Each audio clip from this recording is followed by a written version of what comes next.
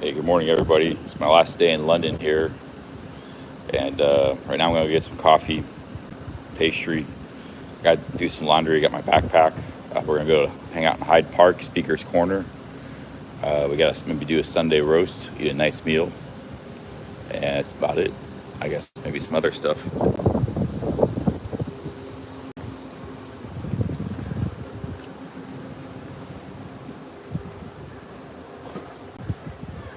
Cheers. We got one guy in the chat.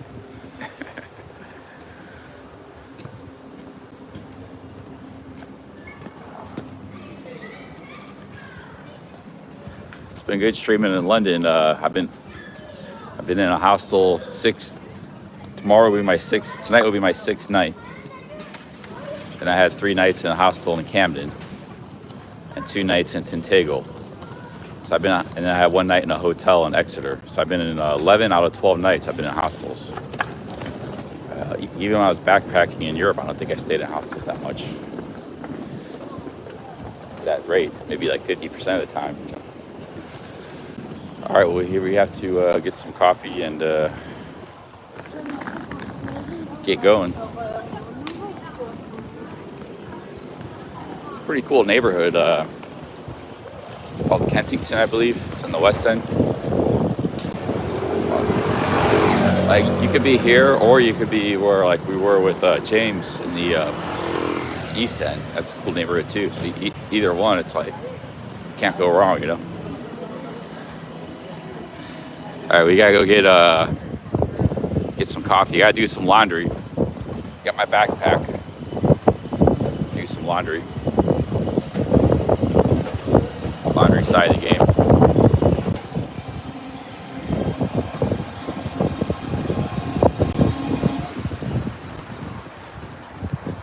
Hey, big ups, Baron Badger, 5 pounds. Hey, big ups, Baron. Thank you, Baron. Cheers. Cheers for that. Thank you very much. Hey, we're gonna get a coffee right now.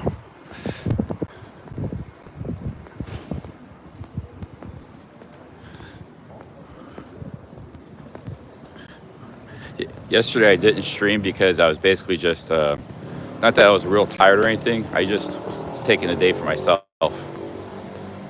and decided I just didn't feel like streaming yesterday. Not that I was real tired. Just like I'm just kind of. I did like 14 hours the previous day, Friday. It's like 14 hours streaming. So I was like, I'm just gonna hang out today, see some of London for myself. No stream, you know. I was about to start a stream maybe later in the evening or something. And I just decided I'll wait till tomorrow. Oh yeah, it's Guy Fawkes Day too. Actually, they were blowing fireworks off last night. They started celebrating it before then.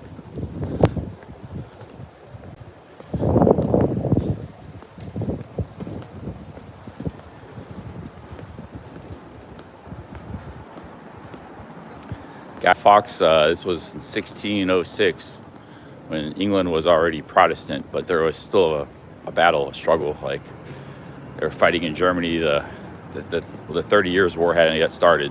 Half of Germany was Catholic, half Protestant.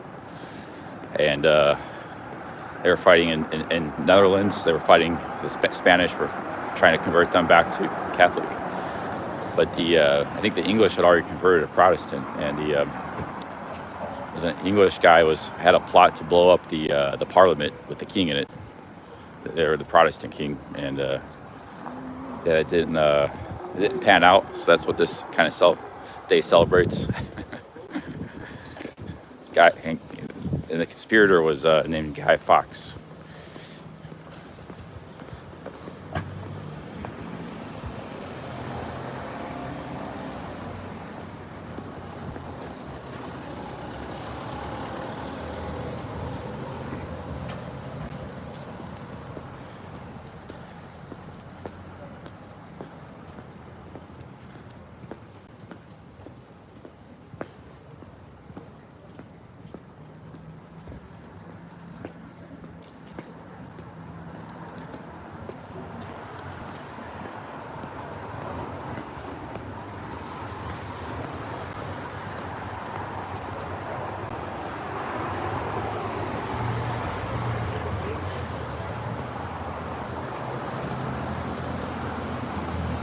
We're gonna have a nice dinner tonight, a Sunday roast. It's a tradition.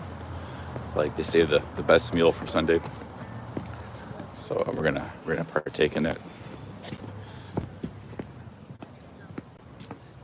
Yeah, it's sunny. Weather hasn't been that bad. It's really been a mixed bag. Today's supposed to be nice today, nice and sunny.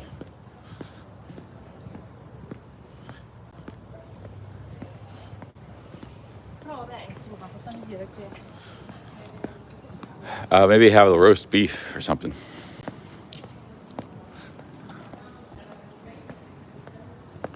Another thing I like about England is the ATM withdrawals are free. So I'm getting low. I took out 200. I don't know, a week ago or 5 days ago. I think it was back in Camden Town. It seems like all the ATMs are free, whereas most countries, like in Thailand, they charge you like $7, like 240 baht to get cash out at the ATM. All the banks do. It's a big racket. Because there's always people withdrawing money from the ATMs there, all these tourists. So they get $7 a pop.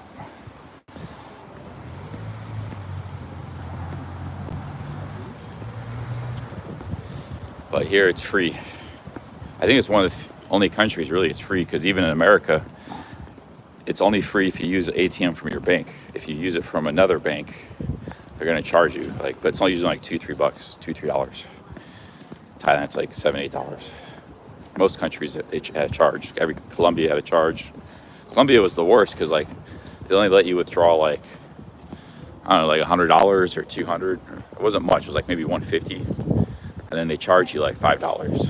So they're taking like 3% or something like that. It was different from bank to bank though. Colombia, they got a lot of different banks. It's all pretty screwed up. South America can be tough trying to get money.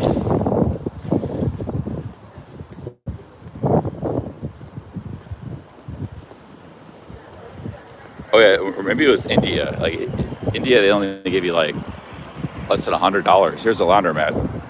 We have to go there later. It costs $10 for a laundromat. So we're gonna be going back there later. It's pretty full. Everybody's in there right now. $10 for to wash your stuff. But I mean, I have what other choice do I have? I can't wash it in the hostel. There's like 4 sinks for like 150 people in that hostel upstairs. And there's a sink in each room. No toilet, just a sink. But those sinks, I can't just put my stuff and hang it all over the hostel room. I have no choice but to pay $10 if I want clean clothes, to wash that stuff. I could wait until I go to Brighton, because I'll have my own hotel room there.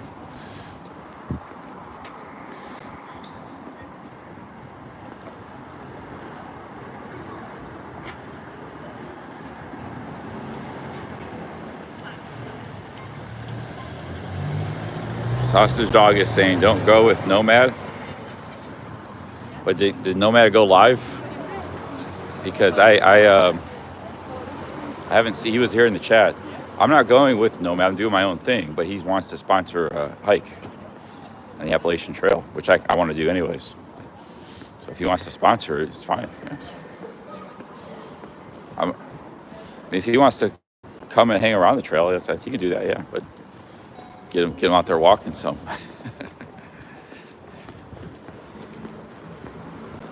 But I'm doing my own thing, yeah.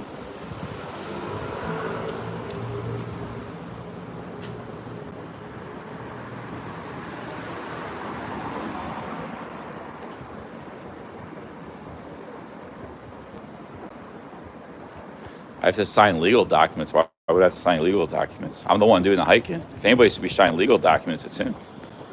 All I'm doing is, if I don't show up, I don't get paid anything. If I show up and I walk, then I get paid. And he's the one that has to keep his end of the bargain.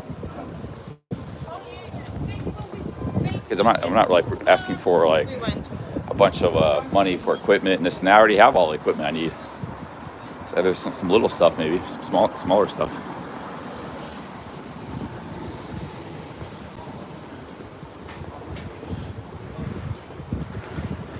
Oh, was he live earlier or something?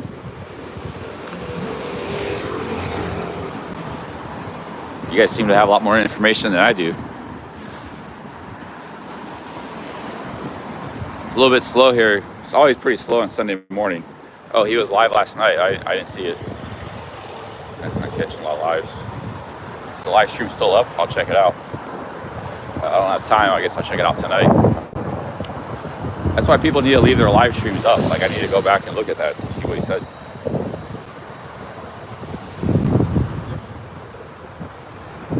I'm going to Brighton for 2 reasons. One, a guy is near there, or a subscriber wants to drive me there. He's going to meet me tomorrow. So he wants to give me a ride there. It's BMW.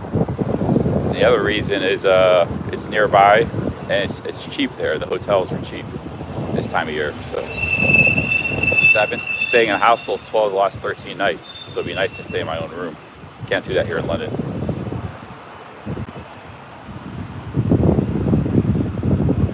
So, hostels aren't bad when you got like 20, 30 people. But when you get these industrial hostels with hundreds, there's probably like 200 people in this hostel I'm in. Maybe more, I don't know. It goes upstairs for a while. It's still not bad, I guess, to sleep, but to do anything other than sleep, it's kind of rough. I don't want to say a nightmare. It's kind of a strong use of words, but not that bad, but it's rough.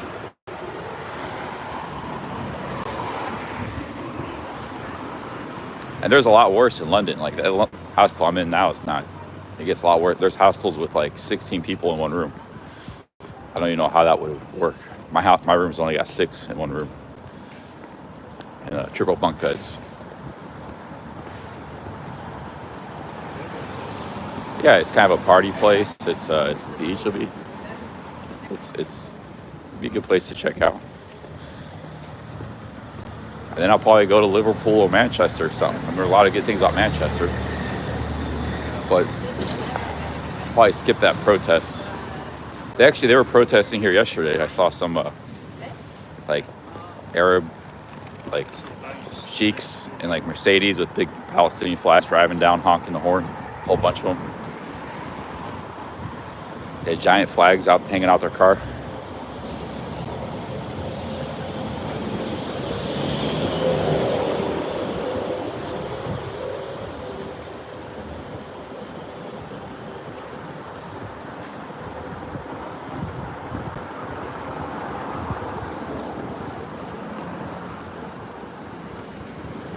Yeah, London has been great. I mean, we met a lot of great people. Cymac, James, had good stream snipers. We've had the British Museum, Tower of London. We've seen South, East, West London, North London. It's been seen most of the sites. It's been all around pretty good. Okay.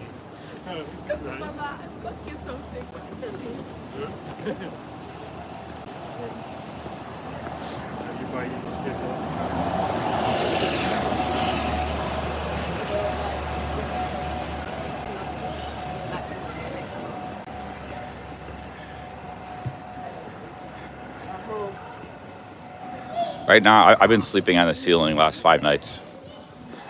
First time at Cambridge, I was sleeping in the ground. Now I'm sleeping on the ceiling. I gotta climb up like 8 feet.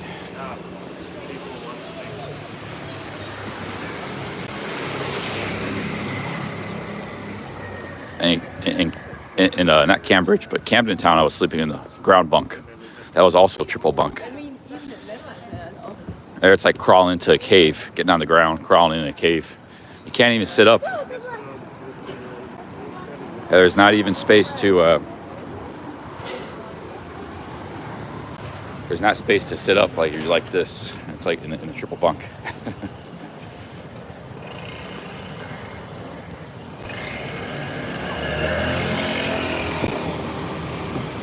Okay, we're back at our usual spot.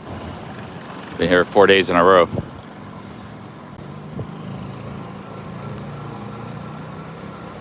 Kept coming back here because I like the view, like the street corner view.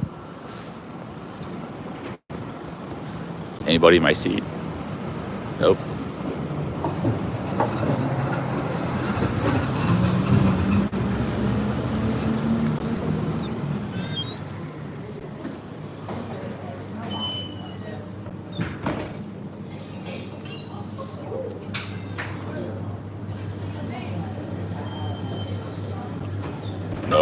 hostels are also for broke people. I can't afford a hotel in London. It's the only place I can stay.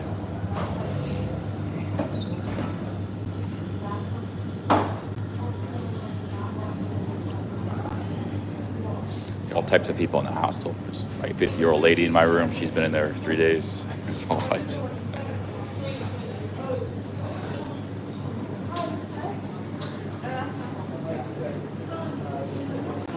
Hotels are like $150 minimum in London plus. I gotta get some money.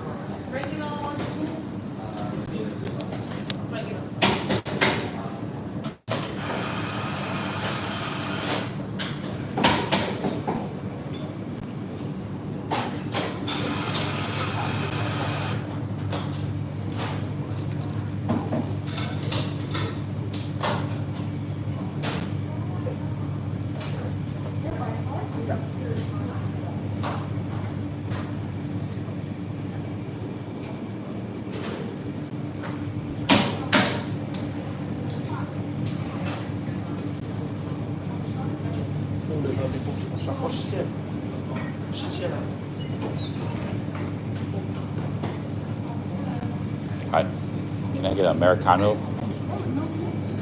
Just a tiny, tiny amount. And a big size? Big size? Yeah. A takeaway cup. And I'll take a pan raisin. This one, yeah.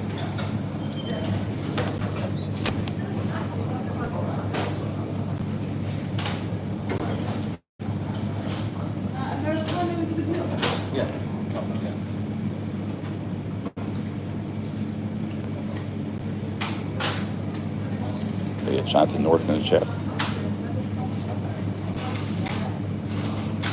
Yeah, that's true, Paul. You got a bit of truth to that. Cheers, thanks. Grab my seat here in the corner.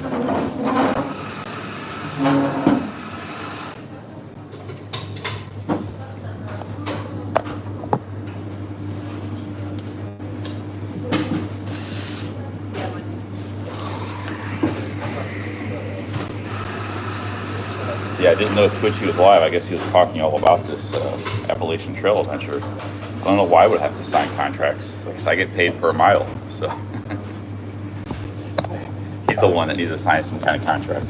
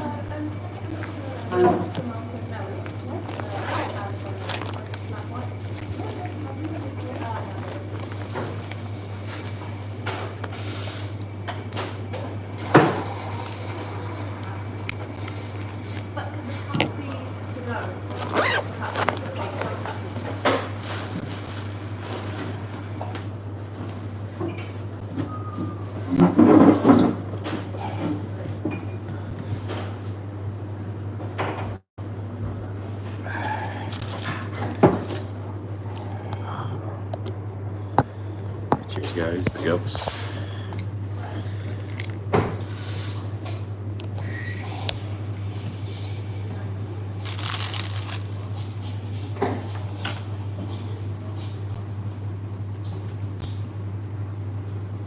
Cole wants me to go to Boston. Let me show you guys his comments here.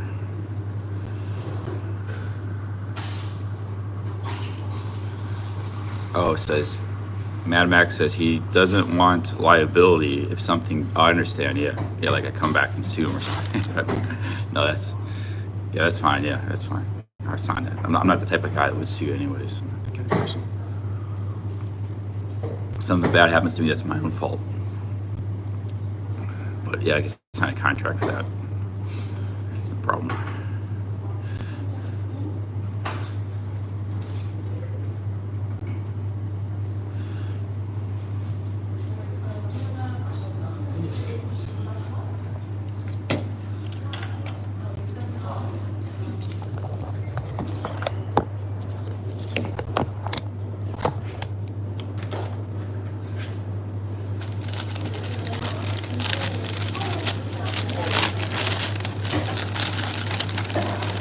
He's 100% serious. Awesome. I'm 100% serious to do it. Yeah.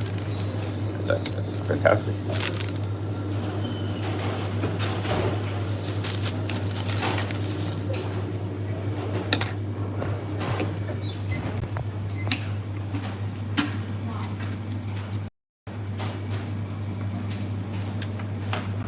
What's the small print?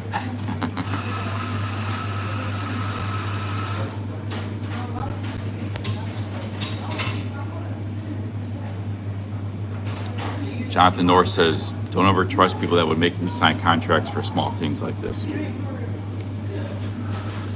Something is being hidden. What would that even be? It's a very simple arrangement. I go hike the Appalachian Trail. He pays me money, depending on how much of the trail I do and if I finish it or not. That's all that's involved. Yeah, he just doesn't want me to, like, if I get injured or something bad happens, somebody comes back and sues him or something. He doesn't want that, which is understandable.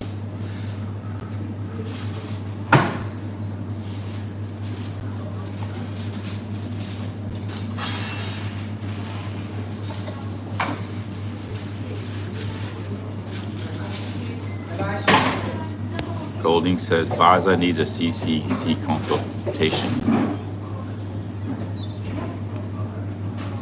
Hey, big ups, Gold. Thank you, Gold. Cheers.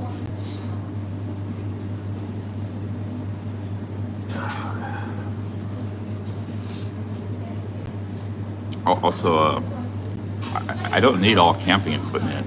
I got a pretty good tent. I'm just gonna take a big backpack. I got a nice tent. I got blankets. I mean, I got everything except the walking stick. You might need some new shoes too. These shoes are fine for like general stuff. I don't know if they'd be good for the Appalachian Trail. You need trail runners. I probably had to spend like $200 on stuff, $300, but I got most everything I need.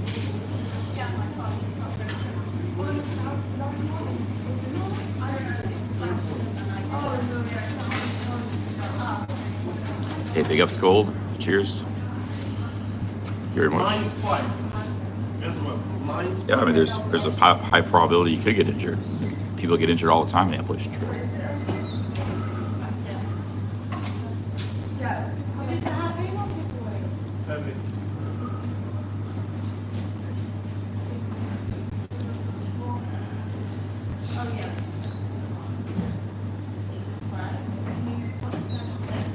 He has rules for my equipment. I think I know more about equipment and the trail than he does. All due respect. I mean, if he wants to buy me some nice stuff, I'll take it. But I'll see what he says. But that's not necessary. I got stuff. I got a nice tent. I got a bigger backpack I can take.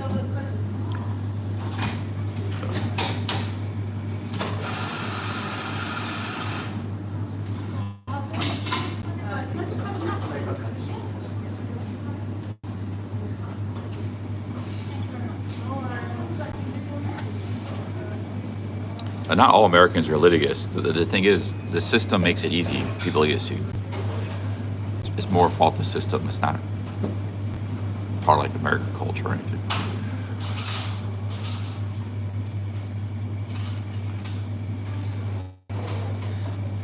Twitchy will own the content. That's not true. It's not true.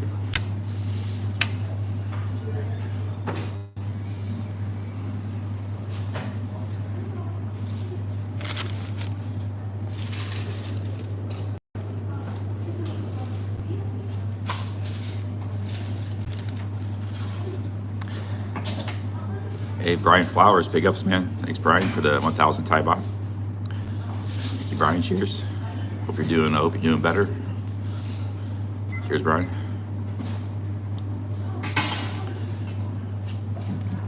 Big ups to Brian and Gold Inc. for the super chats, and Baron Badger for super chats of the day here.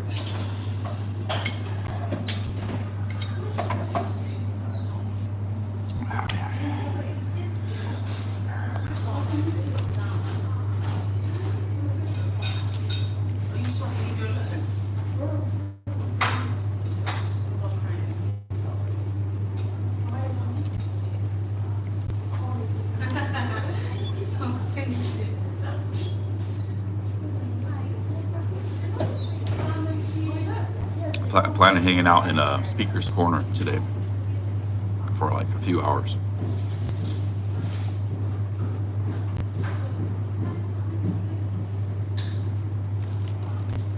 That was why I booked this room in the first place near Hyde Park, because I thought that would happen every day. Apparently it's only on Sundays.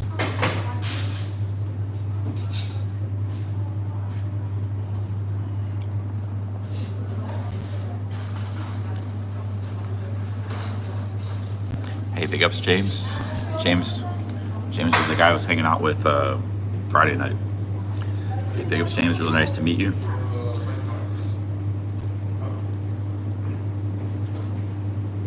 Big ups to Brian Flowers and Gold for the super chats. Cheers very much.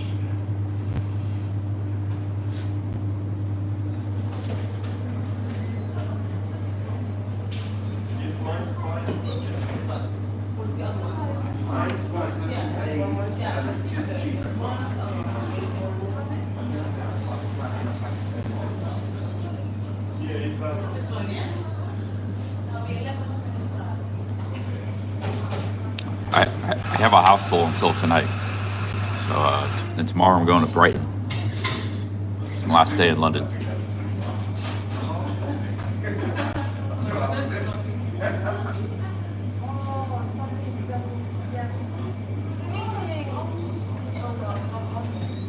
Yeah, I'll just have to go and look at Twitchy's stream. I didn't see it, so I guess he was talking about the sponsoring me on the Appalachian Trail.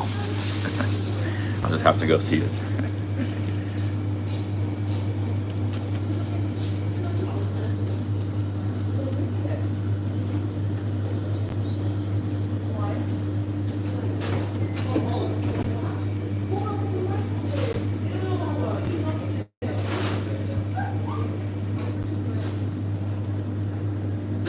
Hey, Tandra, thank you for the £5. Big ups, Tandra. Thank you very much. When I get to Brighton, I'll be staying in a hotel.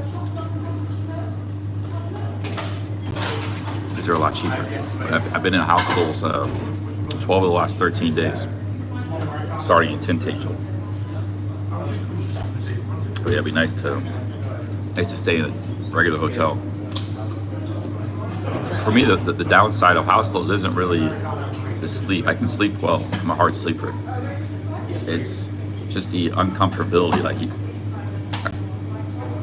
you gotta crawl out of this skyscraper bunk. You got all your stuff. You're trying to it's just very uncomfortable. Then you gotta carry your stuff like down the floors into the bathroom. Sometimes there's not enough bathrooms. Sometimes you're full. You gotta go back up to the stairs. You got other people milling about everywhere all the time. It's just very uncomfortable. Hostels they're all in shapes and sizes. Like some places, some parts of the world, you go to hostel, you're the only person in the room. But you never know where you're gonna get. But for me, it's, it was the only option. If I wanted to come to London, I had to stay in a hostel. So, because hotels are just way too expensive.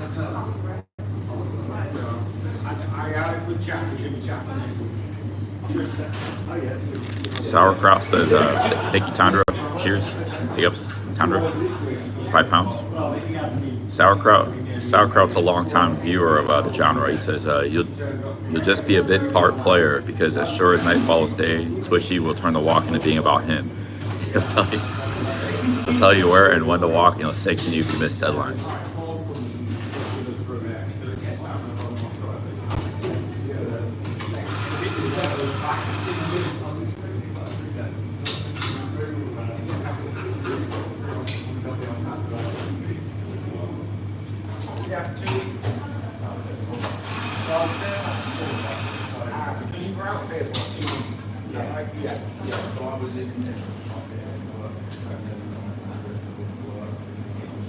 See, here's the thing. I really wanted to do the Appalachian Trail, but it doesn't really make a whole lot of sense for YouTube. It's not real profitable, either for live streaming or videos.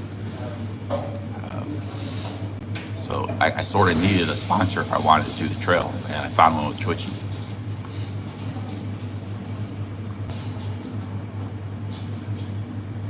Hey, Traha, thank you. 50 Aussies, leaving London. Bobby crushed me. Got it. Thank you for the cake, Traha. Thank you very much. Big ups, Trout. Cheers. Awesome start to the day. Super chats.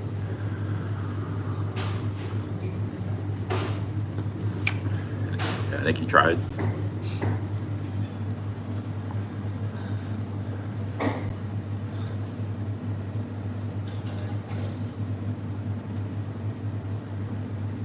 Wow, geez, what the heck's going on?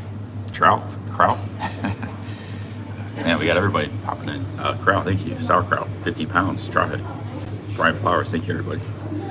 Tundra Gold, thank you, Kraut. Cheers, Kraut.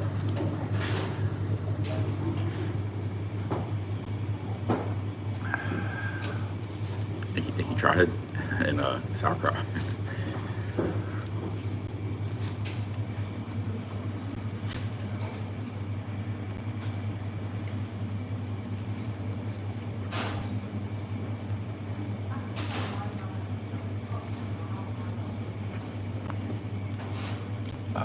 Trout's given me a lot over last year.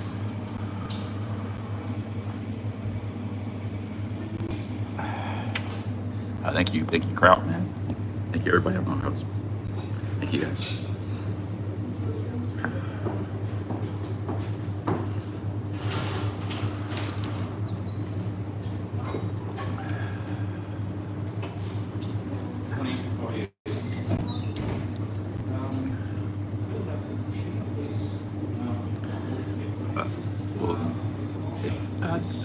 Nigel, if I start the hike, it'll be like in March, probably. If I start real early, like in winter, it'll be February. You can actually start in winter. I was watching this guy, he started like January 28th. There's hardly anybody out there then. But you gotta have some warm weather gear if you start early. The problem is if you start late, like if you start like late April, the weather is beautiful for like the first 4 months. But once you get to New York, all the way to Maine, there's these terrible like little flies. They're like in a. So if you wait too long, you get the flies. But if you get a jump on it early, the trail, there's not the flies. So everybody says. The flies just are nonstop. You're walking like, imagine all day walking, these just flies buzzing around you all the time.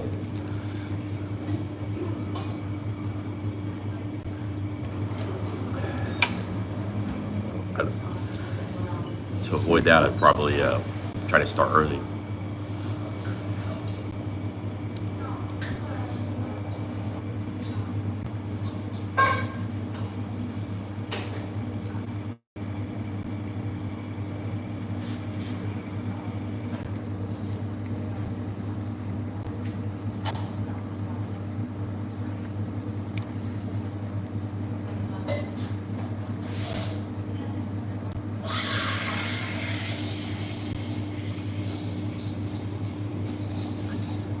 Denim overalls aren't good. Denim is cotton, and cotton's no good for hiking. Denim overalls are good for work, like if you're working construction. They're tough. They could prevent you from getting like a cut or something, from machinery or like a stone or something. But they're not good for hiking. Big ups again, everybody, for the super chats. Kraut, Trawhead, Brian Flowers, Gold, Baron Badger, Tundra. It's a great way to start to the day here.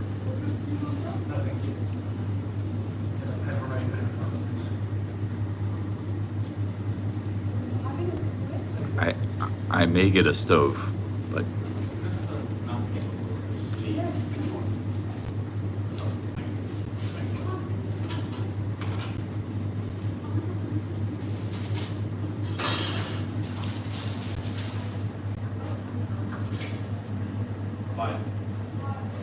man, it's very quiet out here today. Sundays is very quiet.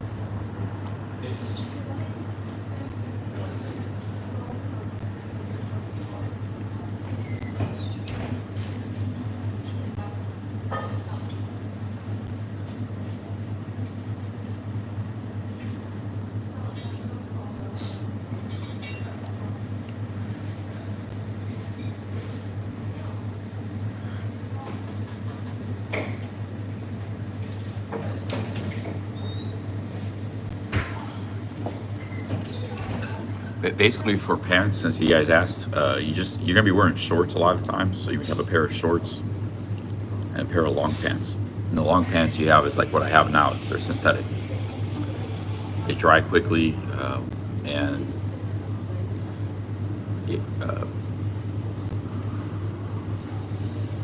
they're lighter weight than denim. Cotton's also very heavy. Like denim jeans are very heavy.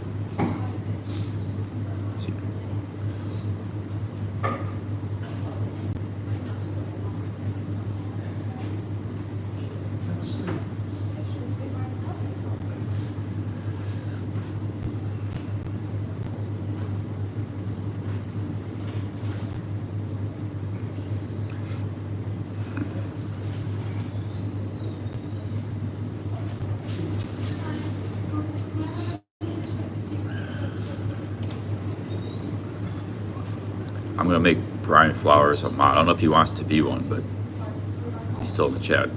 Ask him, would you like to be a mod, Brian Flowers? I make you a mod. Either way, it's up to you. Cause I don't know if he's still here.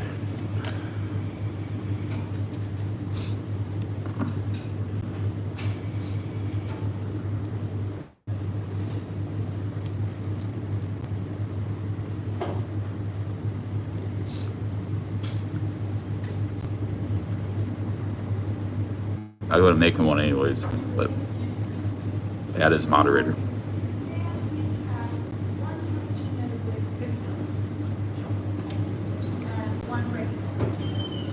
I just made him a moderator.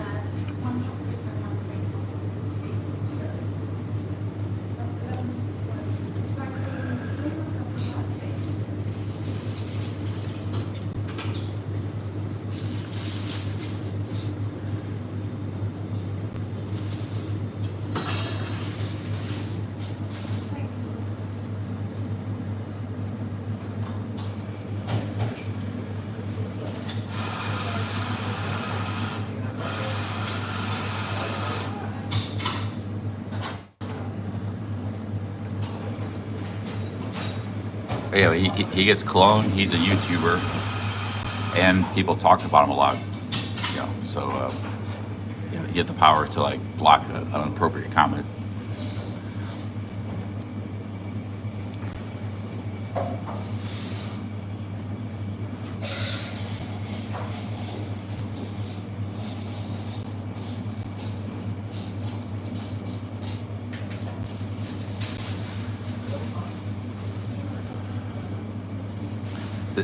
The thing is, if I do the Appalachian Trail, I want to do it fast. I'm going to try I want to be one of these speed racers that do the trail.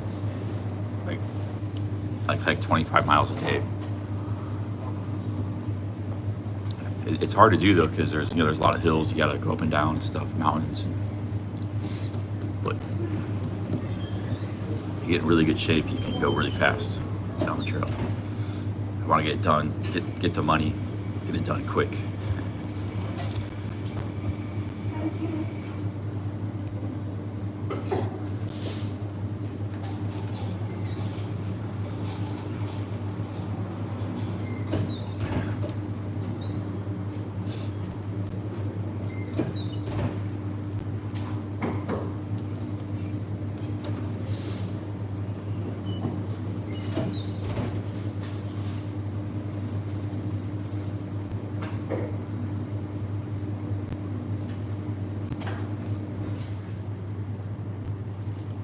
Yeah, but I won't even be streaming that much because there's not internet. I'll be vlogging. I'll be doing a daily vlog of the trail. Very like simplistic vlogs. Documenting my walk.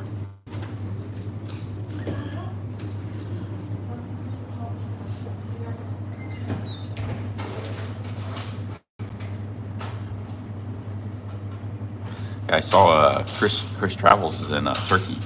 Somebody, he's stuck there, he said. I was thinking you could go rescue Chris Travels. Fly to Turkey.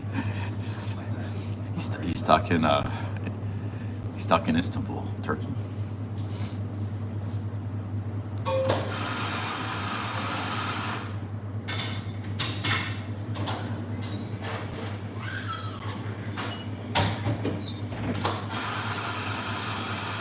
Action Kids have problems. Action Kids.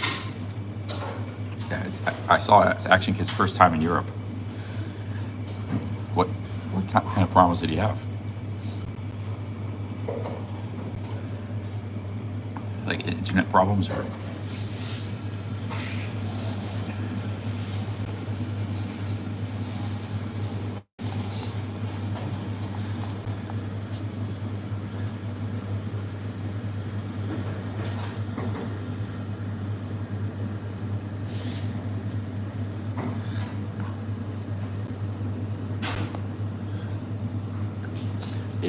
Turkey is, if he's going to stay in Turkey, his best bet is to go to the Mediterranean. Well, it's kind of far. It's kind of not easy. I think it's kind of bus or something, long bus. Probably pretty cheap, but that's where the party towns are and stuff, and the tourists. Istanbul is a nice city, but a lot of it's also conservative. There's actually whole areas where it's very conservative Muslims. So, and some of it's more touristy, some of it's cosmopolitan. It's a mix. So you have to be careful in Istanbul, some of its behavior and stuff. And they might not like cameras there either, like just the culture. Like some cultures tolerate cameras more than others. Like if you go to Germany, you'll get a lot of problems trying to film on the streets. They don't like cameras that much.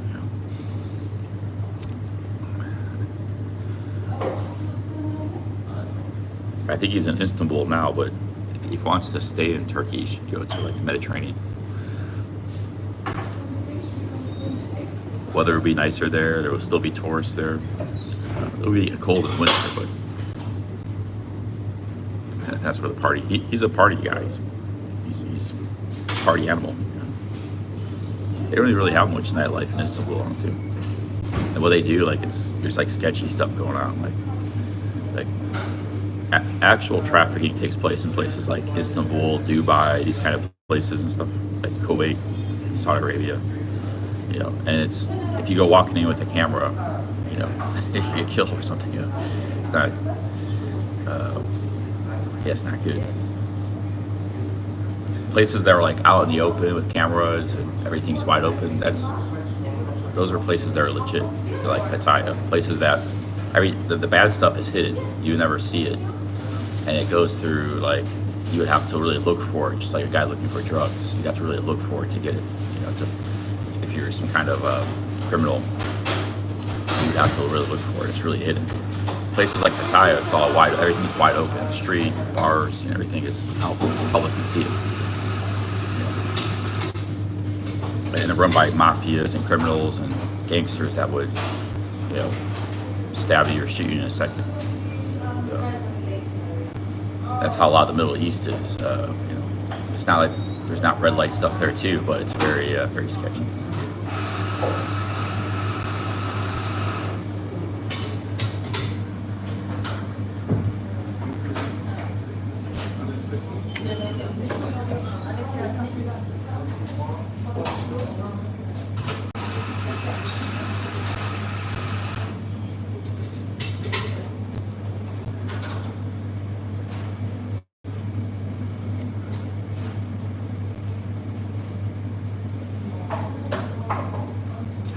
Oh, Chris had like 10,000 subs when he's been going a long time on YouTube. So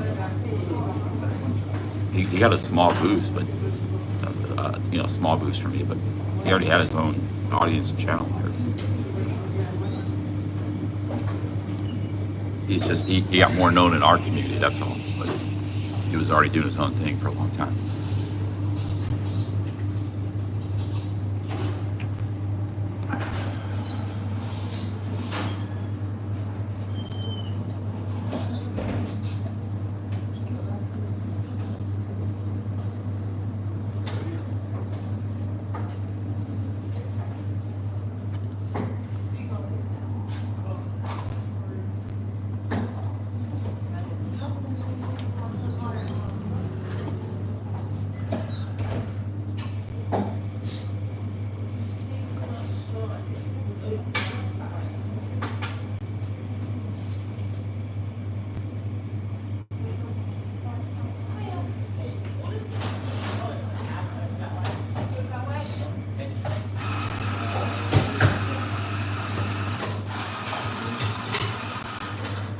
Coffee I got left here. I think we get another pastry.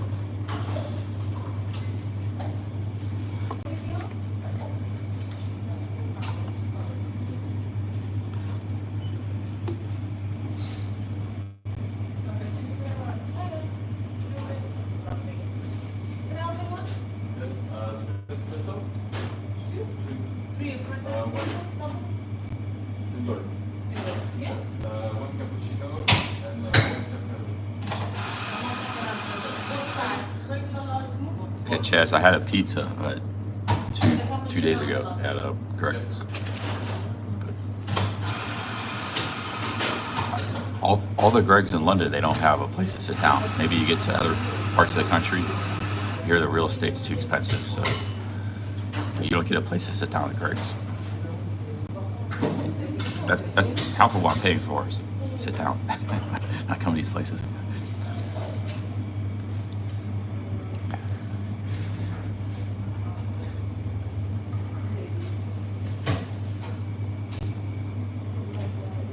Not just to eat.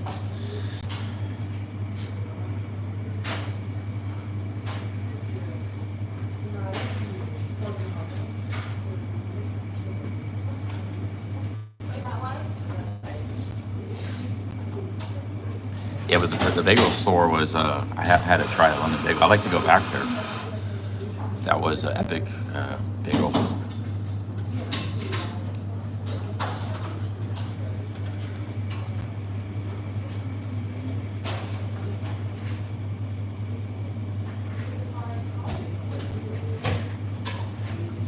It was epic. It was as good as the best New York bagels. I wouldn't mind going back there, but it's really far for Clayton. It's the other side of the city.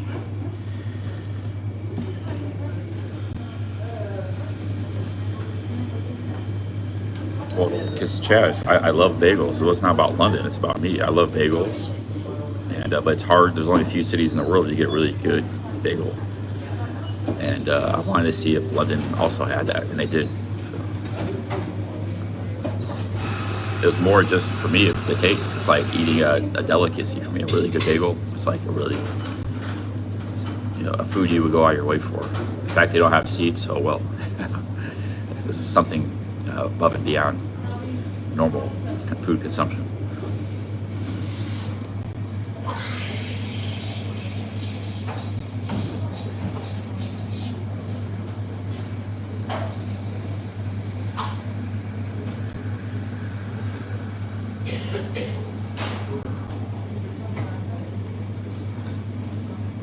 Today is Sunday roast. What time is a Sunday roast served? Like in pubs? Does it start early? Does it stay late? What time is it usually served? So I don't want to miss it.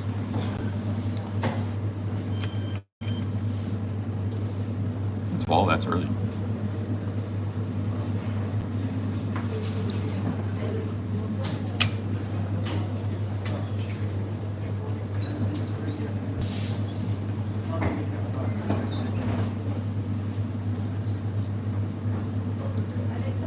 Oh yeah, pick up some Chuba.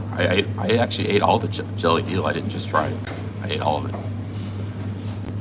I didn't eat all the collagen, all the jelly. I ate all the eel.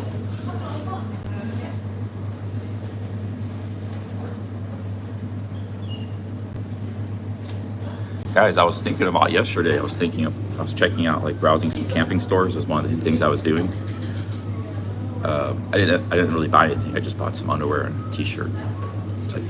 I bought a belt too. Switched out my belts. I spent like $30 yesterday. But I was thinking, like, staying here through the winter and camping all over England, and then, like, going back to America like in February, regrouping, camp all over England and Ireland. Because the winters here are not, like, they're rough, but you buy a few pieces of equipment. You know, like, you buy the right, you can get through them. I was thinking about camping through January, like December, January, November, the British Isles, and head back to America, February. I got a month to rest and regroup, and then do the Appalachian Trail. What do you guys think about that idea? Winter camping, like in the Lake District, the Peak District, Scotland, Ireland. I mean, the only thing is I'd have to buy some equipment. I'd probably have to spend a little money, but that's stuff that I could use in the future anyways. And then they'll keep me streaming here in England for a while. Everybody likes the hiking streams. Oh wow, James, jeez, thank you so much. Man, we got 4 pinkies this morning. Jeez, James, thank you. I'll make you a mod, man. I met him. That's the guy I met Friday night. Add as moderator. 2 new mods. Man, we're killing it. Oh. Hey, James, hang on a second. I gotta add as moderator. Standard moderator. Okay, James, you're a new mod. Big ups, James. Thank you so much for the 50 pounds. Jeez. Thank you so much, James. Cheers.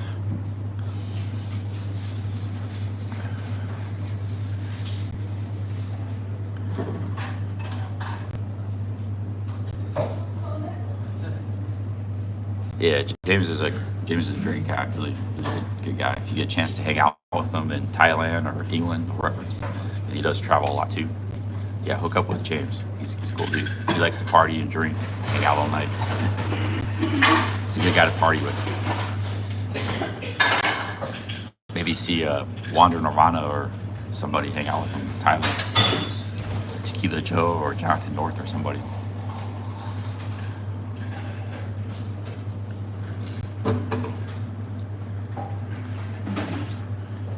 Hey, thank you, James. Man, sauerkraut with the 50 pounds. James, jeez. Thank you guys. Jeez, it's crazy.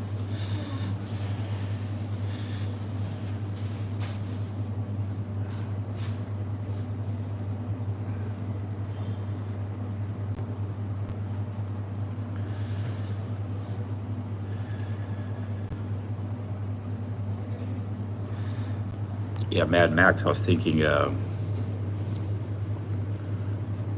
maybe hiking all winter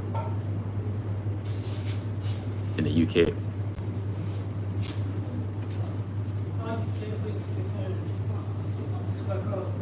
It would cost me a little bit of money on camping gear, and then I'd have to get a ticket back to America. I missed that round trip flight. And also I'd be probably out in the woods on Christmas, that kind of stuff. But but I could stay here, get really fit. So by the time I do the Appalachian Trail, I'd be like accustomed to bad weather and really fit, able to walk the long miles.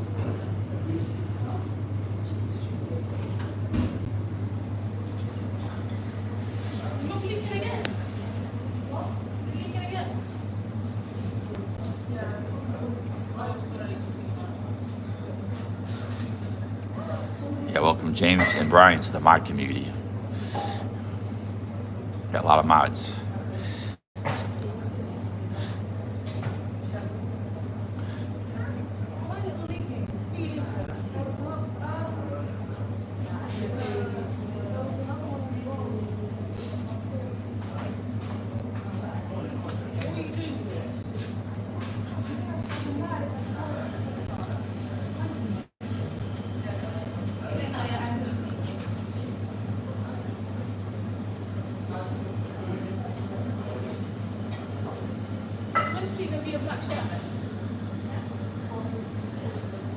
Yeah, Jeff, good point. Everybody did have a dog in Cornwall. It's hard to have a dog in the city. There's some, but yeah, definitely not that many. Bogota had a lot more dogs than London.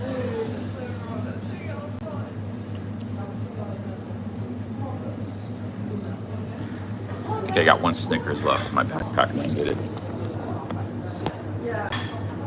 I'm actually really enjoying myself. And I'm doing pretty good with the super chats and stuff. Like I could just keep streaming, stay here, and go back to hiking and camping. There's a lot of trails, Might just have to, like I said, get some new equipment.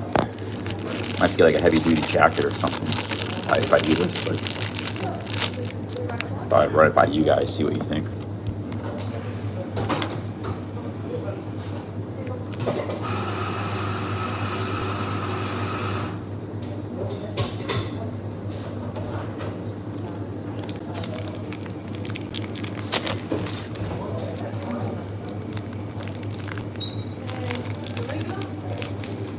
Thomas is loving the British streams. Best one since we're back. Awesome, Thomas.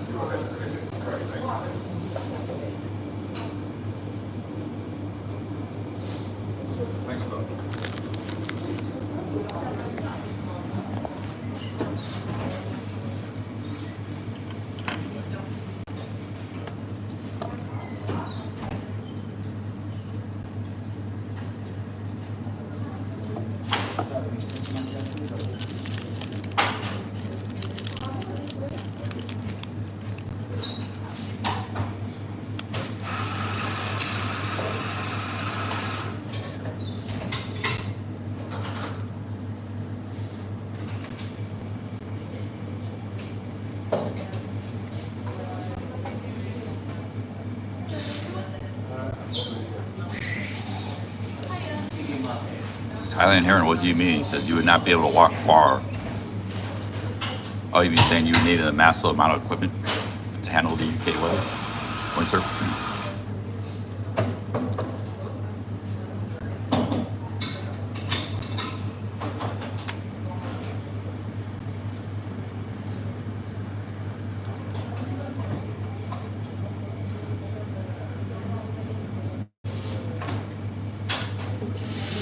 I think I would just use the bivy system. The bivy and tarp. I just have to maybe buy a couple stakes for it.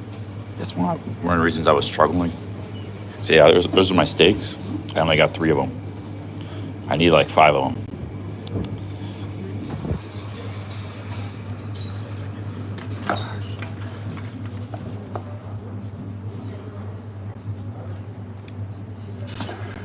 And I just have to get like a really nice jacket or something. Maybe a few things.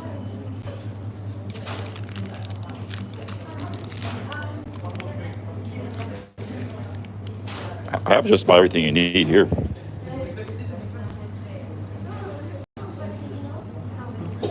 Oh, it gets that cold? Minus 15 Celsius? Yeah, that cold, that would kill you, yeah.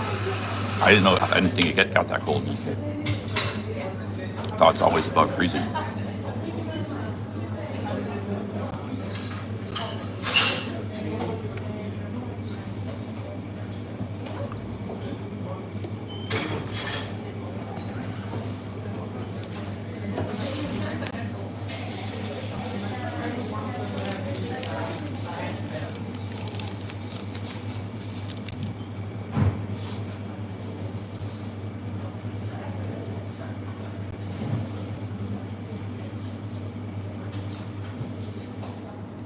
Yeah, it does rain a lot.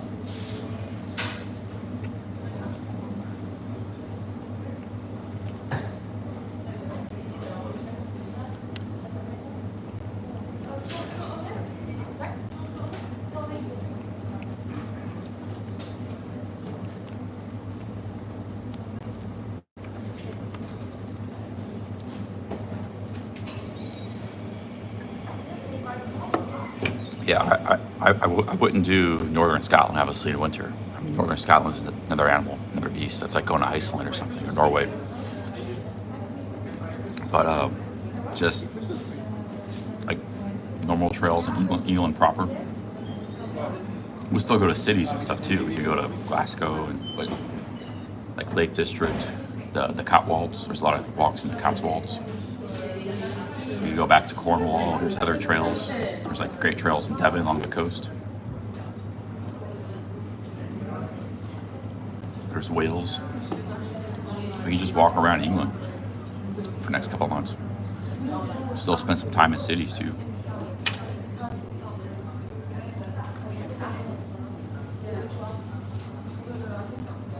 Yeah, big ups to Action Kids in London, guys. Check him out.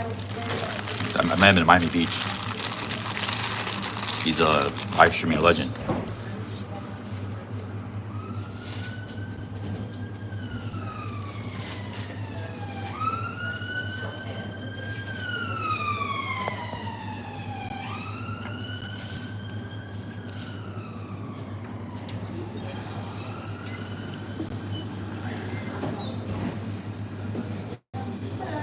He's this damn backpack. Like, I like it, but it's small.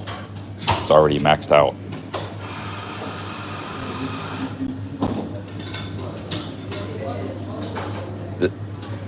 The good thing about hiking in England, though, is you're never too far from a village or store. So it's not like you have to carry a bunch of water and food like you would on the Appalachian Trail. You can actually get away with a small backpack.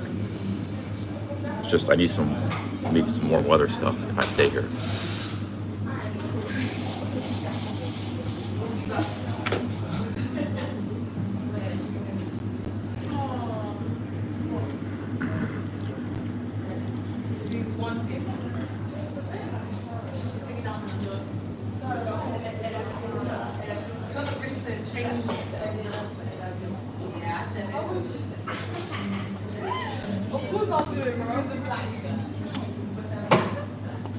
All right, hey, big ups, James. Thanks for becoming a mod, and thanks for the super chat. Welcome to the mod community. Legend James, thank you very much. Here's.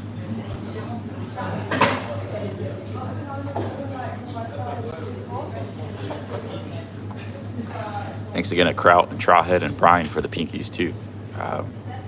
Amazing starts to the day here.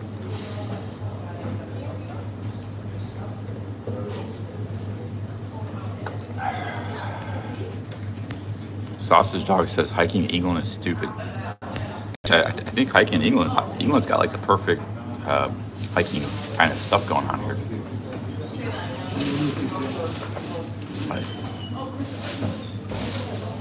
England's actually awesome for hiking, and the English themselves are really into it. I've come across a lot of YouTube channels. They got their own Reddit now. UK ultralight, UK hiking. There's two, three of them. It's actually a pretty awesome country for hiking. We could go to Ireland too. We don't have to stay in the UK.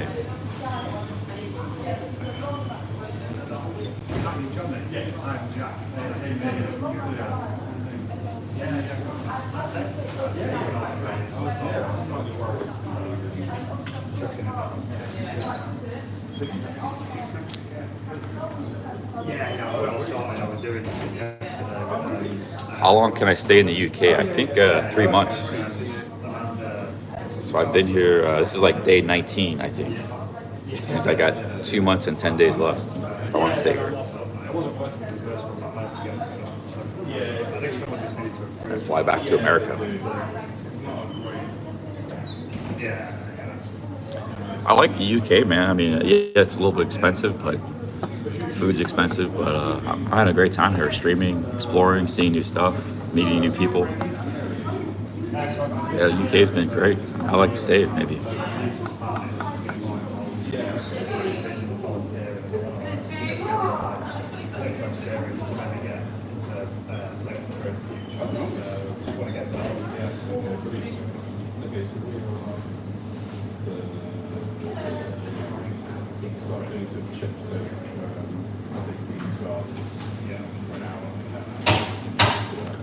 Hey, cheers, Nigel.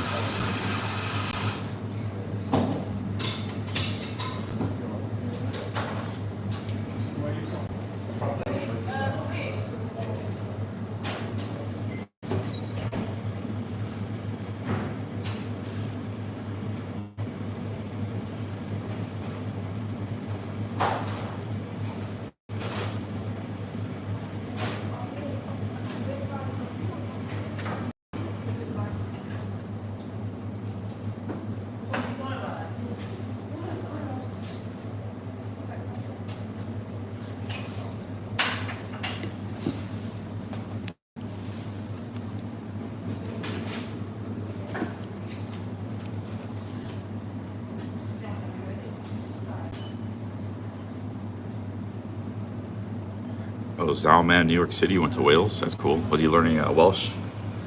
He likes to learn exotic languages.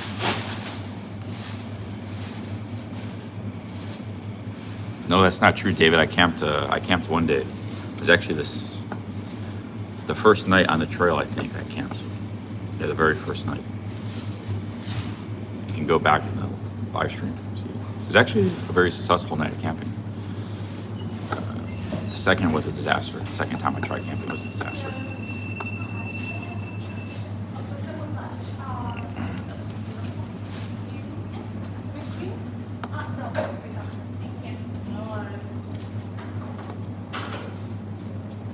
In Ohio, I camped like 6-7 nights with this equipment. So I do have some experience with this equipment.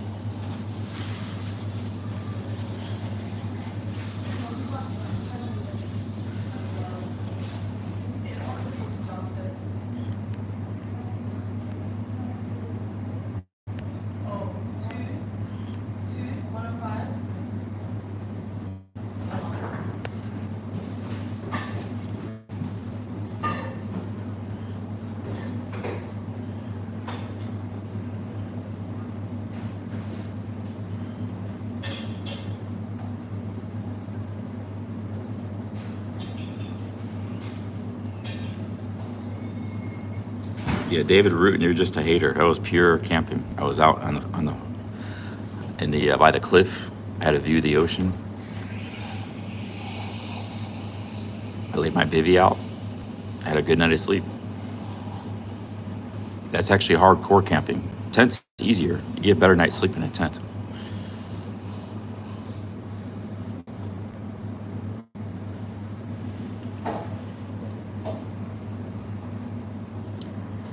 I think David deserves a timeout for that. That's a 30-minute timeout for David Rutan.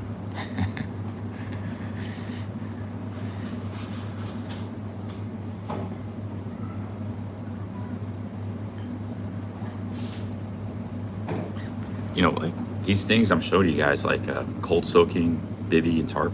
That's actually for really hardcore campers, like very elite. Anybody can use a tent. That's families going out in the car and camping. They use tents. Tents is for everybody. It's mainstream. A bivy tarp system is technical. You have to be able to set the tarp up well. It's challenging and it's very minimal. And it's actually considered, like, among hikers and stuff. Even people do these trails, they don't use the bivy tent. That's considered for hardcore, ultralight people. Only maybe 10% of them use that kind of system. So that's the system I have. So I jumped right, skipped the tent phase, went right to the really hardcore phase.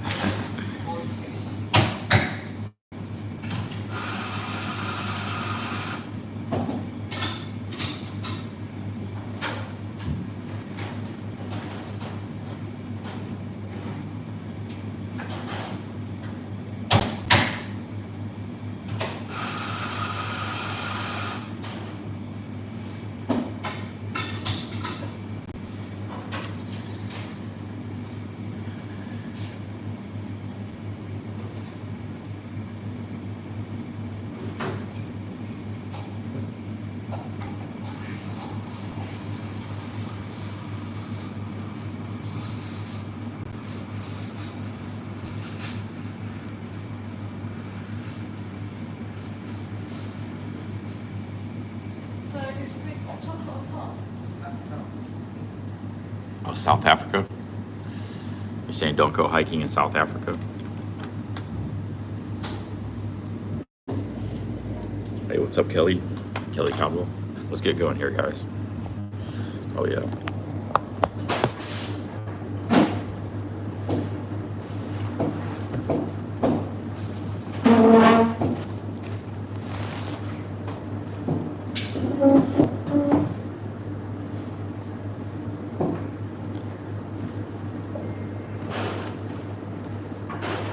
Get some water.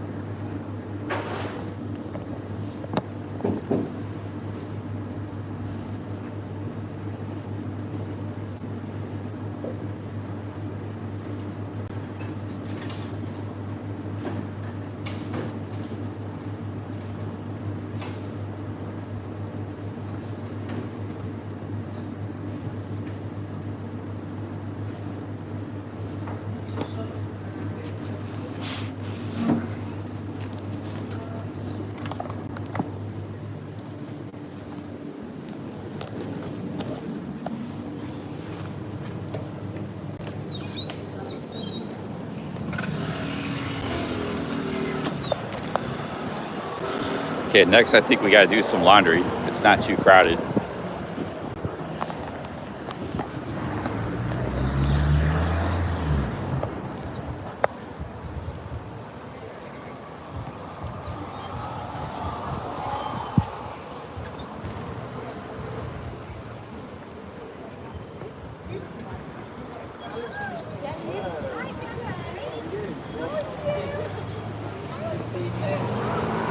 I mean, you don't even need equipment at camp. There's a thing called cowboy camping, like people would do them out in the plains in the desert. They lay something on the ground, they got a blanket, and they go to sleep. You know, camping is just sleeping outdoors. No shelter, no house. The Appalachian Trail actually has these shelters they built because modern day tents didn't exist back in the 70s. Tents were really heavy. They weighed like 20, 30 pounds. So back then, very few people did the Appalachian Trail, but the people that did, they just stayed in these shelters. These wooden shelters that were built like every 10, 15 miles or so, up and down the trail. But because the tents were very heavy, people didn't go with tents when they did those trails. But yeah, camping is just, you camp in a hammock, you can camp. What I have is basically just a bag. It actually helps keep you warm, this bivy bag. It's good for that. It'd be good for the winter. It does help keep you warm because it traps in a lot of heat. But it's not good against the rain and wind. That you need a tarp to block the wind and rain.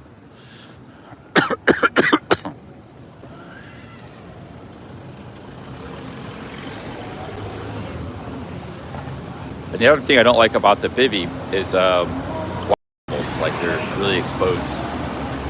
Like I would use maybe a bear in UK, but I wouldn't use that on the Appalachian Trail. There's too many bears and stuff. Whereas a tent, you're a little more. Yeah, bear could get at you in a tent, but they just sense it's like an unnatural structure or it's more a sense of territory, and they just avoid it. They don't mess with it that much. You're a little safer, a lot safer in a tent.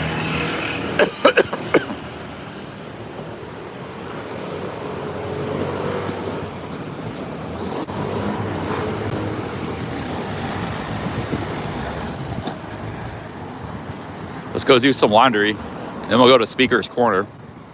And we might go to get a Sunday roast. Do some walking around Hyde Park, the West End.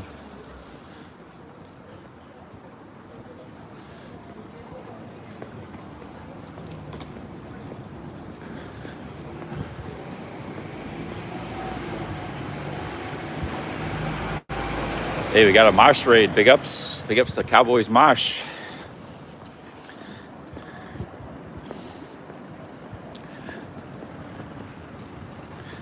Yeah, we're here in London. We're talking about, I'm going to try to do the Appalachian Trail next year. I got a sponsor.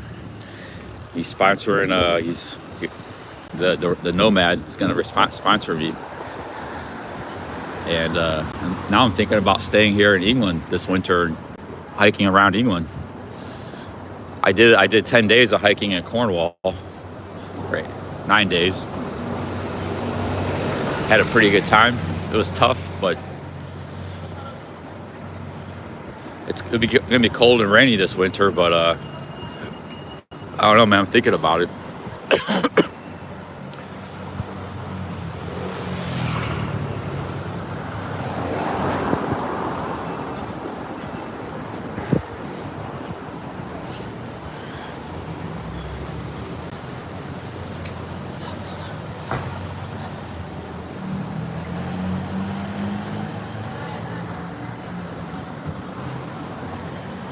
What trail is that, Dave Brown?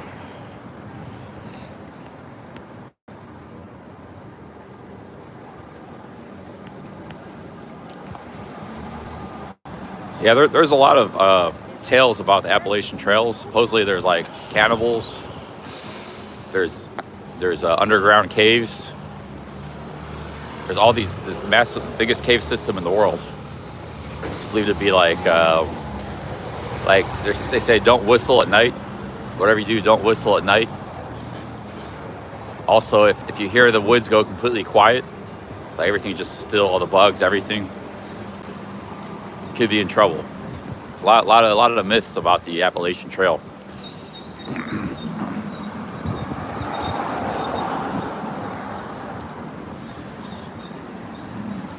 Actually, a lot of people go missing. A lot of people go missing out of there.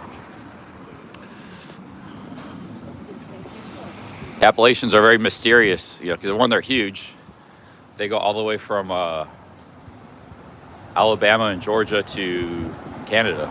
They extend into Canada, and it's they're some of the oldest mountains on Earth, and they're also full of caves and stuff.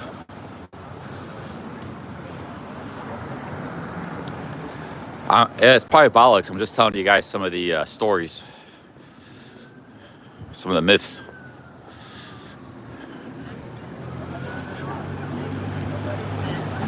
Hey, did I pass up my street? Man, there's so many beautiful women in London, man. Incredible. I think I passed up my street.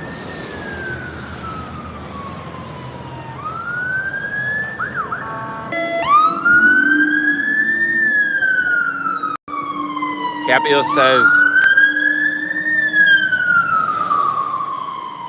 says you need good quality winter gear hiking in the UK. In January it gets very cold.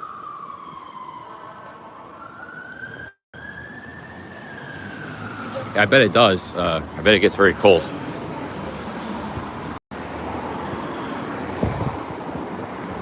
I think, there's a laundromat right there. Central Wash.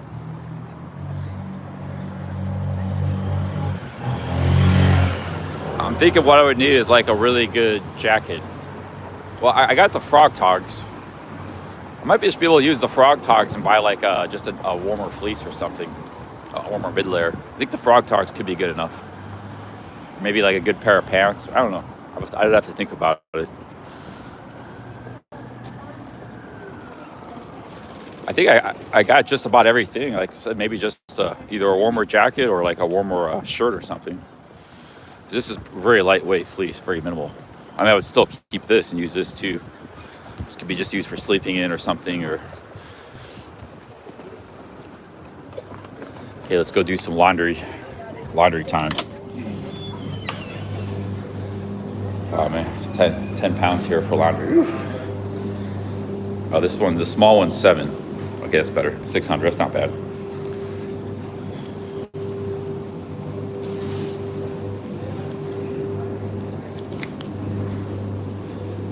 Hi, how's it going? I'm gonna do a small laundry. Do you have coins? Yeah, you can change. Change machine. Cheers.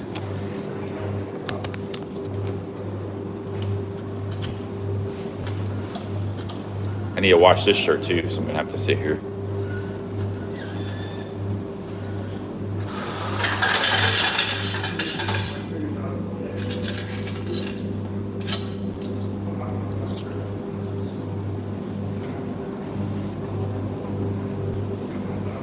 Yeah, look, the big machine's 12 pounds. 13 for card, 12 for coins. 12 pounds for a big machine. 9 pounds for I'm using the small machine, because I don't have that much. This one's 6 pounds. Oh, the staff use this one here. This one's small.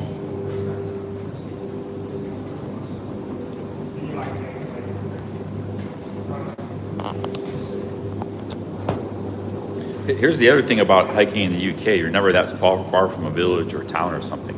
So even if you're getting into trouble, like I did that one night, you can hike out of it and get out of there. You know, you can get out of that to the next village.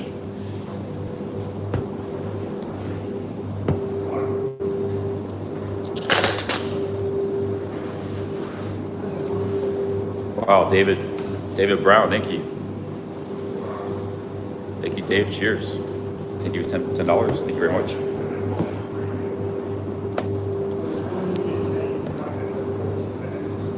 Thank you, David.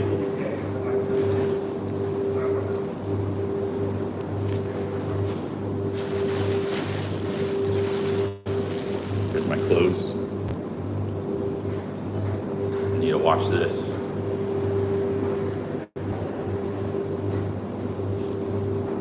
I just bought this t-shirt yesterday. It was like 5 pounds at what's the name of the store? It's that French store. It's cheap stuff. Decathlon. Yeah, just bought that. Thank you, David. Cheers.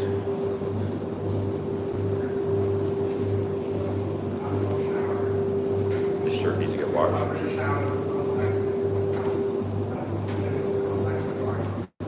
Got these pants need to get washed. I actually haven't washed in a long time because I was worried. I got shorts on now.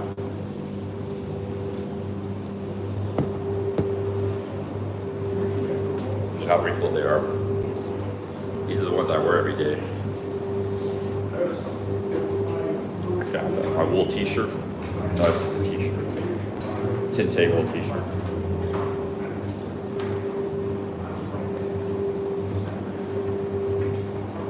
Got a wool. It's my wool t-shirt. I got this for like $30, 25 or $30. The store is for a wool t-shirt here. They want like 70 pounds. Crazy. It's my wool t-shirt. I got that in America like a year ago. Some underwear, some socks.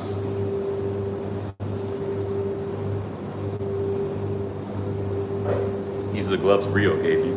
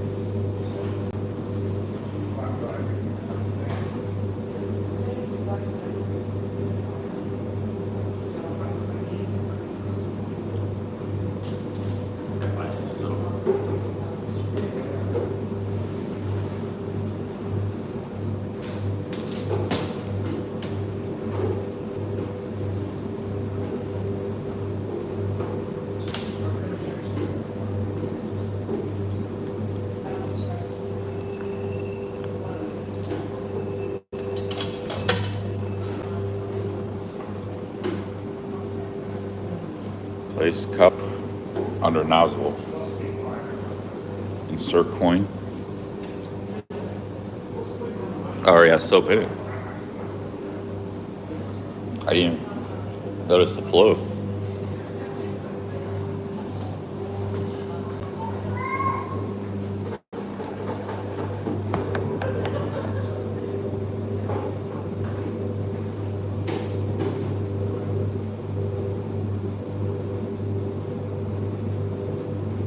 Just put it. Yeah.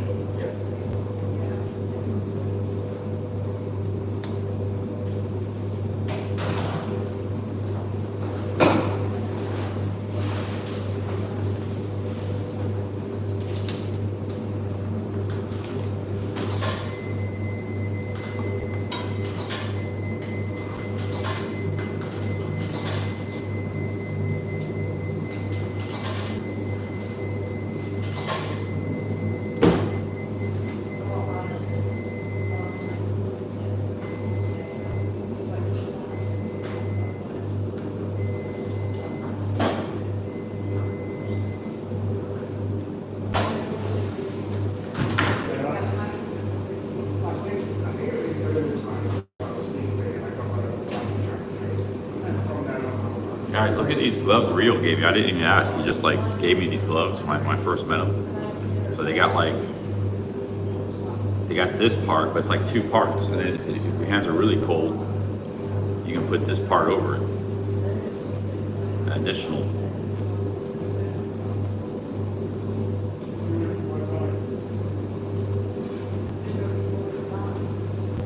Actually, like really cool gloves.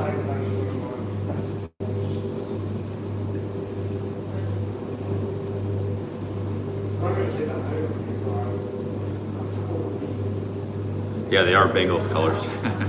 These are like Browns colors, actually, the glove, this part, but it's like Bengals. So like, if your hands are really cold, then you got two gloves. It's like a two-part system. Yeah, he gave them to me. Like I didn't ask him or anything. Before I gave him any money or anything too. It's just, so yeah, you might need these here. And that was like the one thing I didn't have was gloves. I've already been using them. So we'll save these.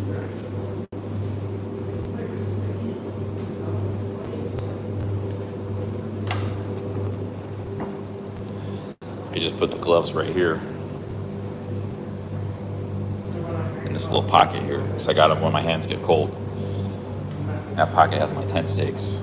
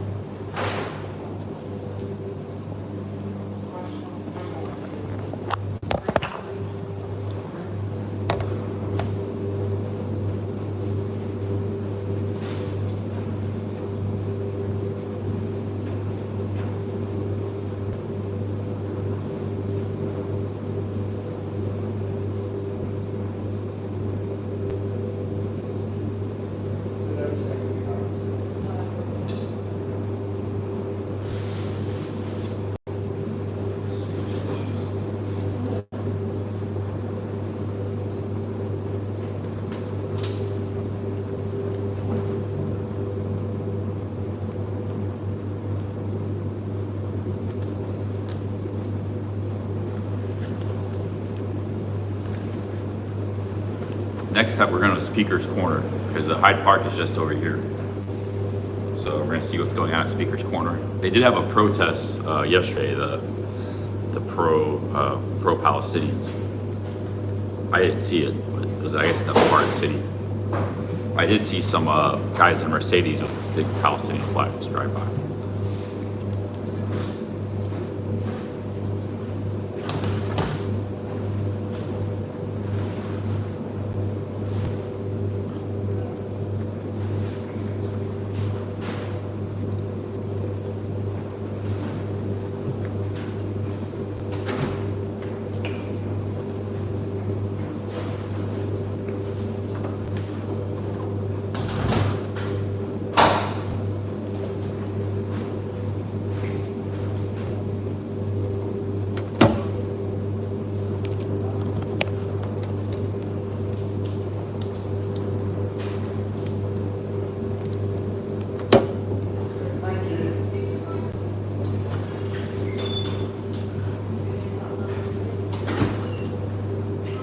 get these washed, and then we're gonna do the laundry. I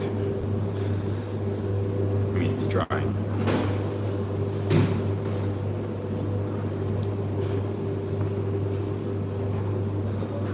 Sarah, my stance is I'm anti-war.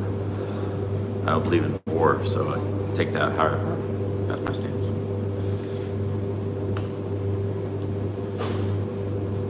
Same with the Ukraine, the Russian thing. I'm anti-war.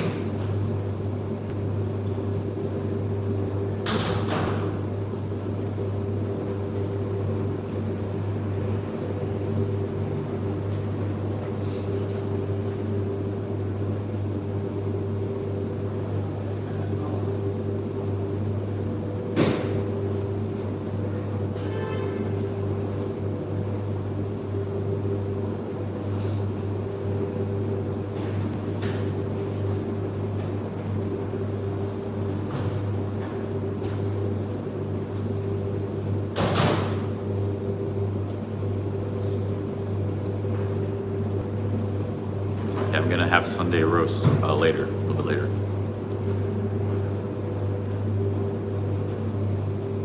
I just had breakfast, which was a Snickers and a raisin pastry. Might as well be sitting down here because I'm not gonna be on my feet a lot later.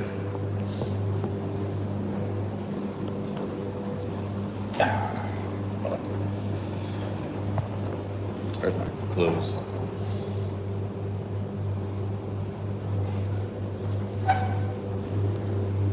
I wanted to watch these socks, but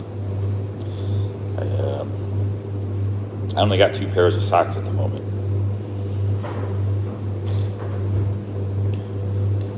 See, if I do go hiking in the UK more, I'll just use these shoes. They're not like perfect, but they're Gore-Tex. They'll get the job done. I have to buy like maybe 1 or 2 more pairs of wool socks. You want dry feet, that's important. And that's pretty much it. Like maybe just, I don't know, maybe like I said, a warmer fleece or jacket or something. I actually have warm tights in there. I haven't used them yet this trip. They're like warm wool pants for sleeping in. I think I could do it if I wanted to. I don't have to buy much. They have some really nice fleeces here, actually, some warm weather stuff. I saw there's some camping stores here. Kensington. I was walking around yesterday.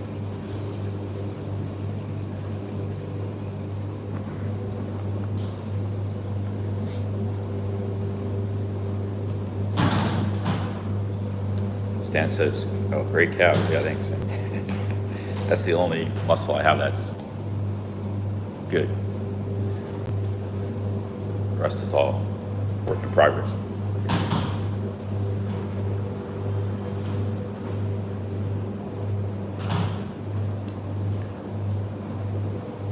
Hey, big ups, main man. I'm headed to Brighton tomorrow. Brighton Beach. Check that out. Home of Baldwin Bankrupt, hometown.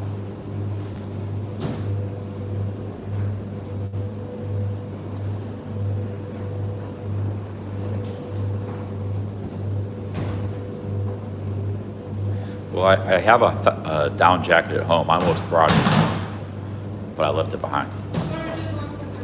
Sorry. Yeah, go ahead.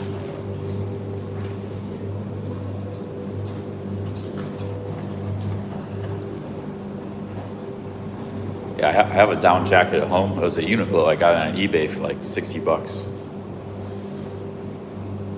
It's actually pretty warm. I've used it like on some cold hikes in America. I go hiking in the winter. It's like freezing. I think it's pretty damn good. It's pretty light too. Because a real good down jacket can cost you like $200, but I got mine for like $60. I didn't bring it this trip. I didn't think I needed it.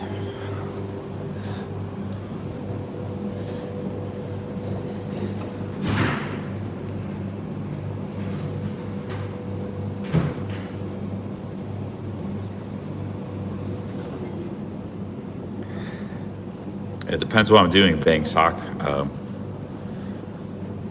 hiking the Appalachian Trail, I'm gonna make videos. But here, if I stay in England, I'm gonna just stream because we got internet and streaming is going very well.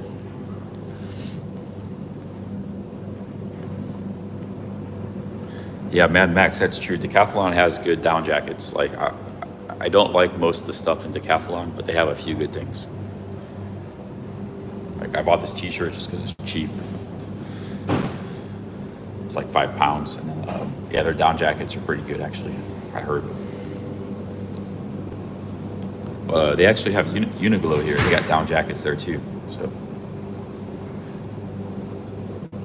but I don't know. Actually, know if I'll need a down jacket. I might just get like a. I could just get like a nice fleece. So I'll have 2 fleeces. But I get a warmer fleece. And I put my frog togs over it. Like that combination will be probably plenty good.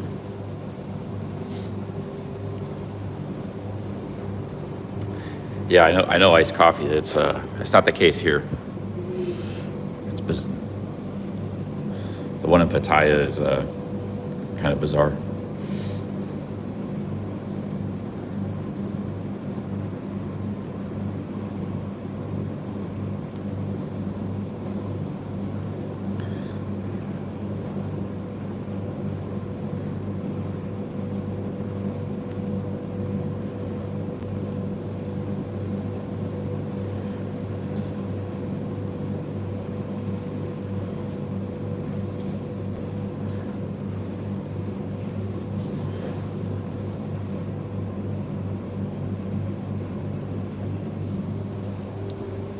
And we hit this laundromat at the right time. Nobody's here.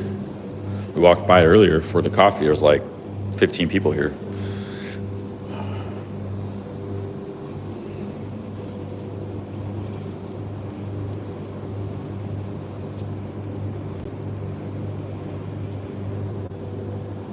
Nine more minutes left. I got it on the fast warm setting.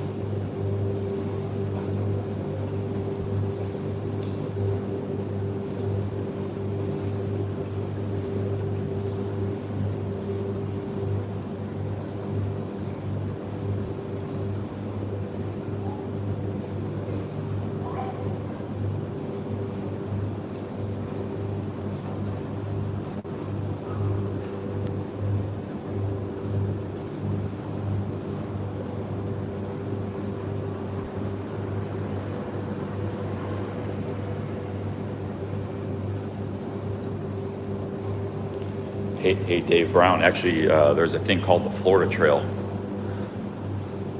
You can start all the way down, like I think in Miami or something. It goes all the way up Florida through the Panhandle. It's really long. It's like 1,200 miles itself. And from there, there's maybe like 100, 200 mile gap. But then there's a long trail in Alabama that'll get you somewhat close to the Appalachian Trail. Get you to like Atlanta. So if you really want to do, you go like the Florida Trail, then you go through the Alabama Trail. That's like 200 miles. Then you start the Appalachian Trail. If you really want to do a lot of miles. It's like 4,000 miles, or 3,500.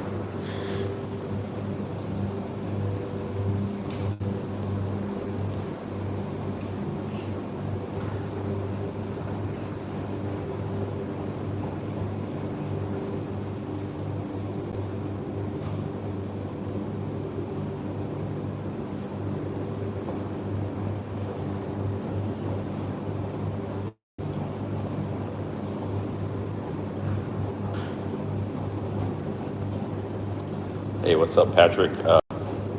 Yeah, next stop is Brighton Beach, 1 hour south of here. We got a subscriber who's going to drive me there tomorrow. We're going to meet him tomorrow. His name is Cab Driver. And after that, who knows?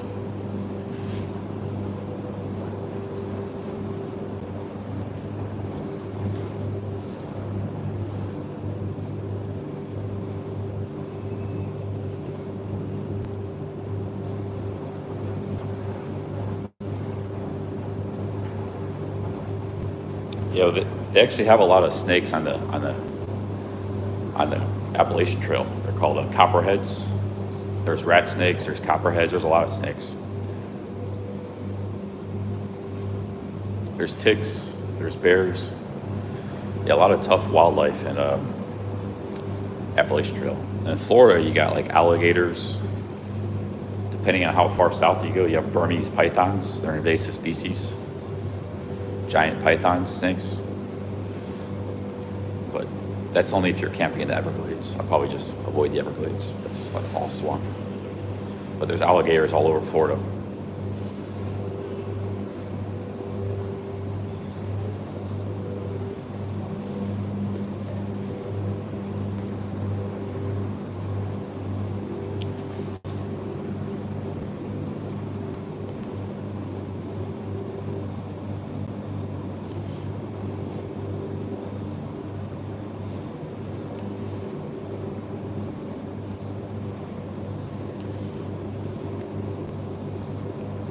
Yeah, big ups Patrick, maybe.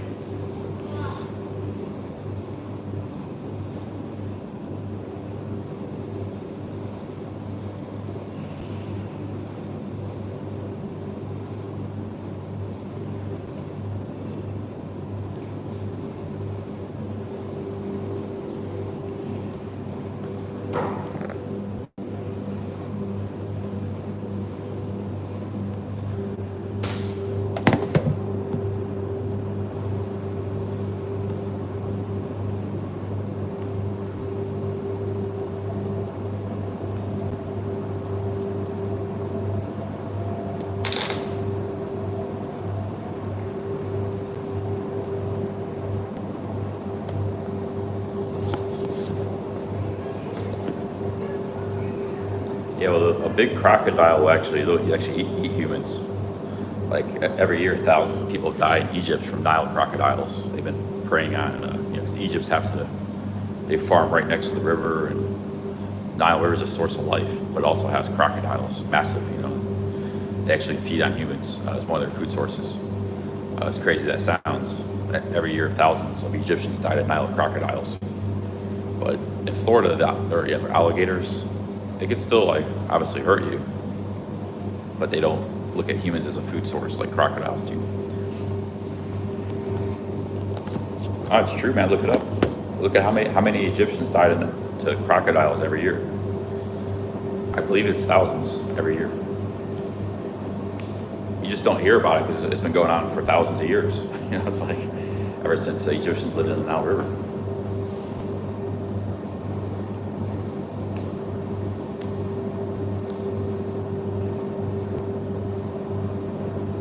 The only reason the Aussie crocs don't is because there's not many people live near the Aussie crocs, but the Nile River is densely populated. So,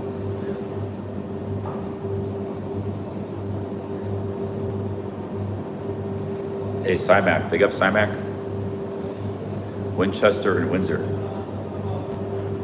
Also, I heard about Canterbury in Kent. Canterbury. There's a lot of places to see in England. I'll keep those two in mind.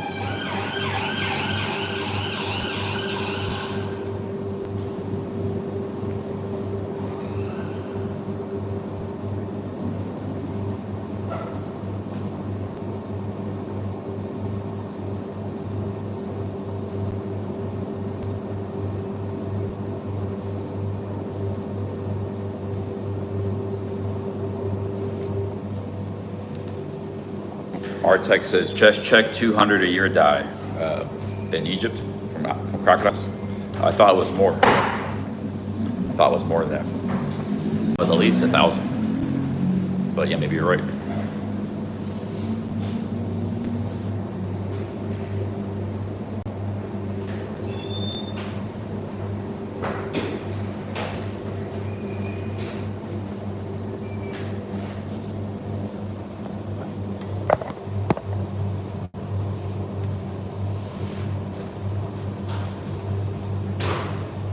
Maybe they've done something to reduce the numbers of crocodiles in Egypt. Might have been more in the past, because I heard it was like over, like it was thousands. Maybe they've made some, they reduced their numbers recently or something in populated areas.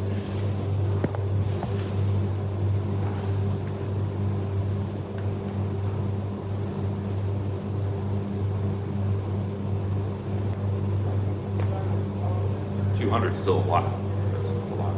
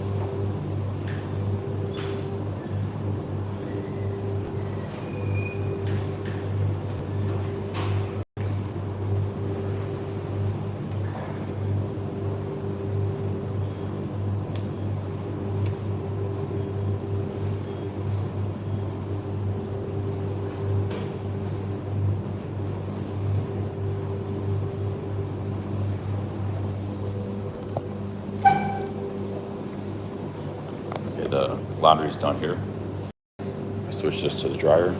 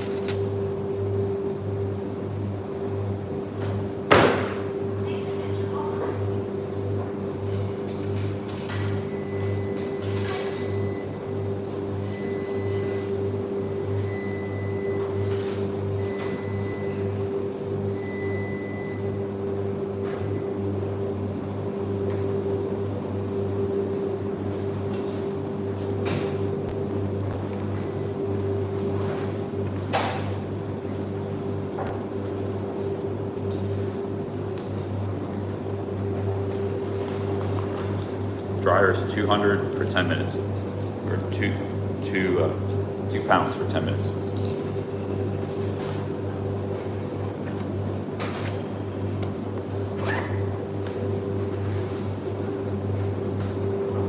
That's my fanny pack. I keep power banks and stuff in there.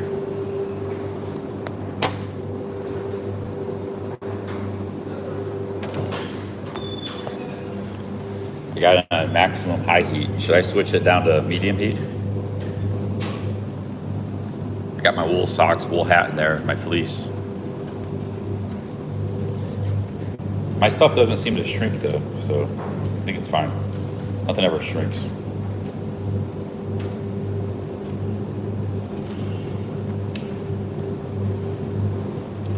I always dry my wool socks, they're fine. I got wool socks in there.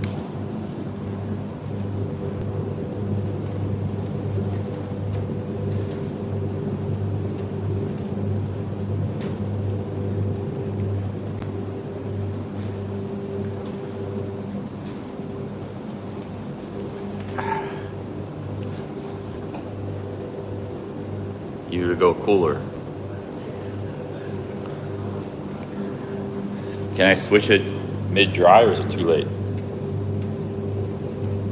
Let's try it.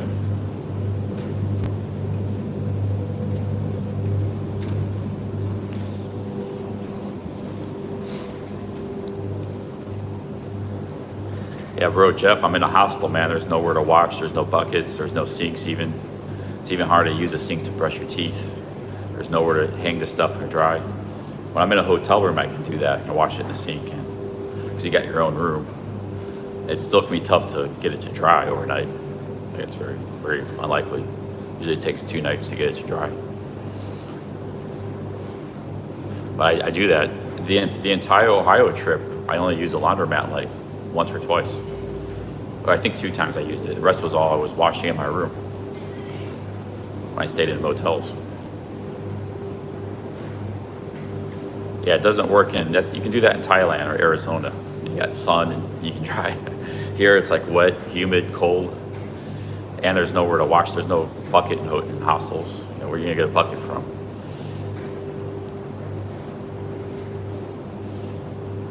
But I do that in the sink. The sink is the bucket. The hotel sink.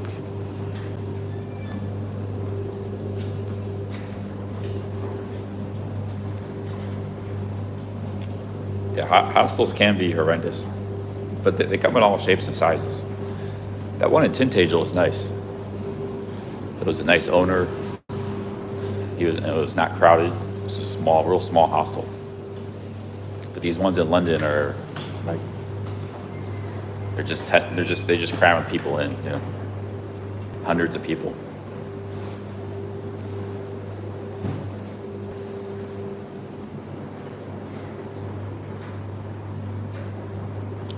Yeah, exactly. Fits you. That's why it's not practical. Maybe in some hostels you could, but not in these ones where you got 6 people per room. All they got is one little sink, and there's nowhere to hang stuff to dry anyways. So it's not practical at all.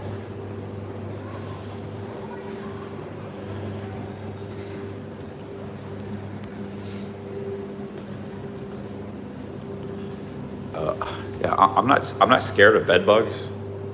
Like sometimes, if you're scared of bed bugs, you're never going to travel. So, because bed bugs can be in 5-star hotels that cost $1,000 a night, or they could be in hostels. Bed bugs don't discriminate. They could be anywhere. So, if you're worried about bed bugs, you're never going to travel.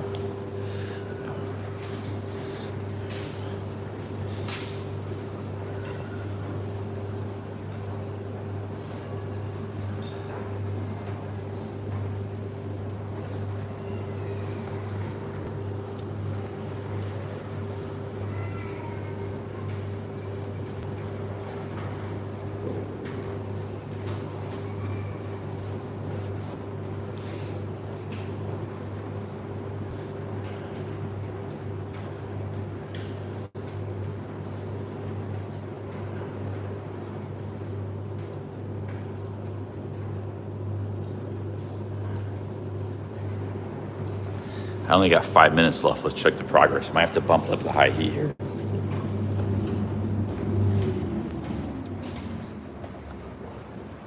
It's getting dry. I think we might need to bump this up to high heat.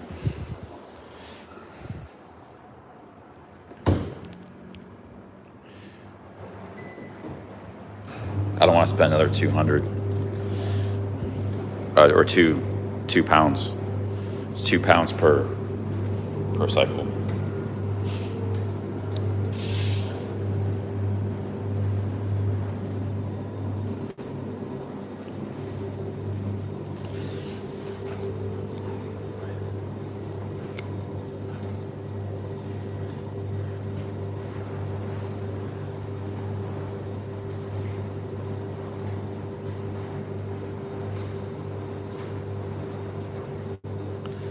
I'll tell you what, though, my expenses have been lower in London because I'm keeping track of my daily expenses. And last 4 or 5 days have been pretty cheap.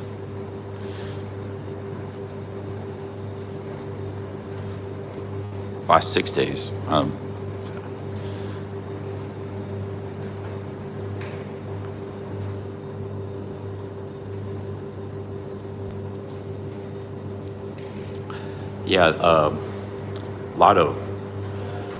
If you're scared of bed bugs, you can get something like that. They actually, camping stores sell it. It's called like a silk. I actually have one of those. I bought it to maybe go with my. I might need it on the Appalachian Trail actually. because my blanket might not be warm enough. It adds adds like 3-4 extra degrees of warmth. Combine it with your blanket, bivy, or tent.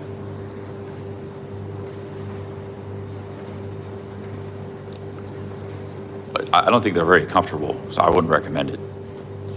For like $50 or something, they're not real expensive, but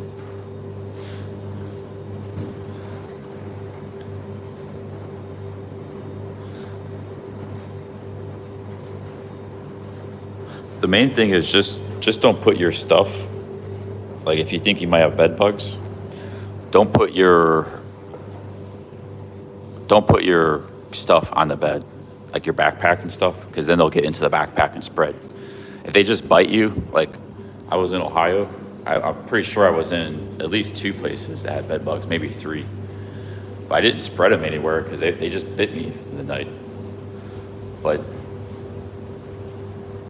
they didn't spread anywhere else. So as long as you don't put your stuff on the bed for extended periods of time, they won't spread. You just have to put up some bites. That's the worst case scenario. It's not really a big deal. Worst case scenario, if it's infested with bed bugs.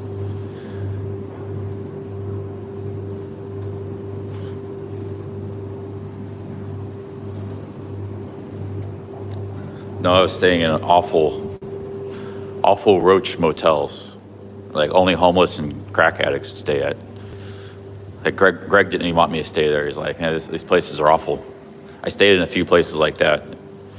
Like one was just a motel by the highway that like normal people would stay at too. It was by the highway, people driving. But one of those roach motels was definitely bed bug infested. It's an awful place. Like only homeless and drug addicts stay there. It's back, I think it was the one in Massillon. I stayed at a few places like that. One in Dayton, one in Massillon. Both were like, they're just awful places. It's like,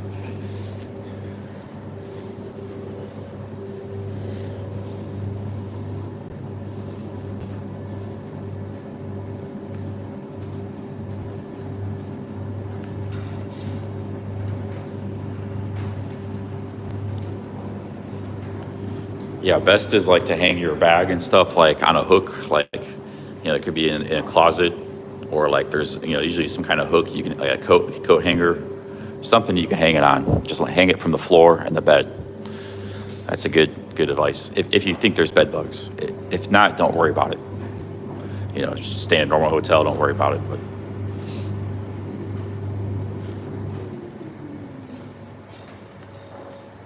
But they're not like poisonous or anything. If they, you might get a few bites in the night. It's not a big deal, really. It's like a mosquito bite, not even that.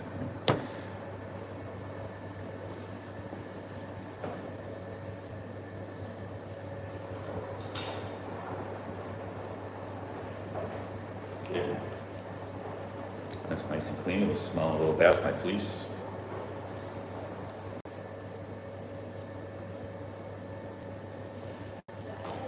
Didn't shrink. Didn't appear to shrink.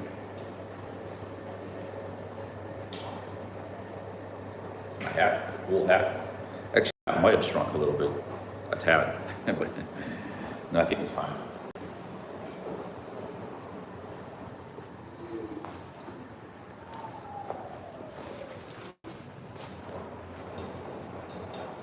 This is all I got for warm weather gear. These 2 things plus the frog togs. I don't have. This is all I got for warmth.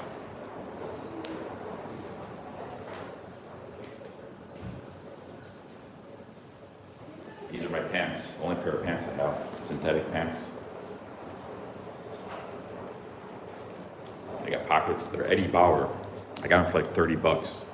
They're on sale on Christmas. Usually they're like 80. They're amazing. I mean, they're best travel pants. You got pockets. They're lightweight. They dry quick.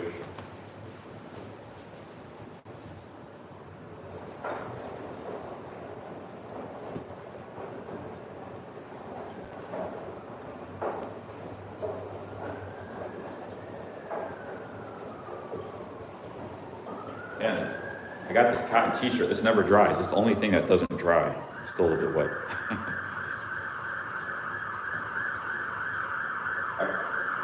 I bought it more as a souvenir, but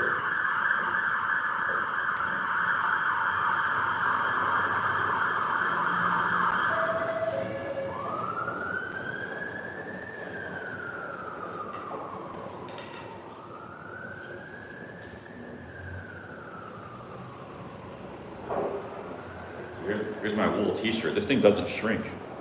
But the thing with wool, it doesn't last forever. Like, see, I got holes in it already. Wool breaks down eventually.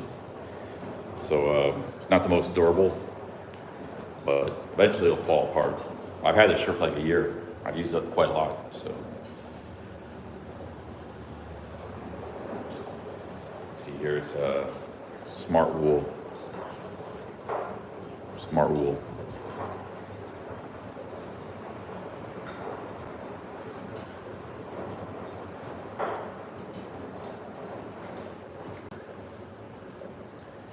See, that's all the clothes I got. That's it. And this is my pillowcase. I sleep on, this is what I sleep on for my pillow at night. I just put my clothes in here.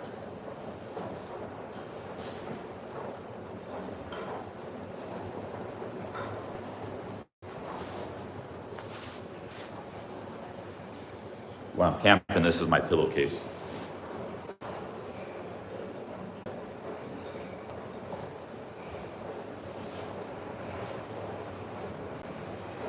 See, that's all the clothes I got. That's just that. That's what I'm wearing. Backpack.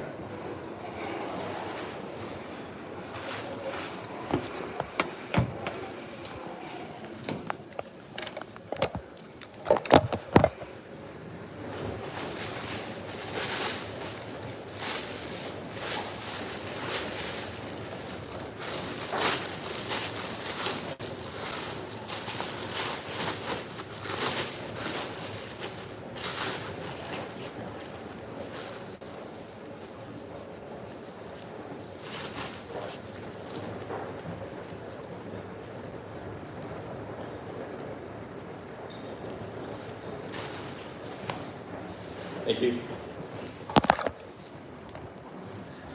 All right, guys, we got our laundry. We got some fresh laundry. That hadn't done laundry. Last time was like a week ago. I was in Camden Town, and I didn't get all of it done either, because like my pants I was wearing, those pants really needed to get washed because I use those all the time. So we got washed today. Copper Flask is back in the hostel. Copper Flask is back in the hostel, which I might go to the hostel, drop this backpack off. We're very close to the hostel.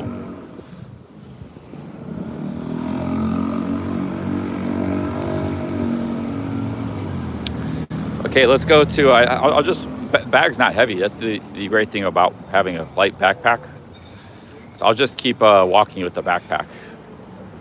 I don't need to take it to the hostel. You guys have already seen the hostel. Anyways. You want to go to the hostel?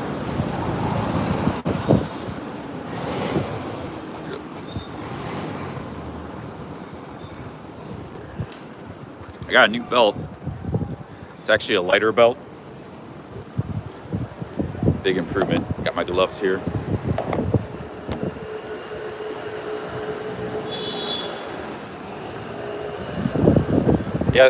Yeah, you could hike the world with this gear. The problem is, like, if I do the Appalachian Trail, I'd probably need a bigger backpack and a bigger tent. And I got both of those things. I have a bigger backpack, I just don't like it because it's too big. But for the Appalachian Trail, it'd be fine because you need to carry a lot of food and water sometimes, and plus I need to carry a tent. Tent takes up a lot of space and it's a lot heavier. So you have a lot bigger backpack for the Appalachian Trail. But yeah, you could travel the world with this setup I have. Even do some hiking and camping like I've been doing.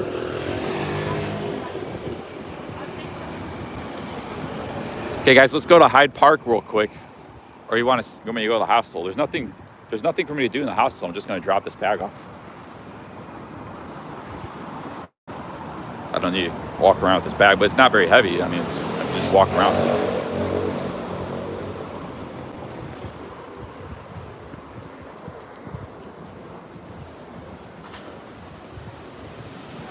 I usually do carry it around all day, but I'll go ahead and take it back to the hostel, drop it off, I suppose. Oh, the reason I carry the bag sometimes is I don't know what the weather's going to happen. Say I carry my rain jacket, my hat, but if it gets hot, then I take all this stuff off. So I usually carry the backpack anyways, usually.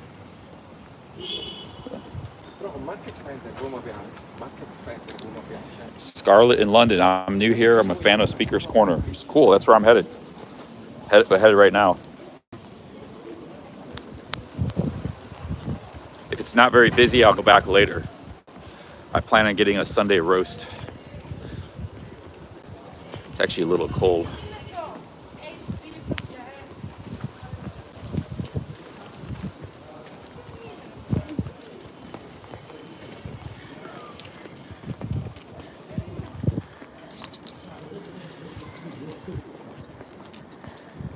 Have I been to Buckingham Palace? No, that's one of the major sites I haven't seen yet.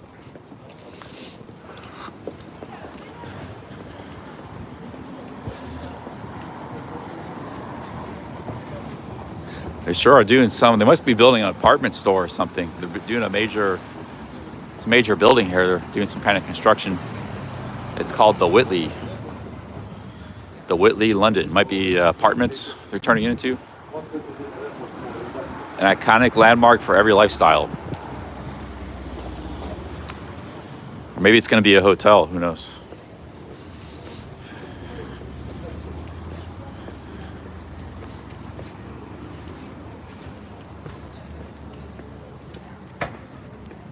Oh, it was a department store. Now it's going to be maybe apartments or a hotel.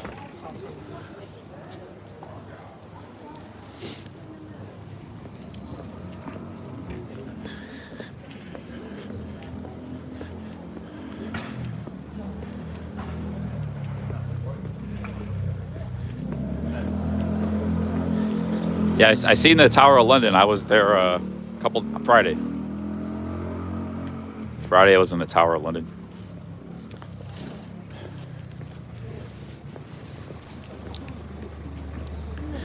Did a lot Friday. Friday I actually walked 15 miles in London.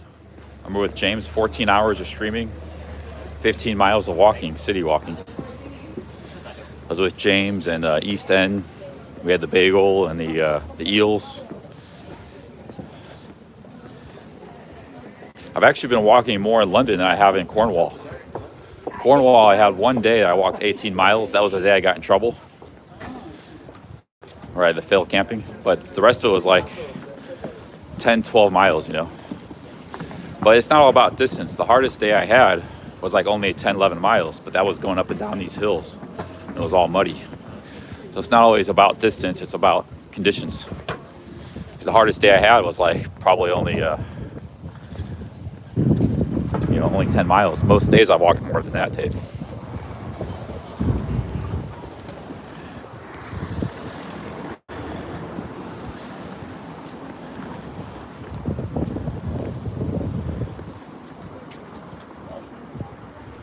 I did 15 miles Friday. Yeah, I just hit Rob. It's pissed me off on my nerves. Rob's hidden. Every day I've done like 80% of the days, either in Cornwall or London, I've done over 10 miles. Every day in London, with the exception of yesterday, I've done over 10 miles walking. It's right on my map. I did like 35,000 steps Friday, 15 miles. I'm saying that the 10 miles is actually a low amount. But I've been walking here in England. That's a low amount.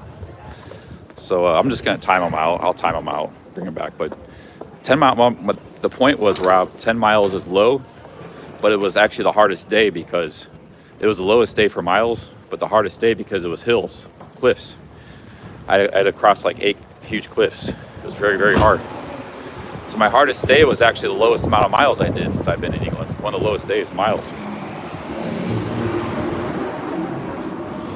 Okay, I'm gonna put him in a 30-minute timeout, Rob. 30-minute timeout here.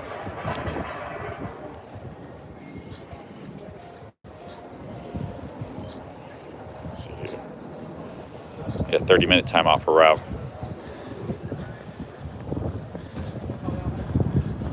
I've walked almost 200 miles since I've been in England.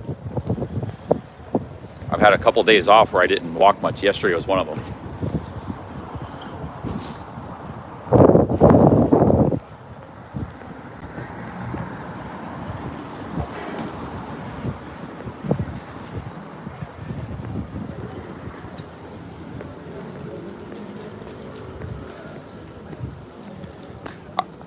When I was walking Ohio, I was posting all my stats on the community page. I guess because of people like Rob, I'll post on the community page all the miles I walked every day.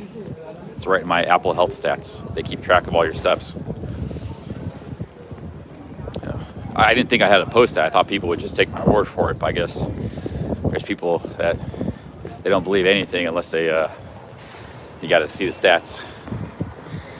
Hey, big ups, Ernest. Thank you, Ernest. Cheers. Thank you for the $10. Thank you, Ernest. Big ups. Let's go to Speaker's Corner. Hey, if you're near here, sorry, we're a long community of people here. So if this seems strange, we have a conversation and dialogue that goes back years, some of us. So,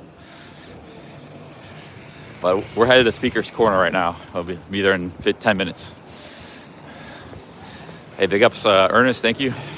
Cheers.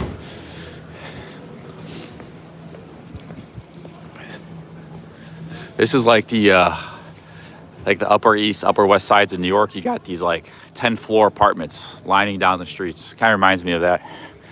A lot of this neighborhoods like that.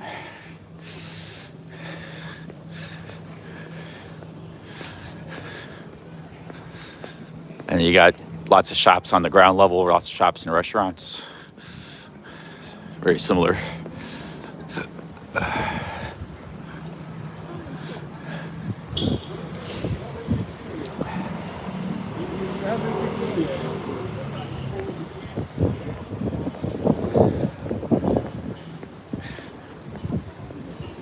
I didn't do much yesterday. I did some walking around this neighborhood. I looked in a few stores. I did a little bit of shopping. I just bought a t-shirt and a pair of underwear. Had coffee, had some dinner. Just took it easy. Hung back in the hostel, took like a nap. I woke up, got some food at around 8:30. I got some food at Sainsbury's meal deal. Sandwich, olives, juice, apple juice. Took that back to the hostel, had it for dinner. It was just kind of an uneventful, relaxing day.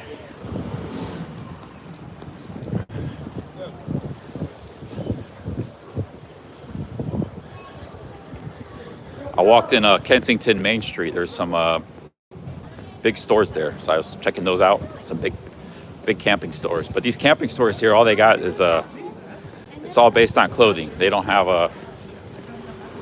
like tents and stuff like that, you know. I don't know what it is with tents and backpacks. It's like you can't get the really good ones. There's no mass manufacturers of those like there is with the clothing and the rain jackets and stuff. Yeah, big ups, Ernest.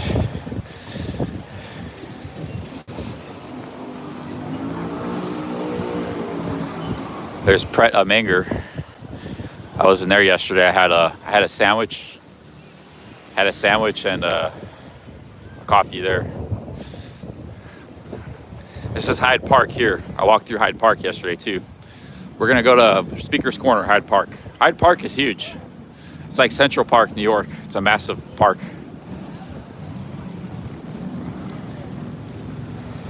Hey, JHK, big ups. JHK is 50 Swedish kroners. Thank you. Thank you, JHK. Big ups, Ernest, JHK. Thanks for the super chats. I think we got to cross over here to get in Hyde Park. Let's go walk into Hyde Park here.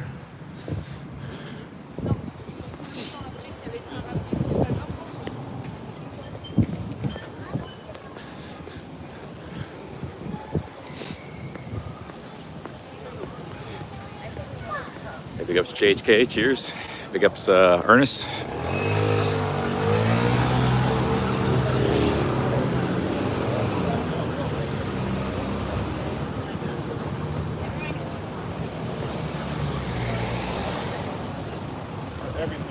You cross here, you're right in Hyde Park.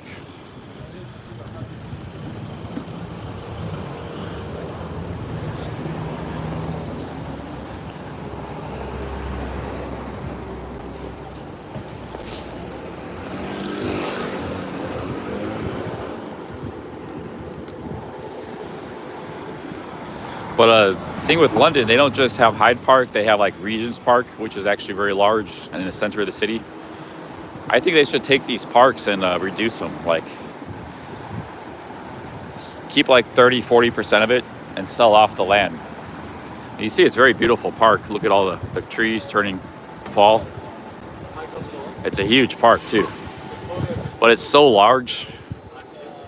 They could sell off like 70% of it and still keep like 30% of it. It's very beautiful park squares, the best part of it. And turn it into like new, sell off the rest to developers, turn it into big skyscrapers and stuff. Residential condos, and you could keep like, you can still keep a lot of it, you know, like you still have a lot of green spaces. It's not like it wouldn't have, like 30% of this would still be a lot. That's my opinion. I think they should do the same with Central Park too. But I mean, it is very beautiful, but I think, you know, it could still be nice and get rid of like 70% of it. Turn that into a bunch of skyscrapers. I know it's not a popular opinion, but that's my opinion. I might even go say that in Regent Park here, or at the Speaker's Corner.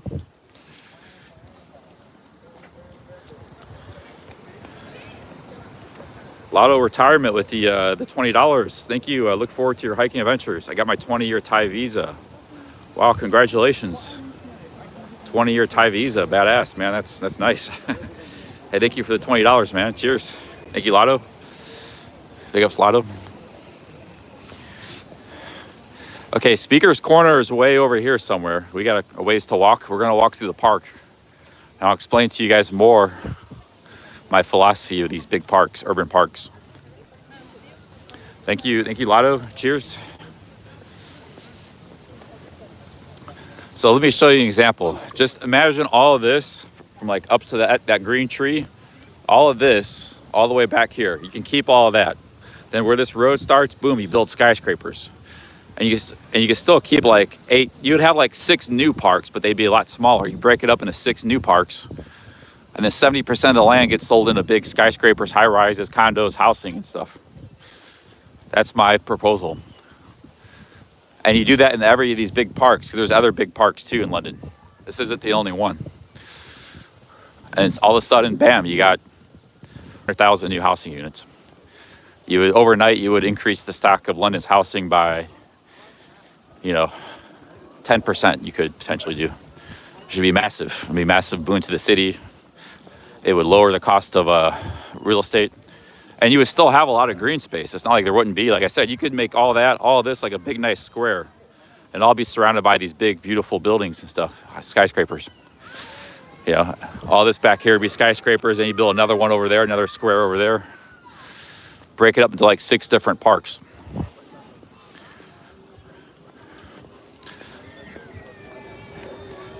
Hey, big ups, Lotto. Cheers. You don't have to get rid of all of it. Like I said, you can still keep a lot of the parkland. But this park goes forever. It's just a massive, huge park right in the middle of London. Some of the most viable real estate in the world this park sits on, You got Kensington over here. You have Westminster over there. You have, it's very high dollar real estate that I guess the City of London or the UK owns, but they could sell it.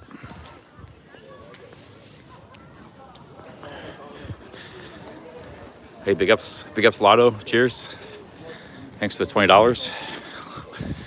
No, it's too valuable for a car park. If some of this land were to be sold, you'd be building like 50-story skyscrapers and condo buildings and stuff. You wouldn't be building car parks, parking lots. You have new tunnel stations, new tube stations.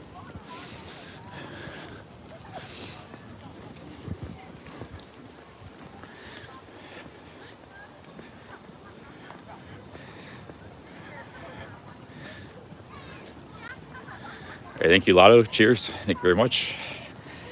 Been an awesome day of super chats. We had 4 pinkies right off the bat this morning. From James, we had 50 pounds from James, who I met Friday. He's a new moderator now. I had 50 pounds from Sauerkraut, 1,000 baht from Brian Flowers, made him a moderator too, and 50 Aussies from Trouthead, plus smaller super chats.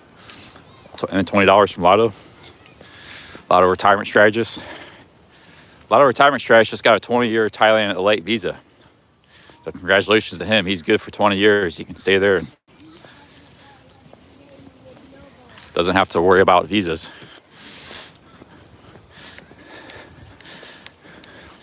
You gotta be really sold on Thailand to do that. You gotta be really, like, all in. But yeah, big ups. Because like, if you want to go live in another country, let's say you change your mind, you want to go live in Vietnam or South America or back to your home country, America, then you essentially wasted, a large amount of money. So you really have to be fully committed, fully committed.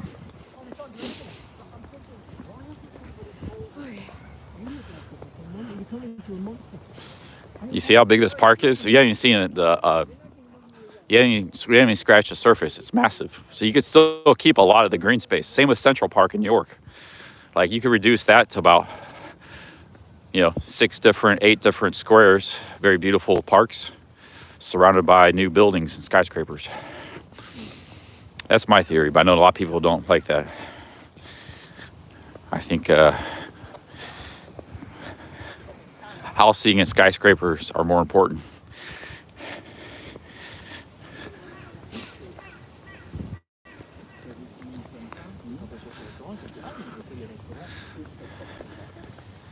Okay, let's go to Speaker's Corner here. There's the big lake.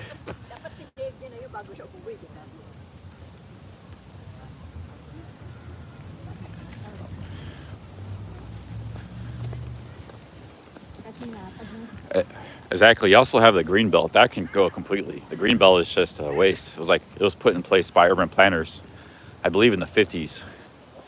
It's basically a circular belt that surrounds London. They did that because they didn't want London to sprawl like in the suburbs.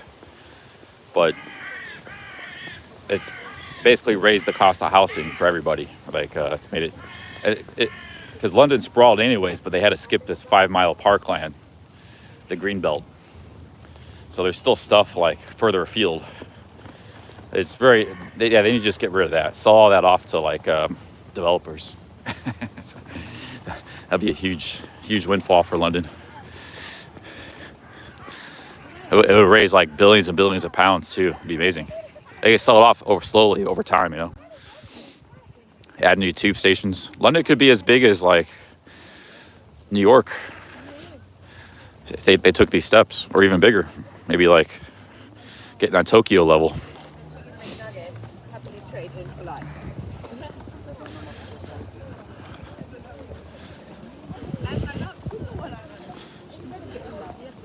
Like, if you want parks, you want nature, go to Cornwall, go to the Cotswolds, go to any of this place. The city is meant to be a city. You can still have parks in the city, but it's meant for people to live and work and make money, and let the city be a city. There's plenty of green spaces all around the UK.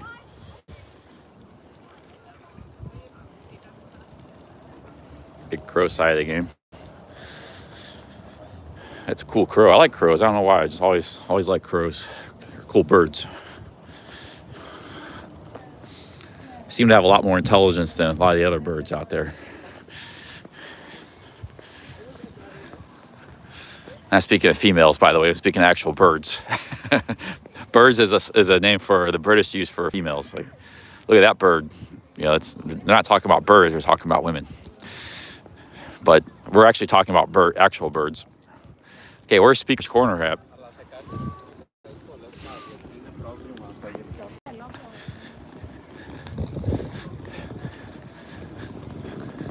I think it's up here somewhere. We gotta keep going. See, I'm already lost in this park. This park is so big, I'm actually lost in it. I don't even know where. I've never been to this part of the park. It's utterly massive. It's like 50 city blocks.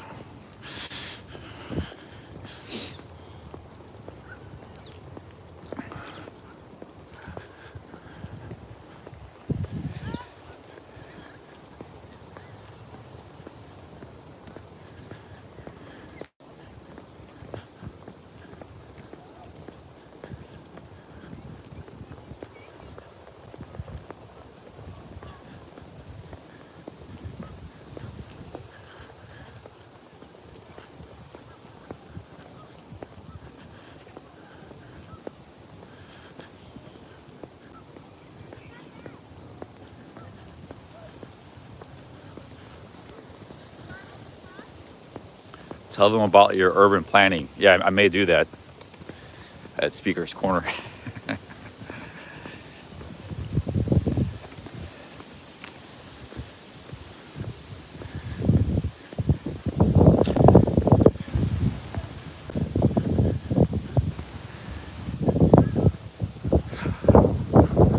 I mean, this is a very beautiful park, and it's also, you know, some nice nature right in the middle of the city. But like I said, you would still have a great deal of park left if you got rid of 70% of it. Let's say 60, 40%, kept 40% of it. Still be massive green spaces. But just this, you don't need this much. You need more buildings and more skyscrapers, more housing. That stuff is very needed. But it's not popular opinion because, you know, you tell people we can make housing, that's popular. But you tell them at the expense of getting rid of some of this stuff, that's not popular. Because, you know, but a lot of times these big parks only really serve for like Central Park in New York adjoins some of the richest neighborhoods in all of New York. So it just serves it really only benefits to like the elite. It doesn't really benefit like the ghettos and stuff, the hoods and the rough neighborhoods. Like, because they're very far from that park, you know. It's same in London. Like the people, they can't go for a run in this park. It's too far. It doesn't make, you know, unless they're like working here or something near here. So.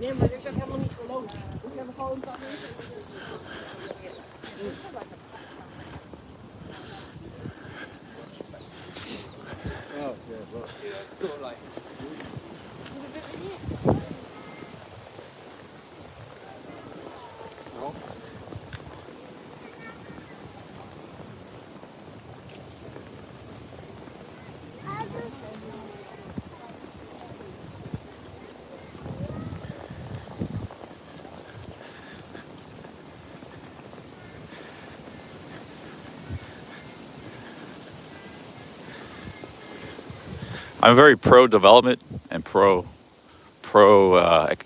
business, pro-capitalism. So yeah, let's take this park and build a bunch of skyscrapers. That's take 70% of the park.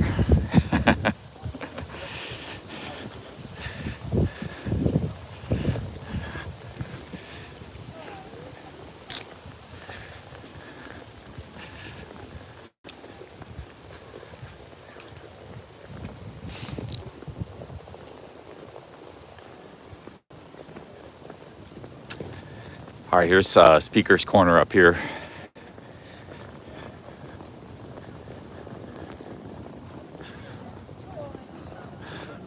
No, skyscrapers don't need parking lots. They just need transit metro stations, which they have here already. So.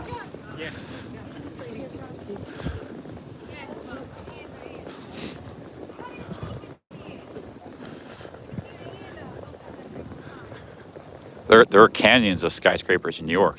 Sometimes there's parking garages. They're multi-story. And they're very expensive. But there's canyons of skyscrapers. No parking access.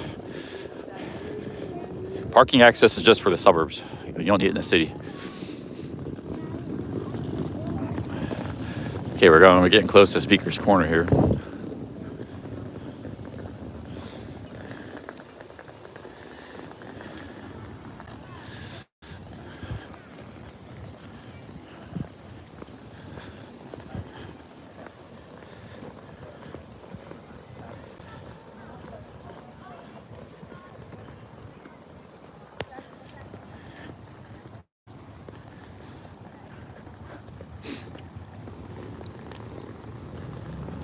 Good, that means the housing will be cheaper for everybody. And be more affordable for everybody.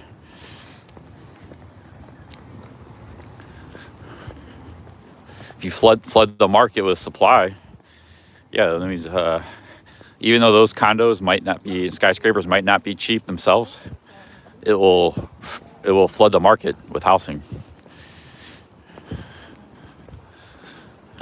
But something like that can be done over many years, even decades, especially something like the Greenbelt, because the Greenbelt is so big.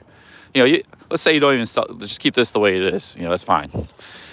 But the green belt can go. Like, there's probably, there's some people that cycle there and walk, but it's just nothing but wasted, but very valuable land right around London. And that could be sold off over years, flood the market with housing. It would create a ton of money for the government, city, and whatever. I don't know what kind of system they have here, but that could be put back into like transit projects, and then you would have hundreds of thousands of new housing units.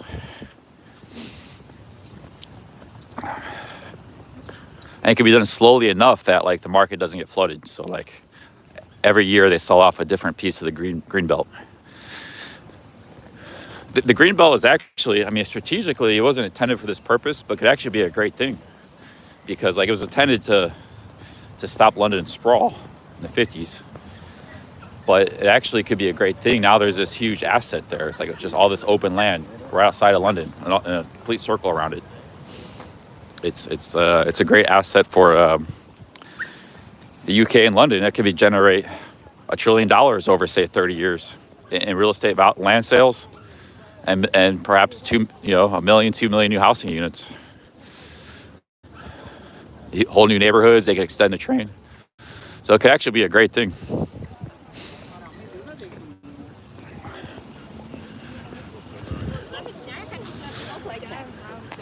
You see how big this park is? It just goes forever, man. Never ending park.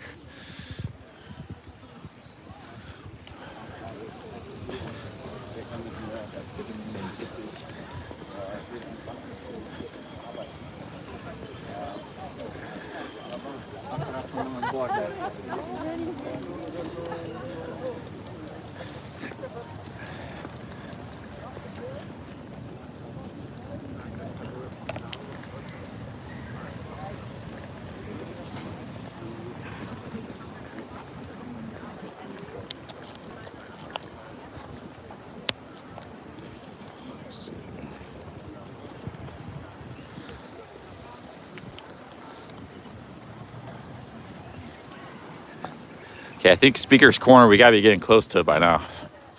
We've walked like a mile in this park. These are beautiful fountains here.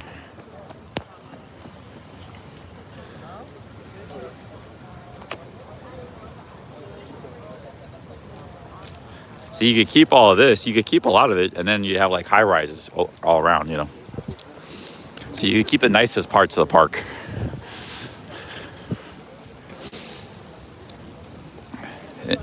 Break it up into like 8 different small parks. Whole new neighborhoods would arise.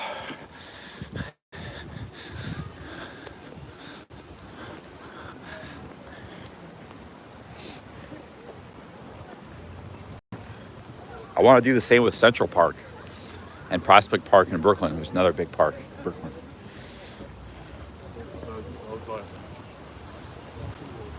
I don't really look at it as destroying. I look at it as enhancing London, enhancing this park. It doesn't need to be this big. Like I said, you still have 8 green spaces. You can break it up into 8 smaller green spaces.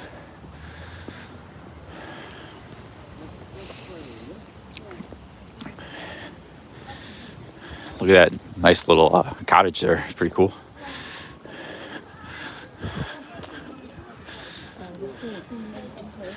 Hey guys, where should I hike in England once I leave London?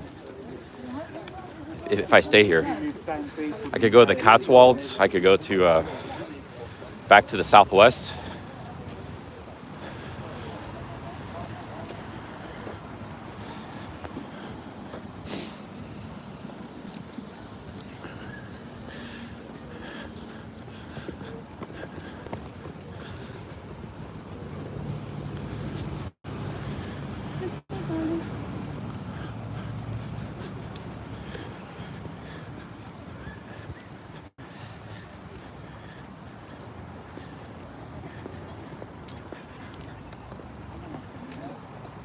I could go north, Lake District, Peak District. We gotta get back to hiking. I'm thinking about staying in England, guys. That's a big news. I'm thinking about staying here through the winter and hiking and camping. What do you guys think about that? Like going to Cotswolds, hiking there? There's a bunch of trails there going up north.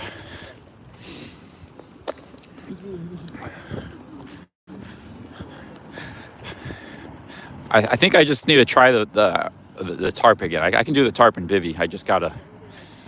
I need a couple small things. Like I need a couple little stakes, things like that. You know, I'll be fine. And then maybe like a warm fleece or something.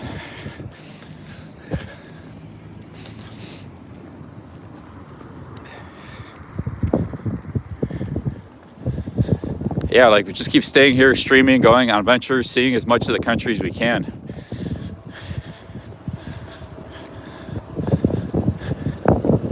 Like we've been to Cornwall, London. Now we'll go to new places. Tomorrow we're going to Brighton.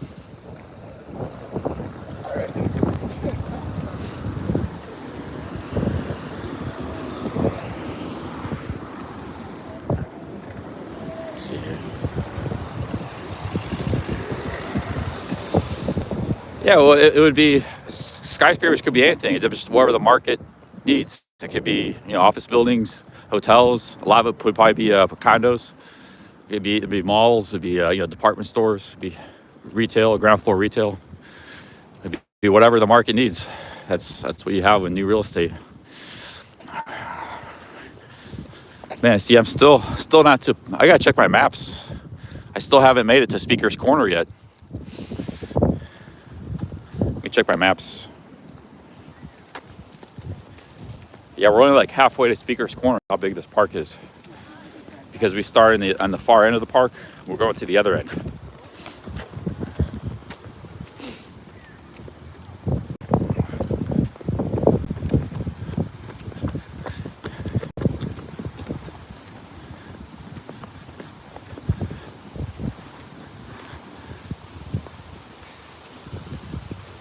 No, I'm going in the right direction. I thought it would be there by now. This park is never ending. I've been walking for 30 minutes here. And we're only halfway there.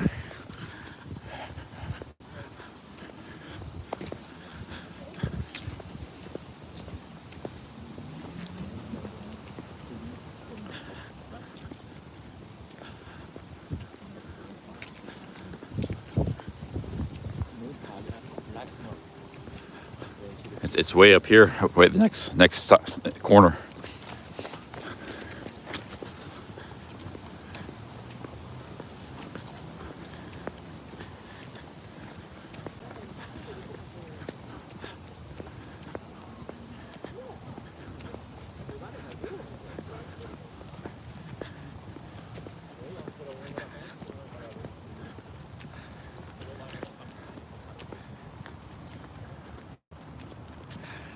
Yeah, those guys are in great shape. Hats off to them. They look very healthy, probably in their 70s.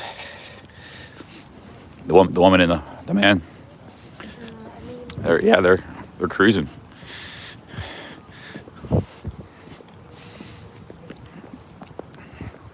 Guy had a wind jacket on. See, a very lightweight wind jacket. The wind jacket is basically just to it prevents you from getting cold. But it's only like 80 grams, very lightweight, like 2.5 ounces or something.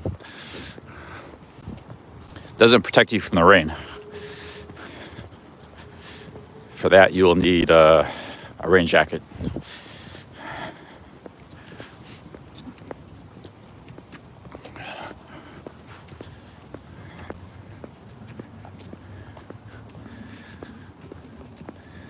There's a lot of runners in this park of all ages and ability levels. If I was running, I'd be like one of the slowest ones. But I'm more of a walker.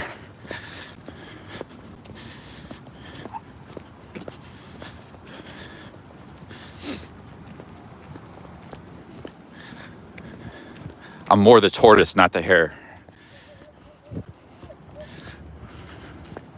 The race is not for the swift, but those who can endure it. That's another great saying by Barry. Barry has a lot of good sayings. Barry and PSC were responsible for most of the sayings in the genre.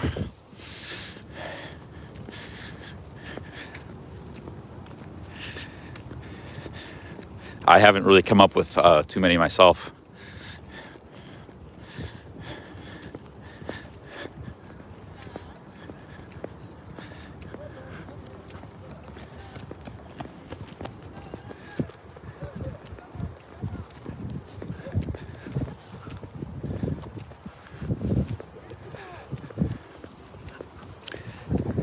Hey guys, you know the joke about England and like Europe, France, Germany, Swiss. And so if you guys want to hear the joke about different European countries.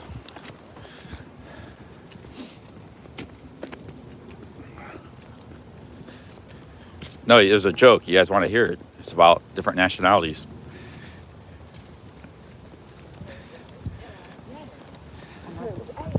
All right, if heaven is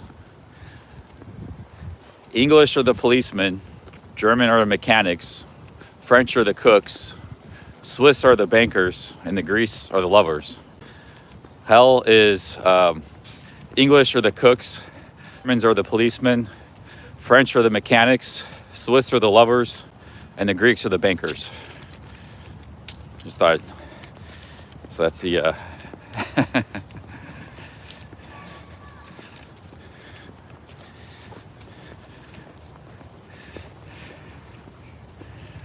I don't know what is with the English policemen. Yeah, but they are very good. They are very good, so I've seen a lot of them.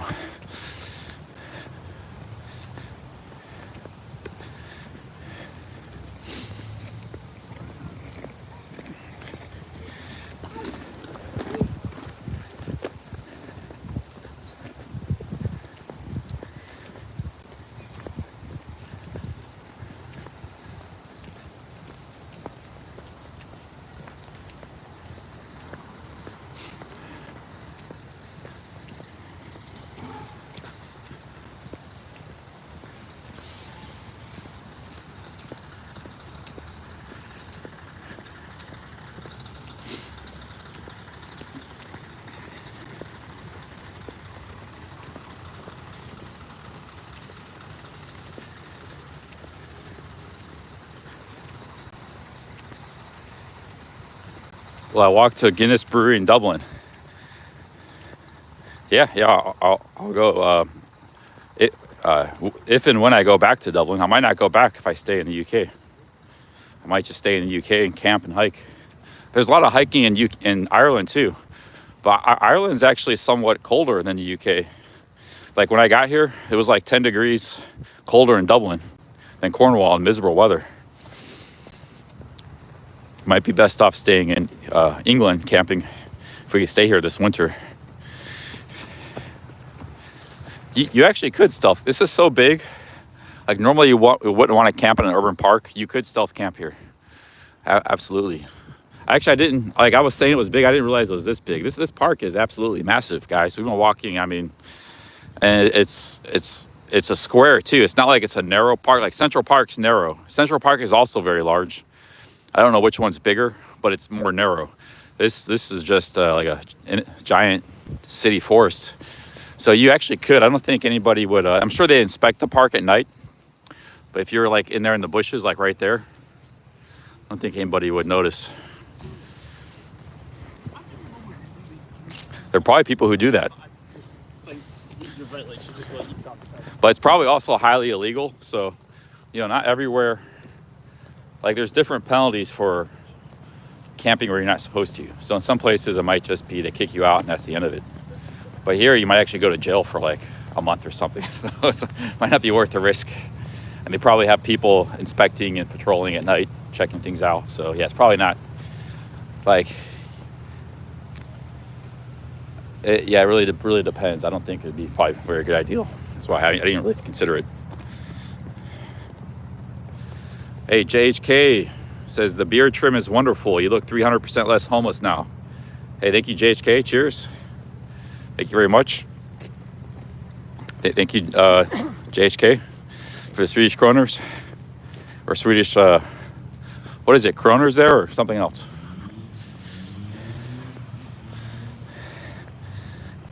Yeah, I got the beard trim in Camden Town. I got a haircut in South London at a Kurdish barber shop. It's just 10 pounds, which is cheap for London. 10-pound haircut, but he did a great job. He was doing it for like 30 minutes. They both did a great job. Okay, I think we're starting to get close to Speaker's Corner. Yeah, but I mean, if it's still. Oh, check out this water fountain. Oh, actually works. Thank you, JHK. Cheers.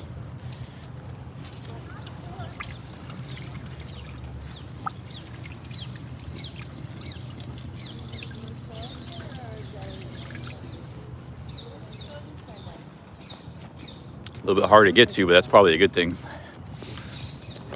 Keeps the birds and stuff away from it. Good design.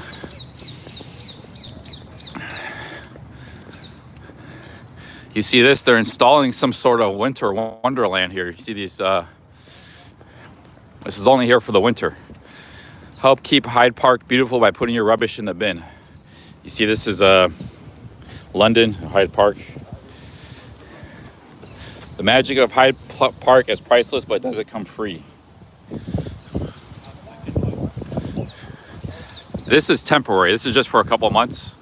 They got like a temporary carnival here. So it'll be the winter wonderland. Hey, Capio with the,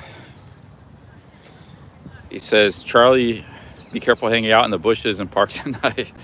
You may get a visit from a friendly gentleman. Oh, okay, yeah, I know your point, yeah. Yeah, big ups, Capio, thanks for the 10 pounds.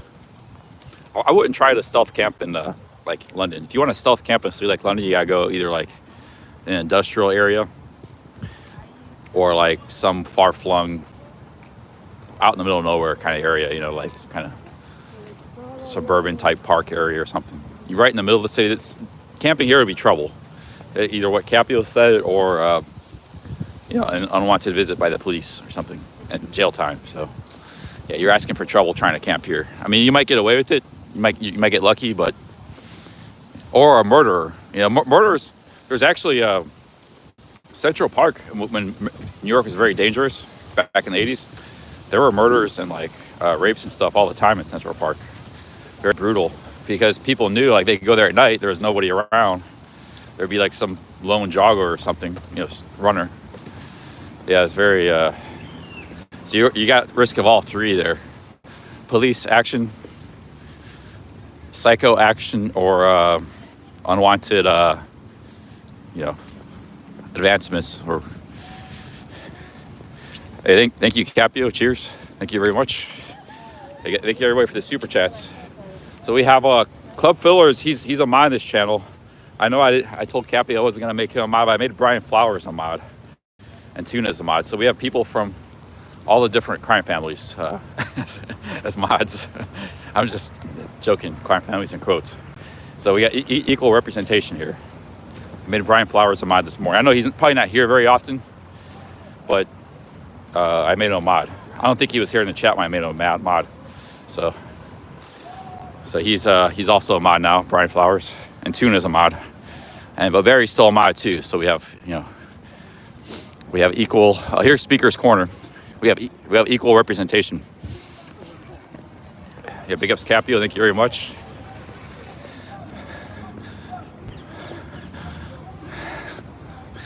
Well, like I told, like Barry and Capio both, they have too many beefs with people. Like I said, but Barry got grandfathered in, you know. But Brian, he's fine. He's not even here probably much in the chat, once in a blue moon.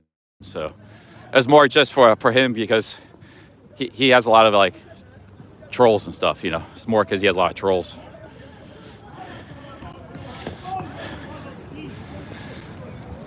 It's pretty empty today. Might be busier later.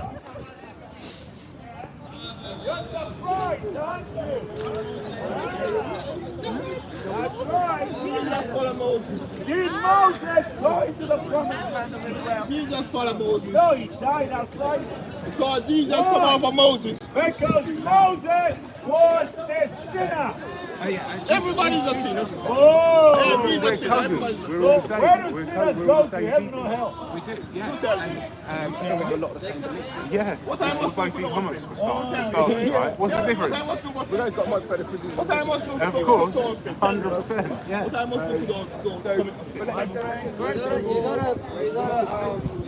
create the kids offering. The West. Two words. The West. You're a false Okay. witness. The West. It's just the West. You say you failed peace talks and peace You're a talks. How many times slanderer. has it failed? You're a slanderer. Why is it always I never said King Why is it not Alfred everywhere else? comes to me and you go to heaven. You're a liar. You're the one that said he spoke. When God spoke to him, Who told you that? you said it. Did I say that? He's just really confused. I know.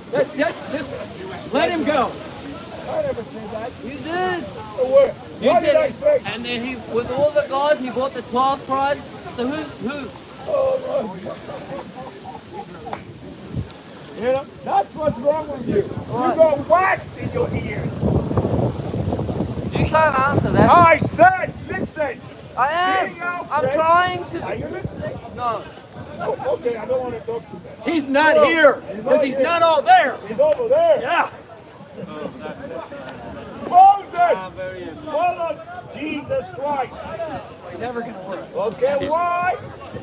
Because Moses knew Moses Jesus cared for on Jesus the Mount Christ. Sinai. Moses is before Jesus.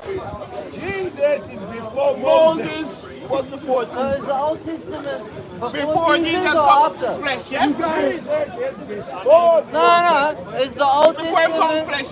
Before him come flesh, Moses was a flesh before him.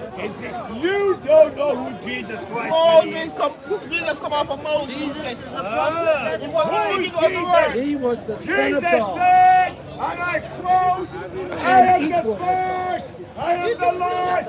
Pay attention. In the beginning was the word, but I'm alive and the word forevermore. was him, yeah? Jesus come in flesh out of Moses, In yeah? the Bible. Jesus come in flesh out of Moses. That's fine.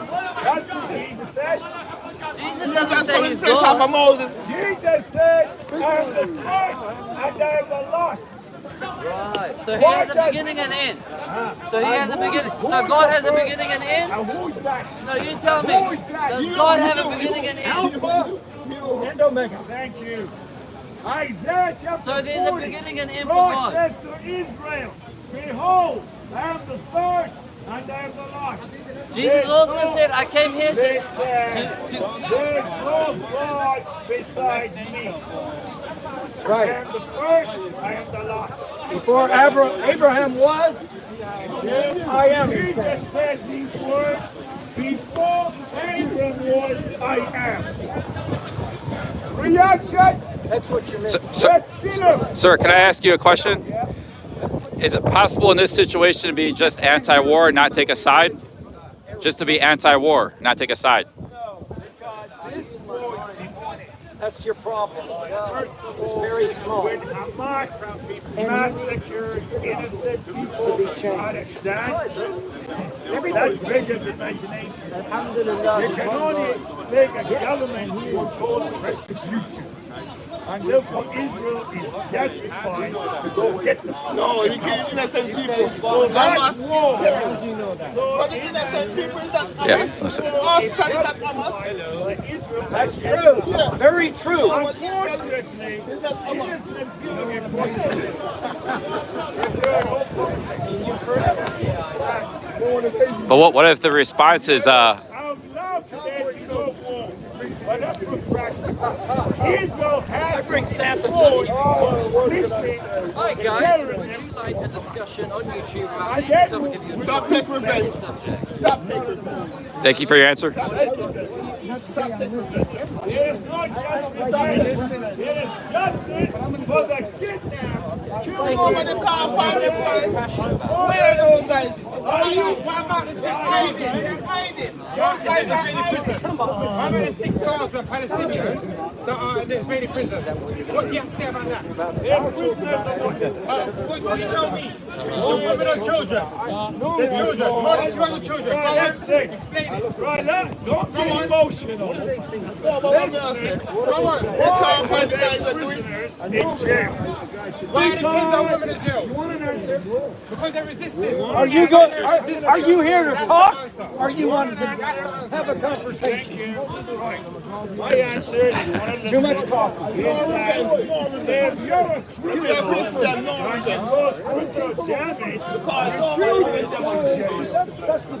no, nobody can find them. You occupy. Can't find them. You occupy You can't find them. a land that's not yours. What about And you want to talk about physical damage? Okay, where did the Arabs come from? Forget about where the Arabs come from. Oh, What we're talking about.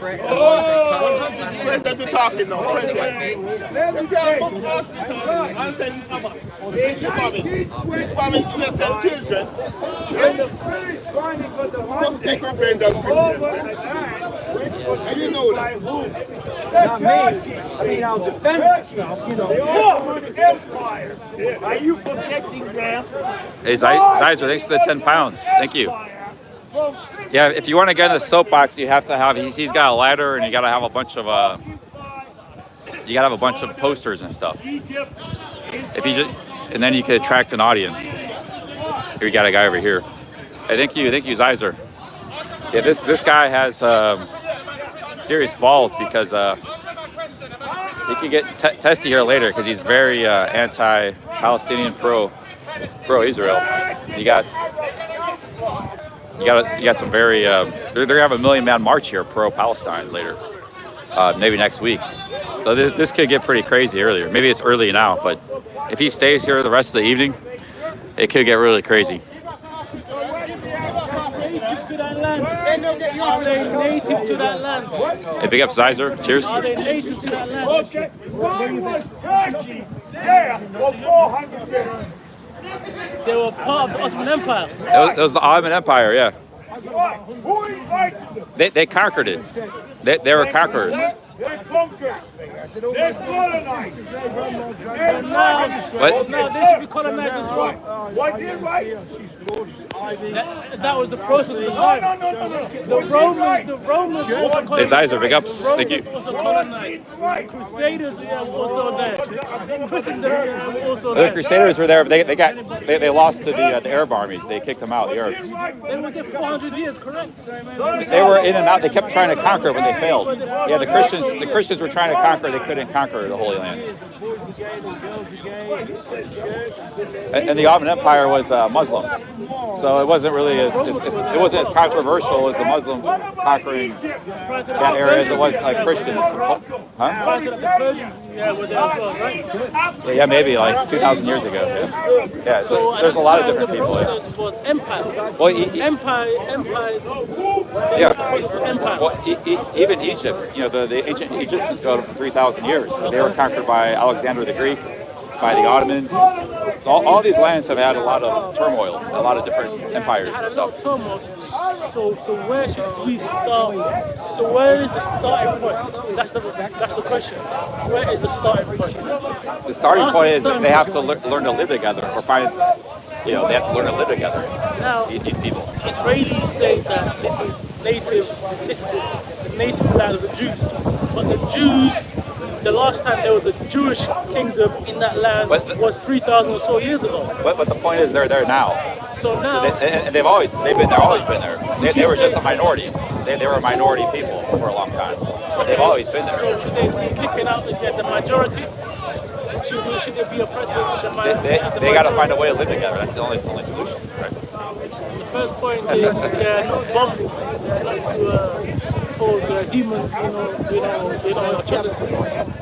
It's not getting better. That's a sad thing. It's getting worse now. Like either side's gonna come to an agreement. If you did a DNA test, right? You did a DNA test, and there's 10% of you that is, let's say Nigerian, okay, from Africa, all right? So would you say I'm gonna go back to my native homeland of Nigeria and colonize Nigeria? Would you say that? Like, let's say Nigerian English want to go back. Yeah. Because if they want to do that, the last time that they were there was 3,000 or so years ago. People taking up that one. That's the last time there was a Jewish kingdom. like if Nigerians want to leave England and America and buy property and move to Nigeria, there's nothing wrong with that. They want. But what I'm saying is, what they're saying, They have to be able to finance themselves. They can't just move there Israel without the ability to move there. They're saying Israel's for Jews. Okay? The last time there was. Do they say that? It's only for Jews? They say it's only It's for a Jewish Jews. homeland, correct? They say it's not for Christians or Muslims or anybody else. I don't know if they say that. Jewish homeland. Yeah, but they don't. They're not. Maybe they don't exclude any other people, or do they? I don't know. I'm not too knowledgeable. I'm anti-war. I know some history, but.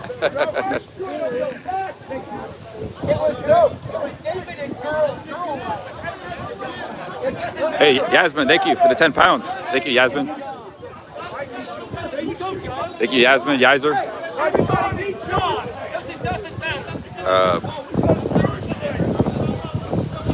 It's only every Sunday. This is just getting going here. So. Hey, big ups, guys. Cheers.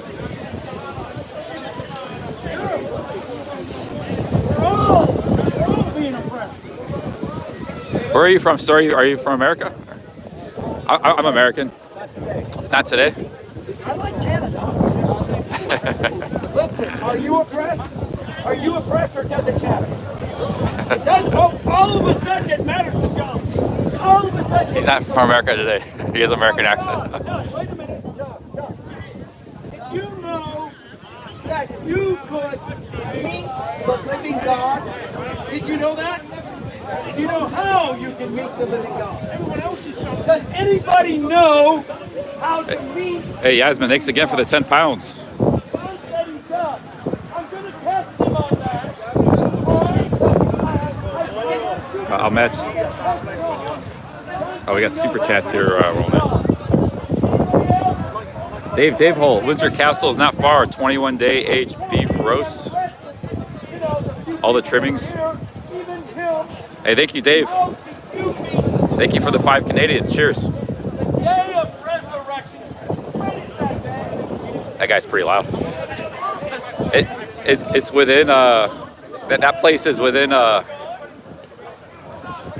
it's within the Windsor Castle or a place nearby the Windsor Castle. That's pretty. I think when Speaker's Corner is real busy, like this whole area is all Speaker's Corner. But today it's very.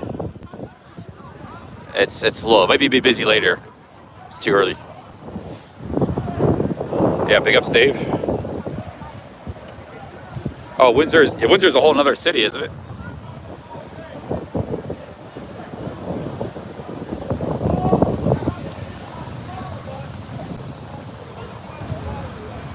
That's what I was gonna pay. I was gonna go to a place called a pub. Looks like a really nice pub in the West End where I'm at. It's gonna cost £20 for a dinner.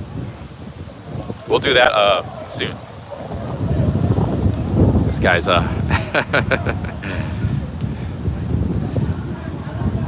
this guy's too loud. Well, last time I was here last Sunday, there was a lot of Muslims here. There was a big conversation go between a Jewish and a Muslim.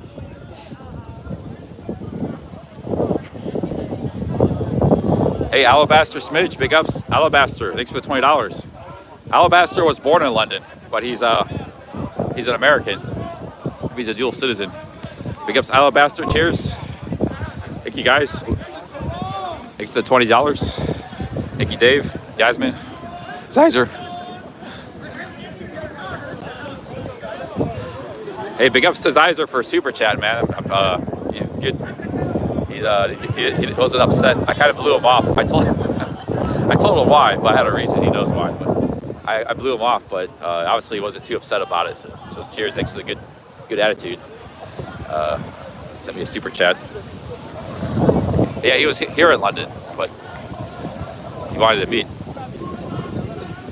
Hello. Good. How are you?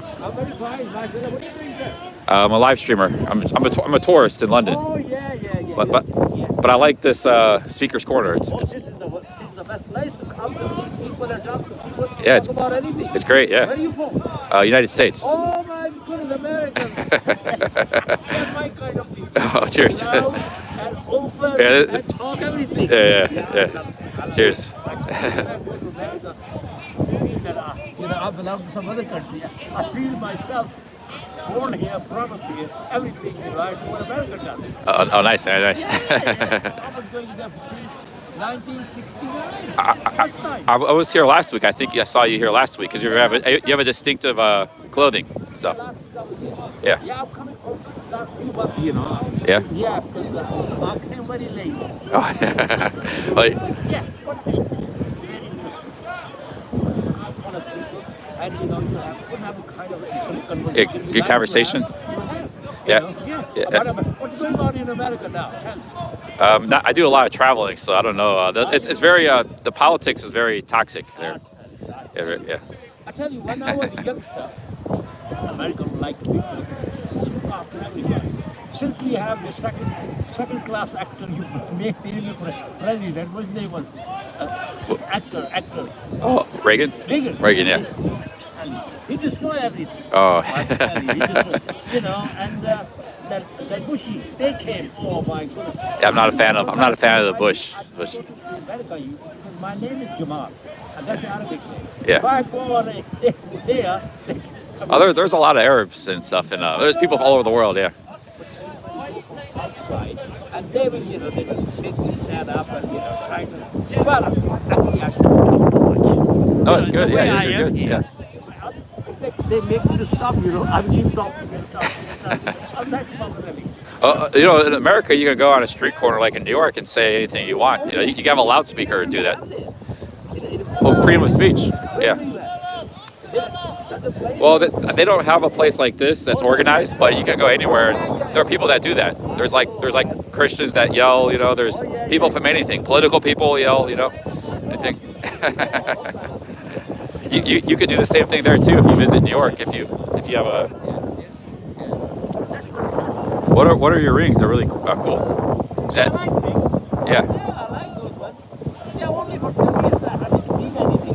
Yeah, it's nice. Look beautiful. That's I like to wear it. Look. Yeah. Yeah. Look at that. You come here. We all dress the same in the modern day, so it's cool to see different things. You know. Mine's all for utility. I dress for like utility. I do a lot of hiking, so it's. Oh yeah. I have like this fleece layers. Oh yeah. I know. It's Hiking. just Yeah, I do this. I camp. Yeah. I was in Cornwall. I was camping and hiking on the coast. Oh yeah. My first time in the UK. Yeah. But it's a great country. I like it. Yeah. Oh no, this is fantastic. These are Oh yeah, used to my rule you. ancestors. Some of my ancestors. Yeah. Yeah, That's true. Get rid of them. Right, nice to meet you, man. Take All care. right, sir. Thank you very much. Bye bye. Bye bye.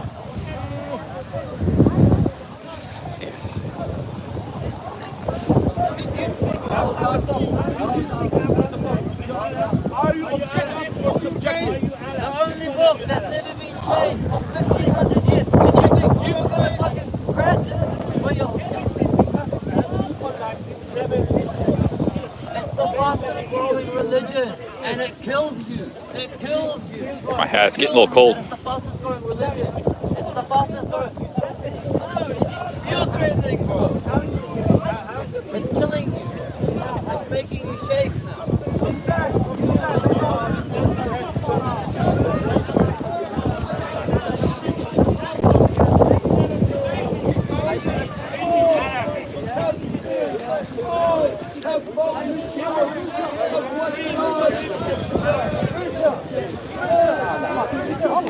Big ups Alabaster. Cheers.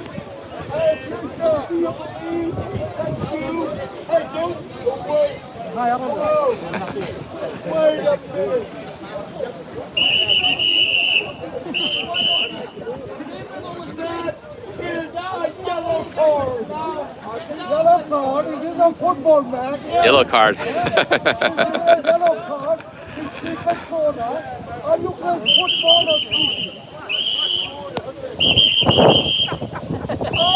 Are you a preacher or a cowboy? Hey, cowboy! Get down before you get a sniper hitting you, man!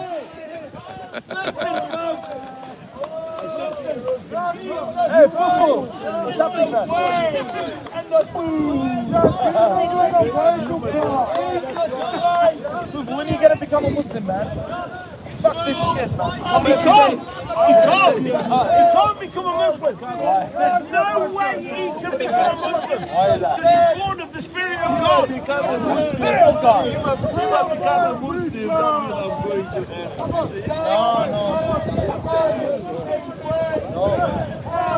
No. My gloves on here. It's getting a little cold. The Spirit left him. What? The Holy Spirit. How dare you say that? How dare you say that? Me? Say that to anybody. How dare you? Jesus saved you. Jesus saved you. Jesus said, I am the way. Hey, Google's the way, man. Google shows you how to. Hey, Alabaster, thank you again, man. Cheers. Thank you, Alabaster. Big ups for the $20. Cheers, man. Thank you. Thank you, Alabaster.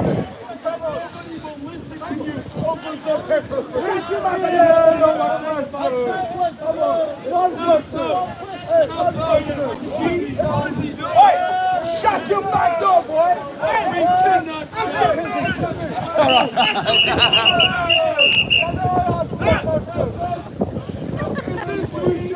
Seek the Lord. Seek God.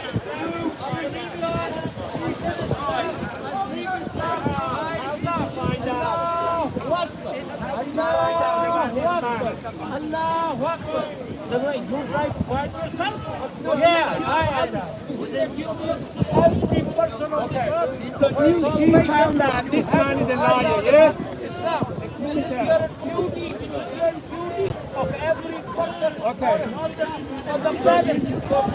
Hey, big ups, Alabaster. Thank you very much. Cheers. Thank you, Alabaster.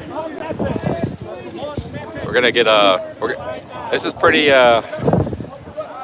interesting. I'm gonna stay here maybe for a while. Go get some dinner. Maybe just get like a sandwich. What time does the Sunday roast end? Does it end like late? Can I get dinner later? Or you have to get it like early? Cause I could just get like a Pret a Manger, get a sandwich and coffee and hang out around here and then get a dinner later. It's only 3 p.m. Is it like lunch? They don't have it in the dinner? It ends by 3. That means I have to go now. I'm gonna miss the speaker's corner.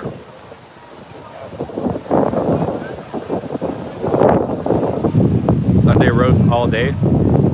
Most places all day. Okay, if it's all day, then we're fine.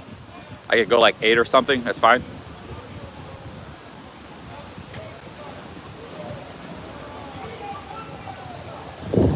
Yeah, well, this is. I'm gonna stick around here for a while. This is pretty exciting. It's getting busier. It's getting busier every 10 minutes.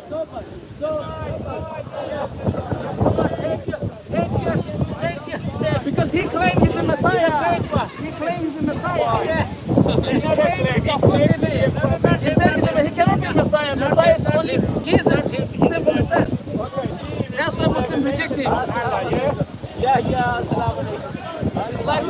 It's like one of them said their point there. He also claimed to receive revelation. But what I'm trying to say, these Pakistanis, many of them believe in him. What I want to find out, what method did they use? Hey, Alabaster, in order to find out he was thanks a again, liar? Alabaster. Cheers. Thank you very much. Thanks, Alabaster, for your support. There's the two people, one is a liar and one is Thank you, Alabaster. Cheers, man. Thank you. I mean, Alabaster's hometown. He's American, but this is where he was. I think Alabaster, he was born in London. He lived in Cleveland when he was a kid. That's where I'm from. And then lived in San Francisco. He's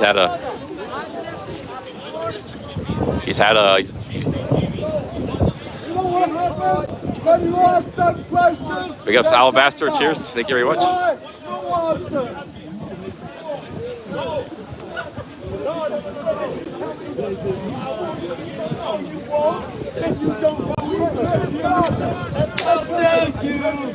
He's a long-time San Franciscan resident, though. Met him in Pattaya, in Thailand. Only be going out of Speaker's Corner.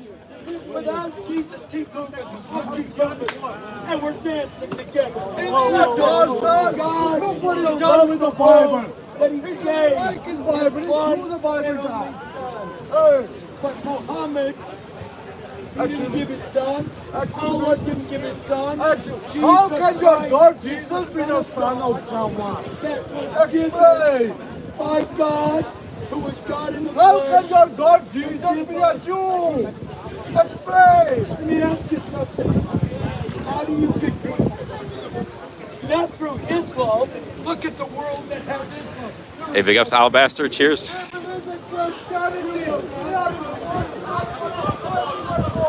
Well, anybody can stand up on a platform. You just got to bring your own platform. You got to bring a ladder or something.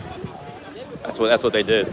So they came out here to, with a mission, a purpose.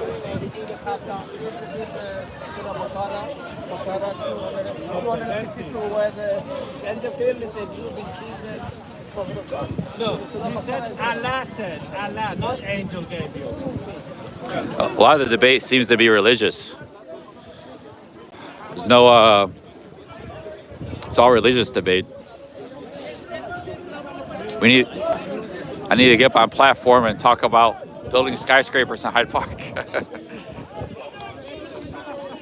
I don't think too many people would be interested. Not many people would be interested. I'd be speaking to myself.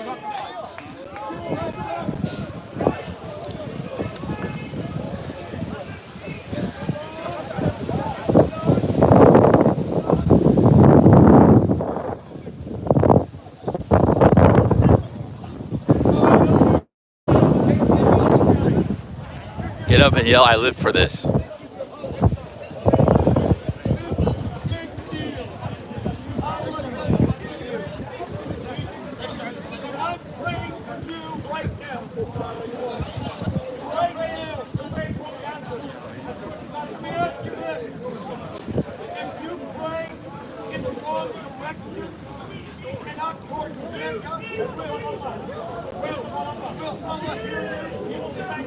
Hey, cheers, Alabaster. Thanks for the super chats.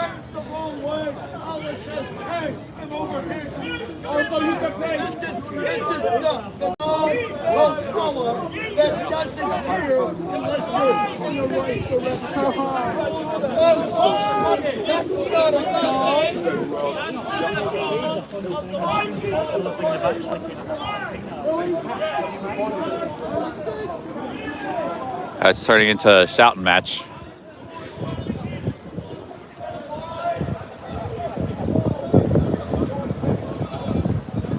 Backpack. No, nothing's getting. I haven't been pickpocketed or anything. The only bad incident I had in London was that one, those street thugs, roadmen. That could have turned ugly. But everything else in London has been fine. Good. As I get a weird look, like, why is this guy streaming or something once in a while? But while I'm in the streets, like normal. Not like they're mad or anything, but they're just like a strange look. Right. But other than that, London's been fine, man.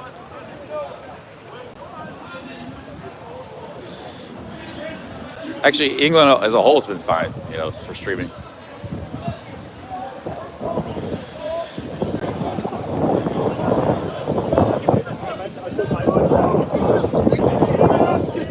Don't get me wrong, I love technology.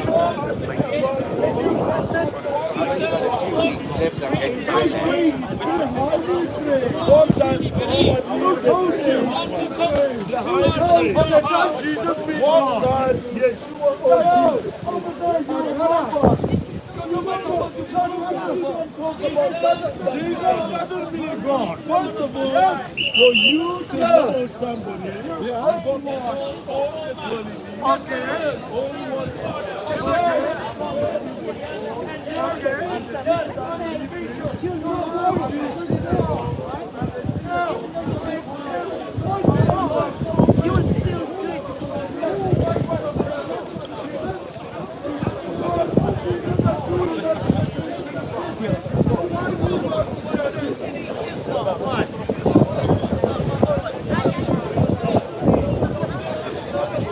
This park's doubled in population since I've been here. Been here about 30 minutes, maybe a fit. Yeah, it's getting busier. Today could be, maybe it's a good time. Now is a good time to eat because we come back here like in an hour and a half. It'll be really, probably around like 3 o'clock. It'll be peak. 4, maybe 3, 4. So it's just getting going now. It's like the crowd is actually doubled. There wasn't a lot of people here when I first got here. I'll come back like in an hour, hour and a half.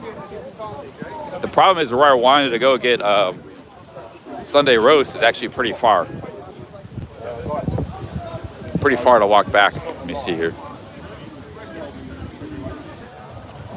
I could take a bus to get there.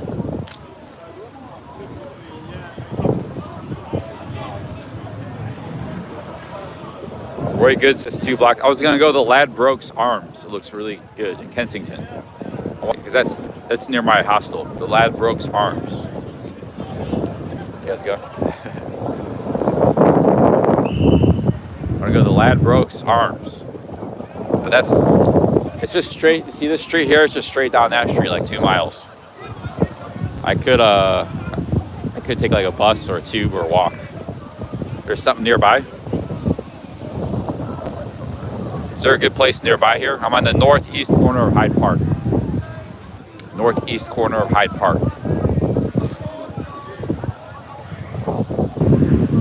I don't believe in hiding my nationality.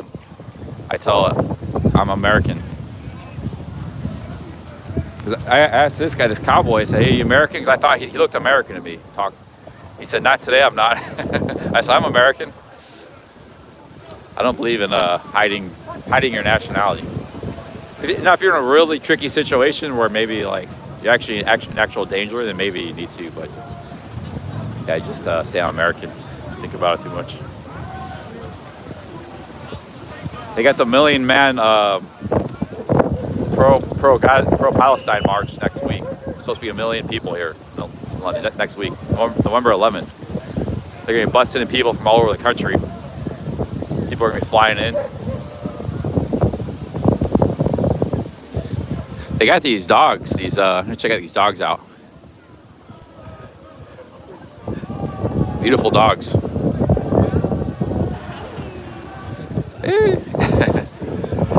Are these greyhounds or? I see a lot of these whatever kind of dogs they are. I see a lot of them in England. I saw them in Cornwall. I see them in London. They got jackets on. A whippet. I've seen a lot of these kind of dogs.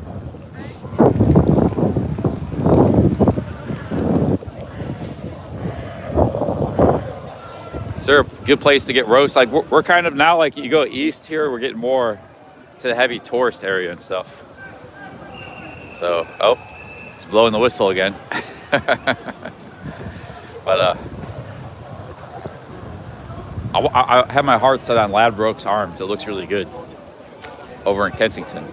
£20 for a Sunday roast. The Ladbroke Windsor pub. Campden Hill, Kensington. That's where I was going to go. Ladbrokes Arms is called. Well, I'm sure there's other places to go, but I'm sure there's 1 million places you can go for Sunday roast.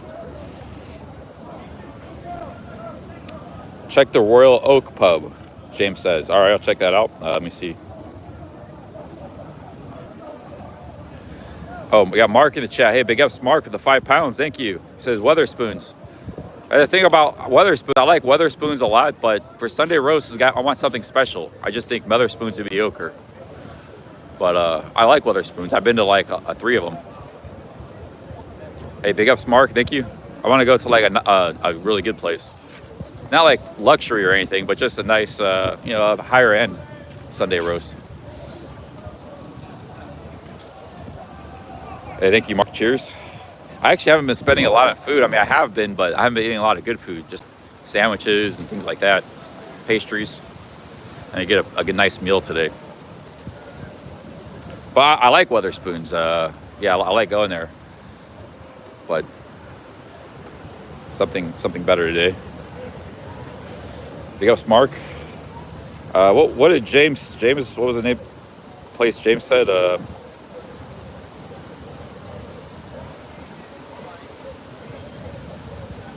Royal Oak Pub.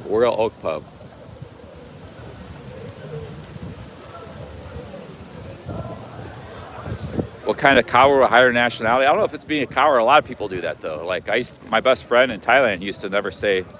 He'd always say he's from Vietnam. You know, he actually, I think he was born in Vietnam, but he lived all of his life in America and grew up in America. You know, as long as it was like when he was 1 year old, he's half Vietnamese. So a lot of people do that. I don't know why. So you never say he's from USA.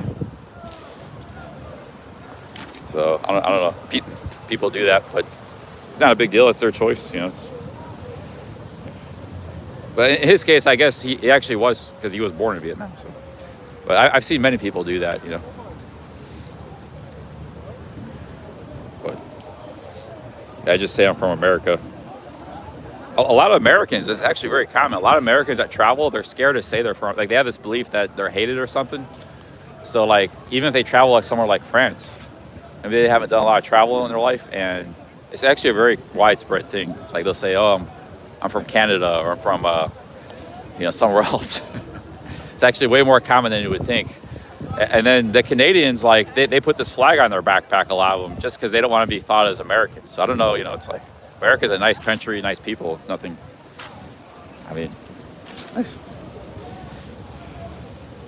But it actually is a thing with American travelers. They will say they're not from America. Widespread.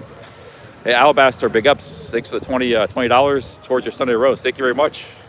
That's the fourth $20 super chat. Thank you. Thank you, Alabaster. Cheers. Thank you very much. Thank you. So I need let's go get a Sunday roast. This is getting it's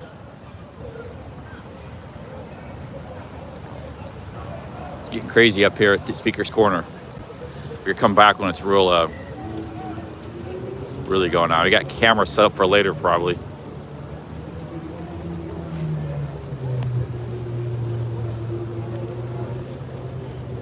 Three Tons Pub, Royal Oak.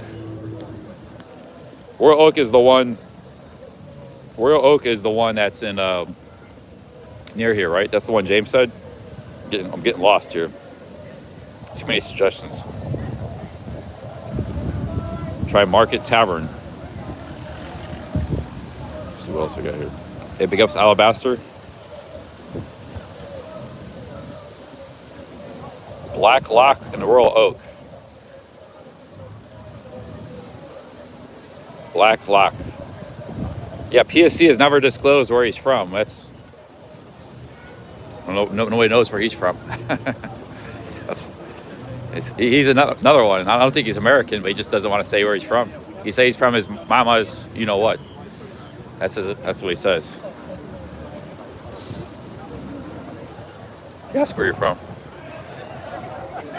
Kim says, I'm a proud Canadian, love my country. Okay, let's go to this Royal Oak. Is it nearby here? I gotta check it on the maps.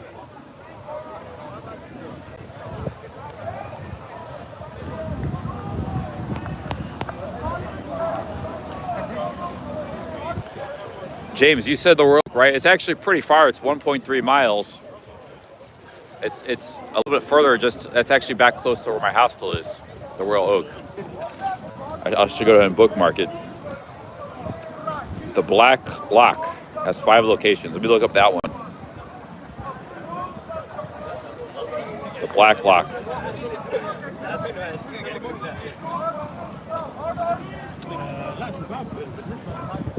Black Rock or the Black Lock? I'm getting different spellings. Three Tubs Pub. Is Three Tubs Pub is good? I guess just go to any pub. There's always a pub on every street corner. Just go to any pub near Hyde Park. All right, let's go. Three Tubs Pub. All right, yeah, the 3 Tons is 0.2 miles from here. So to the 3 Tons. We'll go to the 3 Tons. I'll go to a good Sunday roast. Maybe we'll go to two places today. We'll get a Sunday roast, and then we'll go something for dinner later. Do it up a little bit. We get well fed here in London.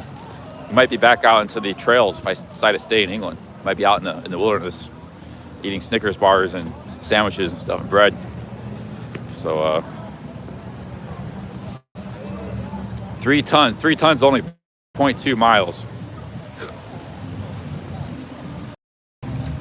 Then we'll come back to Speaker's Corner, which should be another hour or two. It's going to be real busy there, I think. We got Christians, Muslims, and Jews all arguing with each other.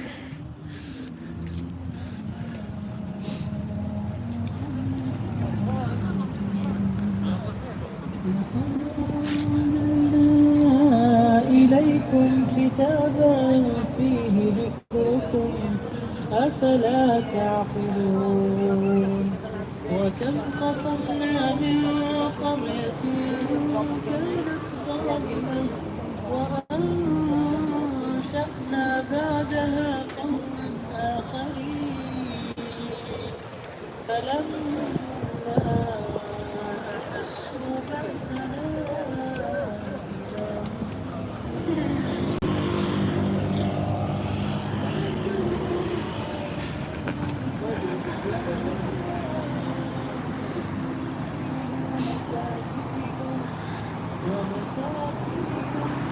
London's a multicultural place. I walked by a giant mosque in East London the other night, Whitechapel. They had a call to prayer. You can hear it like blocks away, the call to prayer.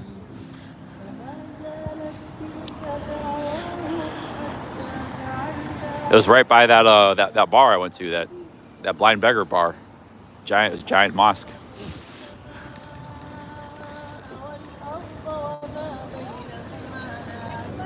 Yeah, it was a call to prayer on loudspeakers, very loud. Everybody was commenting. I was right before I went to that bar. I was walking down Whitechapel.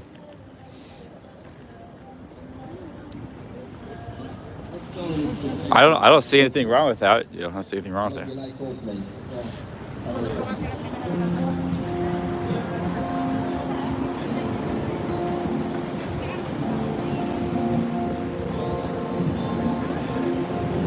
Hey, what's up, Jay East? Jay East in the chat.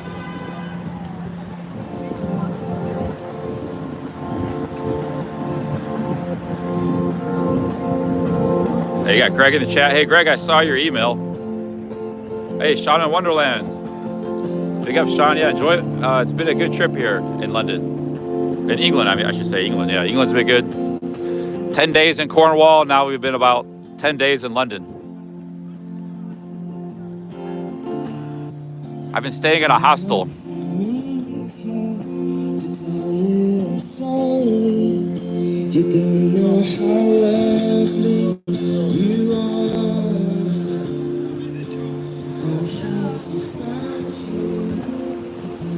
We're at a place called the Speaker's Corner. People are shouting at each other. It's a big public speech, free speech area. Muslims, Christians, and Jews are all shouting at each other. In the speaker, we're gonna go back to Speaker's Corner. I'm gonna go get a Sunday roast. It's a tradition in England. Get the Sunday roast. That's what we're looking for right now. But England's been good. I've been staying in hostels. 12 of the last 13 nights I've been in a hostel because 9 of those nights or 10 of those nights were here in London, and the hotels are very expensive, but the hostels are like $30 a night.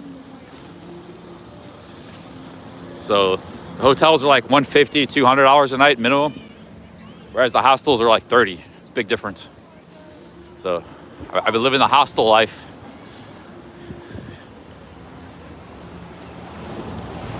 Oh, Alabaster, another $50. Thank you, Alabaster. Wow, thank you, Alabaster. That's like $130 you sent me today. Big ups to Alabaster. Cheers, man. Thank you. Thank you very much, Alabaster. Much appreciated. Having a great day. Friday was a great day. I streamed for 14 hours. Made a ton of super chats. Today is off to another amazing start. Had a bunch of pinkies earlier this morning. I've been live for like 3 hours. Killing it. Thank you, Alabaster. I'm thinking of staying in the UK through the winter. And I have somebody sponsor me to do the Appalachian Trail starting in March. That could take 5 months. So I'm thinking about staying in the UK for a couple months, maybe more. We're leaving London tomorrow, headed to Brighton for a couple days maybe.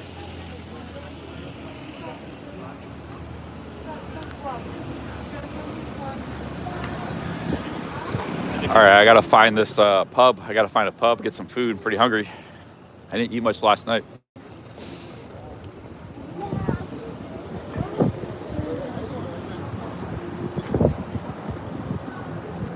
pub is just 2 blocks, very close, just 2 blocks away. The 3 tons, or 3 tons, whatever it's called. But what I'm thinking of doing is a lot of hiking and camping in the winter here in the UK. Like I'm gonna go on to like the Lake District, the Peak District. I could go to the Cotswolds. I could just do like lots of hiking and camping. I really enjoyed that. I did in Cornwall, so I don't mind going back on trails. I still do a little bit of cities here and there.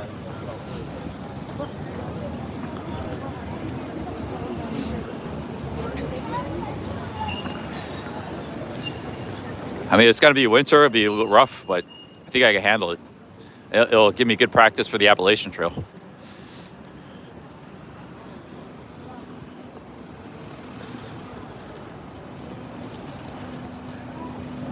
That means I'll spend December and January in the UK.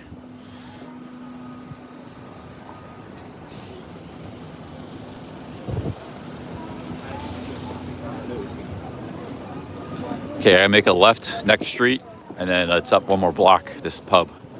We're gonna get some lunch.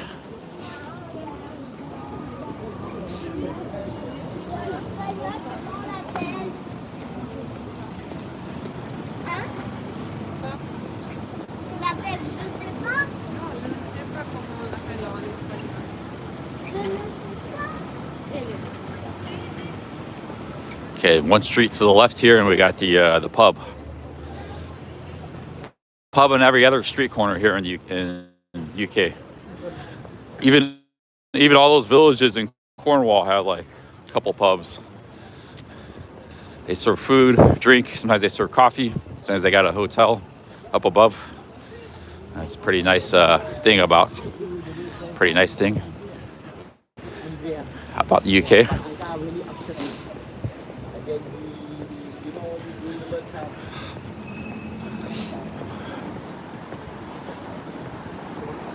And the pub's up here somewhere.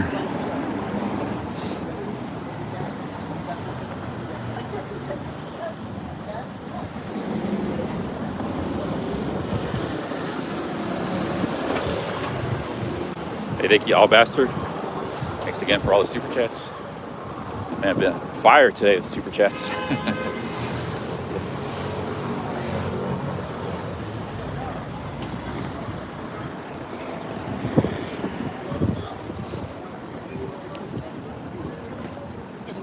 I think the pub should be right around here. There it is. That's it right there. There's the pub.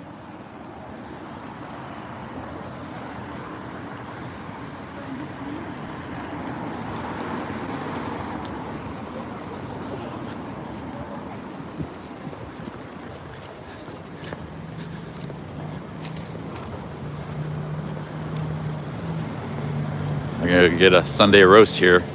It says the nation's finest pies. A pie in England means something different than America. We think of like apple pie.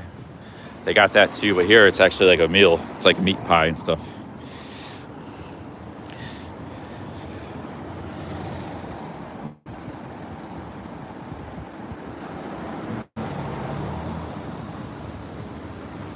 The 3 tons. All right, here we go. Let's go check it out.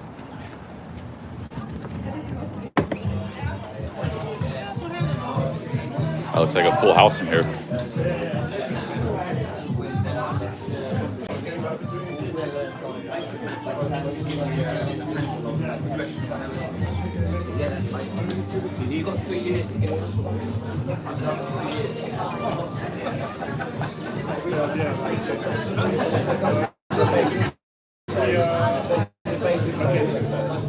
Yeah, they have Sunday roast. Look at this. Sunday roast, 28 days, aged sirloin of beef, 16 pounds. That's not bad.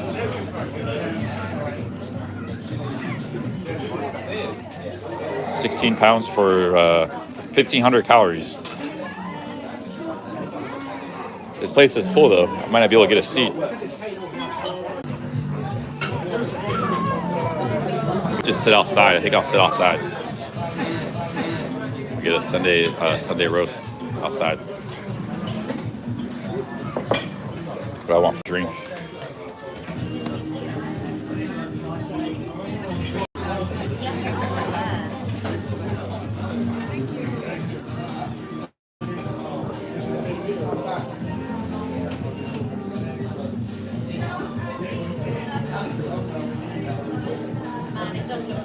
place, this one's pretty busy.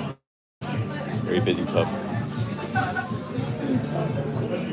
See, they got coffee as well. You get coffee at a pub.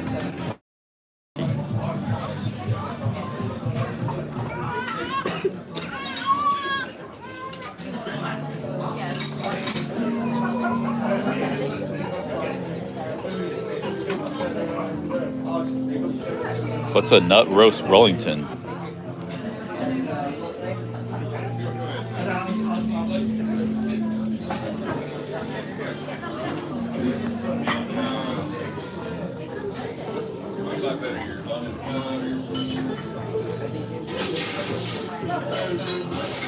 See, they got the Sunday roast. Oh, that's a fish and chips. She's got. See, there's where the food comes in. Somebody's got a Sunday roast there. That's all food she's serving here.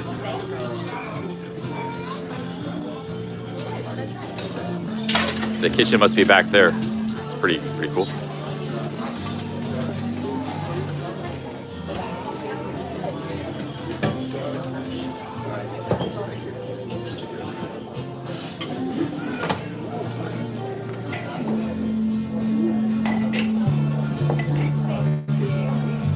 Can I get a beef Sunday roast? I'll be sitting outside. Is that okay? What was that? Sorry. A Sunday roast beef? Oh, I'll be sitting outside. Yeah. Oh, just at the end. I don't know. I think there's one table occupied. Let me look for you. Look.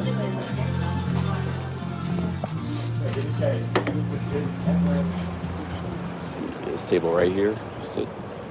Asking for the table number. There don't appear to be any table numbers.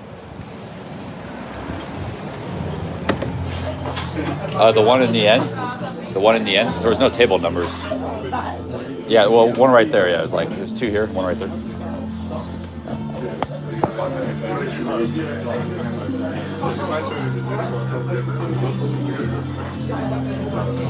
The Sunday roast, everything. Yeah. Excuse me? Car.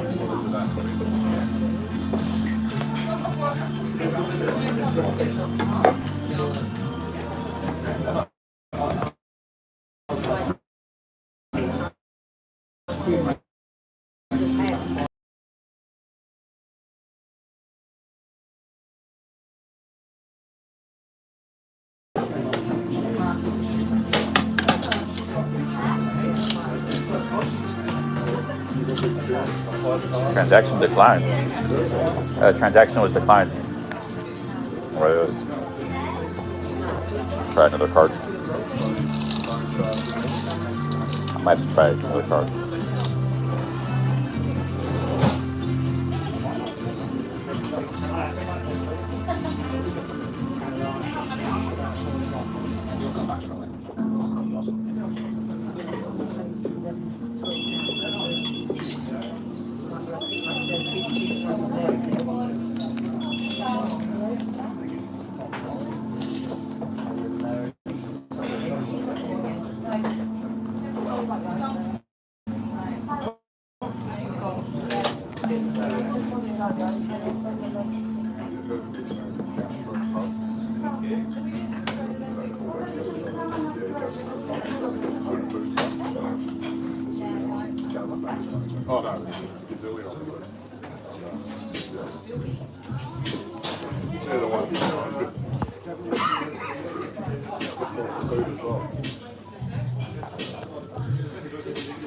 Yeah, this is your traditional English pub. Usually very cozy.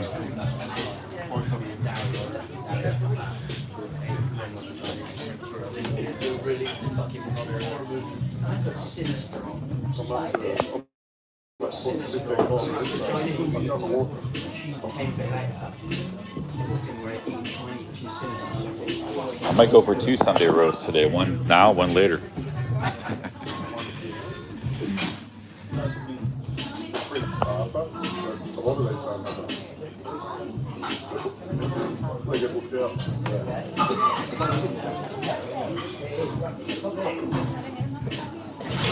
I'm just gonna drink tap water.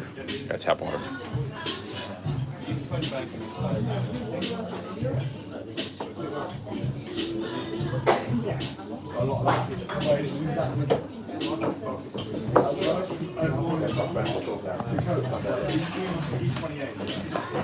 One roast is 1,500 calories. This would be a lot of calories.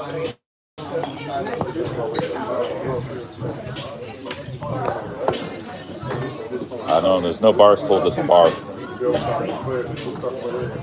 There's rarely bar stools. Mostly the bars are for ordering.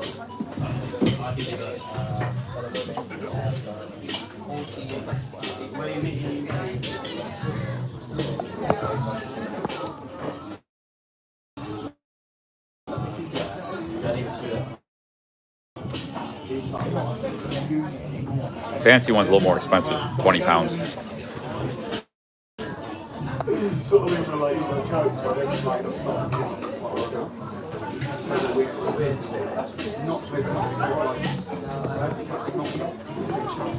I guess I'll sit outside and wait for my for somebody grabs my seat.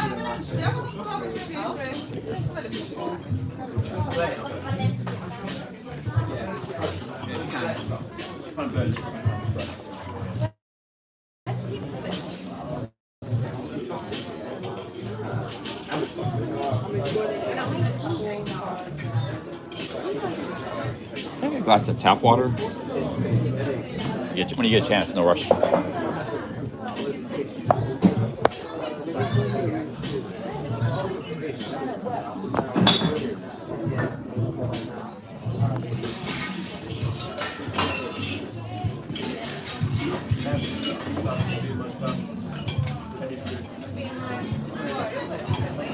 Cheers, thank you. Okay, guys, I'll be sitting outside for my roast.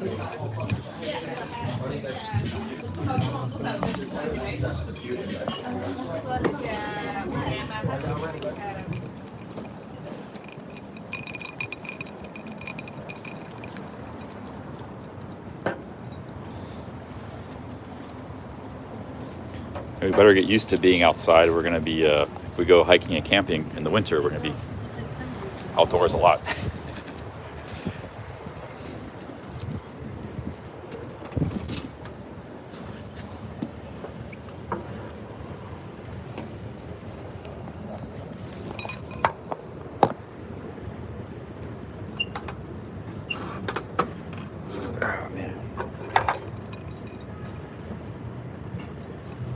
Hey, Zizer, I actually had a non-alcoholic Guinness yesterday, Guinness Zero.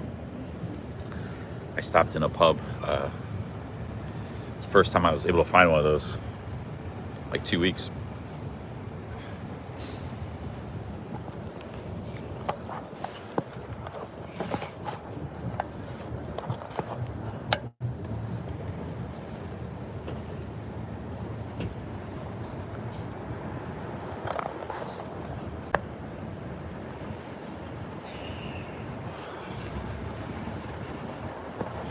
If I'm gonna hike this winter in UK, I think I'm gonna need some warmer weather gear, like a warmer fleece or something. Kind of have to drop $100 on that. could be expensive. Can I help you order food? Yeah, I ordered Sunday roast. yeah, Sunday roast. Yeah. Cheers. Thanks.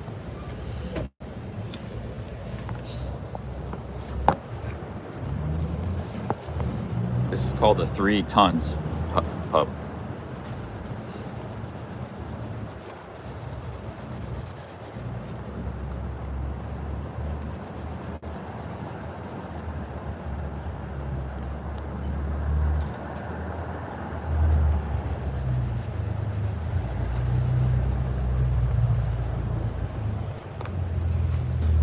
I already have this fleece. This is very lightweight fleece. That's why I got it.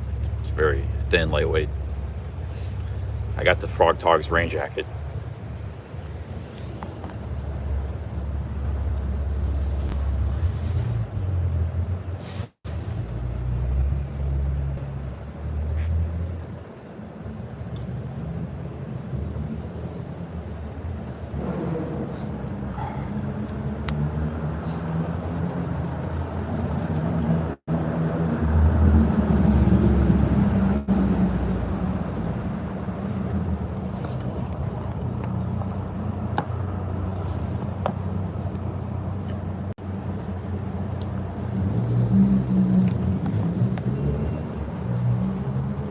Yeah, Ohio gets very cold. I've hiked. I've done like 10-mile hikes in 0 degrees Celsius weather. But I wasn't camping. I wasn't camping in that weather.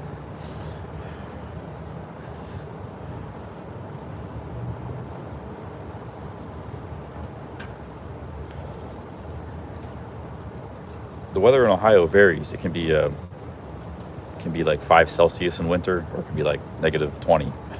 Something. Yeah, it's a wide range in winter. Generally, it's cold and snowy and below freezing.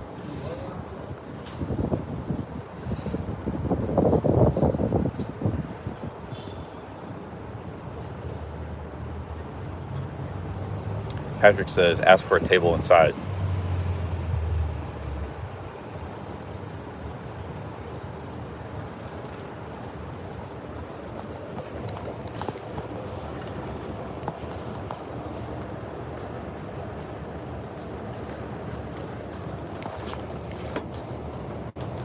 Because most of the tables were taken inside. That's why.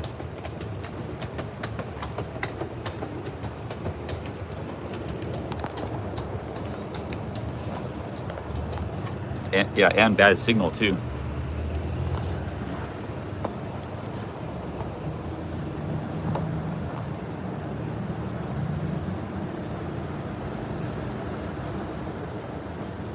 Hey, big ups, James. Yeah, I have these socks. These are the darn tough, very good wool socks. But I only have 2 pairs. I might need to get like 2 more pairs. 2 more pairs of socks.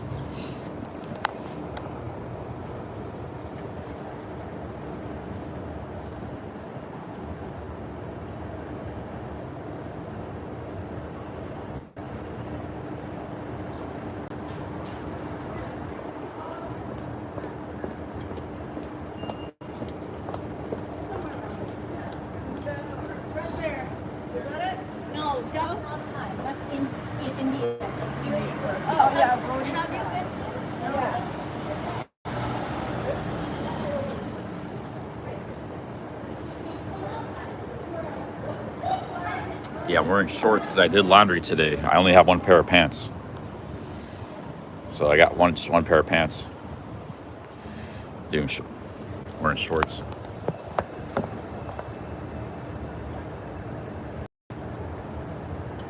You guys want to see my full outfit? I stand up for you.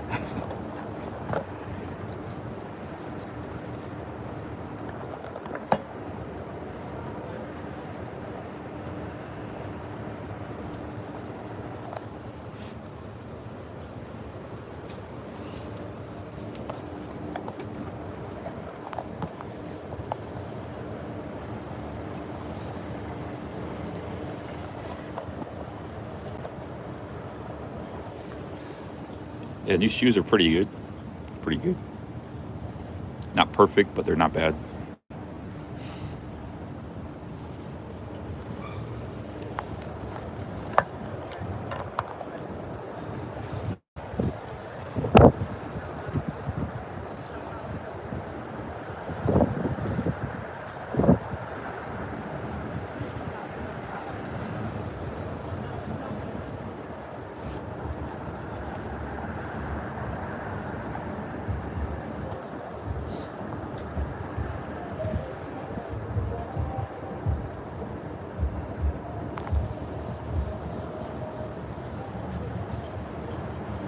Yeah, big ups to Greg. I meant to reply to your email. I'll do that tonight. I addressed you earlier, but I was kind of busy. There's like a lot of stuff going on in Speaker's Corner.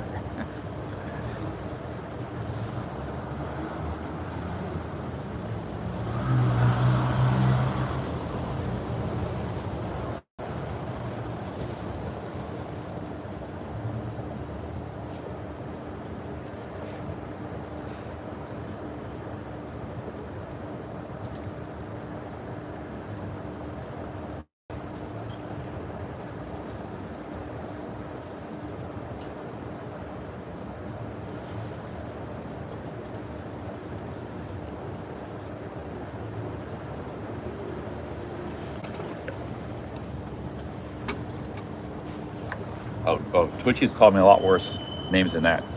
Everything I have is in this backpack. Here's the rain jacket, clothes, camping gear, everything's in one little pack.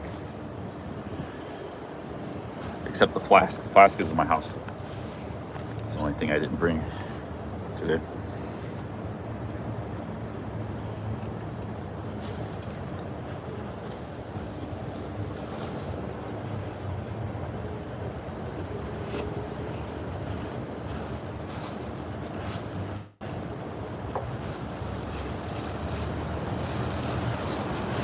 Here's all my clothes.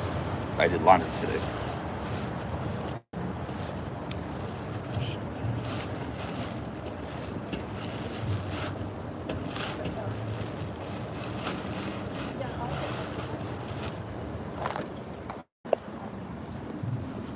So here's a little flashlight I got. I used that when I got stuck in the dark. Just attach this bag here. This plastic bag is to keep stuff dry if it's raining. Keeps my clothes, my blanket dry. Seal that up. Seal this up. There's my sleeping mat I sleep on for cushion. That's pretty much it.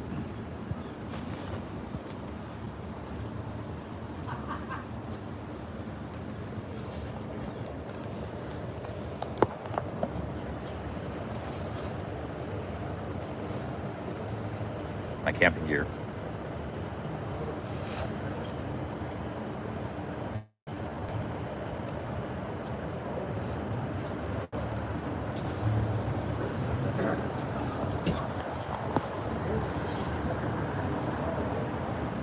It looks like it's pretty full in there still. I think the seats were replaced by new visitors.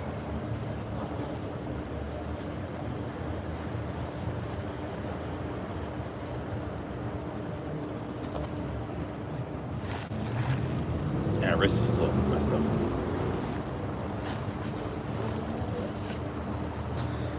I got a compass. See that little compass here? Attached to my pack.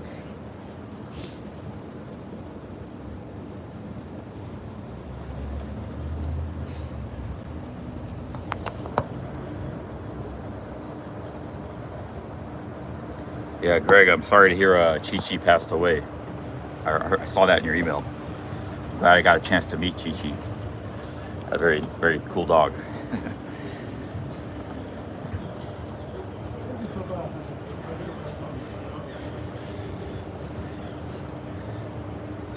Remember when Greg and Chi-Chi came to save me? I was stuck in Ohio. My feet were all straightened up. That was Greg and Chi-Chi.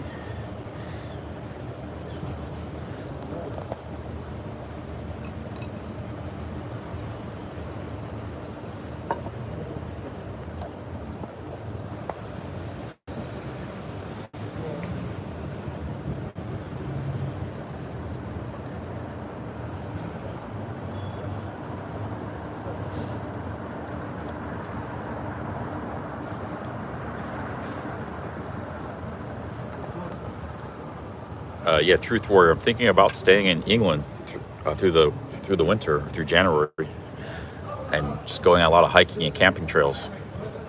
Maybe Cotswolds, maybe Lake District. It might be really tough to handle the cold, but I might have to just buy a few things, pieces of equipment, and maybe I could do it.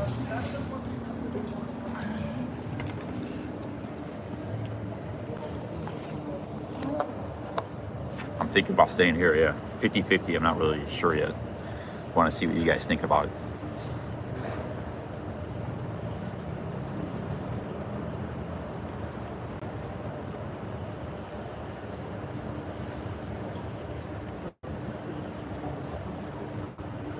I'm making pretty good money with the live streaming.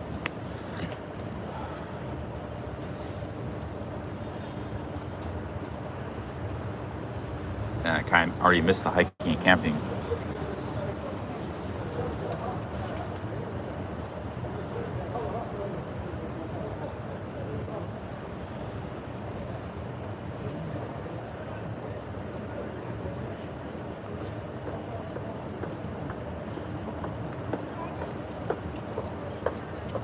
Well, Cleveland winters are all over the place. Sometimes they can be mild. Yes. It's still cold, but mild. Like still going to get, 20, 30 inches of snow in a mild winter. But sometimes they can be brutal. Like they can be like one every 5 years. You'll get like a brutal winter where it's like, well below freezing all winter. It's frozen over, like winds, blizzards, it's like blizzards that knock out the power. They'll knock out the power lines. Like you get those horrible blizzards once every, like look at Cleveland Blizzard I think it was 79. That was one of the worst ever. It was frozen over. It was just totally frozen over. Look on YouTube. Oh, cheers. Thank you. That's very good. Look at Cleveland on YouTube, 1970, because it was all in the news. So you can see it on YouTube back then. It was a long time ago. Cleveland, 1979. It's so there's quite a range depending on the year and how it is.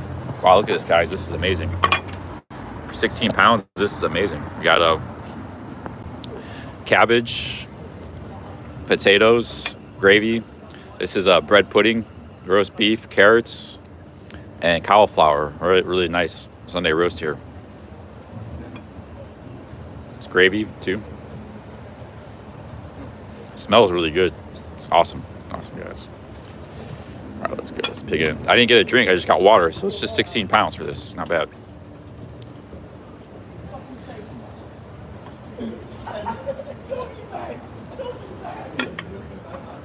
Hey, cheers, guys. Thank you very much. That's bread pudding. They call it Yorkshire pudding.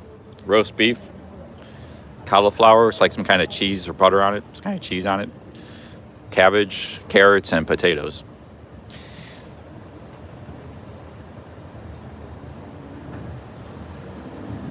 Cheers. Thank you very much. Thanks for the super chats. Let's dig in.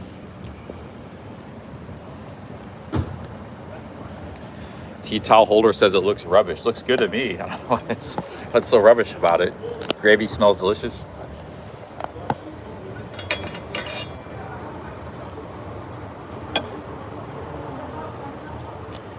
This is aged beef here. Oh, hey, how's it going? Hey, man. CC knows me, yeah. Hey, cheers. How you doing, man? Pretty good, yeah, great. You want to have a drink? Join me? Yeah. I'll grab a drink. Oh, okay, yeah. Well, what's your name on YouTube? Eugene. Oh, Eugene Vincent in the house. You want to be on camera? Here's Eugene Vincent, guys. Hi, guys. Street sniper. All right, man, I'll be out here eating. I'll grab a drink, yeah. Cheers. That's Eugene. He's in the chat here. He sent some super chats.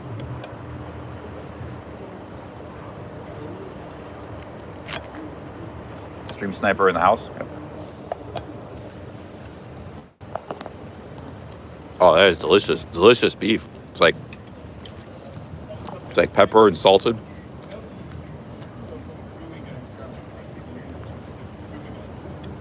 Aged, very good, man. Very good.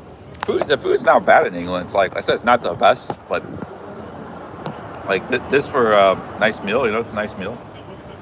It's not bad. I like that pie and mash meal I had. You can get that all over in England. 5-pound meal.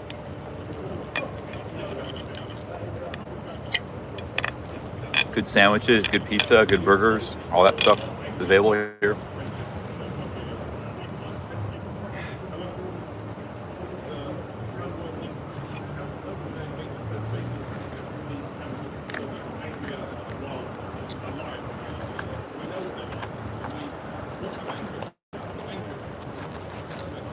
This is very good. The people in the comments saying this was a bad roast. Either the roasts are like unbelievable, or this is just they're very high standards. Those people must have very high standards. To me, it's awesome. It's way better than the roast in Pattaya. A lot of the roasts in Pattaya are like, I've had those. Those aren't the best, but they're okay. But this is amazing.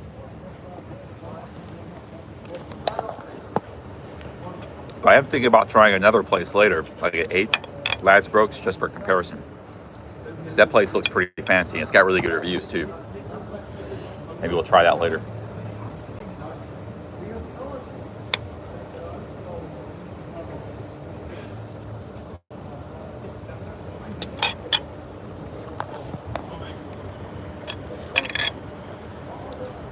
Yeah, we gotta eat before it gets cold.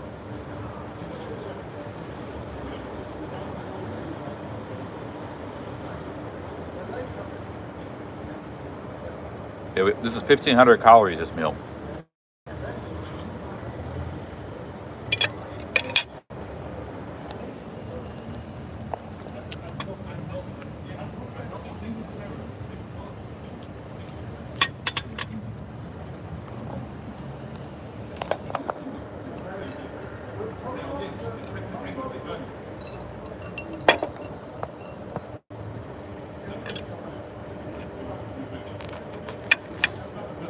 Yeah, Chris Travels got stuck in the Turkey.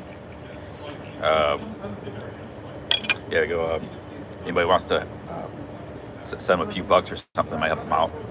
I might go send him a super chat. I don't think I've ever super chatted him. He's super chatted me before. He's a very generous guy. He'll send him a nice super chat or something. 15 bucks.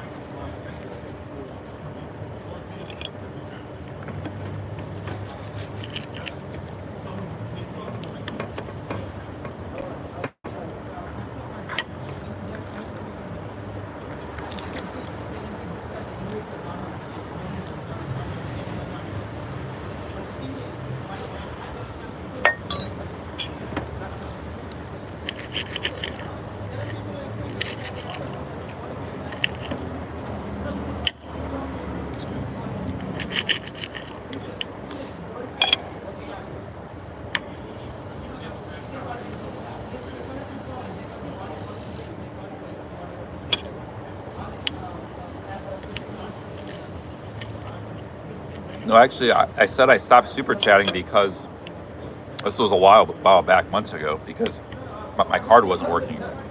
I changed all. I've super chatted everybody since I got back, since I got that fixed. I just super chat like $5 or something usually, you know. But I don't think I've ever super chatted Chris, $5 or $10.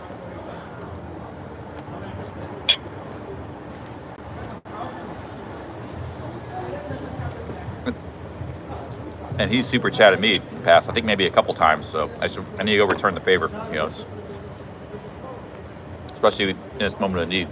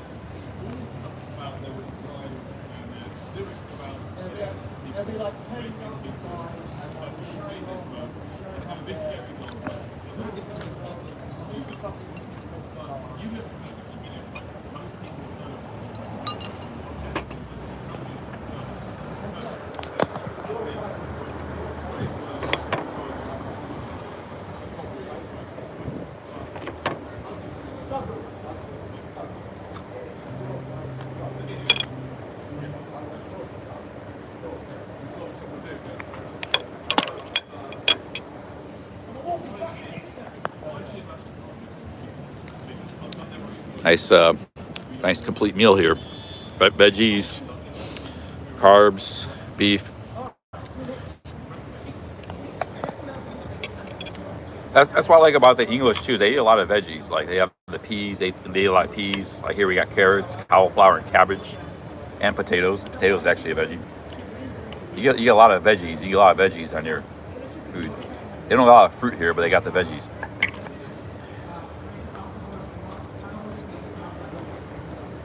I think apple is like the main fruit they got here. Apple and berries.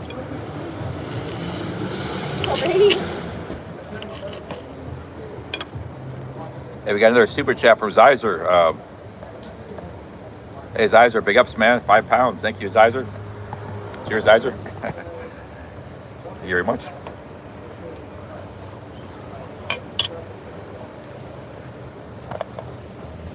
Thank you, Zyzer, the 5 British pounds super chat.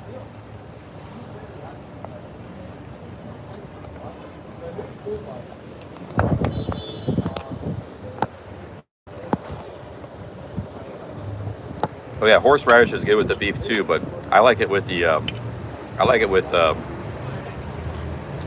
the gravy. The gravy is just good and fine. and salted and peppered. It's very flavorful.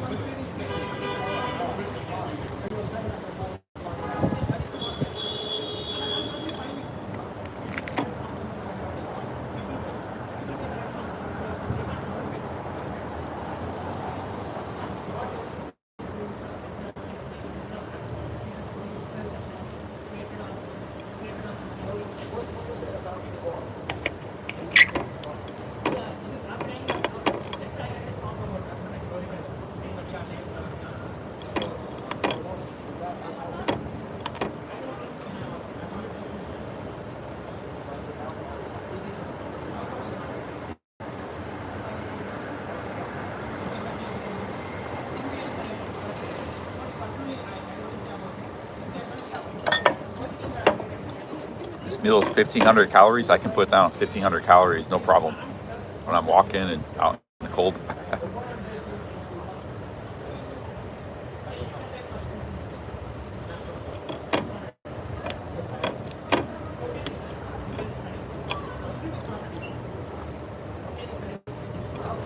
Sunday roast. Hey, big ups, Eugene. Eugene in ups, the house. man, big ups. Got a coffee? Warm me up. How's the roast?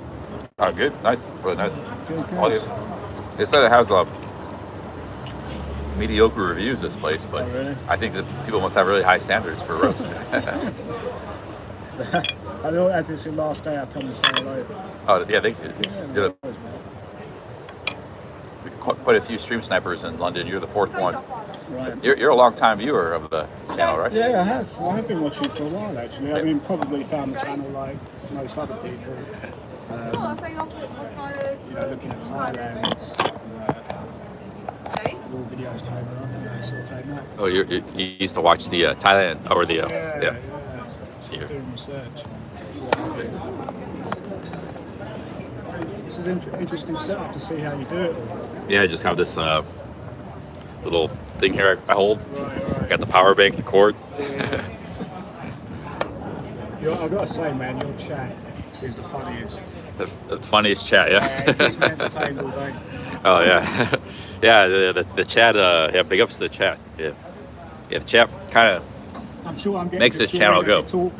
Huh? I'm sure I'm getting destroyed as we talk. He said Eugene not eating.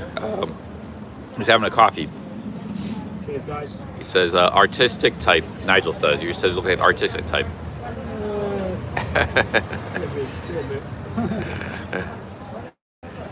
Are you from London? I'm from the deep south, Croydon. Yeah, so I'm sure you've heard about Croydon. Yeah. So, yeah, well, I'm glad. Aside from the roadman incident, you've enjoyed your time here. That's been great. Actually thinking about extending this trip, like going back hiking and stuff. Yeah.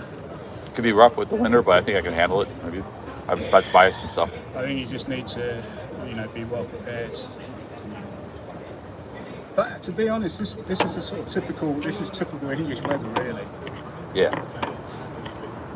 Yeah, if you're hiking, you're going to be out in it all day. You're going to be.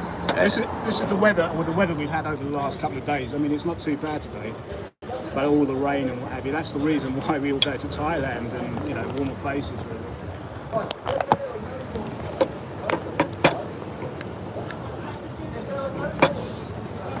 So Croydon's one of the rougher parts of London, right? That's what I heard. It's not the best. It's not the best. I'm the first one to admit that. Where is that? To the east or? It's the south. Oh, the south. Yeah, you go past Brixton, Streatham. I mean, where you were the other day, Camberwell. If you keep going south, you go to Clapham. Oh, so deep south London is like pretty rough. It's still sort of classified as Greater London, but it's sort of from the outskirts. But the good thing about Croydon is it's got good transport links to central London and down to the coast as well, and to Gatwick Airport. I mean, great transport links. Train is like 15 minutes. So. Nice, yeah.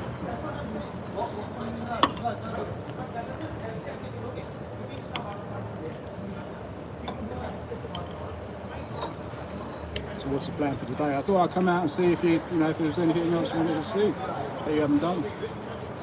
If you had any suggestions, yeah. I was planning on going maybe back to Speaker's Corner for a little bit. It's nearby. Have you done the South Bank? Have you had to walk along? Walk along the South Bank? I did actually in the evening. It's maybe like 4 days ago or something, 4 or 5 days ago. Okay. I walked in the evening. I walked. I don't know if I've seen all of it. Like I just kind of walking. I saw the bridges, the trail. Are you waiting for the food? How is it? Oh, it's excellent. Yeah, I like it. Yeah, it's great. Cheers. Just trying to think from where you are. What's Almost finished, guys. Almost finished the food here. Ross says Speaker's Corner is so boring. I like it.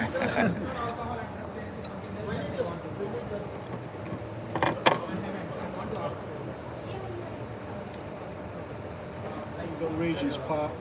You've got Regent's Canal.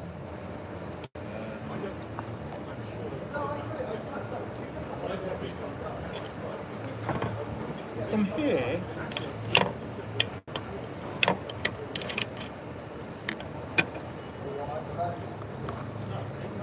I'll tell you what I could show you. There's a 10-minute walk to John Lennon's old house, if you want to see that. Sure, yeah, that'd be good. 10 minutes, not bad. It's Marylebone. All this area is Marylebone. Marylebone, yeah, I like Marylebone. I've walked through it quite a few times. Yeah, it's a nice neighborhood. Yeah. It's open to the public. It's not. But it's a famous place where he got arrested, him and Yoko Ono. When was he living in London? Because I know he was living in New York when he was assassinated. Yeah. But he just kind of went back and forth, or he lived in London maybe in the 70s or something.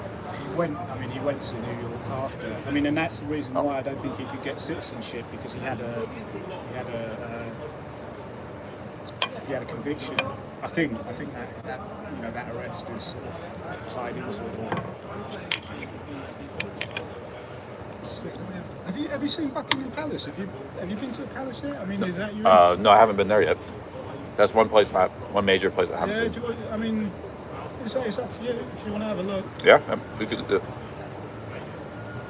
Whereabouts is Buckingham Palace? Buckingham Palace. Well, if we go through Hyde Park, we should be able to. We should be able to reach it and go down Park Street.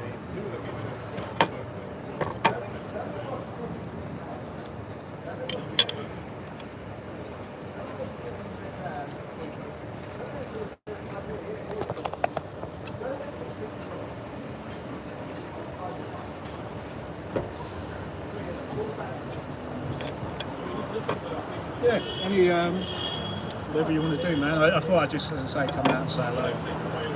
Yeah, we can take a quick gander at back at Speaker's Corner for a few minutes, and then head somewhere else. Maybe go to Buckingham Palace, or we go to Croydon.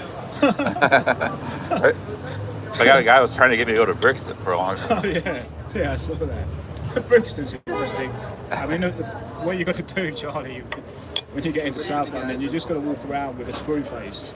You just got to look unapproachable. Yeah, but I got this thing though. Yeah.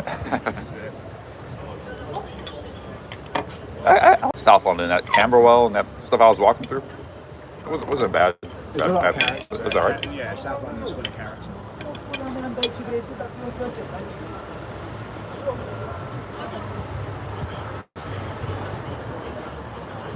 Hey Yasmin, woo, thank you for the £5, Yasmin. Cheers, Yasmin. We are she's matching every one of Sizer's super chats. Finished this plate here. I just got the stump of the cabbage left. 1,500 calories, right down the hatch, and ready to do some more exploring. You're going to be shredded after all this walking. Yeah, well, it takes time, but when you're doing like 10 plus miles a day, over time, burn a lot of calories. I don't always get, I think there's days where especially if you walk a lot, there's days where you don't, even though I'm eating a lot, there's days I don't eat enough. Like yesterday, I didn't really probably eat enough. Yeah. I just had what did I have yesterday? I had I don't know, like that meal deal, just olives and like a sandwich for dinner. I had a sandwich at Pret a Manger. Yeah. Pret a Manger. Yeah, I had a brie, like a Do you actually know how it's pronounced? Somebody said it. I forgot. Pret a Manger. Well, I think you should call it Pret a Manger, but it's actually Pret a Manger.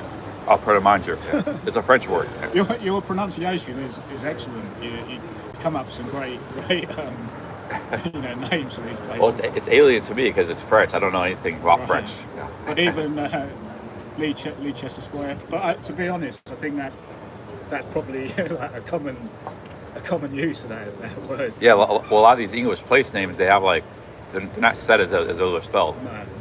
Oh. All right, thank you, Yasmin. Thanks for the £5. Yasmin, I thought you were Canadian. You must be in the UK like Zizer. Two Canadians. Well, he's a UK citizen now, but I thought he used to be in Canada. Must be in the UK too.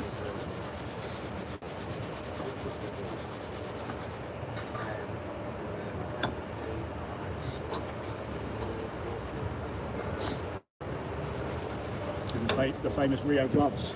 Yeah, I got the. I'll show them. They got 2 parts to them. So if it gets cold, you put the other part over it. Okay. So, hey, Nice. you gave those to me. Yeah. He was a character, man.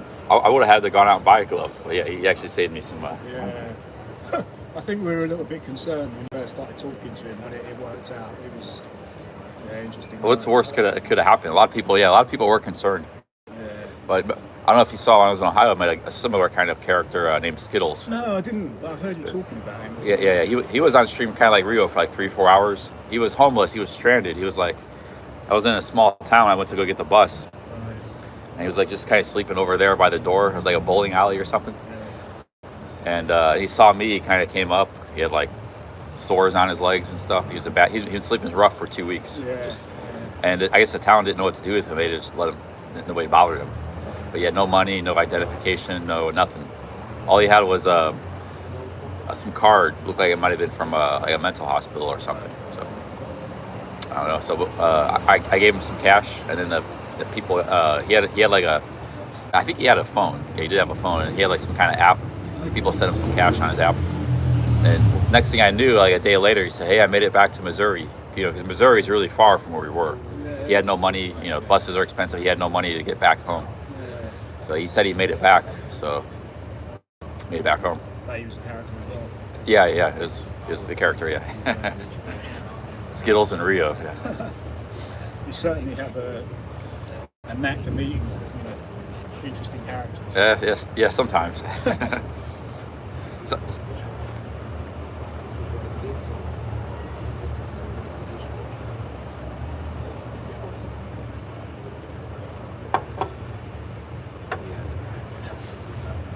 That was good. I might go for another Sunday roast later. Oh, really? Like around 8 or something. There's a place by my house I want to try in the West End.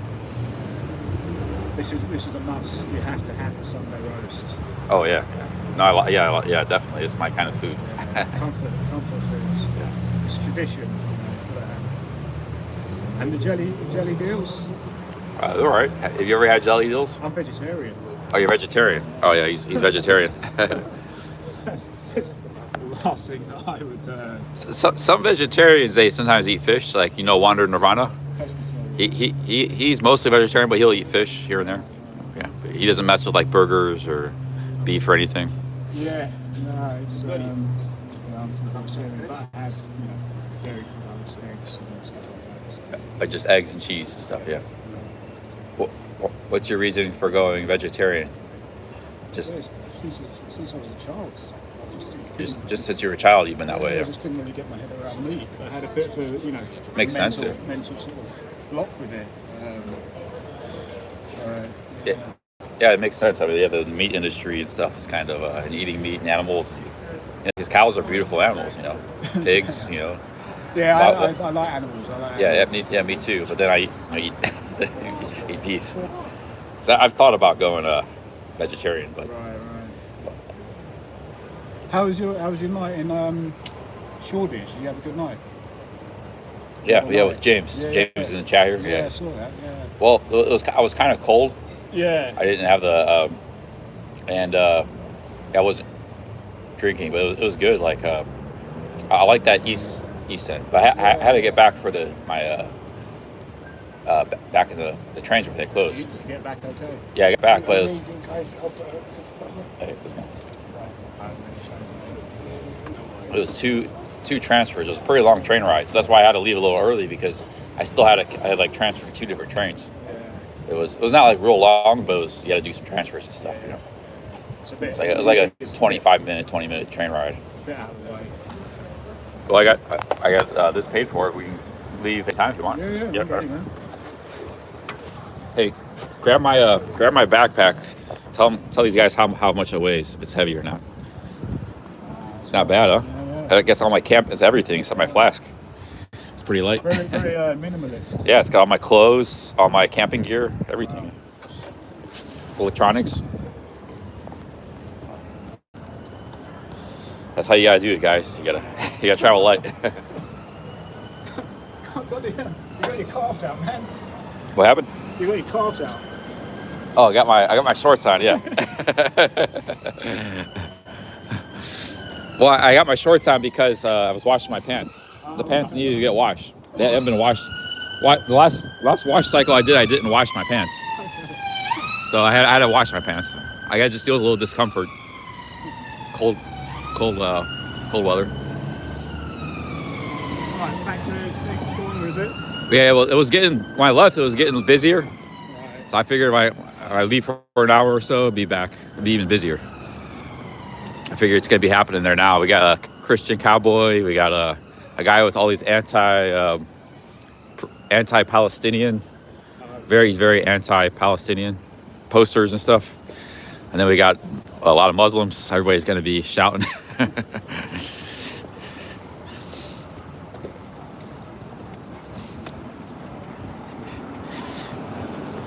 It could be tipping off there today. I've never actually been on Sunday. Oh, you've never been there? Oh, this could be a new experience.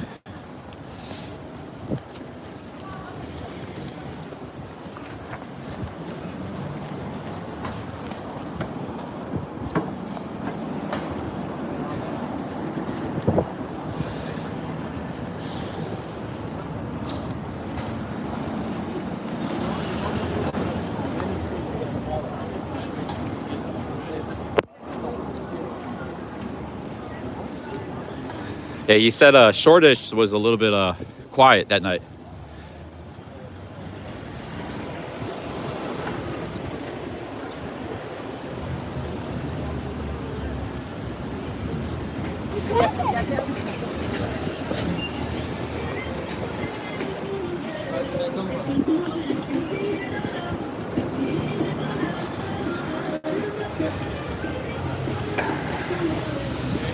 Was the meat really 28 dry age? It was really good meat. I don't know what it was, but it was roast beef. It was very good. And the gravy was really good too. Yeah, no complaints to that meal. I think you might say like 16 pounds is kind of high, you know, if you compare it to Thailand, but for England, it's pretty cheap.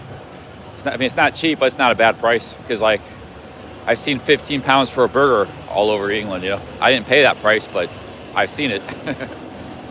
So to get a nice whole meal like that is okay. It's not a bad price, especially if it tastes good and it's good quality, which that was.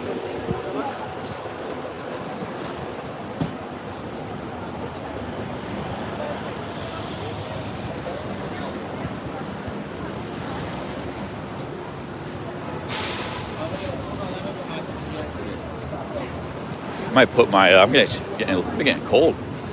Usually when I start walking around, I'm not so cold, but I might put my rain jacket on. I put my frog togs on. Right. That keeps in a lot of body heat. So I might put that in right now. This is alpaca lined, this jacket. Yeah, alpaca. Really keeps you warm, yeah. Oh, alpaca is great stuff. That's even better than wool. Yeah, Some believe. This keeps you really warm. The alpaca is great stuff. I had an alpaca, one of these hats. Okay. That alpaca hat is like 1/3 the weight as this. Right, Not as warm though, but I lost it a year back.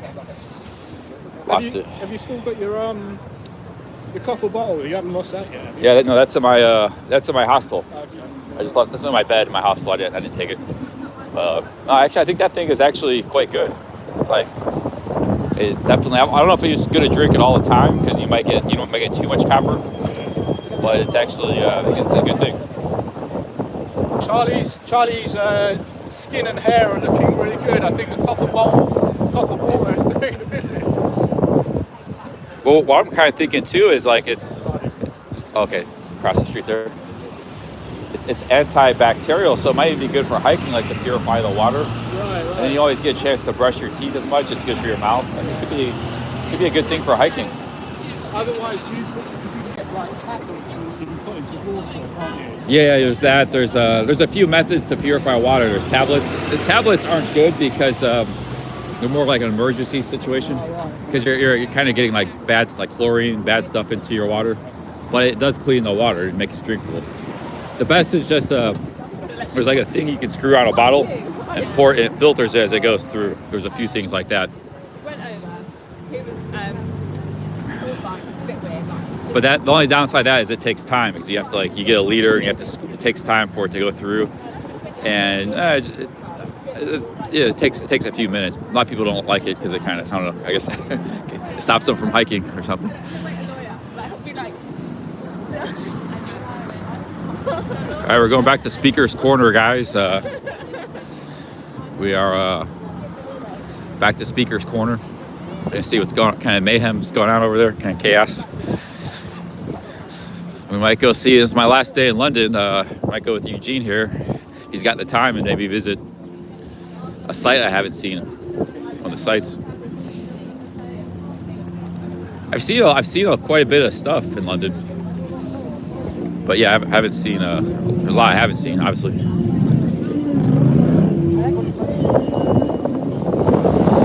We're at the Marble Arch Station. That's where you go for Speaker's Corner. I'm gonna throw my jacket out real quick, my frog togs.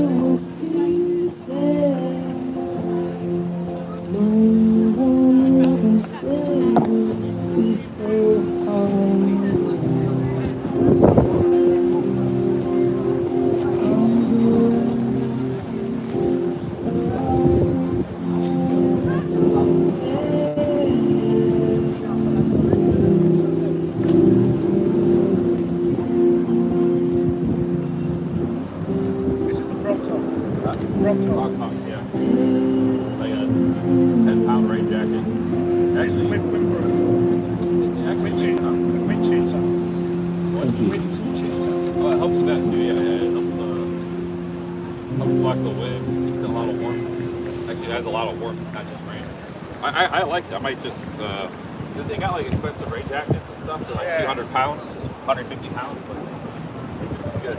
Good job. Yeah. Just get like a good fleece or something if I stay in England. Yeah, you got the frog togs. A lot of people like the frog togs because it doesn't look good, right? It just looks like a garbage bag. That's all right, man. You look very coordinated. Where is Speaker's Corner? Is it over here? Yeah, it's right up here in the corner, right to the northeast corner of the park.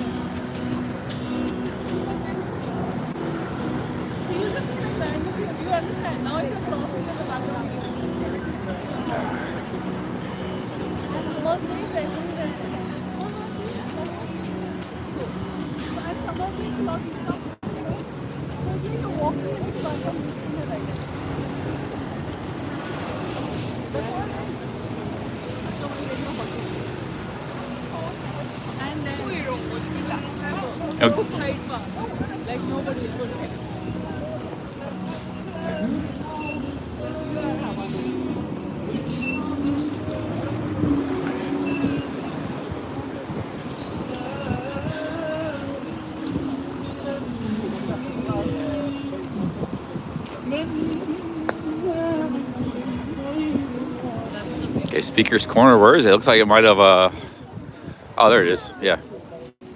It's like about the. Might be a bit busier. Actually, it's wow. Actually, it's a lot busier now. It's doubled or tripled in size. Maybe doubled in size.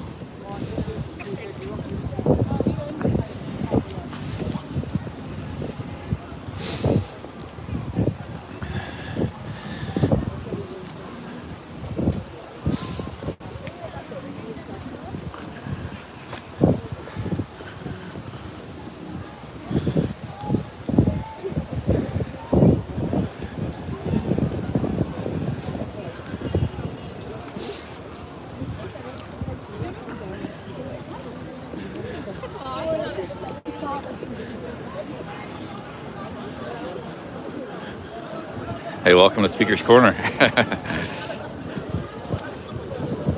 I talked to this guy here at the staff already. Looks like the Cowboys, he's taken off for the moment.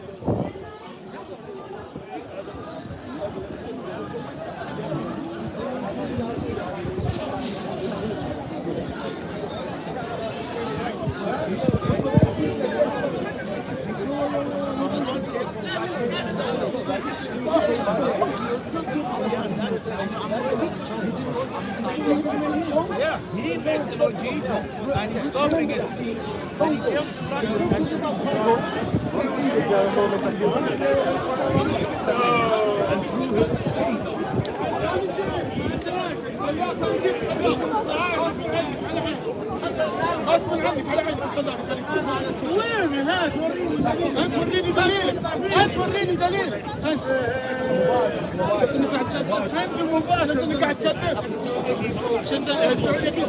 They're speaking Arab or something. Can't understand them.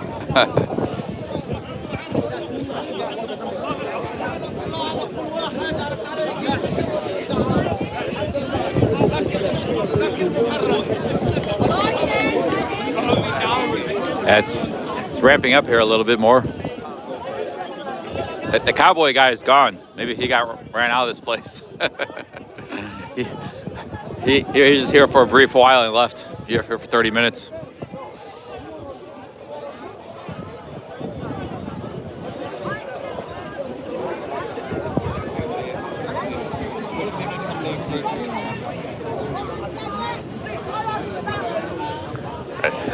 Tell you women, take responsibility. You are not victims. There is no patriarchy. You have got to start taking responsibility for your actions and remember your role as a woman. Feminism is all about making people think that we live in this aggressive, gynocentric society, and it's very, very dangerous. No more of this feminist madness. Feminism is a lie. It's a lie from day one. She's the second anti-feminist protester. Last week there was another guy. Was it? Let's see here. Where's Eugene at? I lost Eugene in the crowd. I should be easy to find. Oh, there he is.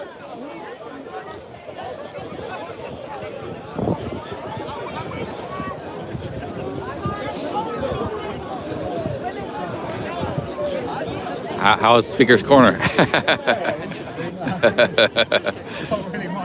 No. I'm gonna check out this guy for a few minutes, see what he's saying.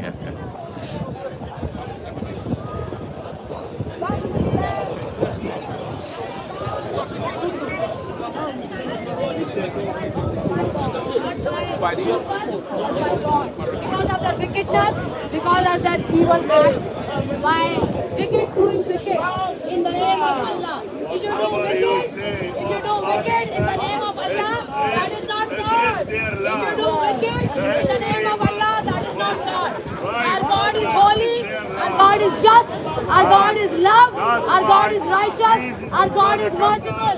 Allah of Islam is wicked, is evil, and is shaitan.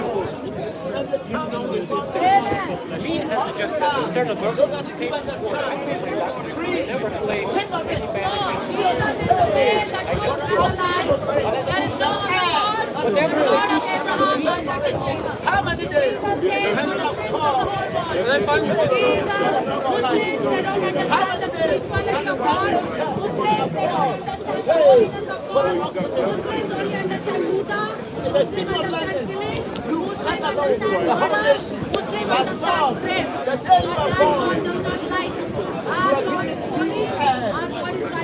the day you were born to now, you are taking the sin of God is love.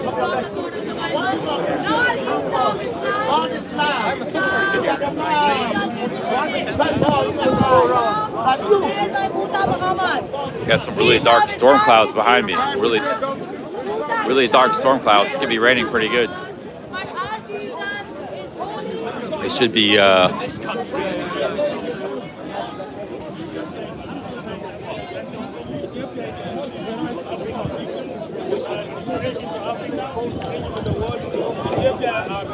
The land is safe.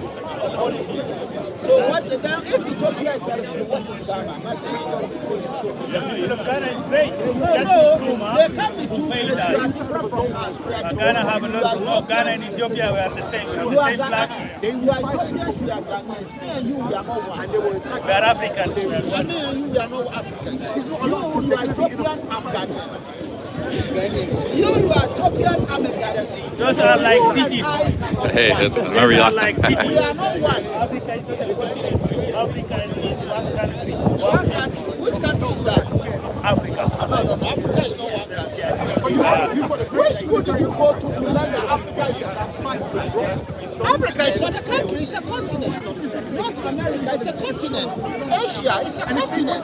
India is a China is there. Russia is part of While the people are united and they have one government, one leader, then we become called a country. But we are not there yet, are we? We are on the way there. We are not going there. We are not going there. We kick in the French from Africa. And then what? And then we go into the Africa. When are you going to keep the French from Africa? Oh, they are in 90%. They are in Senegal.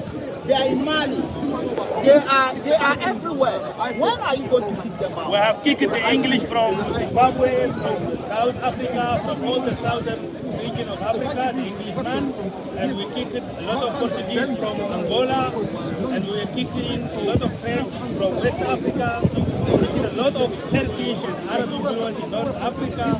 Once we kicked all these foreign powers, then Africa is getting with more harmony to each other, because there will be free movement from us. We have the African Parliament in South Africa. We have the headquarters in Addis Ababa. We have young, influential leaders. Dr. Abiy Ahmed, the leader of Ethiopia. Hey, Wiggler, thank you. Thank you, Wiggler. Thanks for the $10.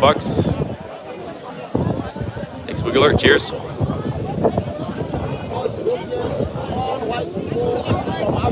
Thank you, Wiggler. Rather than thinking about how to create jobs for our people, create industries, how to improve technologically, to build houses, to build healthcare, to create educational facilities, to grow as we are trying to do. We want us to wait until we finish killing everyone else. We cannot create industries unless we have access to the resources of nuclear power in Niger. So, to do an industry, you have to kick the French from North Africa. Then we grab those resources, then we're going to have a nuclear power. That's when we're going to be more industrialized. But now, we have an action in Africa. We don't sell raw materials from Africa now, even to the Chinese or Europe. We have to process our coffee, we have to process our cacao, we have to process every product from Africa. So we are in the second phase, farming, gathering and processing. And one day soon, we're going to get more industrialized. Are you sure what you're saying? Yes. Because what you are saying is that you have already started with your machines. How many machines are there?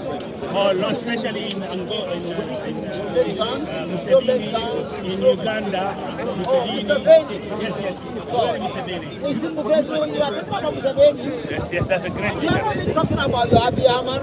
You are talking about Museveni. An example, one country leads industrially, another country leads politically. Abiy Ahmed is leading Africa politically, enlightening, and Museveni industrialization.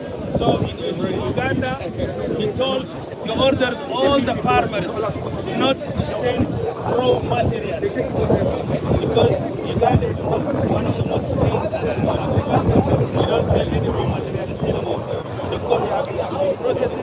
The tea. But do you know that Uganda? Big up spoiler. Let's move on, see some other. They're having a discussion there, two Africans. The one guy, he wants to kick all foreigners out of Africa, makes it one country. The other guy is disputing him.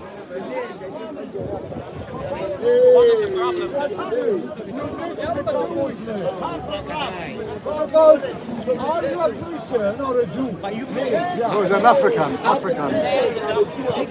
Abu Bakr. You're a Christian and a Jew as well. Yes. How can you be Christian and Jew? Okay. What Jesus a Christian? What Jesus? Hey. Jesus Christ is just true day. Okay. What Jesus a Jew? Jesus Christ, he came through a Jew family. No, what Jesus a Jew? He came through a Jew family. What Jesus born? Where was he born? In Africa. Nigeria. The Almighty God. Yes. Does the Almighty God have a mother?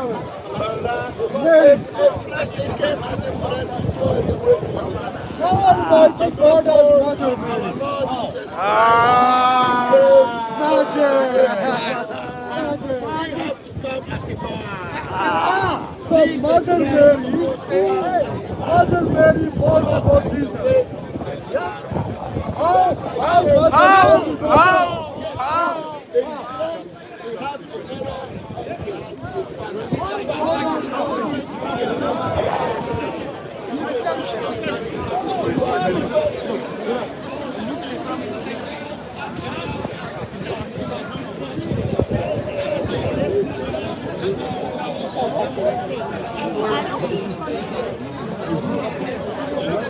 Well, I'm not going to tripod over, don't worry.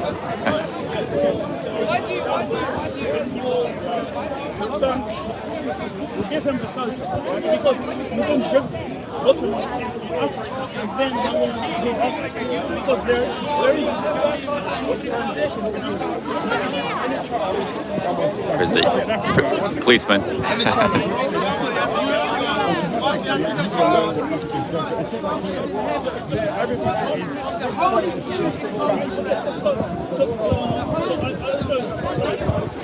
Do people in Africa wear something like that? Okay, do people in Africa no, that is not that is Western culture. Yeah. These jeans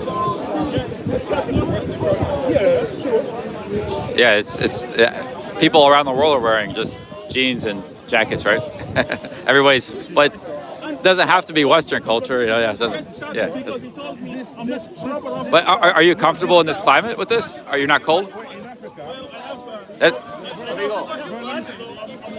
yeah.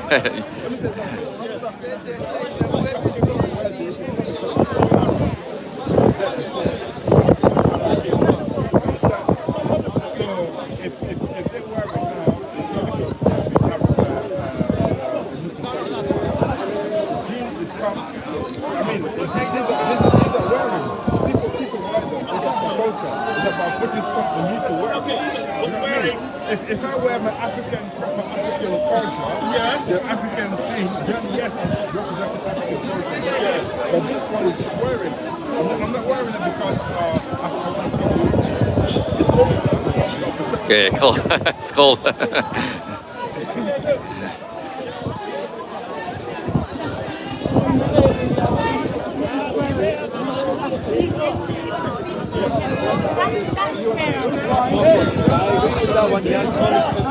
Wait, can you listen to me 1 second?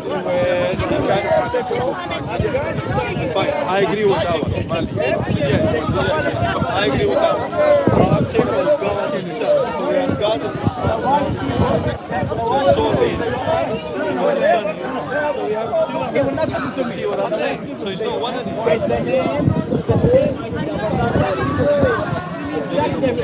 You need to stop what? No, sorry. You're repeating yourself. There's a lot of pride.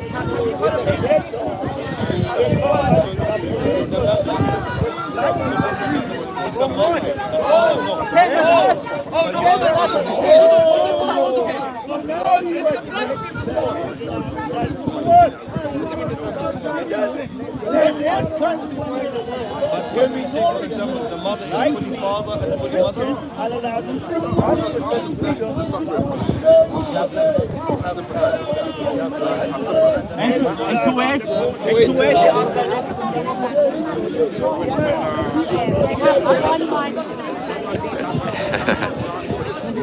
Hey, you wanna head out somewhere else, or you wanna head somewhere else? If you want to have a look at the palace, we'll Okay. take a walk down there. Where is the palace? Just to the south? Down that sort of general direction. Oh, okay. Yeah, it's getting busier here. It's quite a lot busier than it was an hour ago, or hour and a half ago when I was here.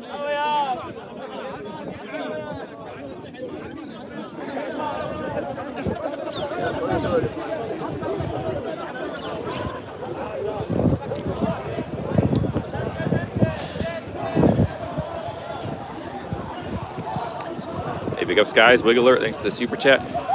That's the Winter Wonderland, right? It's a temporary thing for a couple months. Yeah, through Christmas. It seemed like a good idea to keep going hiking in the UK this morning after coffee, but now I'm feeling some cold, Bill, and the temperature dropped a little bit. It's like maybe it's not a good idea. I don't know. Think about it. Well, you thinking of cancelling your ticket and going home? Oh, well, I just have to buy a new ticket later, but like spend some more time, maybe 2 more months in the UK or something. But yeah, I'm not sure. I might just go home. The thing is, I'm going to be doing I don't know if you saw the discussion earlier, but I got somebody, another YouTuber, he's going to sponsor me to do the Appalachian Trail. I'll be starting that in March, so if I just keep doing stuff here, hiking, I'll be in really good shape by the time I do that. I mean, you can walk a lot. It's pretty impressive.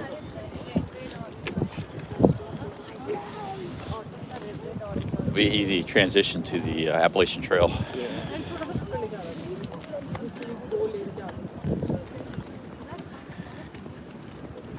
Have you walked this bit?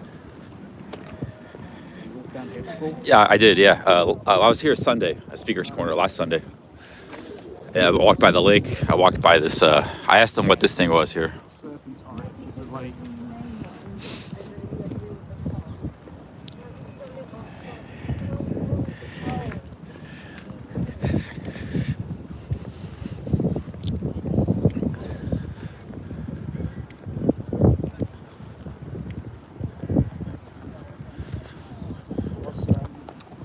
What next after London? After London, well, I gotta go to Brighton tomorrow. There's a subscriber, he's gonna pick me up. Right. And I thought it'd be nice to go to Brighton. The hotels are pretty cheap there. Be worth checking out for a couple days. Yeah, Brighton's good. And then from there, who knows? I don't know.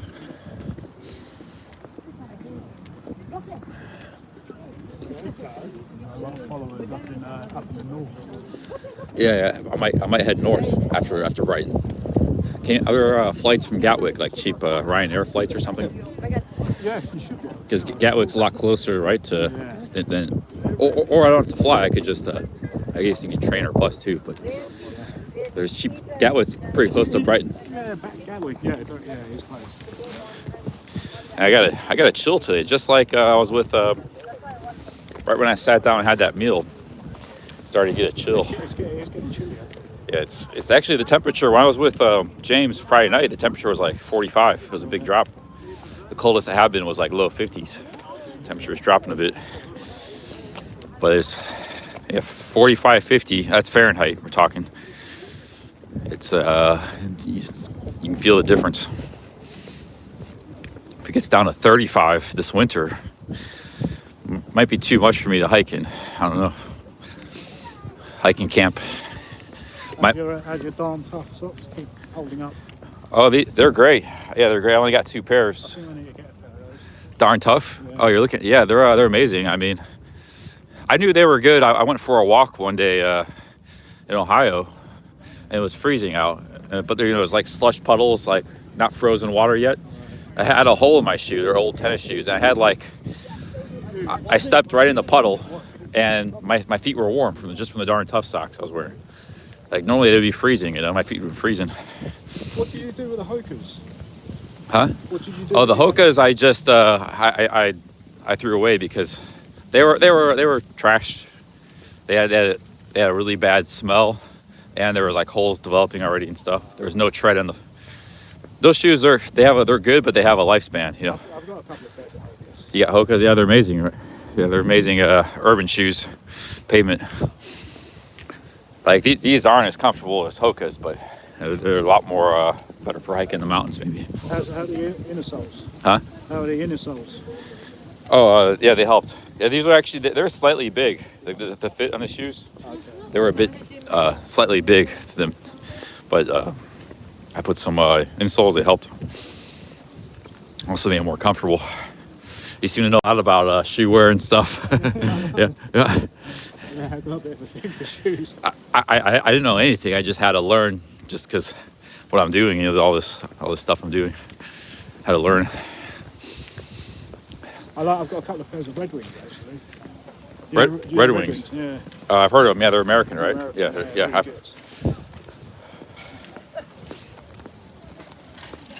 I just didn't want to be tempted.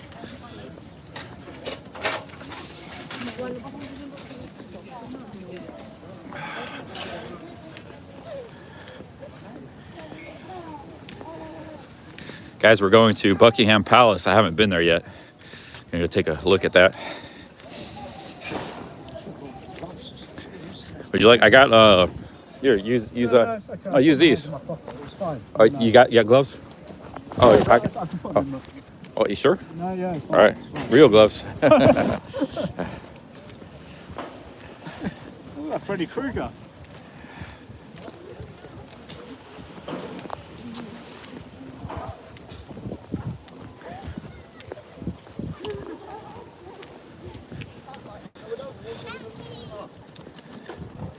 What do you think of the parks in London? Huh? What do you think of the parks? I was talking earlier. I think they should. It's a beautiful park, but they should split it up into like 6 different smaller parks. You think so? And then build skyscrapers. Take 60% of this land, build like skyscrapers, and then but still keep 40% as parks. Really? As like 6 smaller parks. We love our parks. Yeah, I know that's not a good. I wouldn't get any votes if I was running on that for mayor, but I like just have a bit of green. Relax. But see, I think if something like that, they were to do something like that, those 6 smaller parks would still be very beautiful and quite large. But they'd be, surrounded by skyscrapers and stuff. But yeah, this is very nice. I mean, it's quite a luxury for central London, this park here. Well, Madrid's got a few nice parks. This is all that winter wonderland, guys. They did a construction thing here. Usually this isn't here, this wall and stuff. It's a temporary thing for it's not open yet. But it's like a temporary carnival.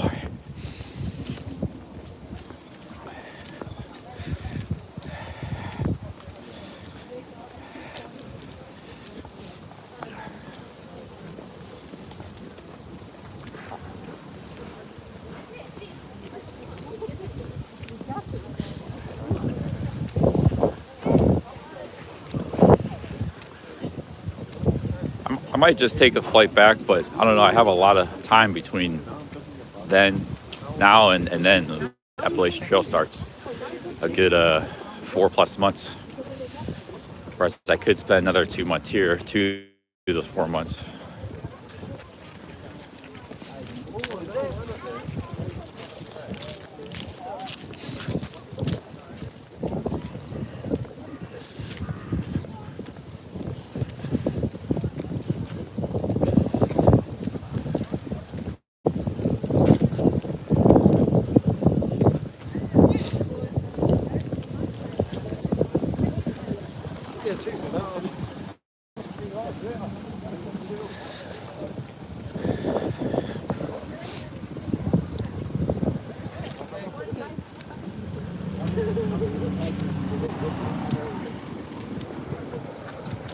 You could fly to Thailand. Yeah, I'm really trying to get into the hiking, camping lifestyle. It's like Thailand is not really a good country for that.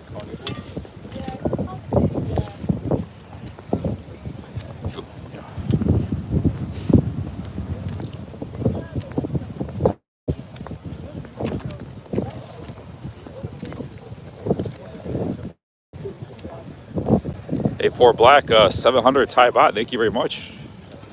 Thank you very much. 700 Thai baht. Meet the Whitakers. Who are the Whitakers? Thank you. Cheers. Thank you for that.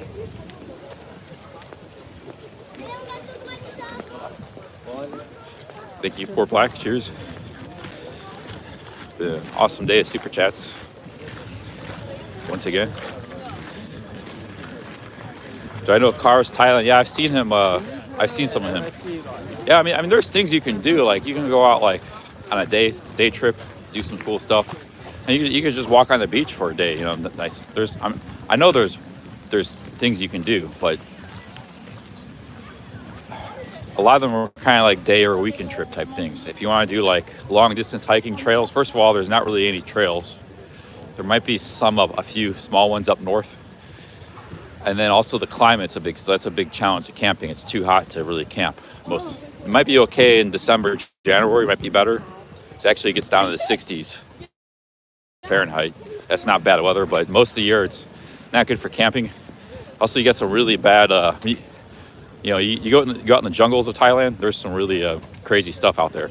Giant centipedes, there's big snakes, cobra snakes. And these are centipedes that can kill you. They can bite you and they're very poisonous. Very poisonous snakes. I went for a hike once in the west by Burma. There was like a little trail there. I was with my girlfriend and dog, and all these little bugs. Like we just started, and all these bugs got all over us. They just came from the bushes. Like we walked by the bushes, and they're all over our legs, and they're like trying to burrow in our skin. It was hideous. We just started. Like screw this. We got back in the car and left. They were all over the dog. We had to like brush them off the dog and stuff. It was crazy stuff. There's crazy stuff out there in Thailand, in the jungle. They don't do a lot of hiking. So after that, I never even really thought to hike in Thailand again after that experience. Those bugs. Like those bugs are just waiting on the plants, waiting for something to come by. And we just started. You know. And thank you very much. Poor, thank you for the 700 Thai baht.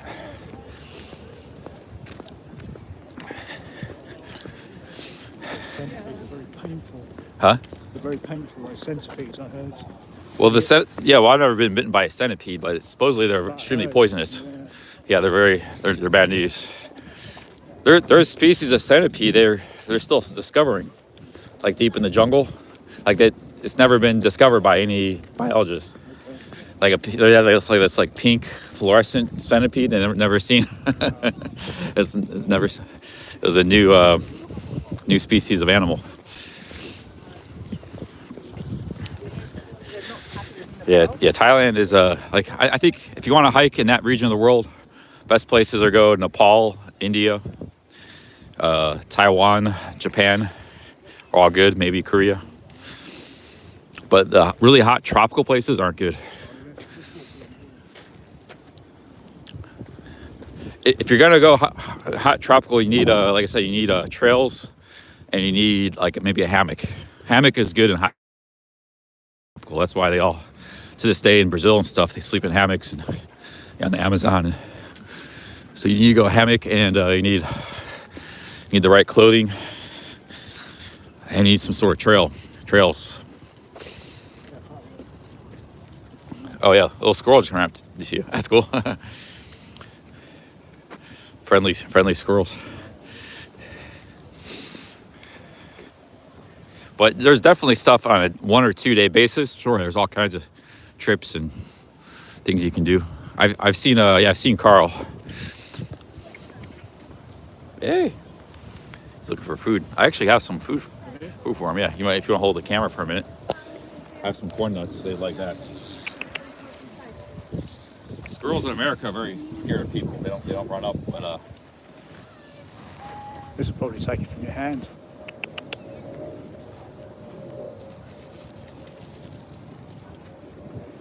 something out.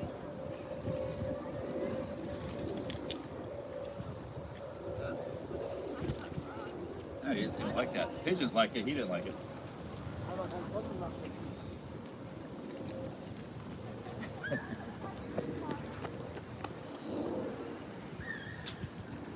Hey, you want some? These are corn nuts? I bought these for a pound in South London. You're all right, thanks. They're quite good.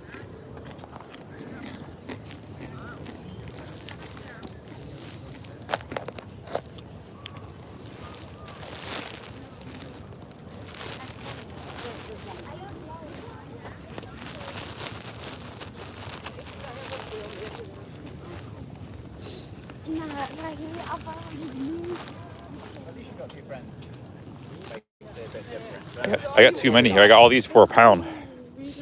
So I need to, I'm just gonna put a whole bunch here. They'll all get it later. I don't need this many. So that'll feed a lot of pigeons for a while.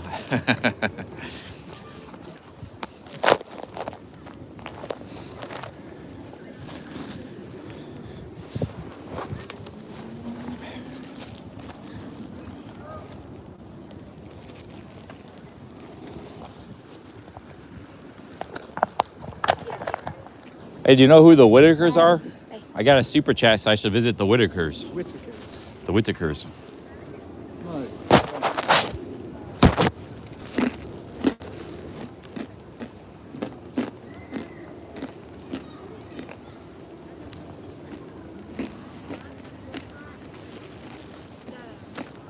No, I don't know. I haven't heard of it.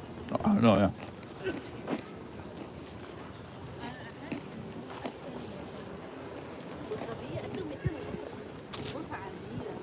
No, بالله لقاله.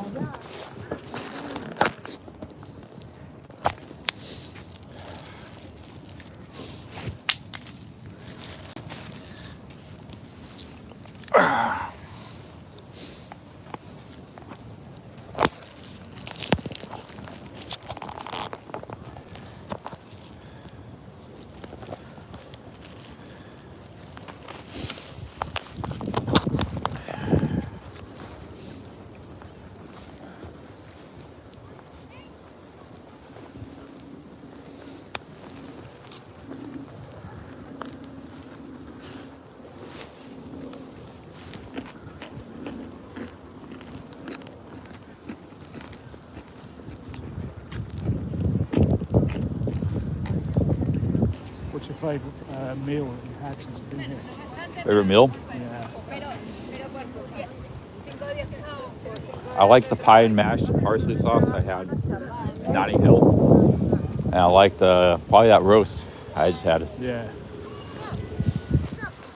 I've had some good pizza. I like that pizza I had for South London for £5. A margarita. Yeah, yeah. That was really good pizza. Like top of the line pizza. Why does this pizza compare to the States?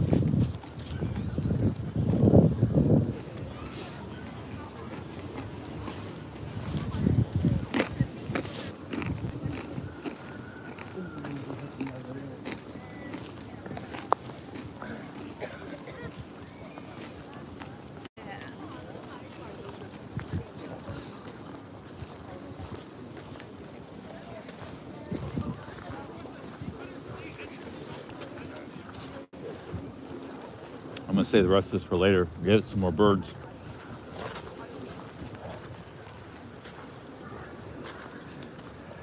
So you off to Thailand anytime soon, or February. February? Oh, nice. How long you stay for? Nice. Normally, we go to the islands. I think James was talking about Koh Lanta. Koh Lanta is one of my favourite. Koh Lanta, yeah. Oh yeah, James. Yeah, we really talked highly of that. I've never really heard of it before.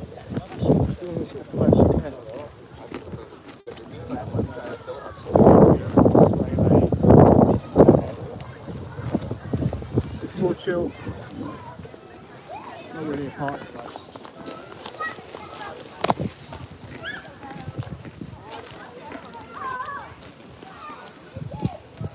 But this time, I think I'm going to go to Coastal Met. I've never been there before. Oh, you go to Koh Samet? Yeah. Never been there? I've never been there either.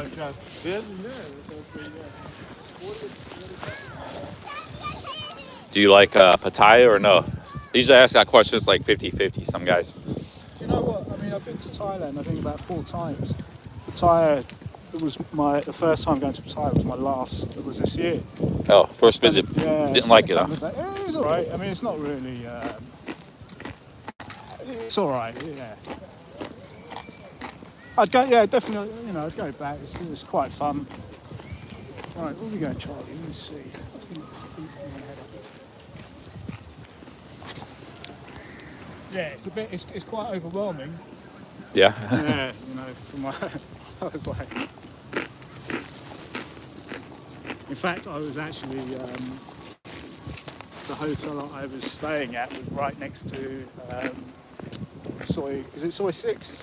Oh yeah. Yeah. Yeah, Soy 6. It was right beside it. Yeah, Soy 6 is a pretty mental place. I don't mind Soy 6. I probably would like it if I was drinking and stuff and just getting drunk there, but yeah. I never got drunk. I never went to drink there because I was always a budget. So like to drink there, you have to go buy beers in the bar. I would prefer like to buy beers at Walking Street, 7-Eleven. It was cheaper than buying in a bar. And then just hang out on Walking Street all night.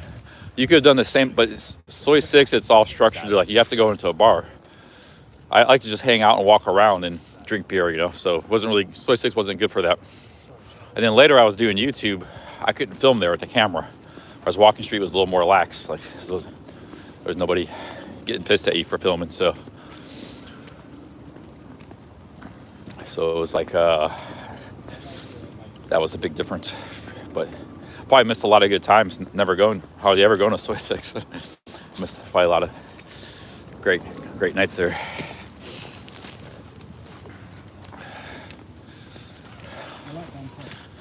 Also, I was quite often in the other side of town. It's more towards South Pattaya. Soy 6 is like more North Pattaya. Right. There's a lot of reasons I never really spent much time there. So what area did you stay in? Right near Soy Buakhao? Yeah, well, sometimes Soy Buakhao, other times South Pattaya, like by Walking Street, or down by Jomtien and Pratamnak Hill, that area. Third Road, there's a lot of different areas down there. Yeah. Well, that's it. I was there for 4 days. Maybe 3 days. I can't remember. It was. So I didn't really sort of get to grips with it all.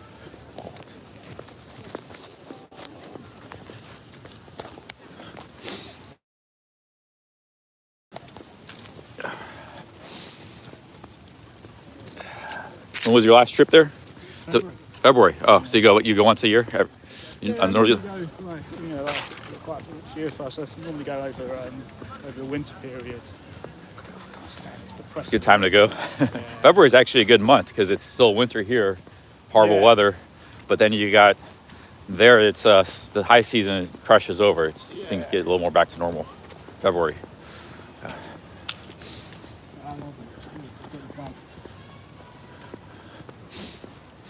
It is very addictive.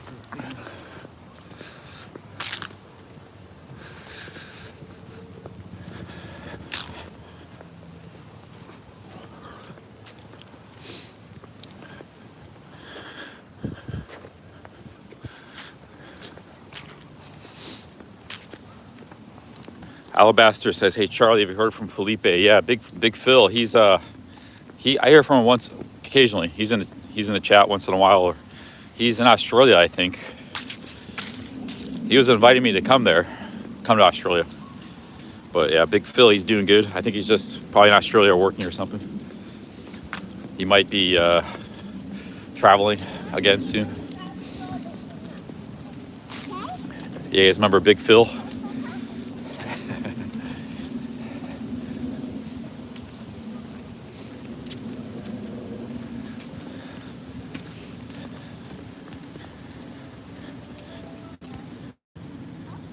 Oh, yeah, Ross was here like I don't know, a week ago or something. He's been in the chat actually quite a bit in England.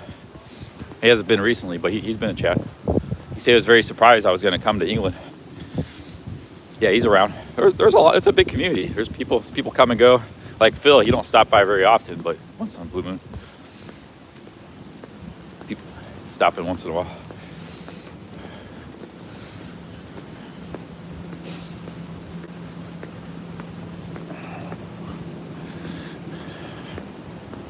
Yeah, Big Phil's. Everybody liked Big Phil. He's a really really nice guy. He was hanging around the sexy bar crew around Christmas party and stuff. The big Christmas Eve party.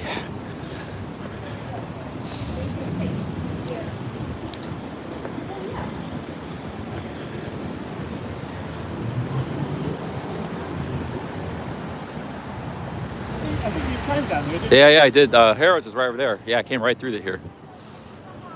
I think I came through the park too. I walked down through the park. I was at Speaker's Corner and I walked to here. Yeah. There's Harrods. That's Harvey Nichols. On the back side of it's Harrods. You walk back through there, you see Harrods. Some really expensive hotels and stuff.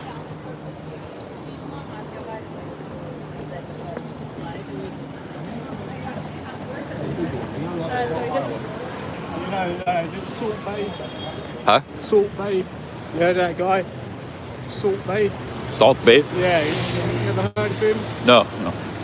He's a Turkish chef. Well, in fact, a Turkish butcher, but he's become very successful. He's got all these sort of restaurants around the world. That's one of them. Apparently, it's meant to be a load of old rubbish. You know, just a rip-off. Oh. All the celebrities and. Oh, it's right here. That one right there. Nurse or Et. Nice. He's a celebrity chef. Celebrity chef. So I think he was just a Turkish butcher, but you know he went viral. He does this thing with the salt. Oh yeah, the salt made him go viral, Yeah. and now he's a millionaire with the restaurants. Yeah, I mean he's loaded. But it's meant to be crap. It's not good, huh? Overpriced crap. Overpriced crap. There you go. I never heard of them. They got a lot of celebrity chefs here in England. It's like a thing. There's that guy in Cornwall everybody was talking about. Rick Stein. Rick Stein. There's that. Rick Stein, I think, is one of the better ones. To be honest. There's that guy that's big in America. Forgot his name. Who's that? Gordon Ramsay. Yeah, Ramsay. That's it. Yeah, he's actually big on YouTube too. He's got a big YouTube channel. Yeah, Rick Stein was big in Cornwall. They had a lot of Rick Stein restaurants and stuff.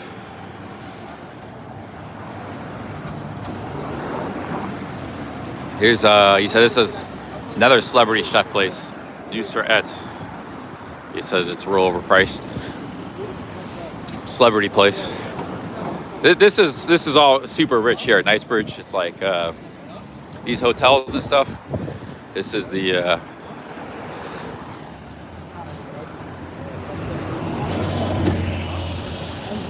so that real estate there is not for a restaurant. It's not a cheap location. Actually, I don't know if the menu will be outside. They'll probably just open it.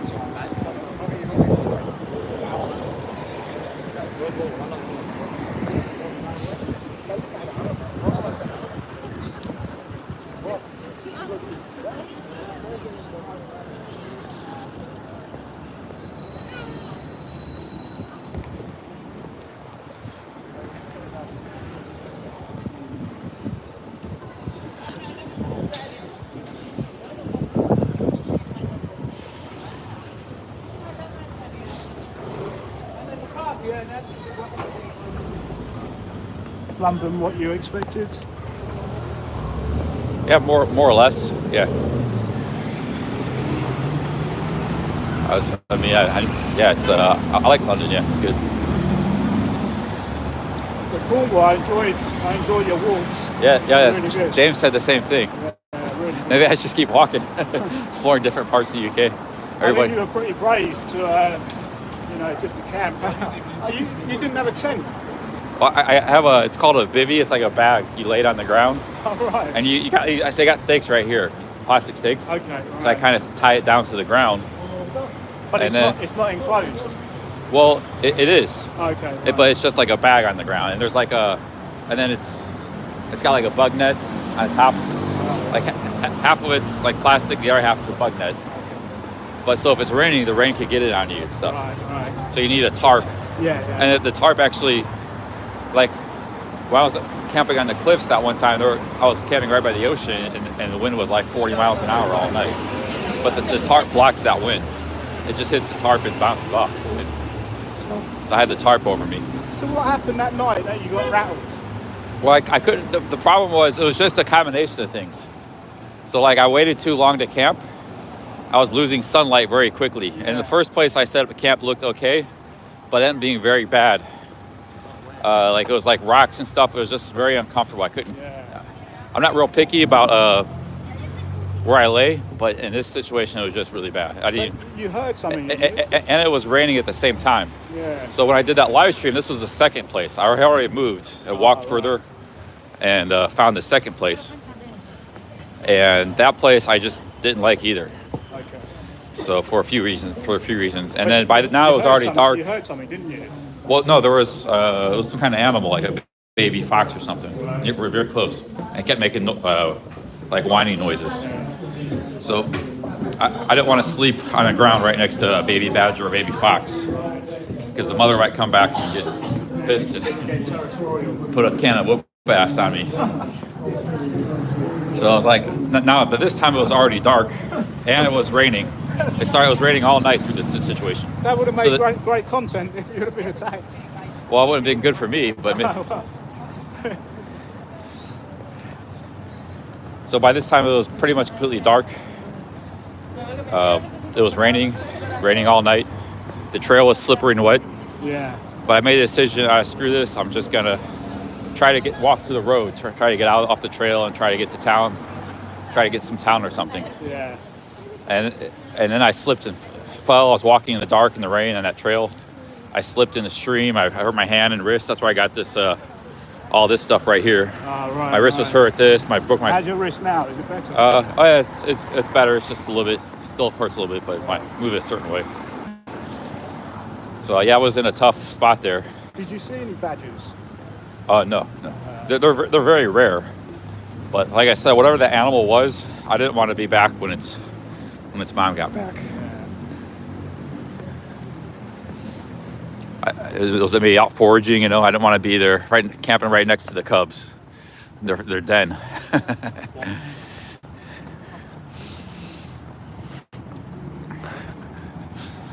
But that site, even that aside, the animals aside, there was another thing I couldn't set my tarp up. It was hard to do in the rain and it was dark. I couldn't set it up right, so I was like not able to breathe because the tarp would collapse on my bivvy, and then I couldn't breathe. So I had that issue even before the animals. The animals just kind of like sealed the deal. Like, I'm just gonna forget about camping tonight. Try to. Combination of factors. Yeah, it was a combination of things. It was like horrible, you know, kind of like it was raining all night pretty much.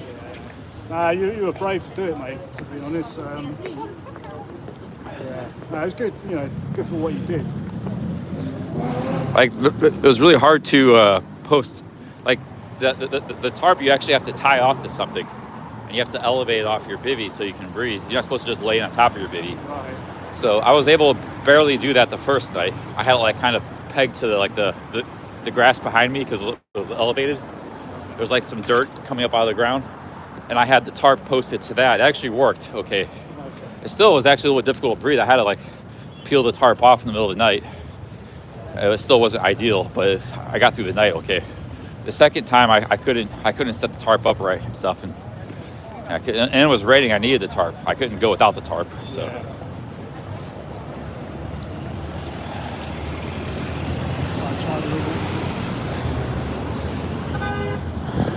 See, that thing when you have a tent, you're just enclosed in that tent. You're fine, but the tarp and bivvies can be trickier. So have you camped like that before? Did you do that in Ohio? Oh yeah. I did it 6 or 7 times in Ohio, and this was I did it one time in Cornwall. So I have used that system.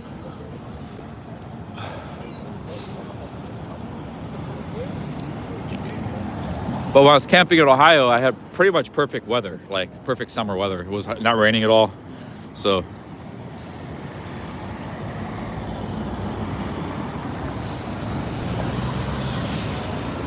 That's quite a monument. Oh.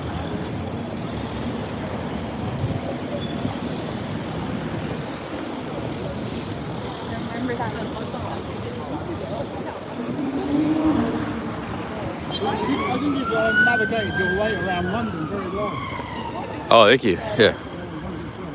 He's you're that guy. He said Londoner. He said I navigate my way around London very well. I walked a lot of miles. Friday I walked 15 miles in London. A lot of walking. This is World War I memorial. Let's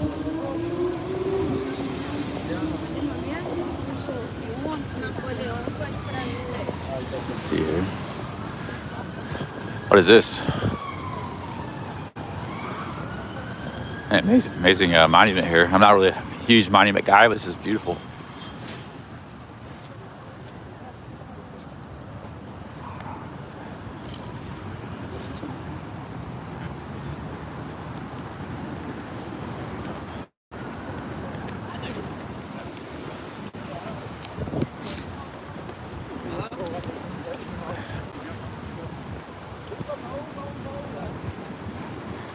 Yeah, the USA wasn't real involved in World War I. And World War II, we weren't hugely involved in Europe either until the end. We were mostly fighting the war against the Japanese in World War II, because we were fighting the Pacific War. That was mostly what we're involved in.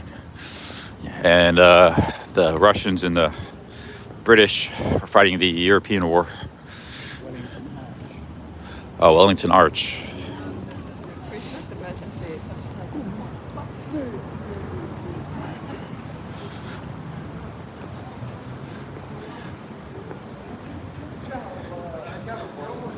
Oh yeah, we definitely helped in Europe. We supplied a lot of supplies and goods, and we helped in the end. But I think Germany was pretty much defeated by the time. Actually, we came in Italy. We came in a little bit, did some stuff, but came in Italy, helped Italy get liberated.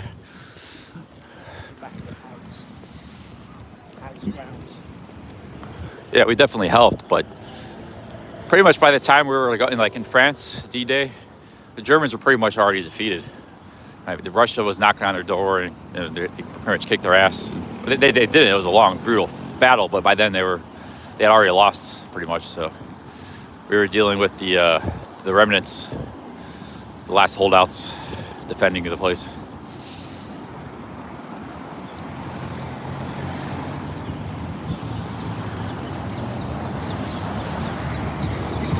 Look at these buildings.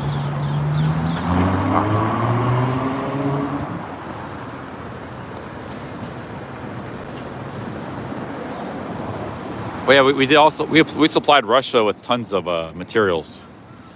That actually helped swing the favor. That's pretty significant during World War II. Russians might not have won that without U.S. support and British support too. British supported a lot because it was actually pretty dicey. It could go either way. Remember, Stalingrad was a turning point. Had the Germans won Stalingrad and got oil, that's what they were going for, was oil. It could have went the other way. So maybe that extra support was the tipping point, that helped the Russians. Could have went either way, that war.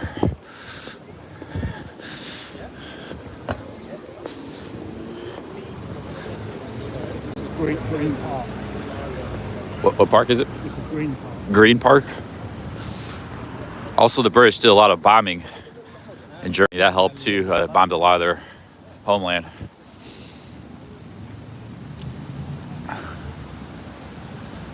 So it was multi-pronged effort, but most of it was fought by Russia. That war, the European War, Russia against Germany.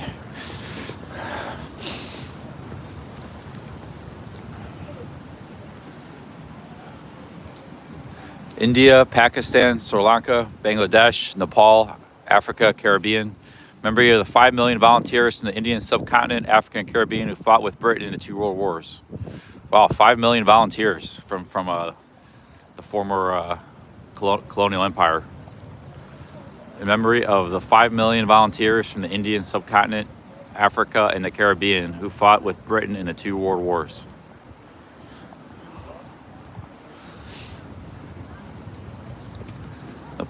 future is greater than our past.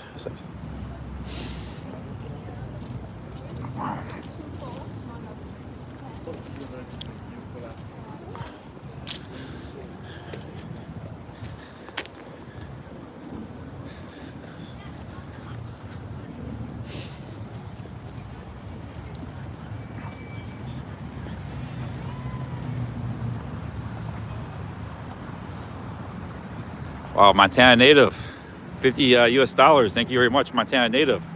Man, this is the record for pinkies today. We've had like 8 pinky super. That's when it's the red super chat. Really? Yeah, Nice. that's the big super chat. Yeah, Making that paper. yeah. We had a record today of pinky super chats. Big ups, Montana native. Thank you very much. Glad you're liking the stream.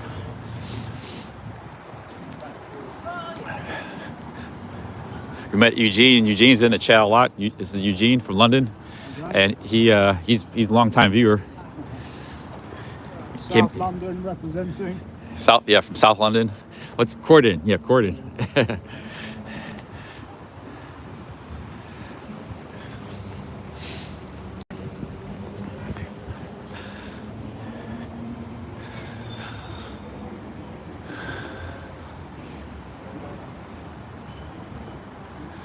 This memorial is dedicated to the 55,573 airmen of the United Kingdom, British Commonwealth, and allied nations who served in the RAF Bomber Command and lost their lives. 55,000 airmen lost their lives in World War II. That's just airmen, not Navy and Army. That's amazing. It's a brutal war. The fighters are our salvation, but the bombers alone provide the means of victory. Winston Churchill, September 1940. That's a lot of Air Forcemen that lost their lives. They're not easy to replace because they need special training and stuff, and equipment and stuff. And it was a war for all the marbles. Complete total war, as they say.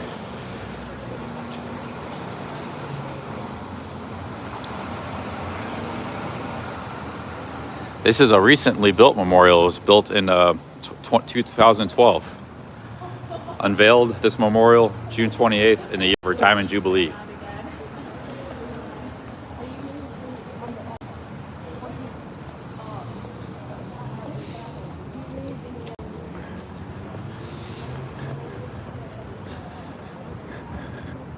The Bomber Command Royal Air Force.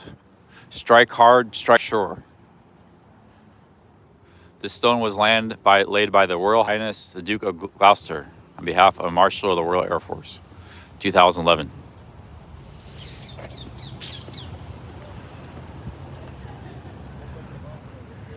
The Bomber Command was formed in 1936 and played a critical role from the very beginning of the Second World War. More than 125,000 men flew in Bomber Command, all volunteers. Of this, nearly half lost their lives. Jeez, 50%, not just injured, lost their lives. 50% of the bomber crew. Crews came in from across the globe, UK, Canada, Australia, New Zealand, all corners of the Commonwealth, as well as from occupied nations including Poland, France, and Czechoslovakia. Bomber Command achieved noble victories, and the war could not have been won without their efforts.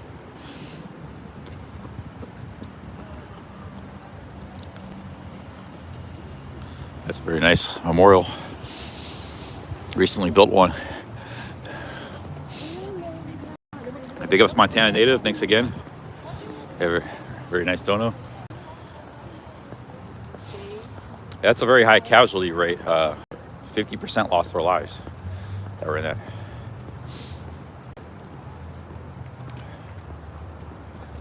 Yeah, there were a lot of Poles in London. Like whoever the president of Poland was actually, when the Nazis invaded, they fled. A lot of them fled to the government and stuff. All fled to UK, and they were just holding here. A lot of the like the top military guys and a lot of the top politicians and stuff. They were all in exile here in UK, and a lot of them participated in the war too.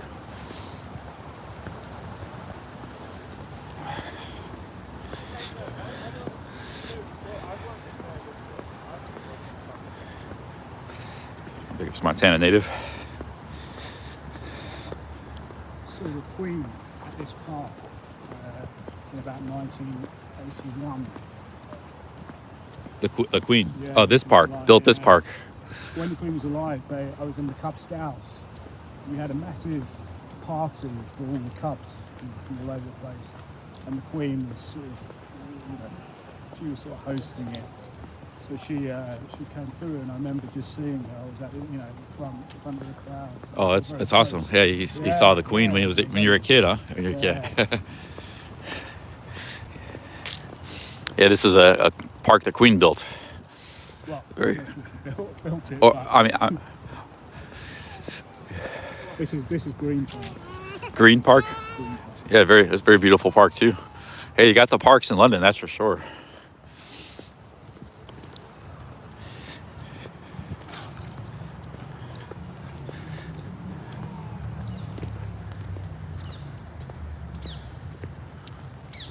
I like that, in cities where you can get away and just, you have these green spaces within the sort of busy areas.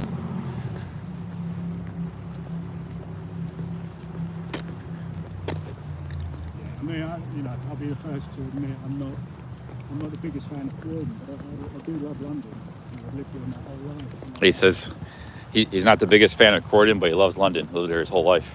Still scratching the surface. Yeah, James, he's from Kent, but he lived there the last 15 years. He kind of said the same thing. Right. He loves the city too. London's great. Yeah.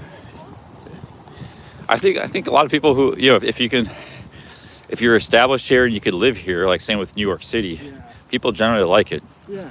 But if you're trying to come here, it could be difficult with the expenses and stuff. It's very expensive. Yeah. But it's the same, as you say, it's the same with New York. It's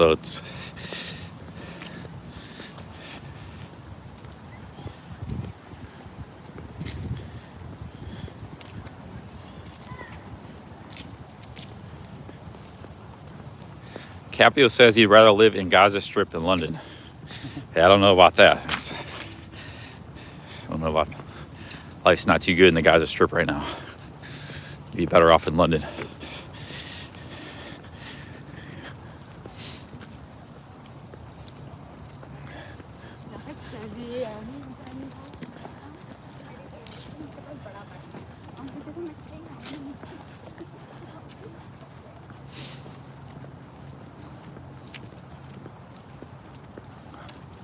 You can go down to the centre side, actually. It's probably a good way to see it. Where? The centre side. Okay.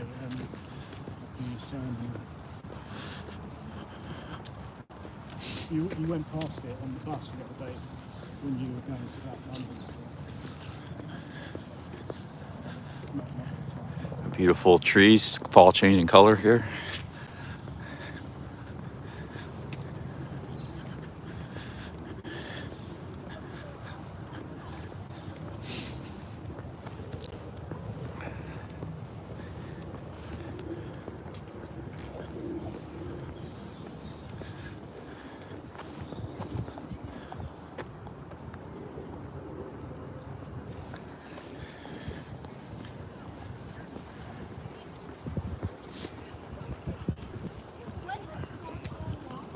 I think it was Montana native.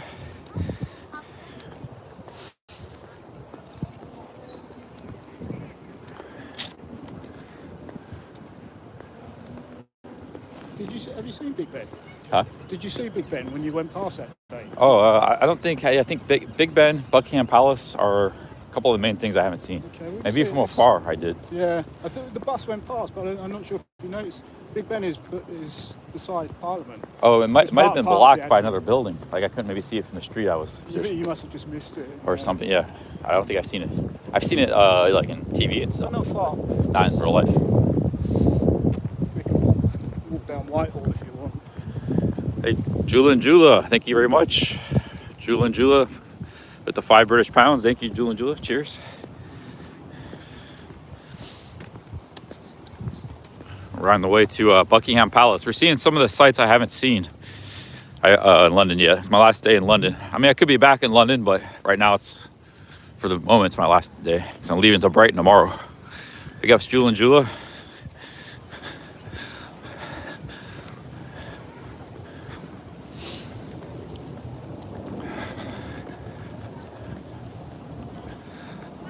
So we're getting close to Buckingham Palace, maybe.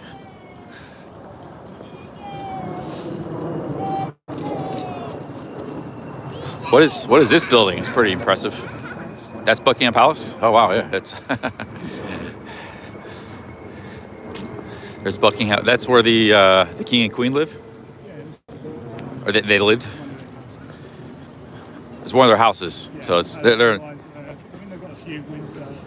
this is one of their houses, the royalty of England, called Buckingham Palace, right in the city.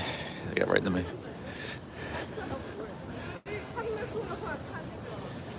Not a bad place to have right in London.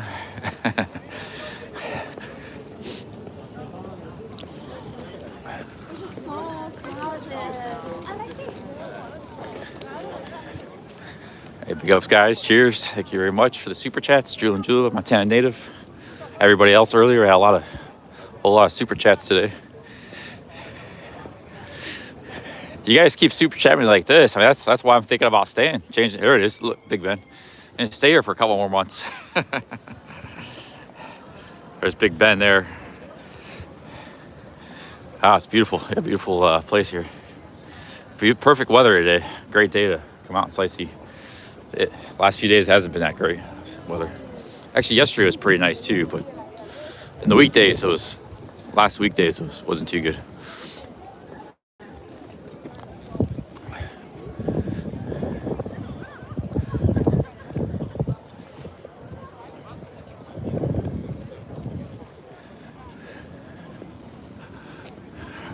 This is another beautiful monument.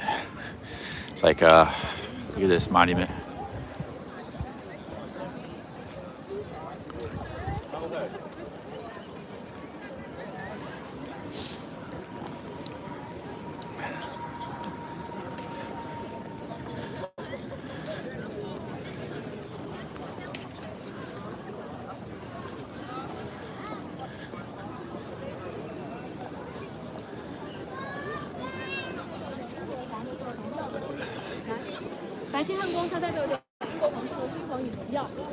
Says they're closing.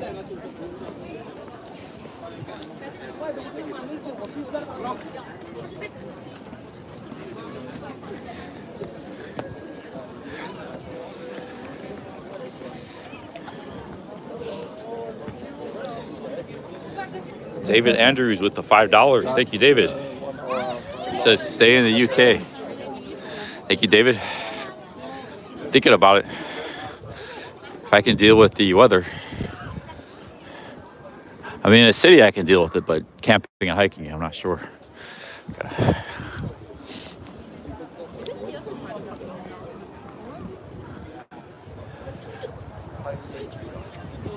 Thank you, David. Big ups.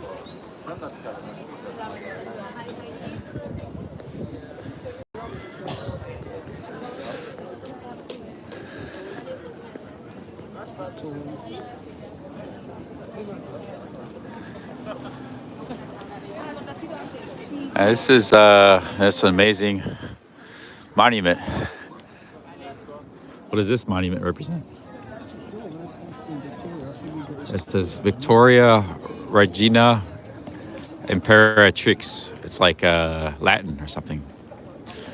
Imperatrix. This is the move. This is the move.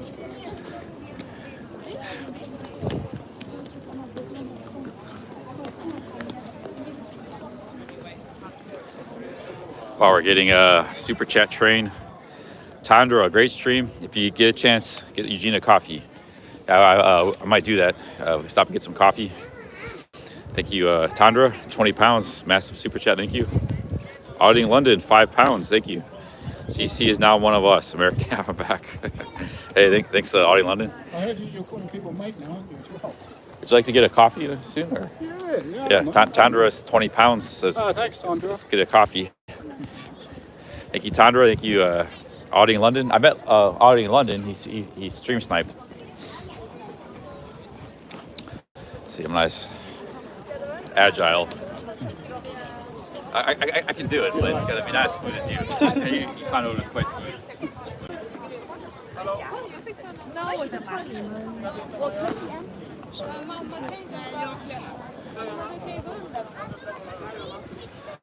Big ups, guys.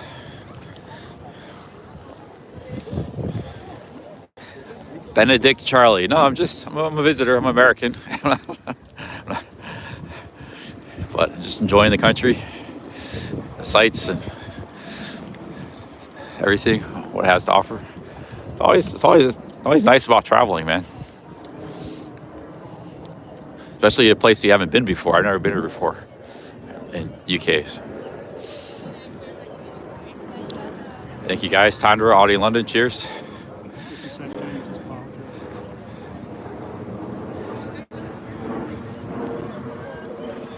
It's called the Mall. Yeah, that's what he said. It's the Mall. It's like a promenade.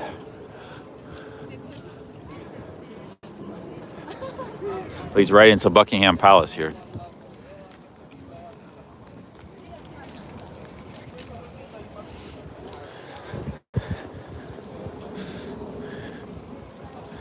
Changing of the guard. I missed that. That was actually today, but it was at 11.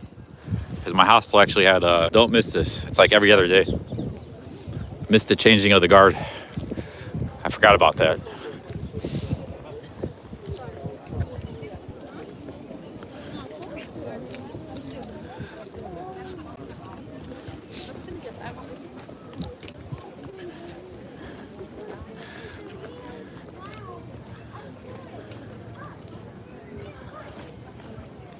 Yeah, that was earlier today. We missed that.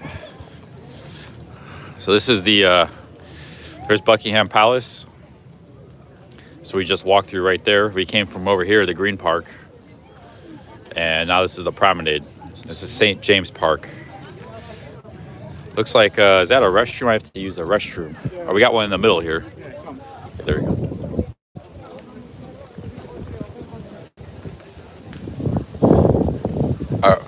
I don't know. I think that's just a coffee shop. I said that restroom is in the middle of the park on the map. Yeah. Got some geese here. And they sure got the parks in London. Hey, Welsh with the 10 pounds. Big ups, Welsh. Another long-time viewer. I may come to Wales if I stay a long time in England. Stay for a couple more months. I'll have time to go a lot of places. It's definitely a possibility. Thank you, Welsh. I don't know if I'm doing that, though. I'm debating it. I might go home, or I might, I don't know. Thank you, Welsh. 10 pounds. We got Chris, another 20 pounds. Great stream, CC. Hope you stay longer. Hey, thank you, guys. Thank you very much for all your support. It's epic day of super chats. Cheers, guys. Thank you. Chris, Welsh, Tandra. Some really good supporters. Yeah, we get amazing support. I mean, I'm not really doing anything that special. Just walking around, hanging out, some chatting. I often have you. Yeah. You're on in the background. You know, it's good. Yeah. Sometimes it's just the mundane things. You know, Yeah. those are the interesting for whatever reason. But you know, the chat is always entertaining.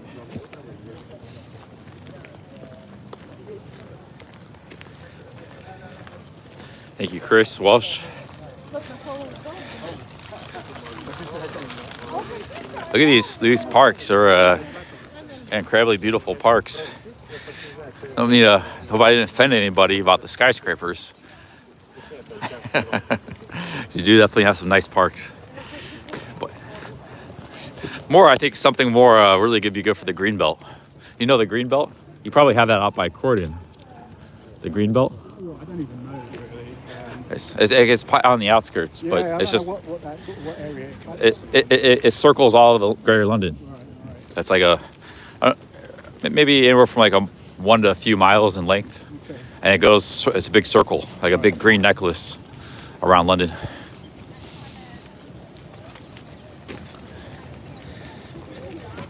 Hey, big ups, guys. Cheers. Oh, super chats. I'm gonna use the restroom here. Maybe we get a coffee. We're walking towards Big Ben right now. What's the significance of Big Ben? It's like I see it's a clock. It's just a big clock. I couldn't tell you the history of it, but it is part of the. I think Parliament is a palace of Westminster. I think. Oh, But it's, it's part of the parliament. I was part of the parliament government building. I couldn't tell you if I was in DC and somebody like, what's the difference between this and that. I wouldn't know. Like, you have to kind of like research it. But you're lucky because now it's uncovered, and you know It's uncovered. it's uncovered. They restored it, but it was covered for a good few years. Oh. Because they were, you know, I was doing work on it. Yeah. they were So working on it, and it was only uncovered. I think it was last year. Might have even been this year. I can't remember, but not long ago. But it looks really nice.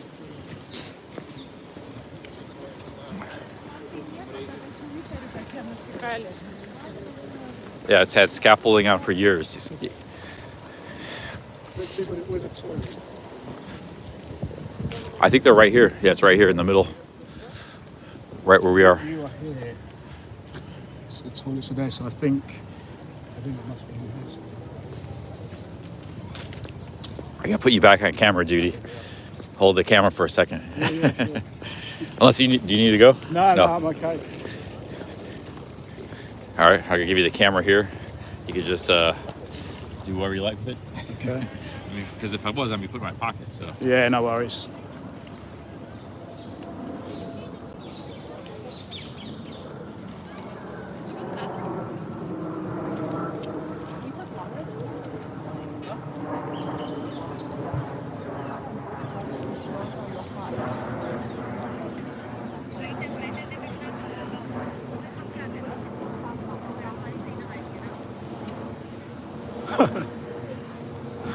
Thanks, Chaz.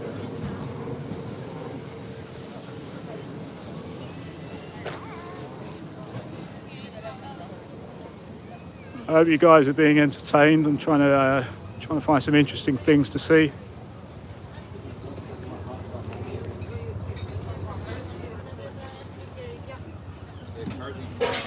£20. Credit card seems kind of 20 pence. They don't take credit cards. No, they do.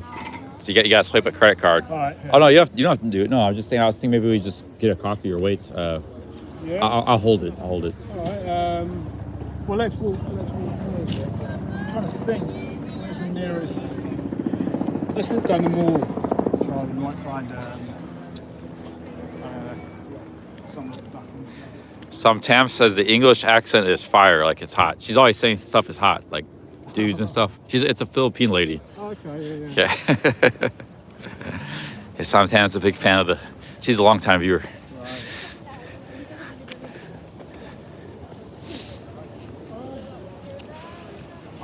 I like Pret as well, actually. I know you've been there quite some time. Like what? Pret is decent. Where? Pret. Pret. Pret-a-monger. Oh, Pret-a-monger. Yeah, Pret-a-monger. Yeah. Yeah. I like it. It's good stuff. All over I had yesterday. I got a sandwich and a chocolate croissant and a coffee, and they gave me a free. For some reason, they gave me a free extra chocolate croissant. Really? Yeah. Do you know what I should have said to you? You should have got. I think they may do a loyalty card. You know, They do. Yeah, they have one. Oh right. Did you get? I mean, I will if I stay in the UK because I thought I'd just be leaving soon. Wouldn't need it, But I think if you buy about 6 coffees, you get a free one. So I'm sure you. Oh yeah, and you actually get a discount like on the sandwiches and stuff too. It goes from like I got 20% discount. So definitely worth it. But they probably charge like £10 or something for a loyalty card. It'd be worth getting if I stay here for a while. Well, it's free anyway. I mean, they just give them to you. Don't have to register. Just pay the cards.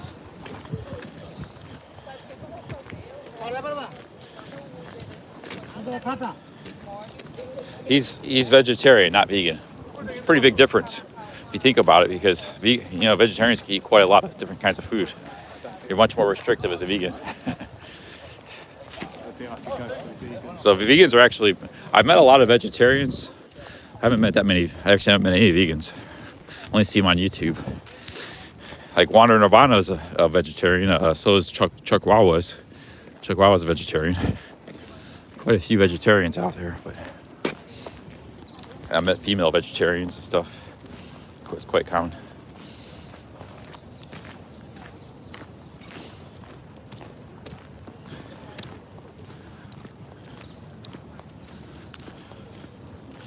Also, as a vegetarian, you can get certain, you won't have the nutritional deficiencies that you would as a vegan. Like vegan, B12 is a big problem. You can supplement that, but B12 only comes from like animal foods, from things like liver, fish, eggs. Eggs have B12. But if you don't ever eat any animal products, you'll be lacking in B12. That's the main one. There's some other minor ones you might be a little bit lacking in. That's the main deficiency. Do you still do your Tyson push-ups? I need to do more of them. Yeah, Tyson push-ups. But you like doing those? Yeah, good, yeah. Man. That's like a full body there, full body exercise. I should be doing more because I think they're actually pretty good for my back, lower back. Right. That movement. So yeah, I need to do more. Sometimes I get in a routine. I just kind of do like the same things over and over. Yeah. Like the same few exercises. So, like, there's so many different exercises to do. You know, it's like you gotta start a journal. I've been meaning like start a journal. Like I have to do one of this sort of exercise at least once a week. And I have a list of like 80 different exercises. And others I could do more, but I gotta check off the list. Big Ben.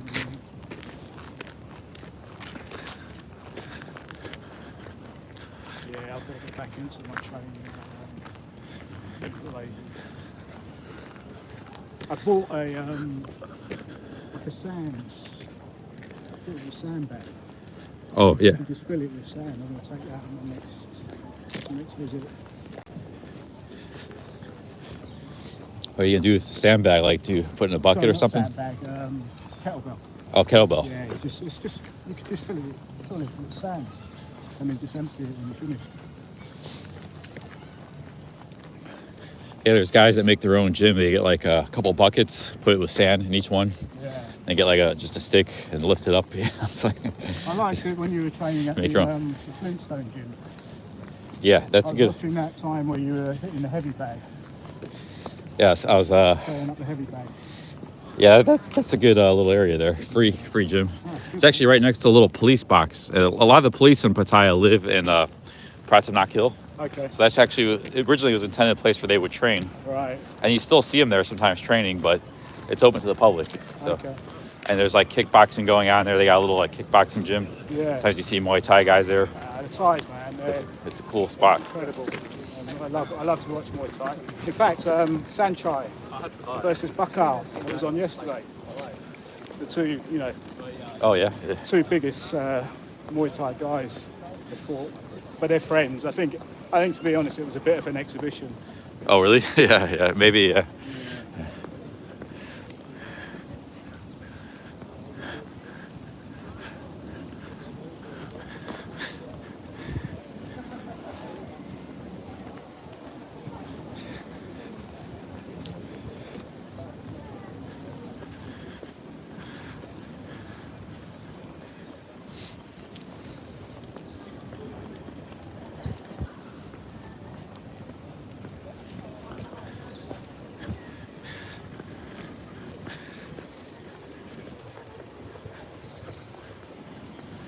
Oh, look at that square.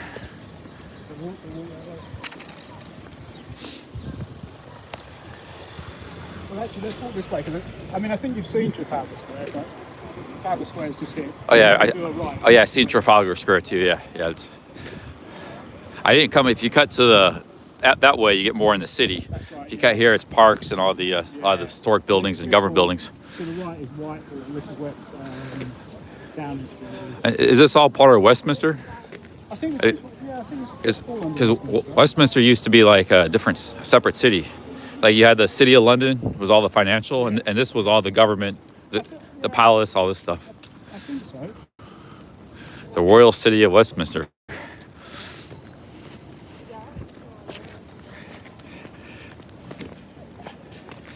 Yeah, they're saying the chat's Westminster. Yeah.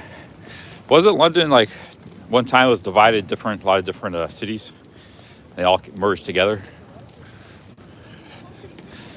That's why they call it still call it Westminster.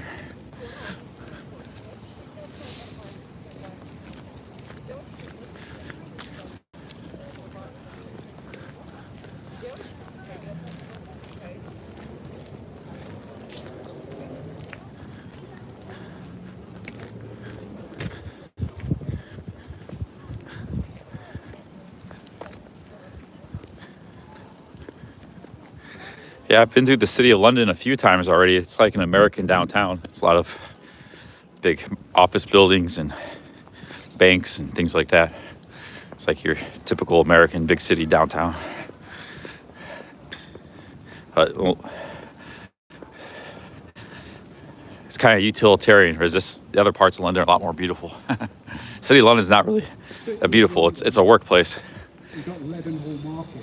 That's nice. Leadenhall, I don't know if I've seen that. Yeah. I don't think you did. Actually, most of the time I walked through there was at night, so maybe I didn't think I went through there in the daytime.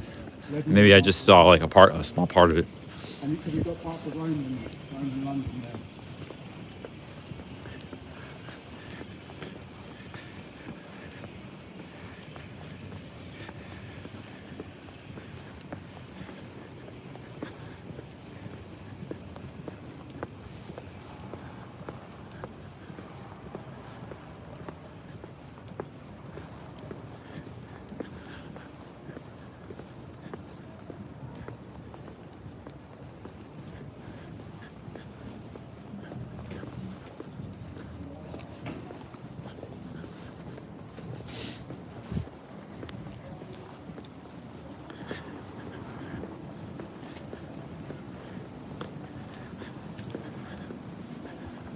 Oh yeah, here's Trafalgar Square.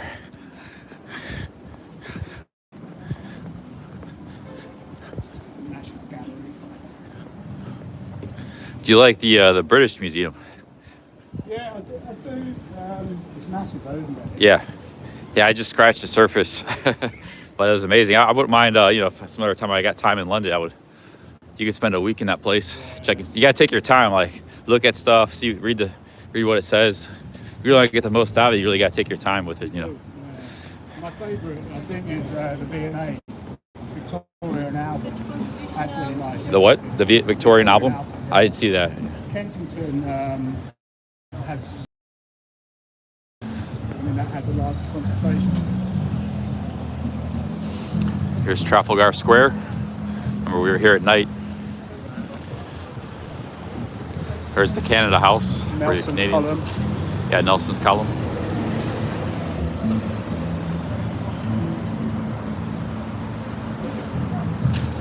Well, they got a Pret a Manger. Do you want to go in and use the loo?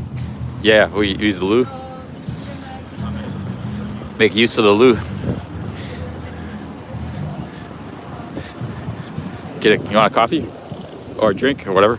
Okay, I mean, it's up to you. I just want to sort of, try and see as much as possible while it's still light. But if you want to just chill. There's Big Ben. Oh, yeah, maybe we should go. Looks like we should go see that stuff down there. I don't know if they've got a toilet in here. Yeah, they might not. It's a bit busy area. It's quite small, yeah. I don't think they have it. Oh, they don't even have a place to seat there. This is Whitehall. Let's say we'll go past Downing Street on the right, back, we'll cross back over. There's some other government offices down there. I should have used that restroom while I had the chance. Pay the 20 cents. Be a little bit too cheap there, Cheap Charlie style.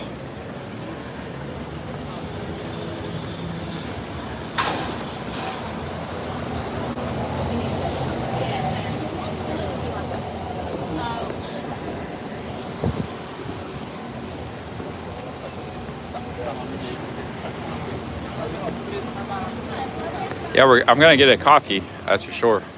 Just not right this moment. We're losing daylight.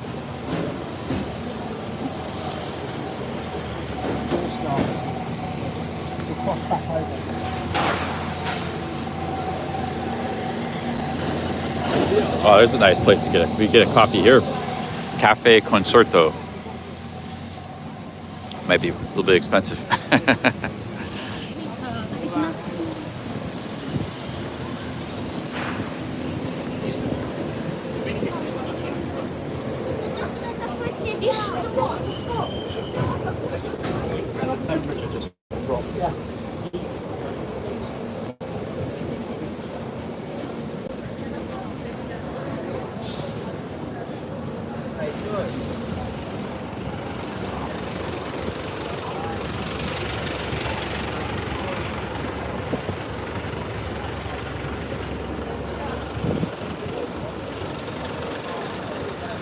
look at this place. Amazing.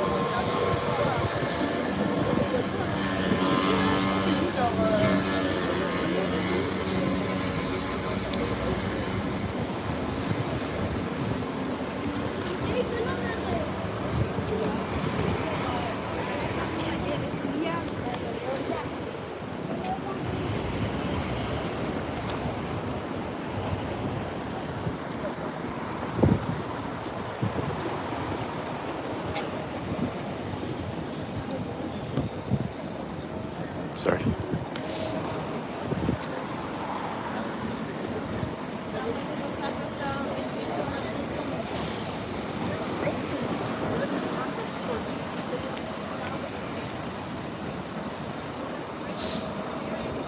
There's the big bus. It's a big bus.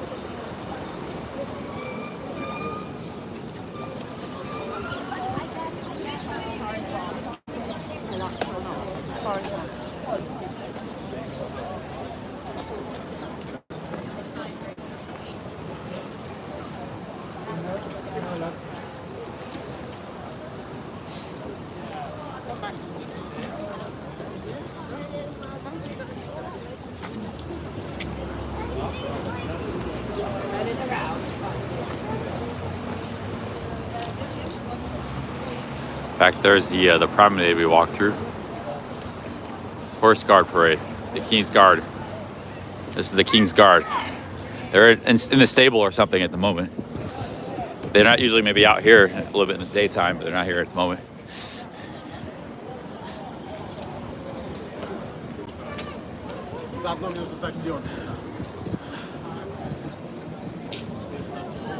T'as envie d'aller dedans, oui, on va voir. Qu'on n'a pas réservé.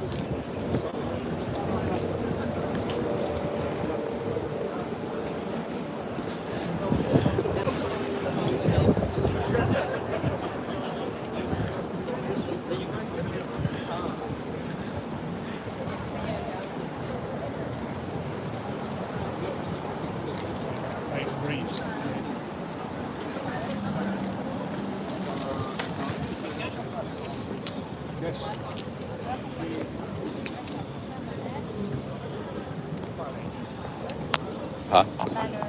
Oh yeah, get the power going. Here. How we doing on power bank? Yeah, two stars plus a full power bank left. 6 hours streaming to. Oh man, what the hell? Oh, sorry about that.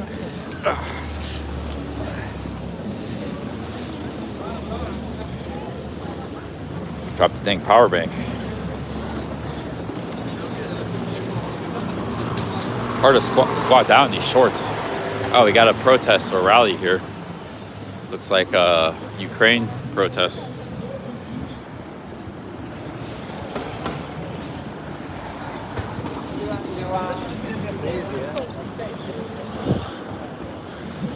Yeah. Free Mariupol defenders.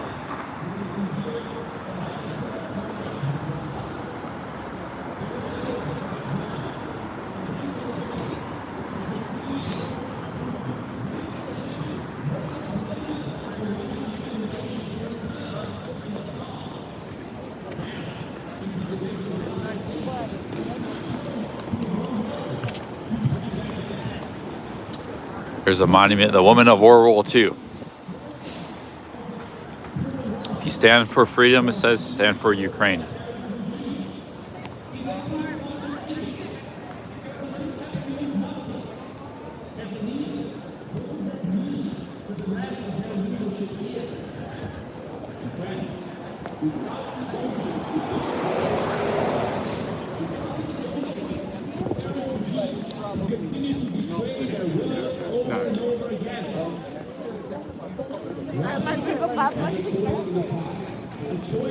Downing Street is one of those things. Oh yeah, nice. And giving something in return. But Russia chose not to.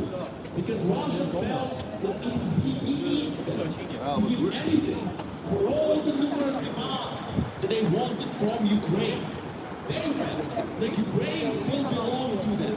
Although Ukraine 10 Downing Street is just on the right. Why is it all blocked off? They got a. That's Downing Street. That's where the Prime Minister lives. Oh, that's where the Prime Minister lives. Oh, Right. yeah, they got guys with big guns. Oh yeah. Yeah. So they got this all blocked off. That's where the Prime Minister lives down there. I didn't know that's where he lives, Downing Street. I've heard Downing Street. I didn't know the significance of it. Yeah, they got they got 4 guys with big guns right there. That's where the Prime Minister lives. A big fence, gated off.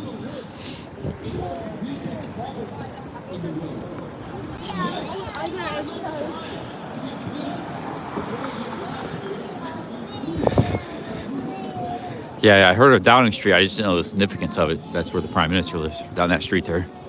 Probably a few other politicians. See, I'm right in the middle of the city, huh? Center of action here.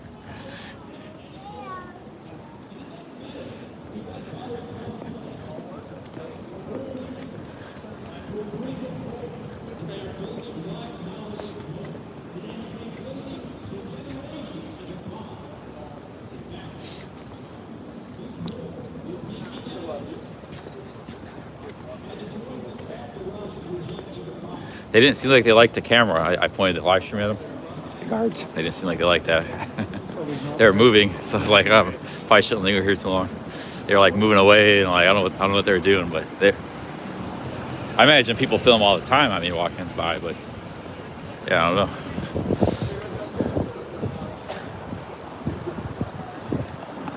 This is all the halls of government. All these buildings been walking by. Giant cabinet war rooms. There's the horsemen here. There's the police.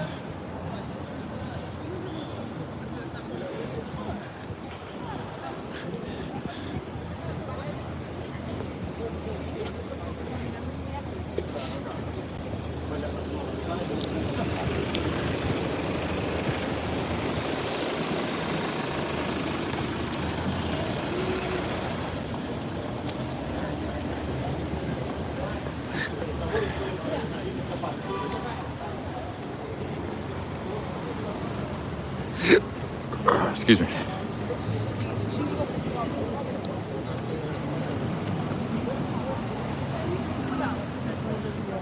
Is this Parliament or is that? Wow. Parliament looks like a cathedral. Looks like a.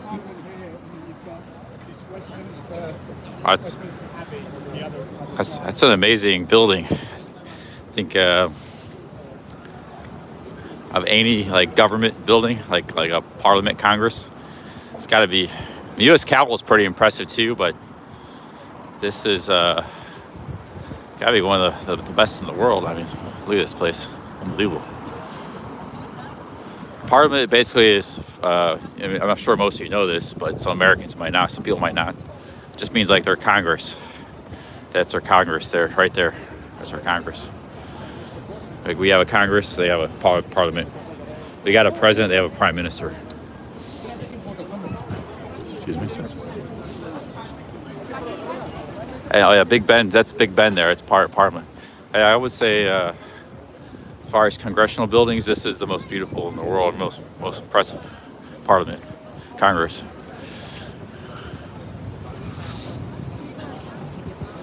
You see it firsthand. It's pretty impressive.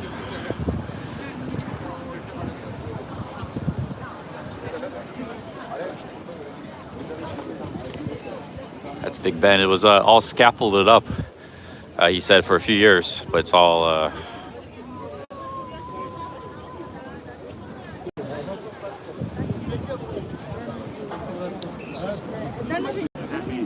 That's Westminster Abbey. Yeah, right there. Yeah. ഇത് Vincent church ജോയലിന്റെ സ്കൂളിന്റെ പേര് ഇതാണല്ലേ അവിടെ ഒരു പടം You want to head maybe get a coffee or somewhere, or we catch a tube? Yeah. Yeah, let's head over to the park. So, might need to get back to my neighborhood a little bit later.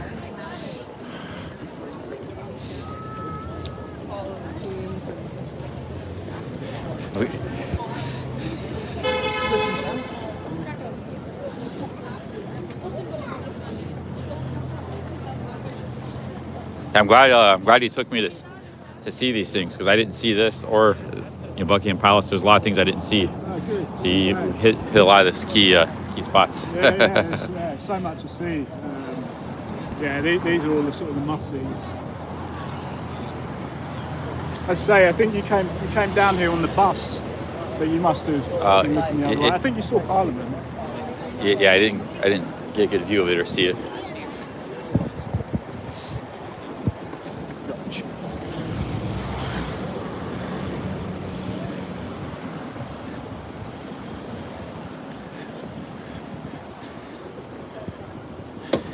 Yeah, I could go for a coffee, use a bathroom. Might be tough in this area, but I was thinking about maybe doing some shopping if I'm gonna go hiking. I might need to buy something. I don't know what. Just try to get the tips from the chat. I need to buy a fleece or something, or a jacket.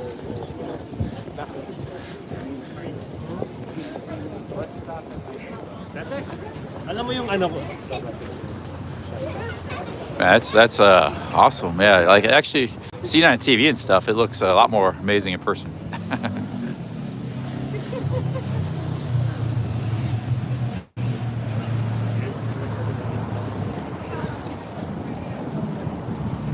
Do you know when this was built? This building. Anybody in the chat know when this was built? Was this part of the guy Fawkes? Yeah. He needed a hell of a lot of dynamite if he was trying to blow this place up. It's a massive building. That's what the Guy Fawkes conspiracy. He was trying to blow up Parliament and the King back in 1606. Maybe it was a smaller. Oh, this has been around since medieval times? Are you serious? That's wild. Oh yeah, Cafe Nero's good. Might be packed. Let's see. Yeah, it probably is packed. Sunday, a lot of tourists. 1843. Yeah, because they might have had a different parliament back then. Yeah, there's really nowhere to sit.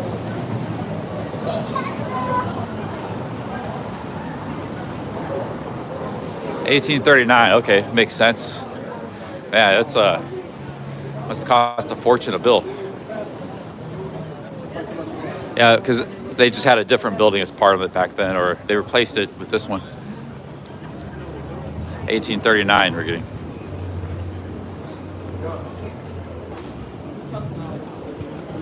We get on that T-bus. Oh man, it's leaving. Oh, there's no bathroom on the T-bus though, probably.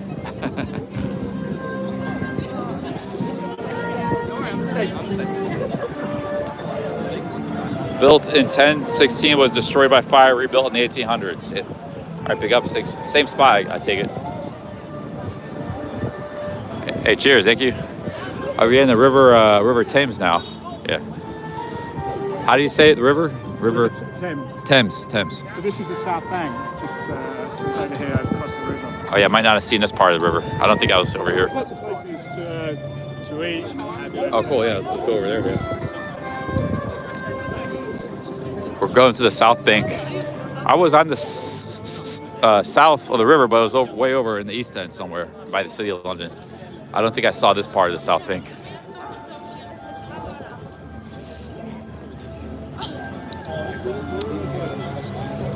Tu t'arranges avec eux comme tu veux. Mais quand même. Je sais même pas ce que ça veut dire exactement. What are you guys voting on? I missed what you were voting on.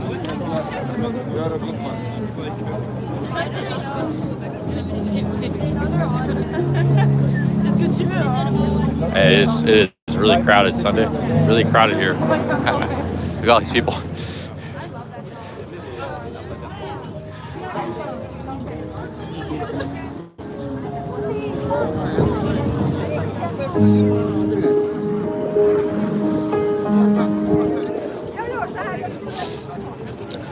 Wow, I've never seen this. That's I've never seen these towers over here. That's like, damn, it's amazing.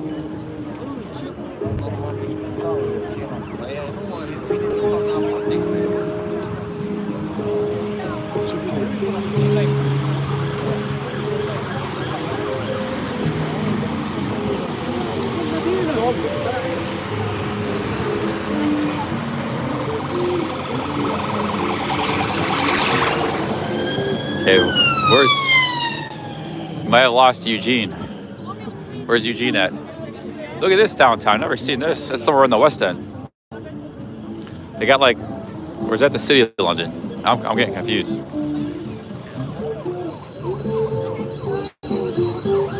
So, no, yeah, the city of London's up there, I think. This is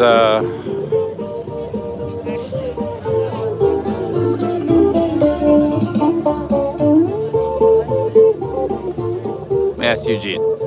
Hey, Eugene. The city of London's up there, right? London Bridge. Yeah, that's where I was walking way up there. So, what are all these I've never seen these skyscrapers. What is this? A new business district? That's towards Vauxhall, and then going past Vauxhall, you've got Battersea. You know the Battersea Power Station. Okay. Wow. I've never seen these skyscrapers. So you got like lots of different. I don't know what those buildings are, to be honest. But yeah, Vauxhall is that way. Yeah, you got a lot of different, because you got Canary Wharf, City of London, you got all these different skyscraper districts. No, I was nowhere near here. I was way down the river. I haven't seen this part of the river. I haven't seen this. You saw the power station, didn't you? What? From afar. From afar. Yeah, I didn't see those buildings.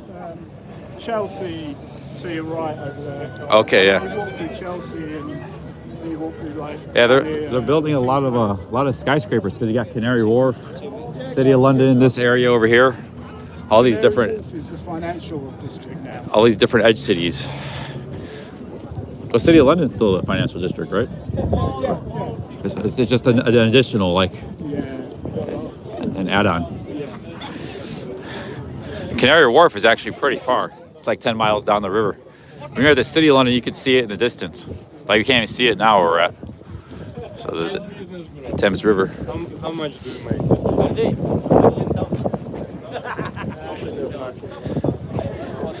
What's the name of this bridge, chat? Seems like most popular bridge. Is it Westminster? Oh, I think I came through on a bus. Yeah, we went by the MI6 building. Somebody mentioned that in the chat. Oh, okay.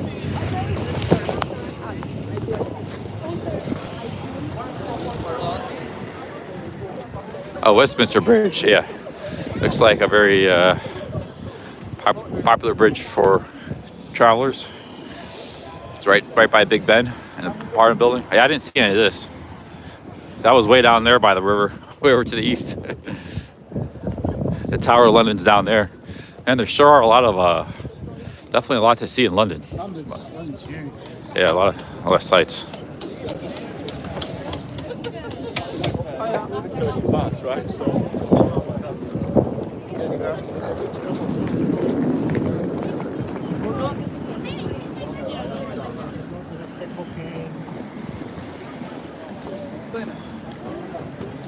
Caramelized peanuts.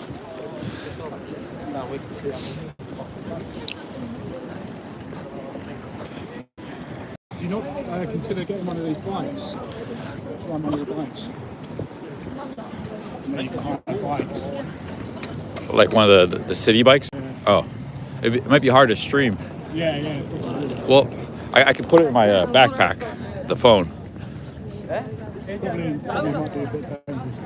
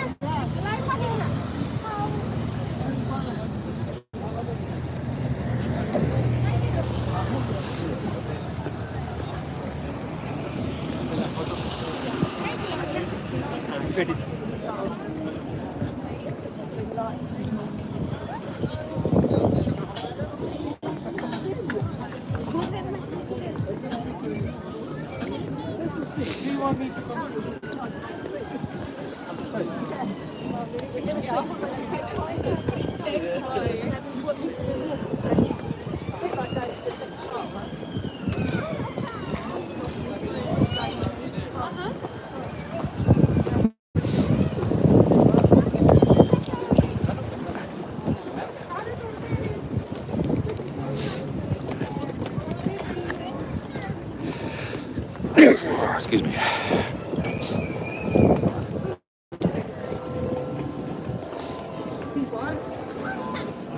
Take a quick look at the river here.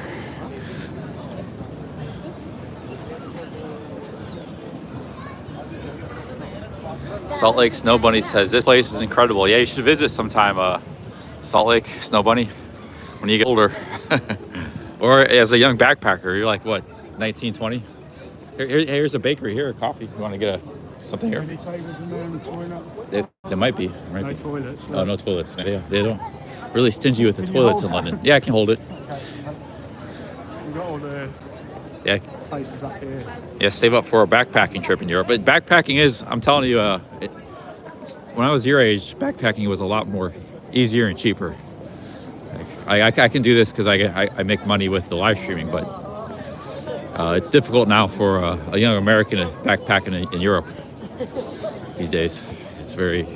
Young Americans. Well, there's a lady named Salt Lake Snow Bunny. I think she's like 20 or something. She said this place is incredible. So yeah, you should come here and backpack. But I said it's a lot more expensive these days than it was when I was her age. It's a lot more challenging. I came here like in Europe, not in UK, but I came across six weeks across Europe. I spent like less than $2,000 or something. I think it was like $1,500 plus the flight I spent. My flight was like $700 or something. No, this was like when I was 19, like 23 years ago. Nowadays, it would be a lot more than that. I wasn't even staying in hostels every night. Like I was staying in hostels maybe 40% of the time or 50% of the time. To be fair, some of that trip was in Eastern Europe. 7 days in Istanbul, 3 days in Prague, 3 days in Budapest. But even like Spain and Italy were quite cheap. I spent a lot of time in Italy and Spain. Back then they were pretty cheap. It might have been right before the euro too. I don't think the euro was around back then. Later, it was put in later.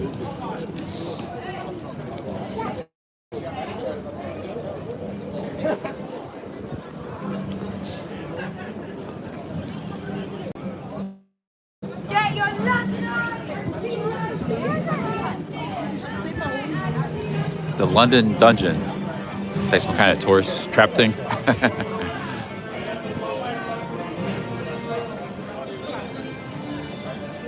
Jack the Ripper. Oh, there's the river cruise. There's the, what's that called? The Eye of London? London Eye. It's a new thing. It was built recently.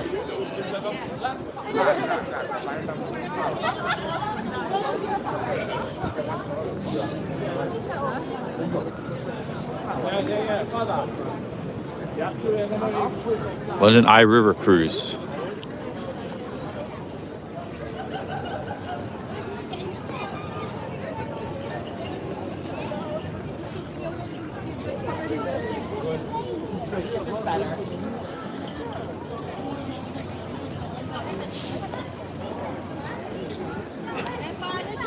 This is actually one of my favourite bits of London, the South Bank. Nice. Not this bit's really busy.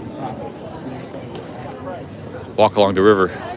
Yeah, I walked a ways 5 days ago down the river. I didn't see this part. Further up ahead. Yeah, I think I missed that part of the stream. It was at night. I hit a market. There's a market in the south. They were closing, but there's a big market there. Did you go to Borough Market? Huh? Did you go to Borough Market? It's in South London by this walkway. Near London. Yeah, I think I did. But it was closing. Everything was closing.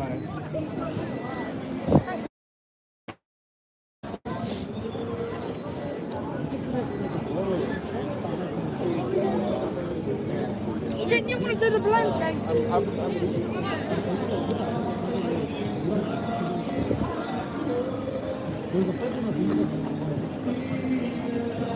Welcome to London Eye Waterloo Pier. This guy's taking me all the way across the city. I was like, just a little bit of walking today, but I'm glad I got to see some of the things I did. Probably wouldn't have seen them. Tell me if you want to chill, man. Well, I can't do that. There's no turning back. The problem is you go through this, like, where we started way back and all the way to here, you go through this gamut of, it's a lot of sights and a lot of things to see, but there's no bathrooms, nowhere to stop, no cafes, and there's a lot of tourists. It's like 3 mile stretch. Like, there's the toilets up there. There's toilets. Yeah. Yeah. Like the tourist zone of London's massive in and of itself. Wow, look at that building. That's pretty cool. That's like a modern, but I don't know, it looks, something about that building's pretty neat. I kind of like it. It's real boxy. I like that building there.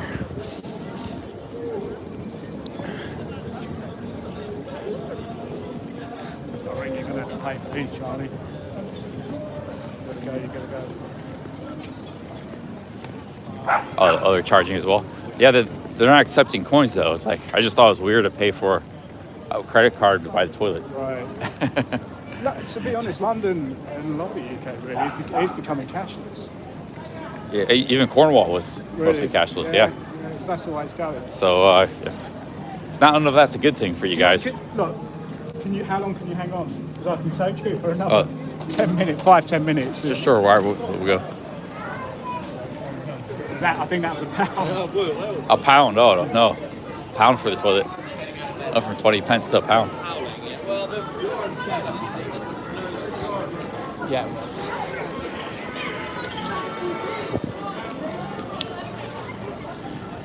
Yeah, this is off season. Can you imagine in the summer, man? I mean, I've seen people from all over the world, tourists and stuff, ever since I stepped foot in London, all the way to where I'm staying, all of central London. Can you imagine in the summer? It's a big industry, the tourism industry. Tourism hordes. But, which I'm a part of. Yeah, I'm a part of that. But that's why I like the kind of the random neighborhoods, because you still get to see kind of the city, but it's just like a regular residential neighborhoods.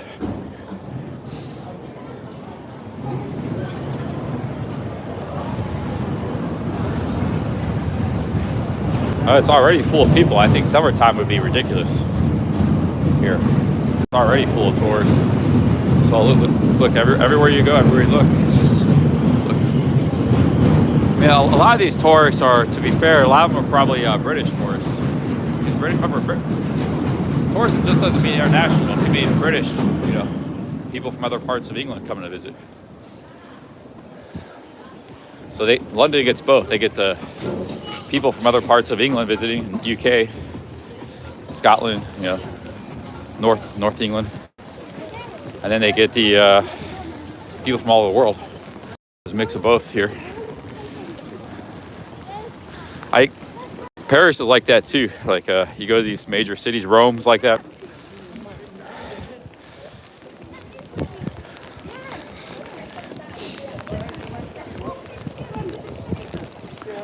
Here's a place for a festival hall.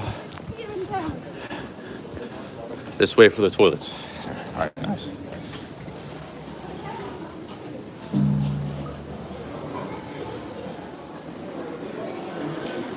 All right, sweet. You need to use it? No, oh. All right. I ask you to be the cameraman again? Yeah. Be a little discreet. I think there was some kind of sign. Right. You just hold it. Yeah, you'll be fine. Just yeah. Just try to be a little bit discreet. Just hold it like this. Okay, thanks.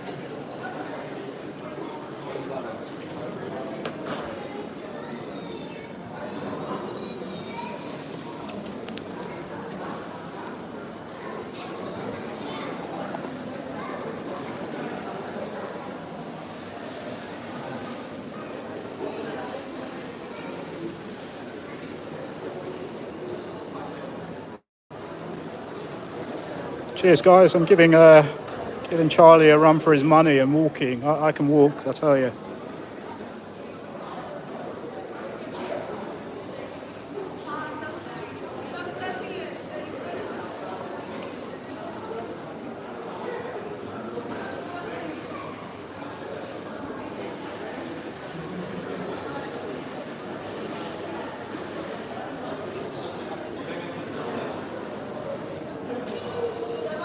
Tommy, it's Eugene Vincent.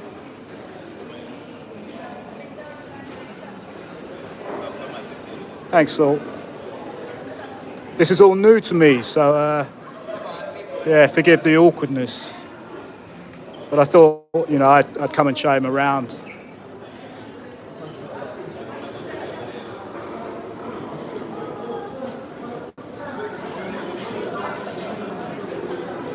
Might be a bit late for the boat now. It's started to rain here as well. But the boat would have been nice.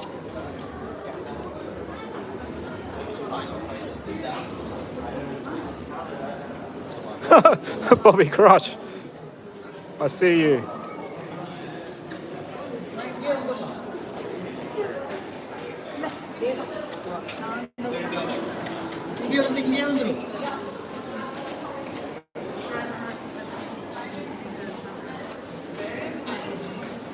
This is a South Bank Centre.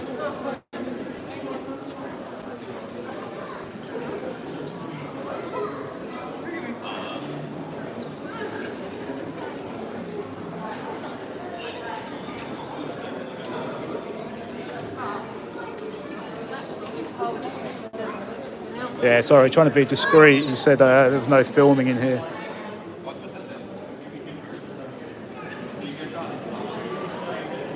Yeah, nice bit of parquet flooring.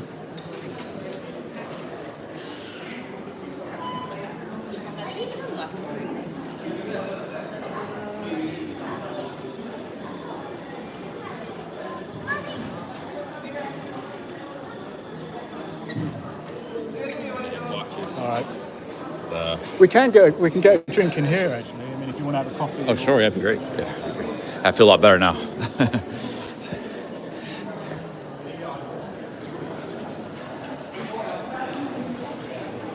Oh man, it was quite a relief.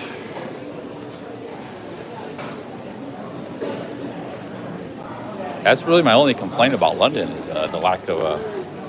We're walking all day, lack of bathrooms because even like coffee shops, they closed it to the public. So you got to know your spots. Yeah, you got to know. I've been using. I use the hotels a few times, the big hotels, because that's like nobody knows that.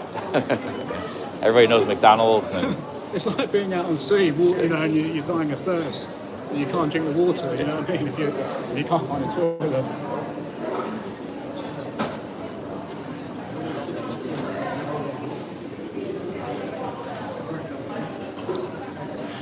This place looks really good.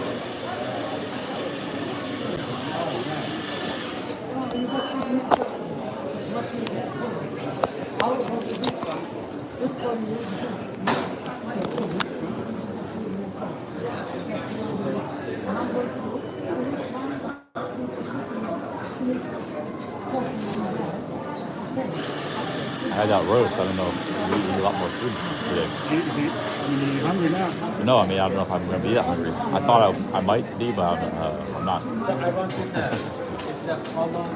You just get like a... This is a nice stretch. There's lots of restaurants. Very nice.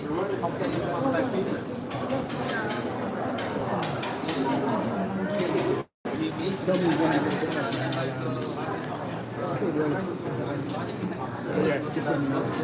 Well, I'm pretty much free. I just tomorrow I'm leaving.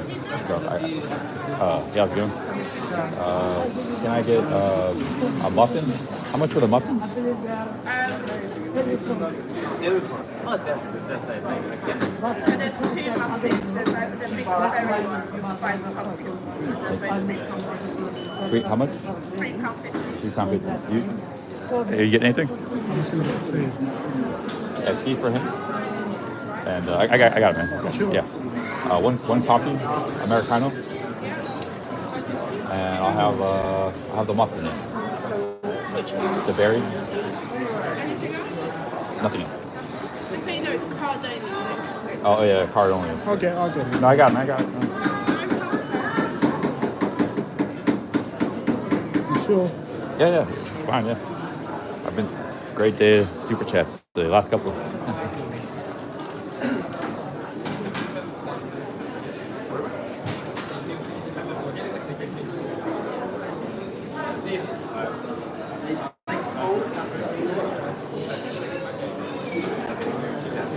Please pass card to cashier or what?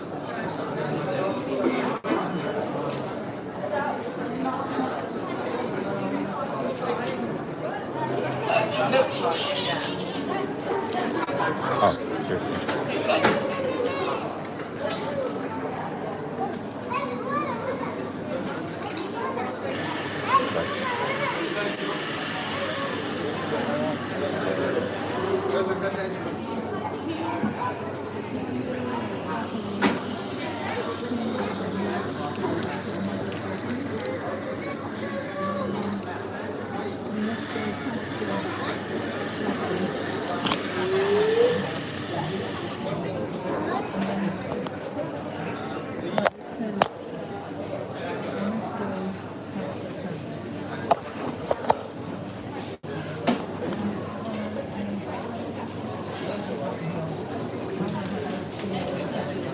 Bag away here.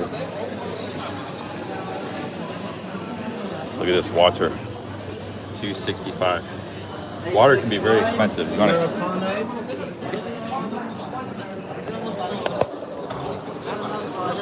Yeah, you want to carry a flask in one. I should have brought my flask. I'm gonna ask you tap water. But they will give you tap water. I think that was the tea.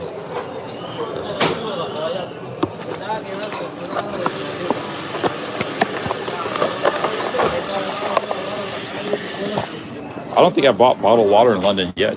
I've just been getting tap water or a flask.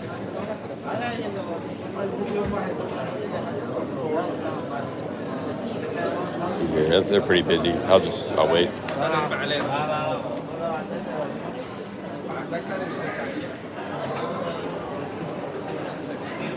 Damn. Ain't nowhere to sit down. Every place is taken.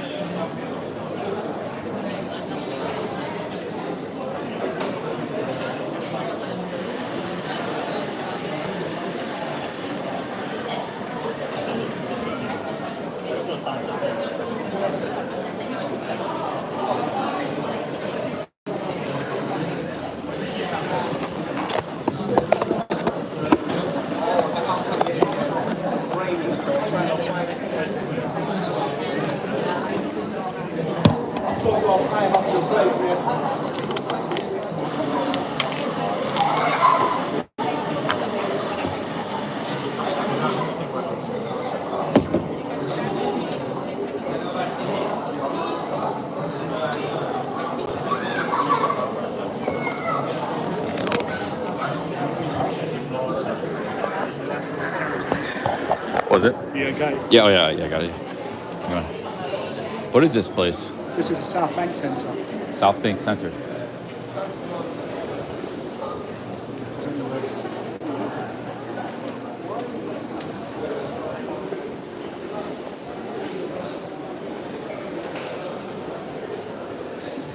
Damn, my pants are falling down. I got a new belt. It's,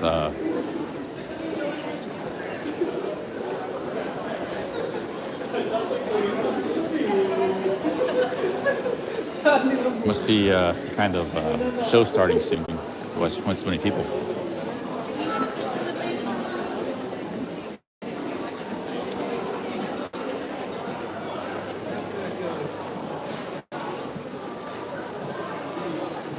I got an idea. See those stairs over there? We can sit on those stairs. It's not the best, but there's people sitting here. They don't got any drinks or anything.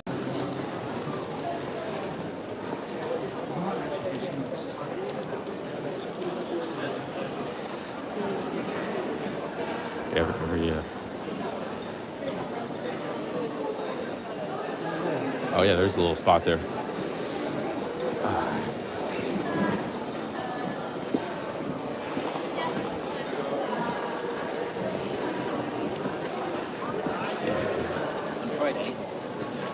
Maybe we can sit here. Maybe. Yeah, it's a table. Oh, it's a table. Oh, no, actually, people are sitting on it. Yeah. Oh, yeah, you're right. Yeah, it's a combination table. Could be either or.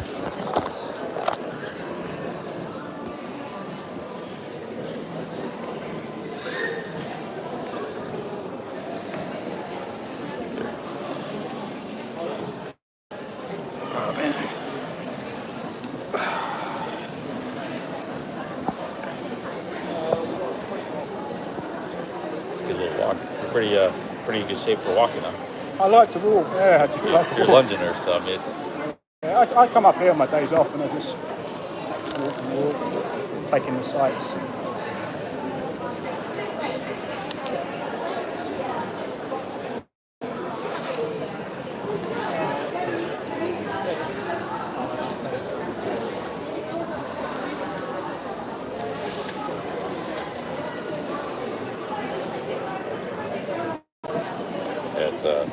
Cutthroat for chairs. There wasn't 1 second those guys left and those guys grabbed those chairs. It's like space is at a premium here. South London.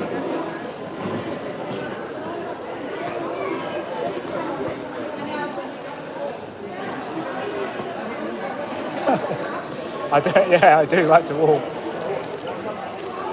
But he's been in London all of his life, so like just by living here, you have to kind of like walk to get around to a great extent. I mean, I prefer. So he's built for it. You know? Yeah, and I prefer actually walking than getting public transport. I mean, buses, tubes, you know, they can be an experience in themselves. You don't look like you're carrying much fat either. No.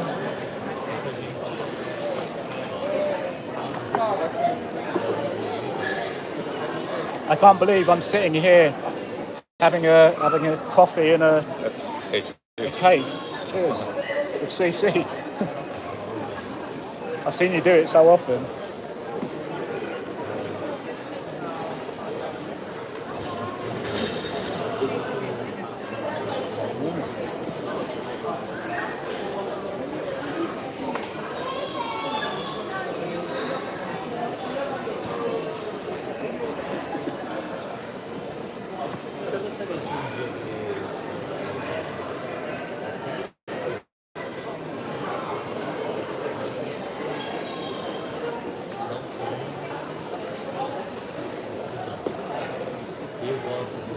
Let's have a look. Am I getting destroyed?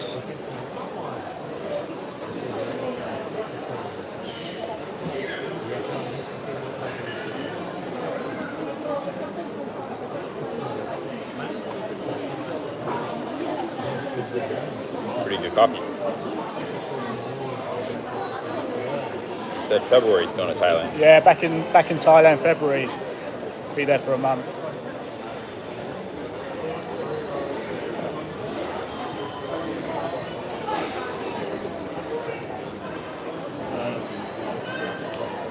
Rantalian wants to go to, wants me to take you to Soho. Yeah, have you been to Soho? Yeah. I was there at night. Right. I think a couple times, maybe another time briefly.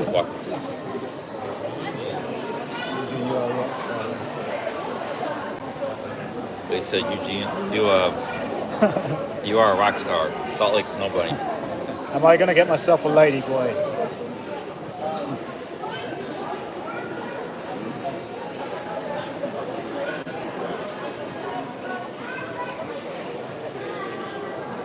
I've got to find out about this Barry the Boss.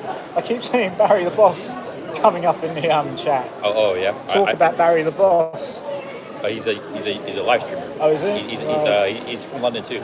Oh really? But now he lives in Boston, UK. Right. Yeah, he's called Club Fillers Inc. Okay. Or search for Barry the Boss. There's a lot of parody channels and stuff with him, but his original channel is Inc. So those might come up in search for him. Yeah, two watches. Well, one's a activity tracker. Cheers, guys. Cheers. He's been a hot topic of conversation since I've been in UK because everybody's wanted me to meet up with him. Oh, really? Or they want us to. He's over in Boston. I started out in Cornwall. It's opposite sides of the country. But I've actually seen him before. He used to hang out in Pattaya. Have you not met him before? Well, I've seen him before. We were both did YouTube. I had seen him a few times. We didn't maybe know each other, but I had probably crossed paths a little bit. One time we were in the sauna together in off of Soy 6. There's a sauna. There used to be a sauna right at the end of the street. I remember him. He was in a Charlotte Hornets jersey, and he was the locker next to mine. And he said, I remember him saying, "Yeah, the sauna's releases stress or something." You know, he said, I remember that. So we exchanged some words before YouTube 10 years ago. Okay. But you know him since? Well, no, I haven't seen him since. What happened was I started streaming. He was one of my first moderators. And he started following my channel, and I didn't know who he was, though. Then when he started his own channel, I recognized, well, I've seen that guy before. I've seen him every time.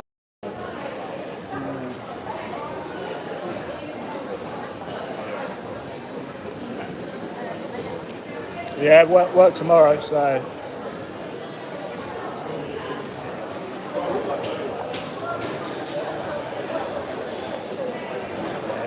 It's still 5 o'clock. I don't mind Steph Traveler. He always puts everybody down. He insults everybody. He just got timed out, Steph Traveler. Well, I mean, that was another reason why. I wanted to come and see you to, show you a few places if you had the time, but I was worried about it. Well, I appreciate it, because I wouldn't have, if I had not met you, I probably would have went back to my neighborhood, walked around, maybe looked at some stores. Yeah, I mean, if you don't know, if you haven't got someone to tell you, where to go, it can be difficult. Yeah, that walk, we hit a lot of key spots, things I hadn't seen either. But I did see quite a bit. Yeah, I've been here 8, 9 days, 10 days. But yeah, that's one of the main stretches right there. I didn't see any of that.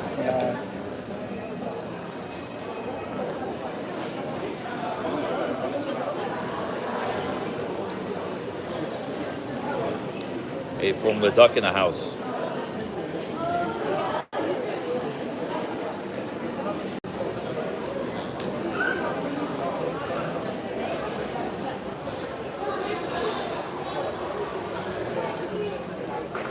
It's his first time in Europe. He's streaming in London. So on the Appalachian Trail, what you said? Are you thinking about taking a like a little stove or something? Well, if I do the Appalachian Trail, I'm just going to vlog it. I got not my phone, but I'm going to use my cameras and just like this, show the scenery, and make a 10-minute vlog every day. Yeah. Because that's what you used to do. I used to do that. I'll post it on this channel, and it might be good. I might make some money off of that and get some new viewers. There's always people interested in it's a niche. So there will be people interested. I'll get new viewers and stuff. But it probably wouldn't be profitable if I was just doing YouTube. Like, it wouldn't be. I'd have to do it my own time. Like, yeah, I could vlog it, but I'm going to lose money. But now I got a sponsor. Now it's worth doing. I want to do it my own, but I'm not really in a position in life where I could just do anything for 6 months on my own. Just because I want to do it. But if I have a sponsor, then it's more economical. But you were talking about doing traveling around the world, weren't you, at one point? Are you going to do? Well, that was the 3 options I had. Is like go back to Thailand, get like a fan room and a rice cooker, live very cheap, and vlog again. I could travel around the world. That is actually like a gamble because I may do okay financially with that, or I might lose. And I don't know what's going to happen if I do that, because it's going to be expensive to travel if you're traveling cheap. The third option was to do the Appalachian Trail. So those are the 3 things I was considering for next year. But the thing is once this guy Greg came in the chat, Electric Nomad, he offered to sponsor me, very generous. That changed the equation a lot to where, I'll do the Appalachian Trail. As long as he sticks to it.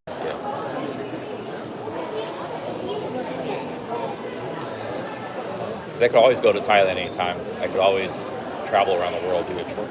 Yeah. But I don't always make an opportunity to do the Appalachian Trail, especially a sponsor. So. This is actually stuff's really good. You want to try some of this muffin? It's a very good muffin and a very good coffee. A little expensive. How much was it? Muffin was like 3 pounds or something. But this is, central. It's an amazing muffin. It's got like blueberry. Probably the best muffin I've had. It's dense, thick.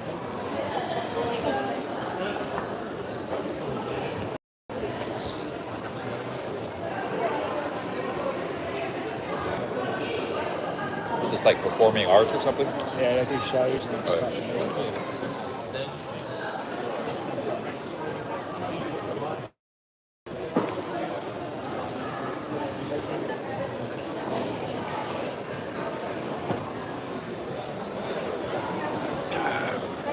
Hey, we got JRD in the chat. Can you guys hear us? 'Cause the phone's pretty far. Ross says, sponsor for what? He just wants to spend his money to sponsor me to do that trip. He said half for me, half for charity. He's saying $5 per mile. Half of that will go to a charity of my choice. The other half to me. Plus, he said he'd give me a big bonus lump sum of money if I finish the whole trail, if I manage to finish the trail, complete it. So that's a great enticement. Because actually it's pretty cheap to do the Appalachian Trail, because you're mostly in the woods. You just buy some groceries when you hit town, and you're in the woods all the time. Once in a while you stay in a hotel or hostel, So you don't really spend a lot of money. But yeah, it still costs something. What he's offering should pretty much pay for most of it. Now, I don't know what lump sum he's offering at the end, but that will be a nice bonus too. And then I got the vlogs as well. I went to Yosemite when I was in the States. I couldn't believe how... Oh, Yosemite, California? Yeah. Amazing. Yeah, really nice. Oh yeah, the States has some amazing natural scenery. Did a bit San Francisco down to Monterey, Carmel, that coast, over Nice. Bixby Bridge. Really nice. I haven't seen much of California. I've only been in LA a couple times, so just for like a business trip, couple days, couple nights. I haven't seen much of the West Coast at all. Yeah, I really liked it.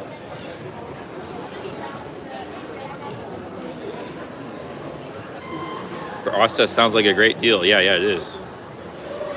Well, he was sponsoring people at first. There's a guy called Stuffed Traveler in the chat. He wanted to pay him to get a tattoo. So I don't know. He just wants to do stuff with vloggers. Who is this guy? Is he a vlogger as well? Yeah, his name is Nomad. He's been around a long time. He's been in the Thailand genre. He's a vlogger, live streamer.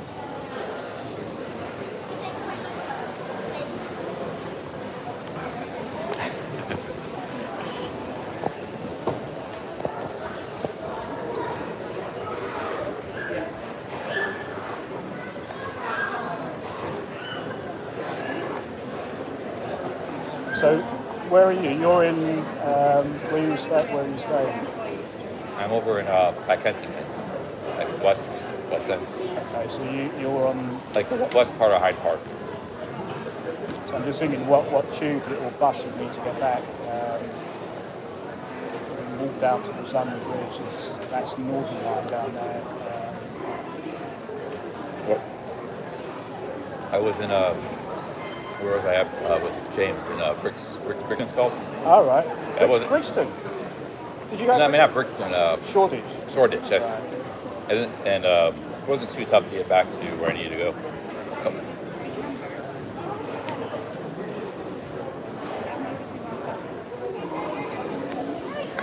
We got another super chat here. Tony Bonsai.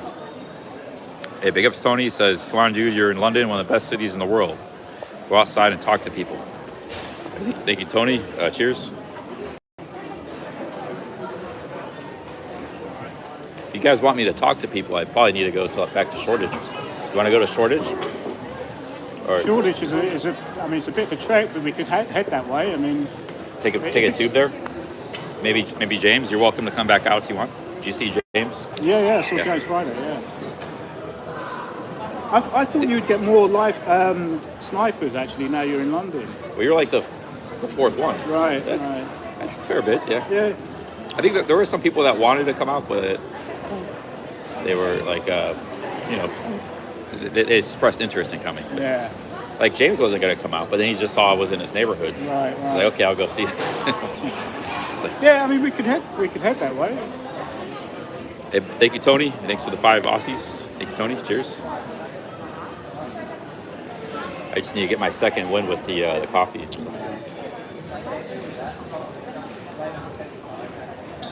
I streamed 14 hours Friday, so live streaming. What do you do for? If you don't mind me asking, what do you do for work? I'd rather not say on stream, to be honest. The what? Oh, not say. Rather You don't have to. yeah. Yeah, it's something sensitive or personal. Don't say it. Yeah, don't say it. Keep it personal. That's a question you get hit with a lot. Like in some countries, like you go to Japan. At first, everybody asks you, just talking to random people in a bar, like, "What do you do for a living?" It's very tough for me to explain Magic Card. Yeah. I would just say like business or internet.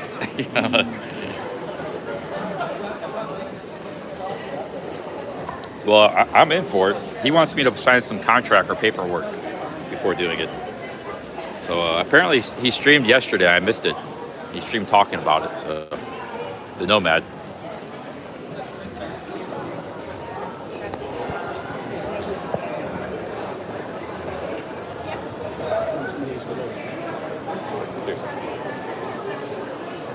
That place to get busy now. Yeah, it shows now.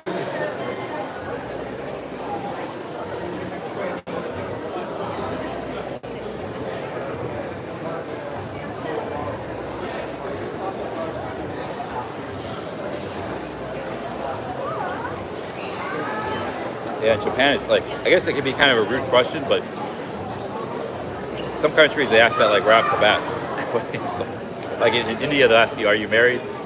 What's your marital status? That's just how they have a conversation. It's not because they want to marry you or something, it's just they're just curious.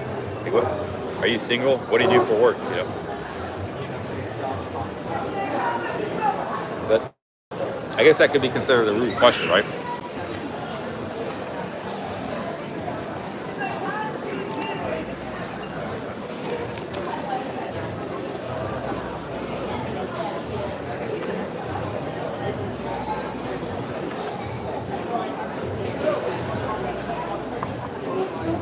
Steph is just jealous. I got a deal with Twitchy. He didn't get one. He burnt that bridge. Man, it didn't take you long to burn the bridge. Twitchy was willing to give you money. You could have worked with him. Now he won't want to do anything with you now. You burnt that bridge, Steph. He was willing to give you $1,000.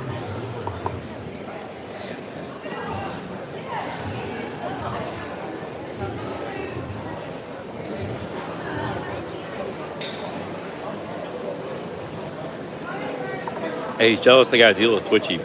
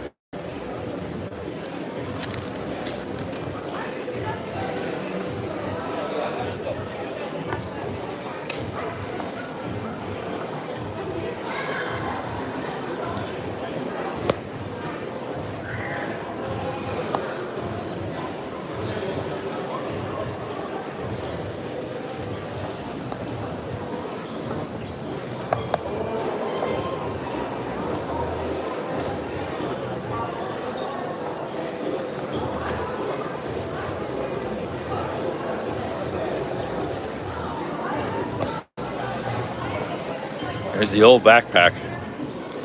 If this thing was just like 20% bigger, I wouldn't have to replace this backpack. It's actually pretty awesome. I just need a little more space, that's all. I'm thinking if I switch rain jackets, this rain jacket's not too bad with the weight, but see, it's very bulky. You can get better rain jackets. That would free up a lot of space.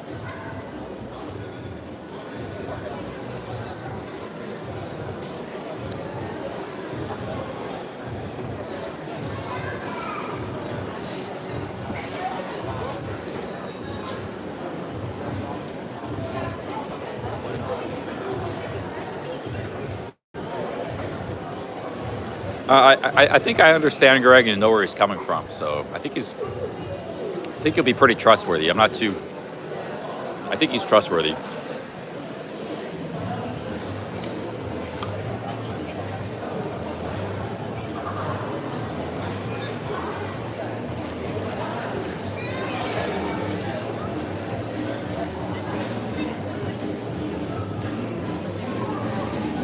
You got these 2 pockets on the side, but that you'll be using a lot of times for water on the Appalachian Trail, because you have to carry a couple liters of water with you at all time.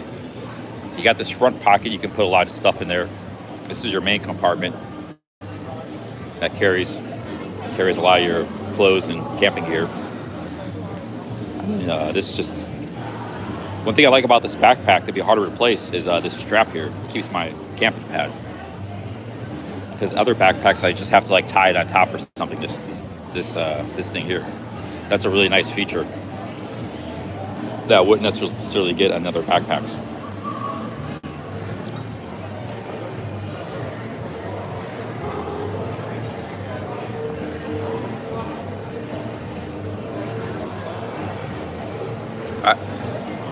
Oh, we got some kind of event going on here. Let's check it out.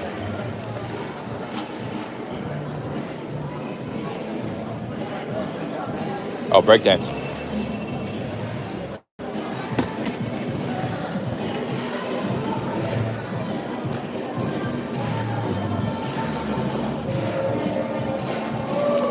This guy's pretty good.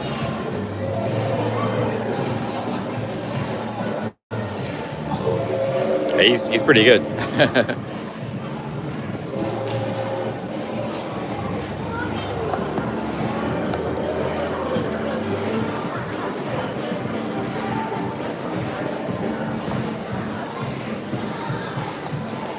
Stuff in my pocket, my pants are, I got a new belt, it's not working out too good.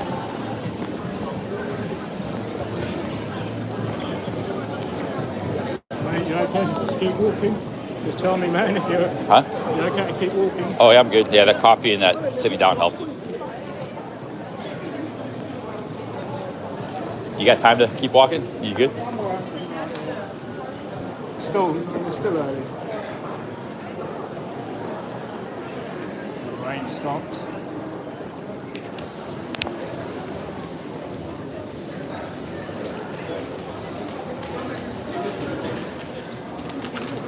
Big ups, Tony.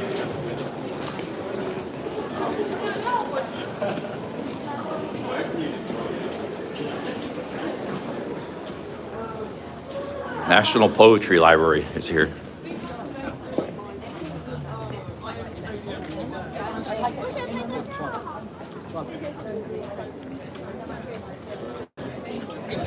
What's up, Pepin? Oh, yeah, Charlie's fine, yeah. CC, Charlie. I if you'd like to call me CC. Yeah, that's what I call you in the chat.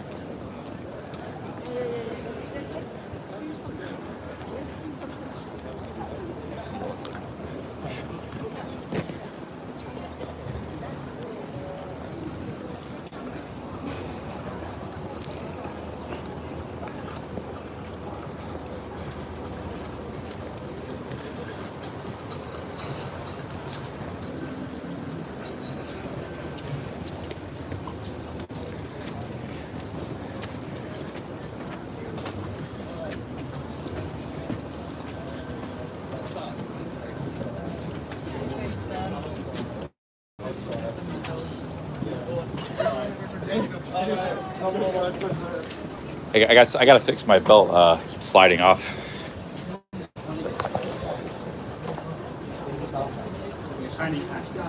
Well, it has some weight, the fanny pack, and I got the belt attached to the fanny pack.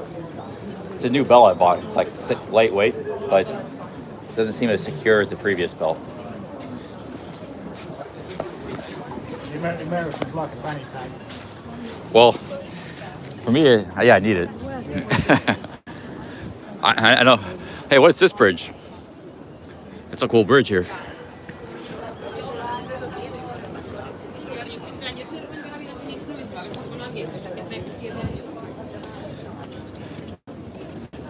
Oh, it's kind of slippery. Flashbacks of the I got flashbacks to that coastal trail, slipping and sliding all over that, down the mountains.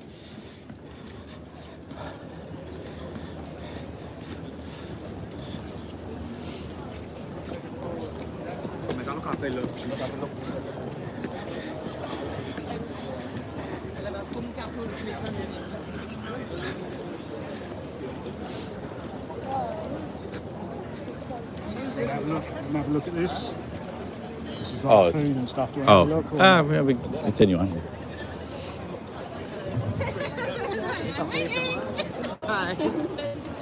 Pret-a-Monger. Oh yeah, there we go. Bookstore.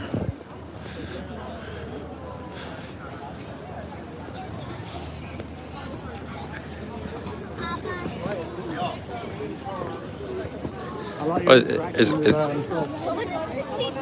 Huh? I like your interaction. Oh, cheers. Yeah, I like dogs. You always make that funny sound. That's how I talk to dogs. Yeah, I like dogs. What? It's Pret a Manger. Is that a British chain or a French chain? Or were they? I think it's British. It's British. I think so. I never heard of them, but they're pretty good. My favorite as far as like the coffee shop chains. I mean, as far as like to sit down and relaxing, is Cafe Nero. They got nice chairs and they're kind of cozy. But for food, it's Pret a Manger. Costa's good. Costa's, I haven't been there in a while. They're kind of in the middle of everything. Like Skateboarding under here.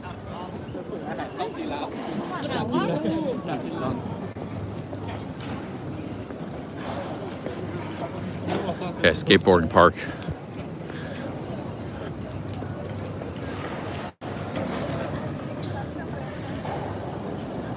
That's pretty sweet skateboarding park. I'm not into skateboarding, but if I was, this would be pretty good.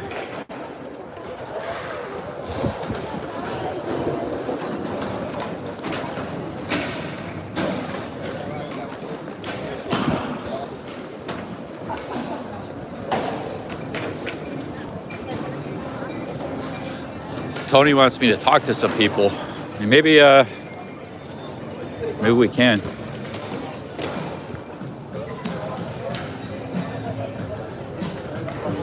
Maybe I go to Shoreditch if you want to come to Shoreditch. Do you drink? You up for a beer? Yeah. Well, we can go. I mean, in Shoreditch, you've got the 10 Bells. That's the pub that's associated with Jack the Ripper. That's where. In Shoreditch? Yeah. Oh. I think you actually went past it. There's Mexican street food. Nice fire pit there. I didn't see any of this. I think I got to the river, but it was somewhere up ahead. I think you were sort of more towards London Bridge. Yeah. Here's a cinema.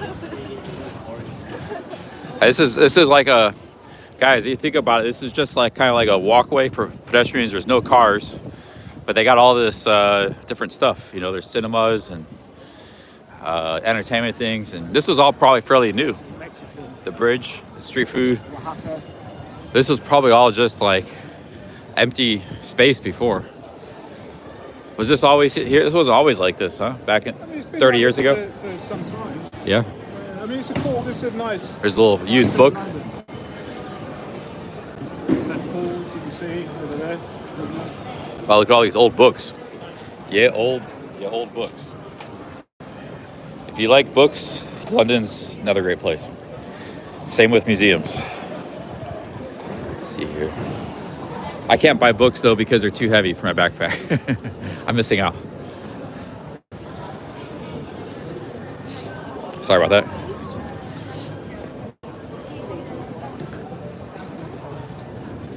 Books are becoming hard to find. It'll be like another 100 years. There'll only be books in London, nowhere else. It'll be like a few scattered in America here and there. There'll be ancient things.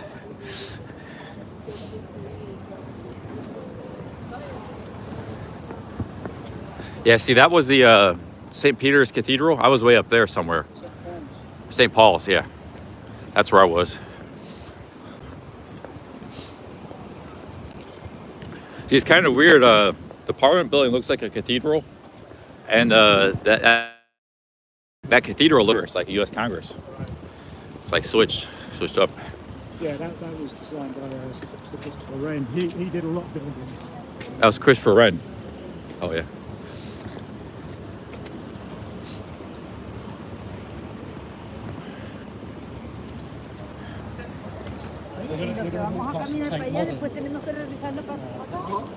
Oh, I walked past that. Yeah, that must have been where I popped out from South London. Yeah, I walked past about where I started.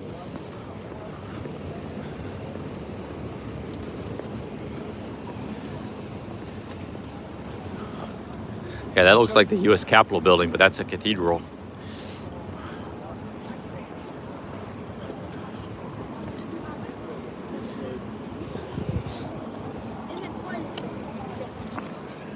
Did you go over the Millennium Bridge? The Millennial Bridge. Yeah, that's opposite the Tate Modern. If we can see it, it's really cool. I don't know if there'll be enough light, but there's a guy who actually paints on the chewing gum on the Millennium Bridge. So if you look at it really closely, you'll see paintings on the chewing gum, but they're so small, you know, really finely. Oh, he paints on the chewing gum. Wow. Like micro painting. I'm not sure we'll be able to see it.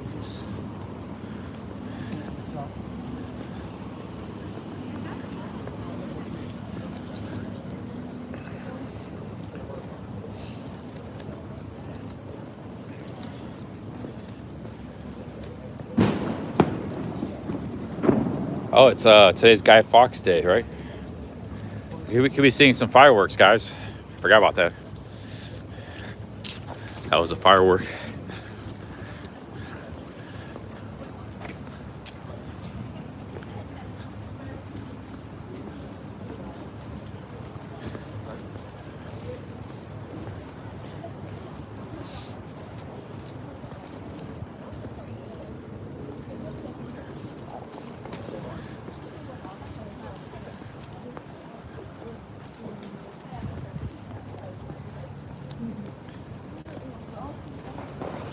Guy Fawkes.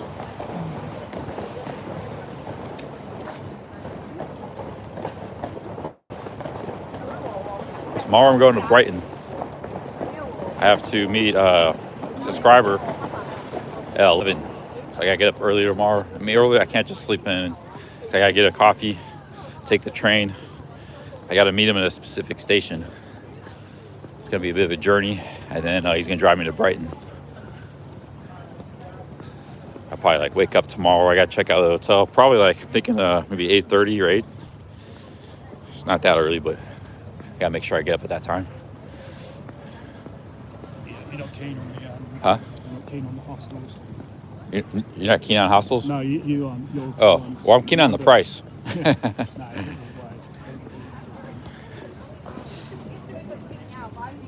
Actually, some hostels can be good, but like, I just think the ones in London, they just like, pack in so many people. They're they're just big money making business operations.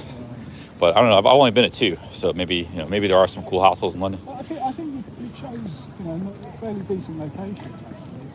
Yeah. Well, stroke of luck. Or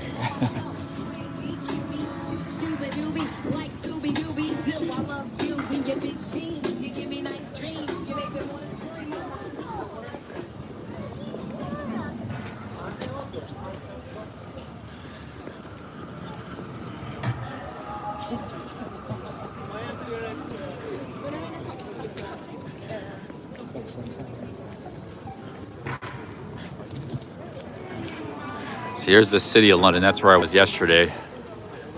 If you go beyond, or 2 nights ago. Shoreditch is just like 2 miles up ahead of that.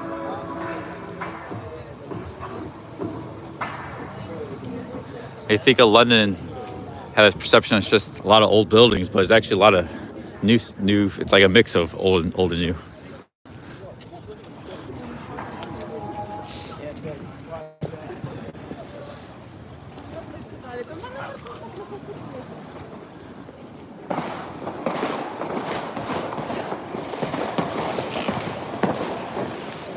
Oh, yo, there's the fireworks.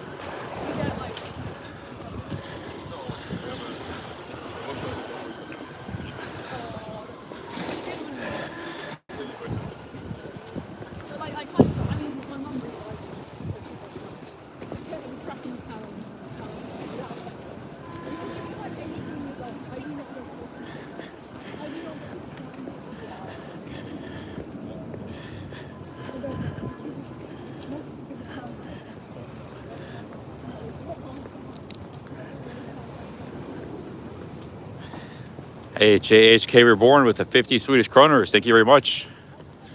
Thank you, JHK. Cheers. I did see an Asian supermarket in Camden Town. There was one there. I didn't stop inside though. I don't know if they would have durian. Durian's really, really expensive. Even in Asia, it's getting expensive. Like if you buy it at the source, you know, it can be like $10. But they export to China and stuff. If they export all the way over here, it's big and heavy. It's not much demand. It'd probably be really expensive. I'm sure you can probably find it if you look hard enough, but durian. It's really a luxury fruit. It wasn't always so expensive. About 15 years ago, but the Chinese have really driven up the demand of it. They've been buying it up. So it's a huge industry, multi-billion-dollar industry. Durian is from China or from to Thailand. Just the Thailand's exports to China with durian is multi-billions of dollars per year.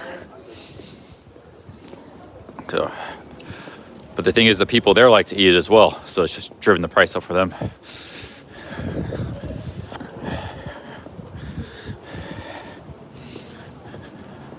It's just, apparently there's not many regions in the world where it really grows. It's a very peculiar kind of fruit. And even in Thailand, it only really grows in one province, and it's Chanthaburi. It grows a little bit in Cambodia, a little bit in Vietnam, a little bit in the Philippines. And in Mindanao it grows, actually, I heard. It's a pretty rare fruit. Yeah, big ups JHK, thank you very much.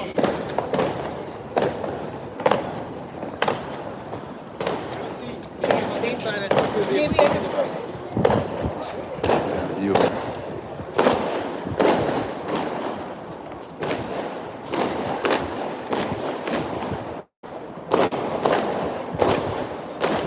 Yeah, big ups JHK. You're not supposed to have any food in these hostels. You can have it in the common area downstairs, but you can't have it in the room. So it's not just durian, it's food of anything you can't have in the hostels. You're not allowed to have. Not even a bag of chips.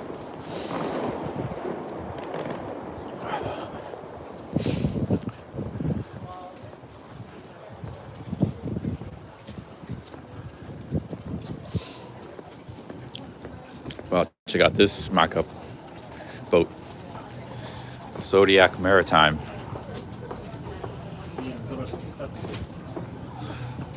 It's pretty cool.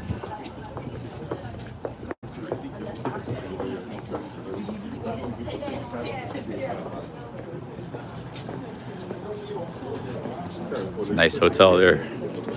That hotel is probably pretty expensive, overlooking the river. It's called Lioness. The Lioness Hotel.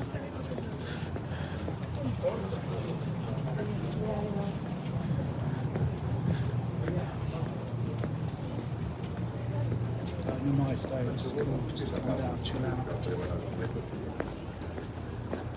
Yeah, we could take a tube there if you want.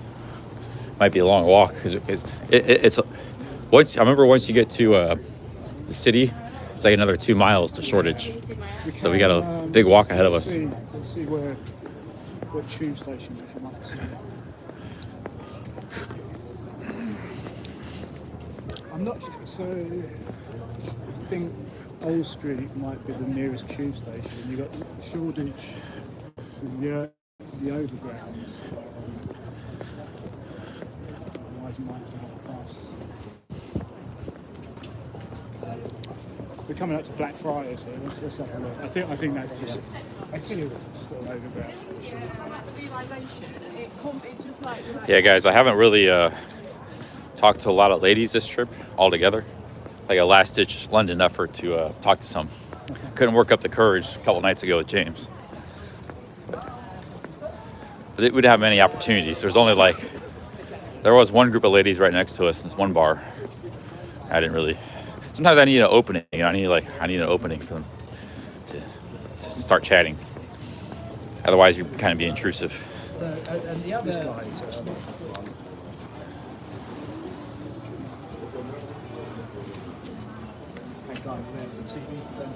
Oh, it's a celebrity TV presenter.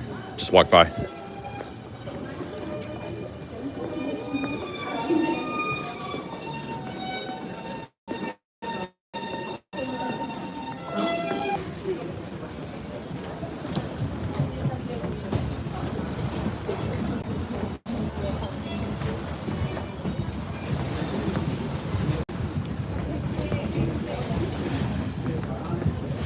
Do you know that they're asking the name of the TV presenter? If you know, remember who it was? He's a guy who does all the sort of tourism stuff. I think his name's Simon, something or other. Simon? He does tourism, travel. Travel, yeah. He's like the travel guy. He's like Anthony Bourdain type guy. No, he sort of he gives advice Like, about travel. or like Rick Steves. Rick Steves is a travel guy in America.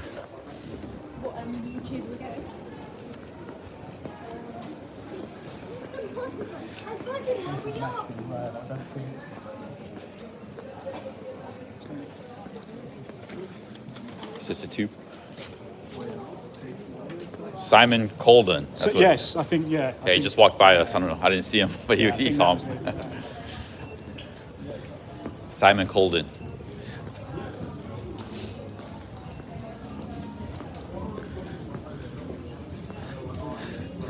I think we might have to get the tube from London Bridge. All right.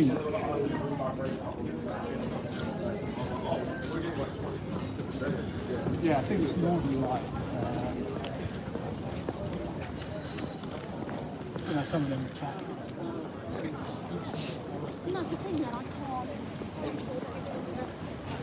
cross the platform.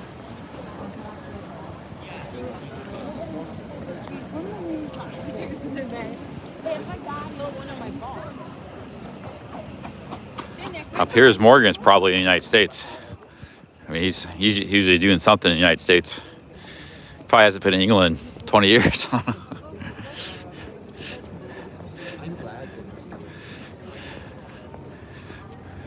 If it has, probably just for visiting.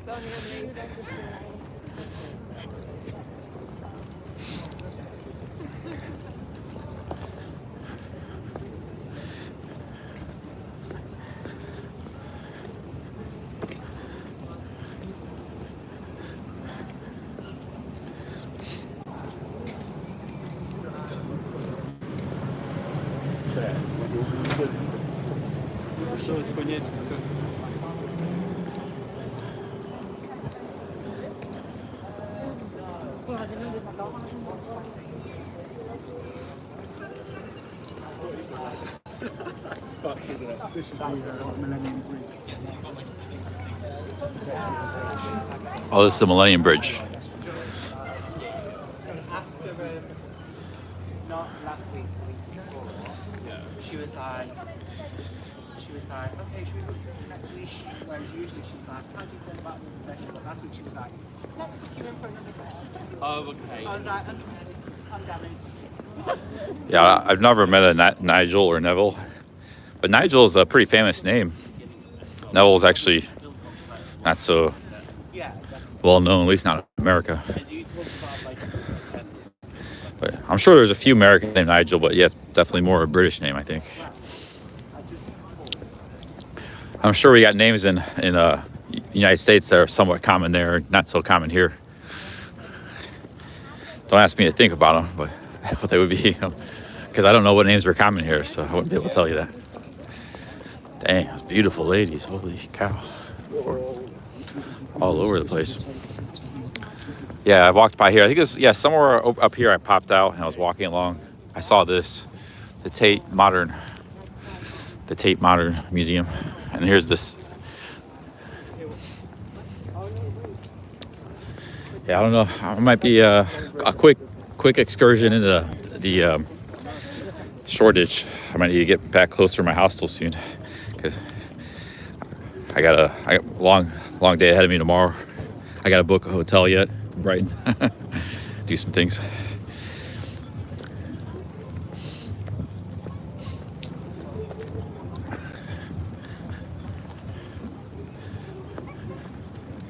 Oh, that's a Shard. Have you ever been to Shard? No. At the top of it? No? I think it's quite expensive. Oh, is it? To go up top? A lot of skyscrapers, they don't charge you to go on top. Or Here is the walkie-talkie. You can go on that. That's what oh, that walkie-talkie building? Yeah. That's what you call it? That's got like a free sky garden. That's good. This Shard building must have been built recently, huh? Like last 5 years or so, 7 years. I think I remember hearing news about it or something one time. That's a pretty amazing skyscraper. See, you could build like a whole bunch of those in Regent Park. And smaller buildings too.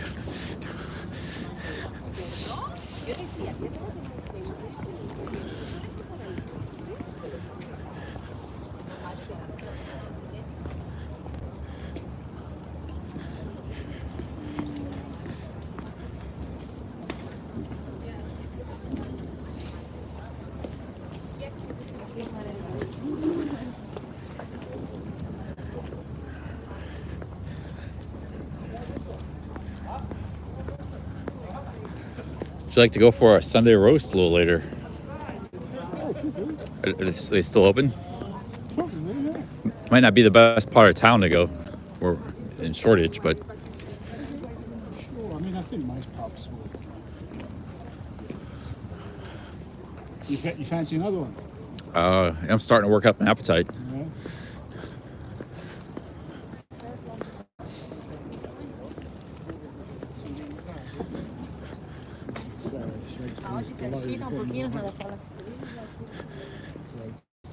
Oh, there's a famous pub up here somewhere. I actually stopped in. That might be a good place. You got an appetite? Yeah, he's getting a little hungry. There's a famous pub. I actually stopped in here. I didn't order anything. I just used their bathroom. But somebody in the chat was recommending it.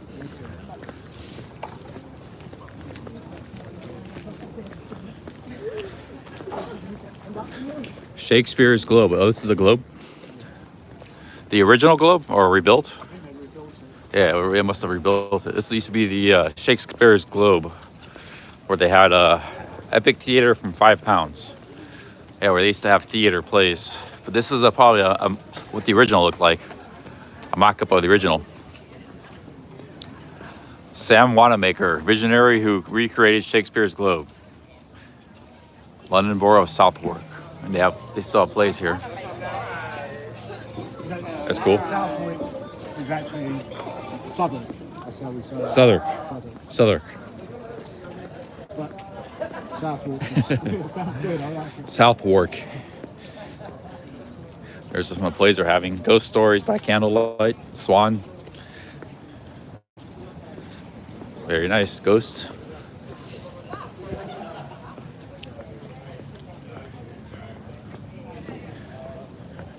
I'll probably walk.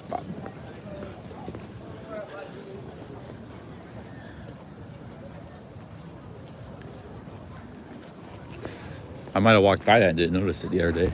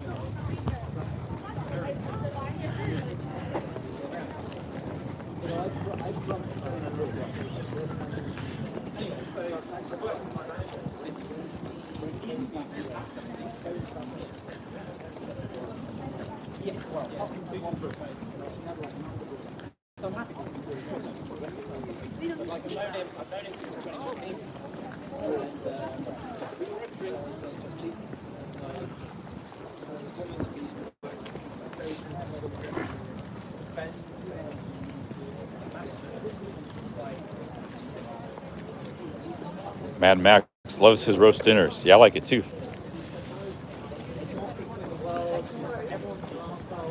SOS Chris said there was a tube station on the other side of the globe. Yeah, London Bridge.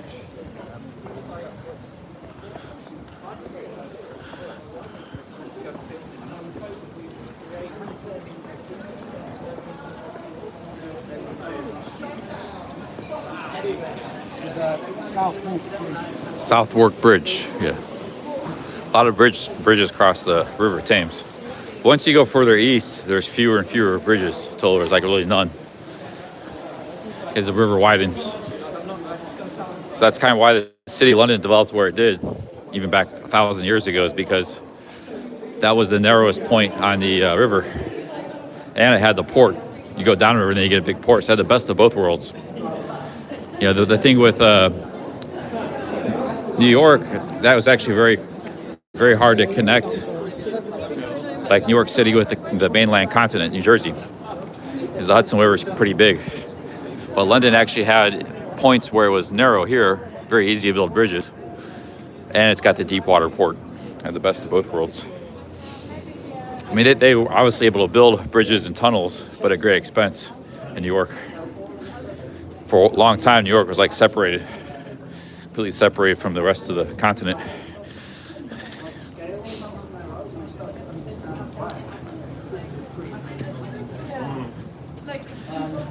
Even to this day, there's no bridge across the Hudson, only the George Washington, which is actually way up north by the Bronx. You just got the tunnel, the Hudson Tunnel. Amazing, because we helped them consolidate their debts. So they sold us, cleared their debt, mortgage free, got a new house, and we paid this. That's what he said, Suffolk. He pronounced it Suffolk. I pronounce it Southwark.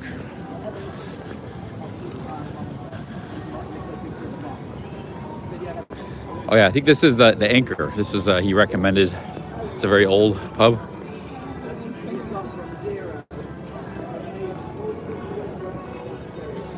Might have a good roast if you want to stop in there. The Anchor. Let's see what the roast is. Sunday roast. Oh, it's exactly the same looking menu as the last place we're in. Exact same price, everything. It's the exact same menu. Yeah, this part is at least. Yeah. I wonder if it's that was a Green King. I wonder if the other pub. They must be related or something. It's the exact same menu. I'll probably get the exact same thing. Yeah. We'll I guess. Same chain, they said. Yeah. You want to, or do you want to keep walking? It's up to you. What's that? You want to, or keep walking? It's up to you. What do you guys think? Instead of going to Shoreditch, I don't know, it might be 2 hours away. You want to go to my neighborhood? I think Shoreditch will probably take us another at least 30 minutes. You want to catch the tube to West London and get dinner there? All right, well, we'll need to go to London Bridge, because that's where the nearest tram nearest We could go to is. Ladbrokes Arms. It's in Kensington. That's not too far for you, is it, to get back to... I should, if we go to... It'll be a bit of an adventure. But it's going to be maybe far to go to Shoreditch. Yeah. But it might be easier for you to get back to Croydon. It's easier for me to get back to Croydon from Shoreditch, but obviously for you as well. I mean, you need to... Well, let's have a look in London Bridge. Yeah. Sure. I think London Bridge is just the northern line.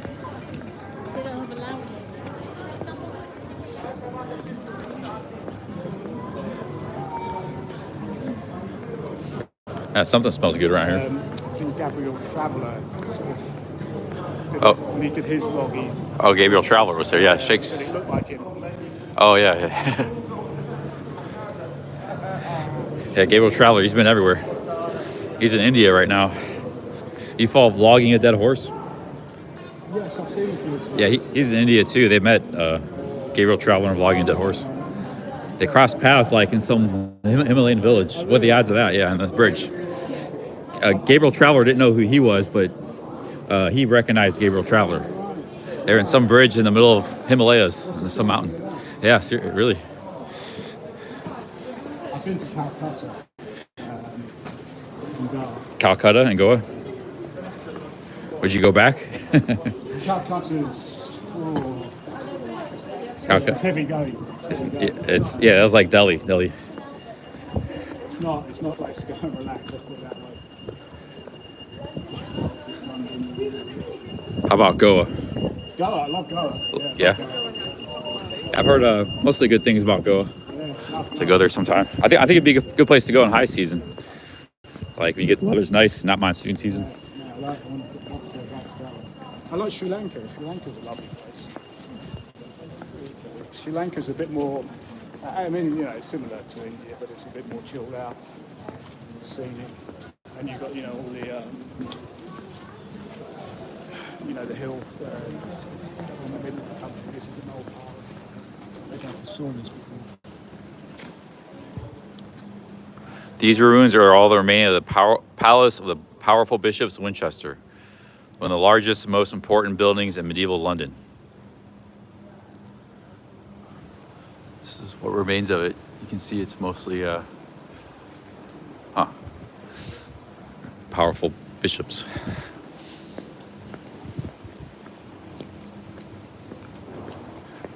That's modern there, but that's the old part. Let's see.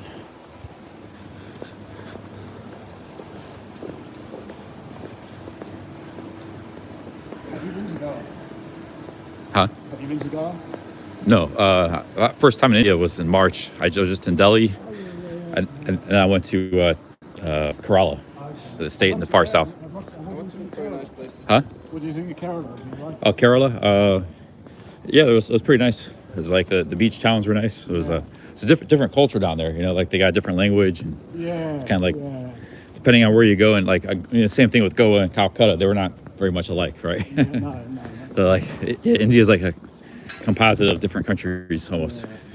But it was nice. There's some nice beach towns down there in Trivandrum. Kerala would probably be, you know, more similar to Goa. So I went there. It was like 3-hour program. Like there are some tourists there, but there's not that many. Like a lot of the tourists there, like they're there for like to learn yoga or something, or some kind of like the word's not really out like about that area, you know. But there's some really beautiful beaches there. Like Goa is famous, but Kerala, no. You know.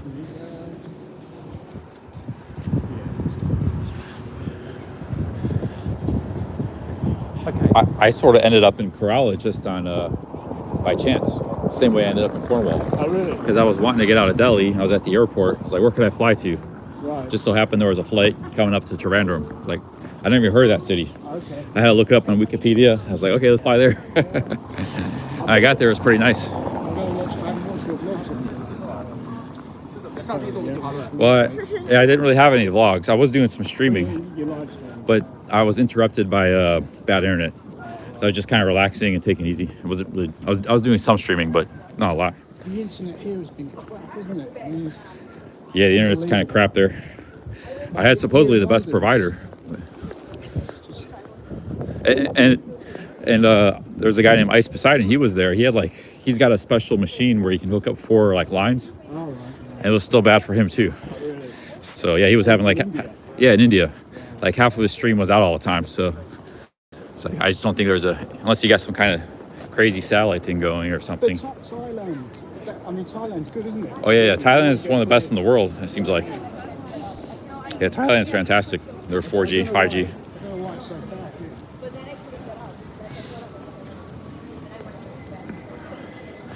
I think the internet's been pretty good here in UK. I haven't had too many problems. I mean, I've watched a few. Well, I've watched most of your live streams, and you know, sometimes it just, you know, the picture's blurry, and you know, I mean, it's been okay, but it's mediocre, more or less. It could be better. Could be better.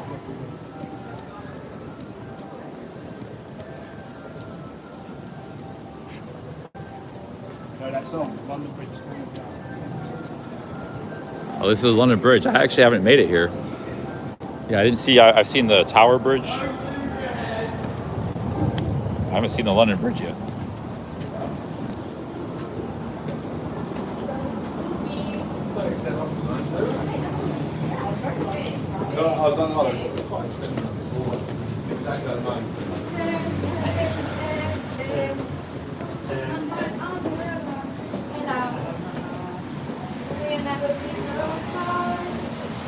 That's London Bridge.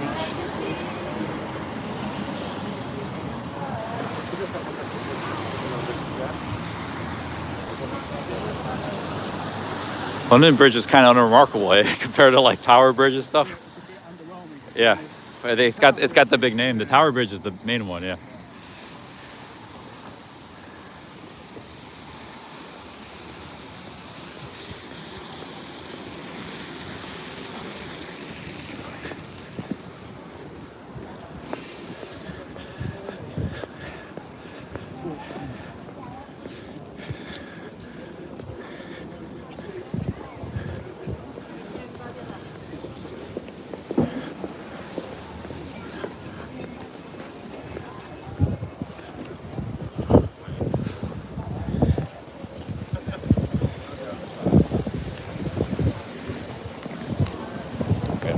power bank here. Power bank's out. I gotta switch out power banks.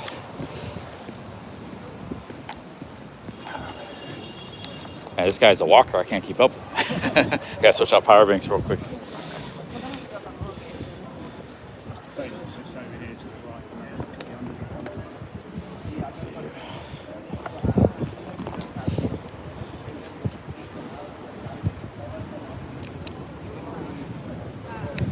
All right, here we go. New power bank. Yeah. That's a sky garden.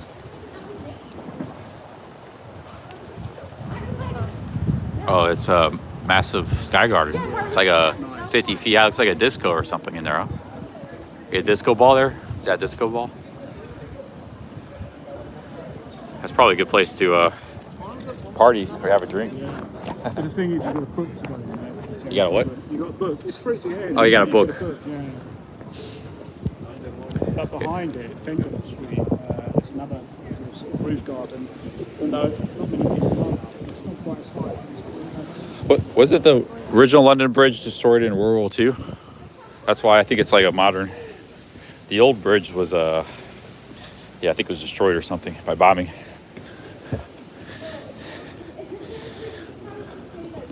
You compare it to that's the Tower Bridge there.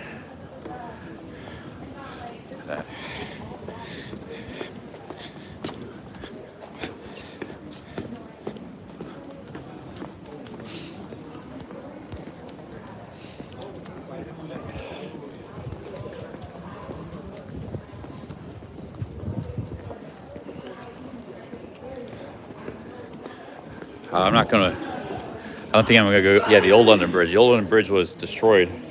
First built by the Romans, this was the only bridge over the Thames in London until 1750. The bridge was rebuilt in 1973. So it sounds like they just demolished it. It wasn't bombed. The original bridge was rebuilt, or basically, yeah, demolished. They had that.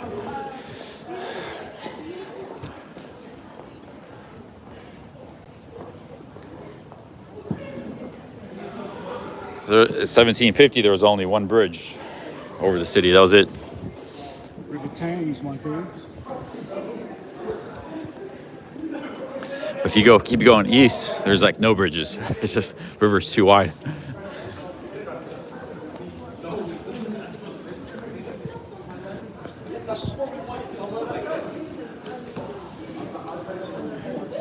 The camera. Got a dog and a gorilla with cameras.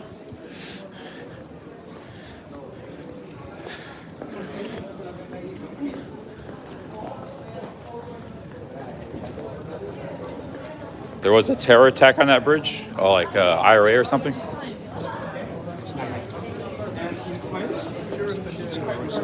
Some years back, people there. What happened?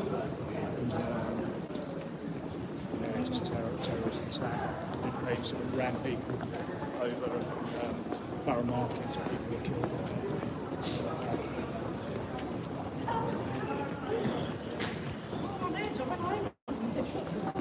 Oh, recently. I was thinking like 73, like why they rebuilt the bridge. No, this was recently, I thought. On the London Bridge.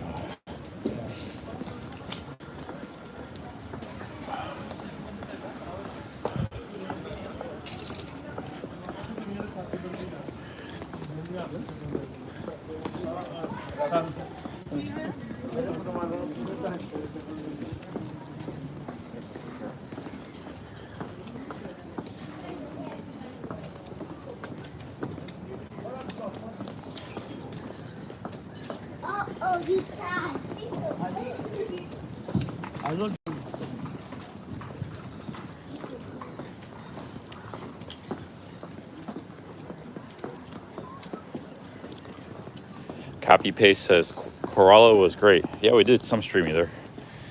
We couldn't do done as much as we liked.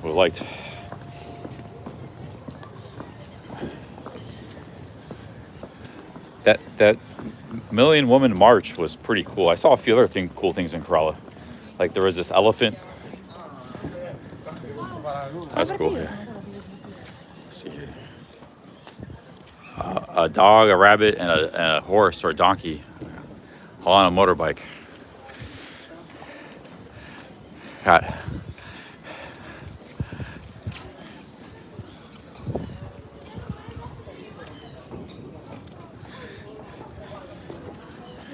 Like the full London is the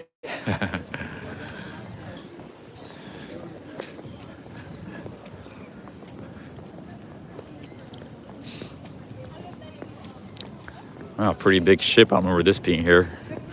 Big military ship in port. Looks like a battleship.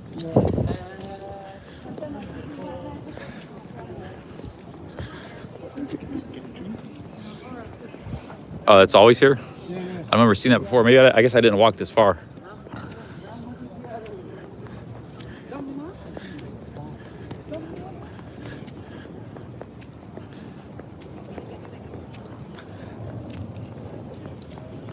The Royal Navy.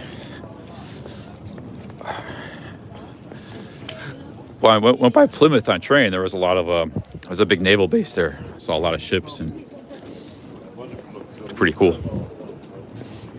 Plymouth is over in Devon to the west. Quite a ways west from here.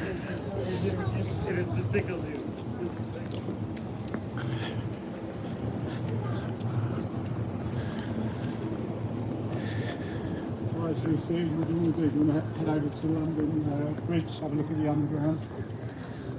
Yeah, maybe get in the tube.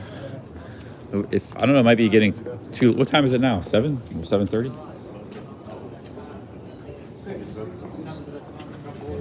Six? It's only 6?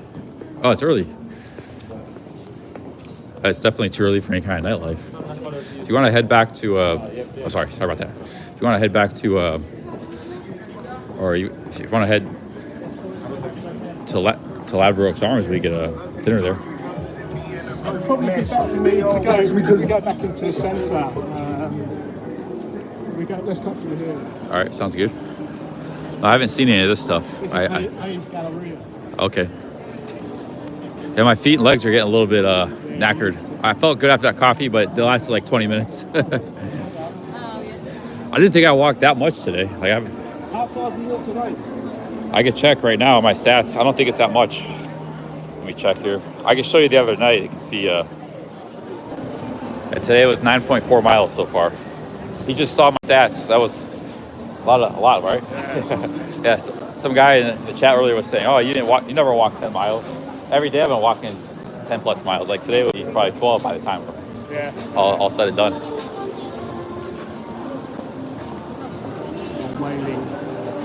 Oh, whaling ship, yeah. Or I don't know what that is. It's a nice work of art.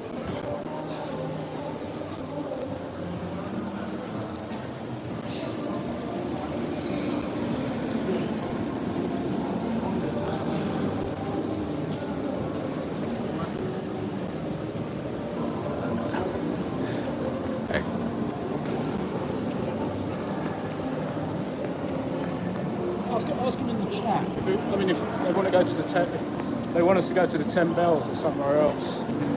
See what they say. It's not that difficult to get to. 10 Bells? Yeah. Oh, is that a good That's place the to one go? in Shoreditch. Oh, it's Shoreditch. Yeah. Would you guys like to go to Shoreditch or back to my neighborhood? One for Shoreditch, 2 for my neighborhood.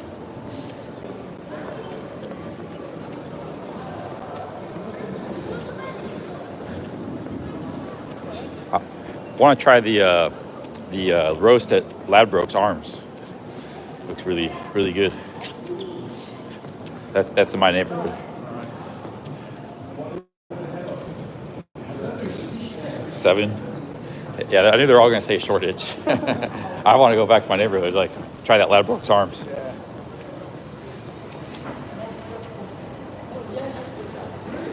Is that a place to eat at in Shoreditch? Is it a good pub? You probably could eat there. I mean, I've not eaten there. Otherwise, I might leave you here. Oh, okay. Yeah, that might be difficult. That's a lot of trains. let's have a look. Let's have a look at the map. All right. Maybe there's a direct train right to my neighborhood from here. I think from here, I'm not sure. I think you're going to have to get the underground. But this is the northern line. Oh, this is a train station? Yeah, this is London Bridge. This is pretty easy to get back to Croydon from here, right? Like, yeah, from here I can get a direct train. I might have to come here. I have to go to South London tomorrow to meet. Oh, really? To meet the stream sniper. Yeah, I can learn a thing or two right now how to get there. Where are you? Which tube station? Okay, I am right here. Yeah, that one. Queensway. So where are we? Well, look at these trains. This is all South London covers. This is all South London. Amazing train system. This isn't the tube. This is just like normal trains, right? National Rail Service. That's a train. Yeah, that's an amazing, amazing rail. Where's London Bridge? Or London Bridge. And you need to get to Queensway. Yeah, it's just to get from here to there is pretty complicated. I could see 2 or 3 transfers.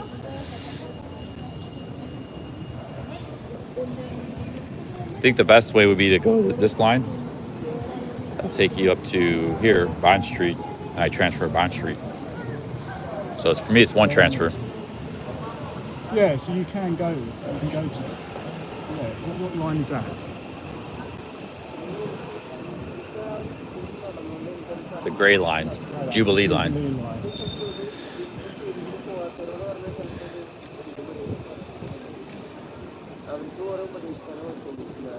Yeah, I'll tell you what, man. I mean, I might, because it's going to be easier. Because if I go to up here to where you are, that's going to be difficult for me to come back as well. Yeah, you gotta come down here, transfer, and that's a lot. That'd be a long journey back home. Let's go over to I just think if I'm a little reluctant to go to Shoreditch. It could just kind of like be an all-night thing. I kind of like to get back to my neighborhood, get ready for tomorrow. Like, so I'm still gonna be alive for a few hours, eating and this and that. But if I go to Shoreditch, then I got a long ride back. Could be a while. You said it's only 6? I thought it was later. Really only? Oh shit! It's early.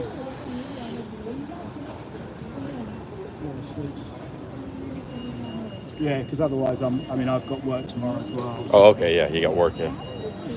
See, if I go to Shoreditch, if we did go to Shoreditch, we've got the overground, so I can get the overground back. But then, it's that's a mess. Yeah, yeah. All right, I guess I'll head back to Queensland. Yeah, it was awesome meeting you. Nice one, Charlie. I hope I run into each other again and tie you out too much. No, it was awesome. Really appreciate you coming out. Yeah, you're welcome, street snipers and visitors. Yeah, It was unexpected. You sitting there, you came visit. Yeah. If you hadn't come, I wouldn't have. I wouldn't have seen all that stuff. Yeah, well, probably just would have stayed there, then went back to the neighborhood. Hopefully, hope it was useful for you and informative, interesting for people watching. So. Yeah, it's good. Yeah. But, all right, do you know how to get back? Is the tube over here? Yeah, you got to do. Fine.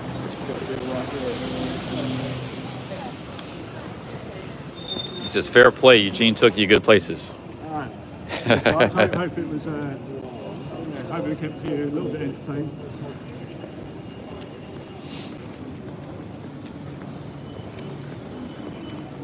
We got to catch the Jubilee line, then transfer. It's actually not hard to transfer and get around the tube once you start to learn it. Yeah, it's very.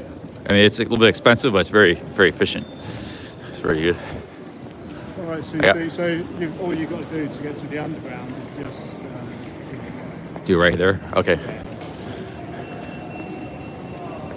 All right, man. Have a good. Maybe run into each other on travels in the future. All right. I take care. Nice meeting you, Eugene. See ya. Cheers. That's cool. Big ups to Eugene. Yeah, great guy. Londoner through and through. He's been here his whole life.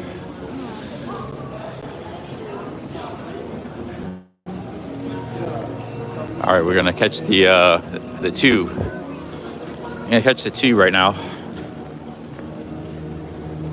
Yeah, I wouldn't have. I I wasn't planning on going and seeing the Buckingham Palace or any of that stuff. Those are some of the key sites I missed. I hadn't yet covered yet, so covered a lot of ground in London the last 9 days.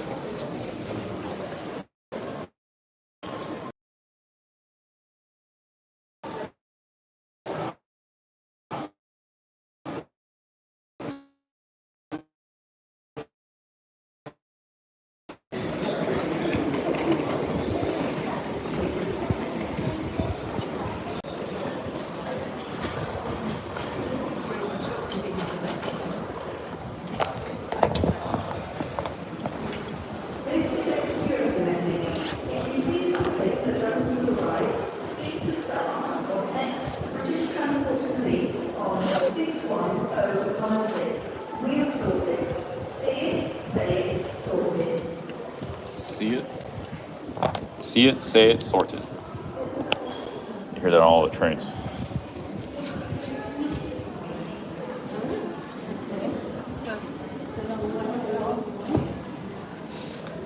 Let's see here.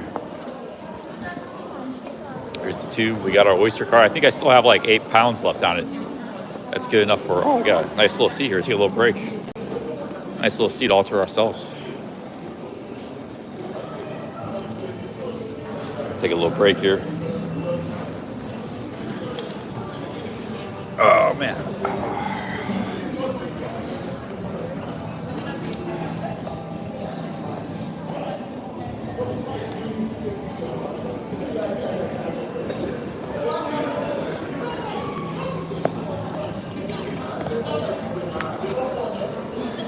I was gonna rest here for a minute.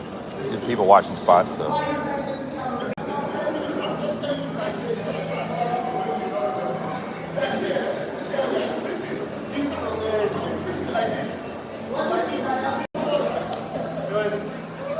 Oh man.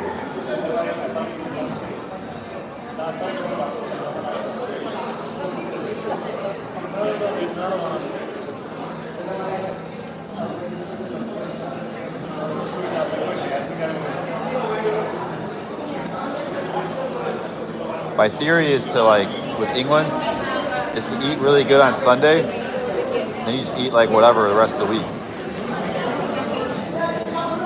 You know what I'm saying?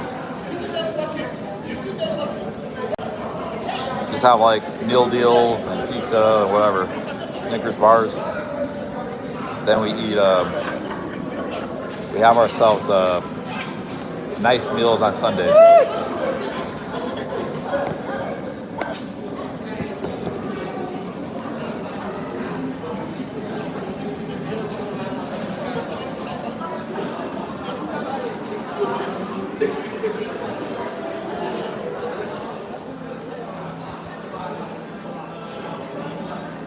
Salt Lake Snow Bunny says, England seems totally amazing.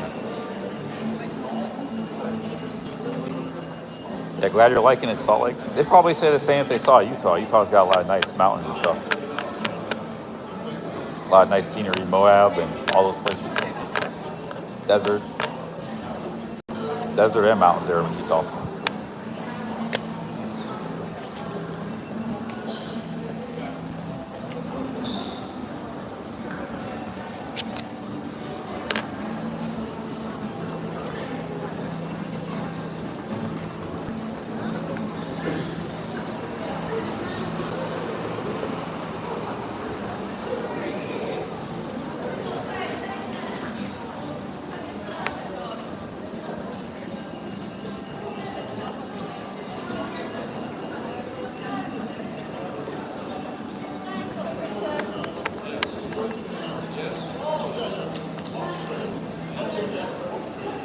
Take a little break for a minute, sitting down. Nice seat. Usually you don't find nice chairs in subway stations, train stations. Really nice chairs.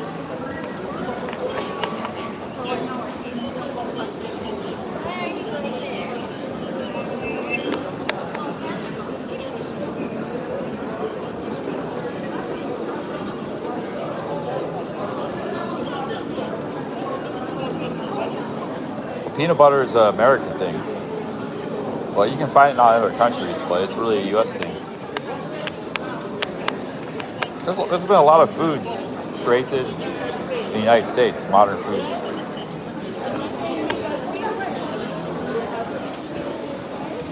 All right, guys, let's get going here. It's getting a little crowded, a little too crowded. Rush hour. So you got some trained security guys right next to me. Nobody was giving me a hard time. Nobody gives you a hard time for filming in England. I've been knocked back hardly at all, or it could be different in different places, like you go other cities. Okay, here's the Jubilee line.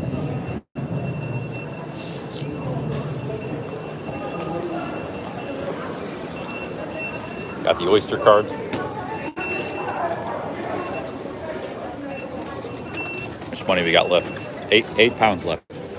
That's enough for like 3 rides, 3+ rides.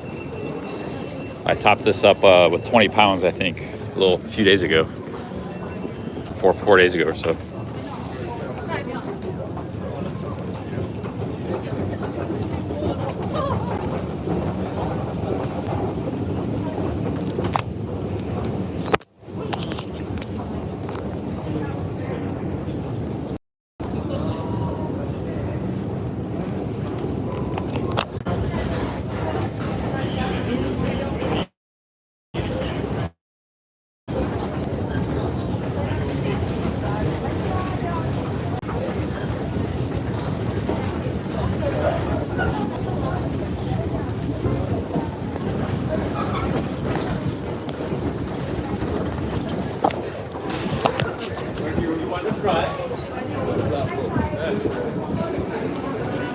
It's like is it working? The internet?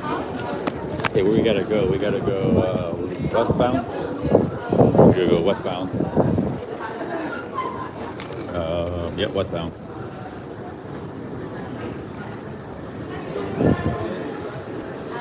Which train station? Looks like a train.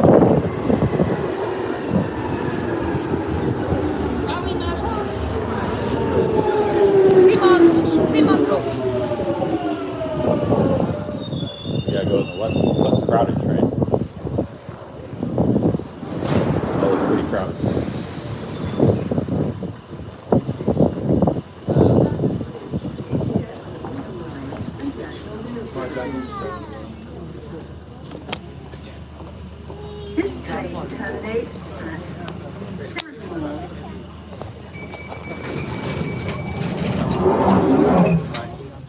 Someone sent it round from the parents and we just all signed up. It's a pain for me because it's like I have to drive all the way up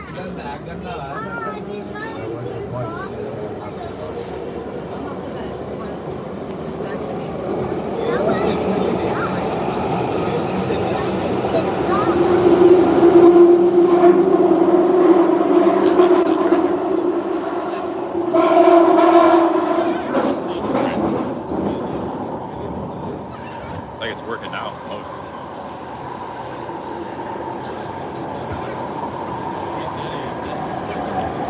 Yeah, this is the subway. It's called the Tube.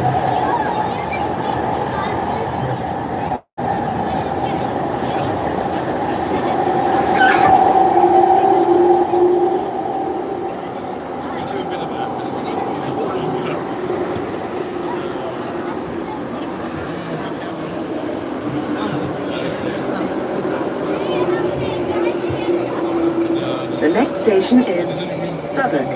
Doors will open on the right-hand side. Change for National Rail services from Waterloo East. What's the name of the station I have to get off? I forgot. Oh, I tell you what. Do you know what? Have you noticed? Grab a seat here. This station is Southwark. Change here for National Rail services from Waterloo East. This train terminates at Stanmore.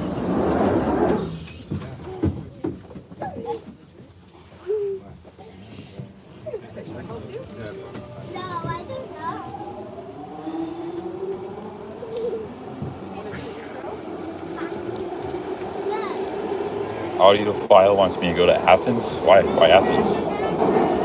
That's pretty far.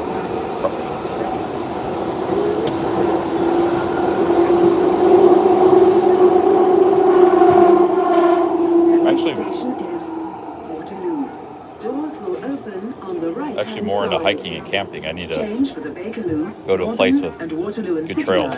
And national rail services. We need to go more with good trails, hiking. They got any trails in Greece? I know Spain's got one. The Camino de Santiago. Change here for the Bakerloo, Northern and Waterloo and City Line and national rail services. Why don't you two sit in one chair together? This train terminates. We don't want to. Have you been to Athens? It's like a lot of graffiti and stuff. So it looks kind of crappy. Greece looks nice, but not Athens. For a map here. Sorry. London Bridge, Waterloo. I think Bond Street. We need to go to Bond Street. That's Bond Street we need to go to.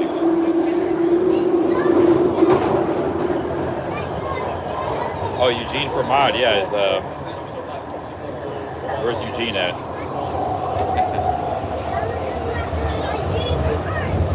Yeah, big ups Eugene. Thanks for coming out.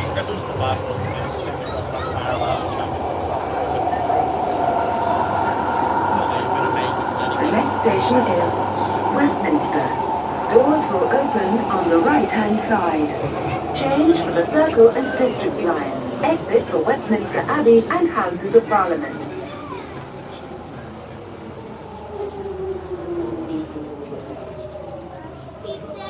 I want to climb up too, and then he climb up to that one.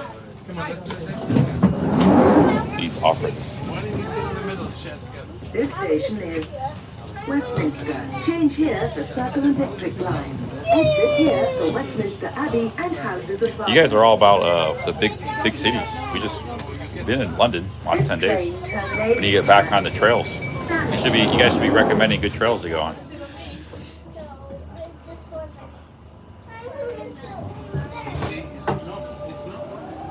Oh, you're going to Istanbul? Sorry, boss. Hey, big ups. Yeah, you can help out Chris. Help him out with his troubles. You guys are getting off the next stop, so should be back when I'm out of the tube.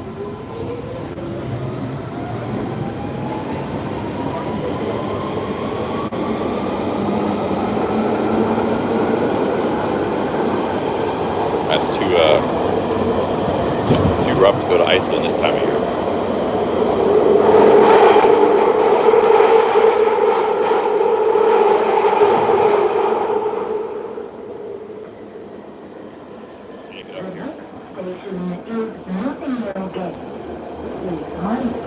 Between trains and the platform. Change here for the Circle and District lines.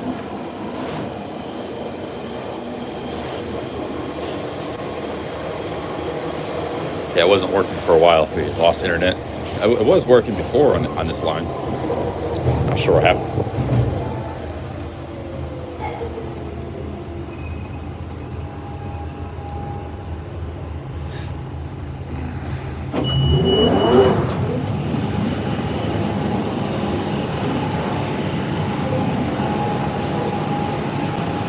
So what we're going to do is, at this stop, there's a nice pub. Get a really nice Sunday roast. So I'm thinking about, I'm going to stop by a couple of camping stores. I don't know, I was at those stores yesterday. I don't know why I really need to go there. But this one had books. I want to see, like, they had like a whole book on the Cotswolds and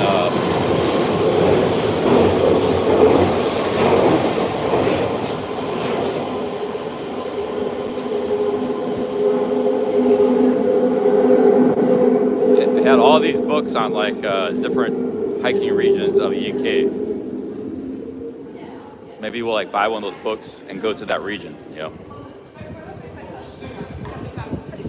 The Cotswolds was one. Lake District was another. Peak District, another. Had Scotland. Had some ones in Europe too. But not everywhere in the world can you, right now can you hike in winter. You can't hike in the Alps right now. That's a summertime thing. You can't. Iceland, same thing. It gets dark there. It's dark all the time now. In Norway and Iceland, they're further north.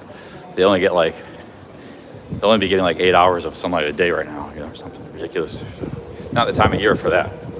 But the UK, we could potentially swing for the winter.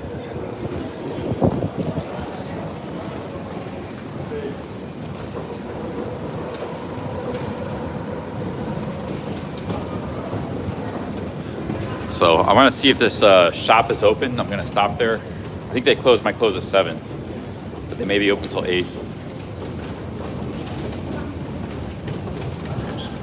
Oh, they don't serve Sunday roast now? Oh man. Damn, so it's only like a daytime thing. Ah, shoot. Oh well. Maybe we'll get something else then. Or we could just get like a sandwich or something. Save money. I already had one Sunday roast today. Go to Preda Manger. Back to Preda Manger.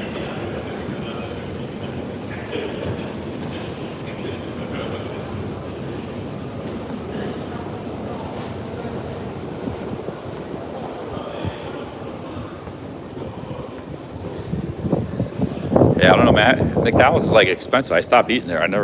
I used to eat it for novelty, like once in a while for the taste. It used to be kind of cheap.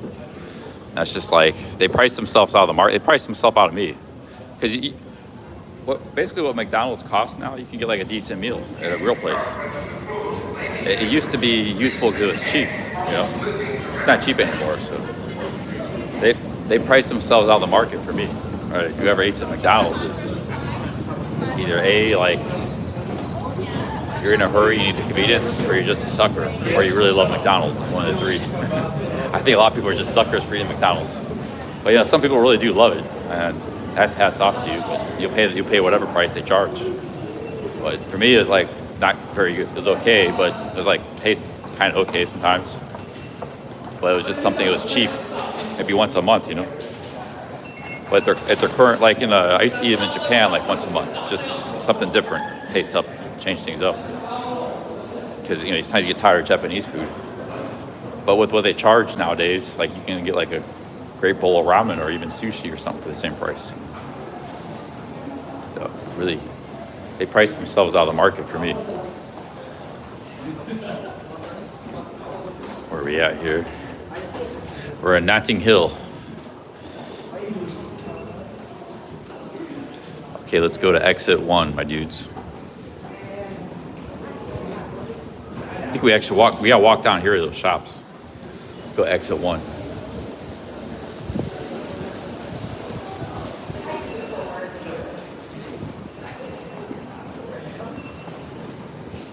Also, because I feel like envy. Yeah, like you get a sausage roll at Greg's for like what, 3 pounds or 2 pounds? McDonald's wants like 5 pounds just for a cheeseburger, like a double cheeseburger or something. It's ridiculous, completely ridiculous.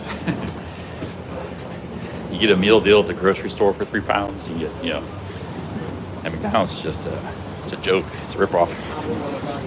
So it used to be cheap. All those places were. Now they just, I don't know. It's a ripoff. Complete ripoff.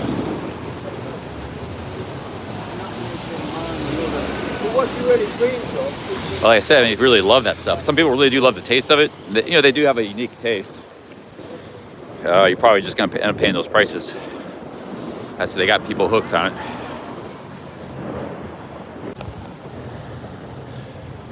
Hey guys, I got a question. We'll wait for more people in the chat. It's getting a little cold. What would be the best area of the UK, including this add in Ireland, plus Ireland, to hike in the winter? It's a question for you. What region? What region would you guys recommend?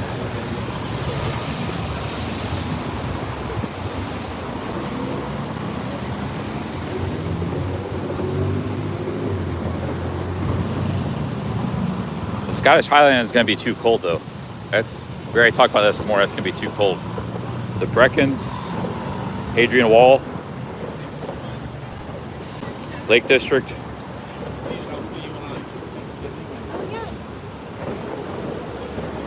Oh, they got the fireworks going off. Okay, let's go to Kensington High Street. Yeah, the Wales might be good.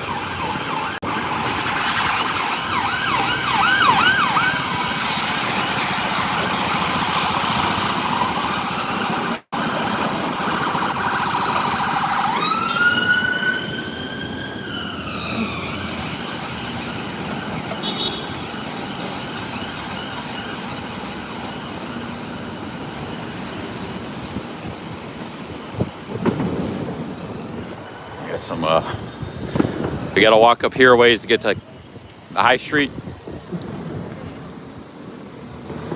Hopefully that shop's still open.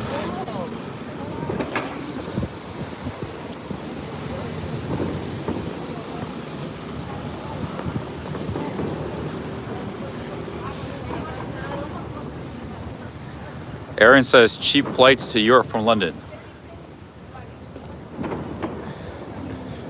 Yeah, but the problem is you guys are recommending like Egypt, Istanbul. Those aren't hiking places. Those are those are urban. Like, are there hikes in Egypt you can do? I mean, you're hiking out in the desert maybe, but that's just for a day or something. You know, you can't hike out in the Sahara for a month or 2 weeks like we did just in Cornwall. Like, where can I go to hike and camp? England's got those places. It's just cold right now. So we got to deal with the cold.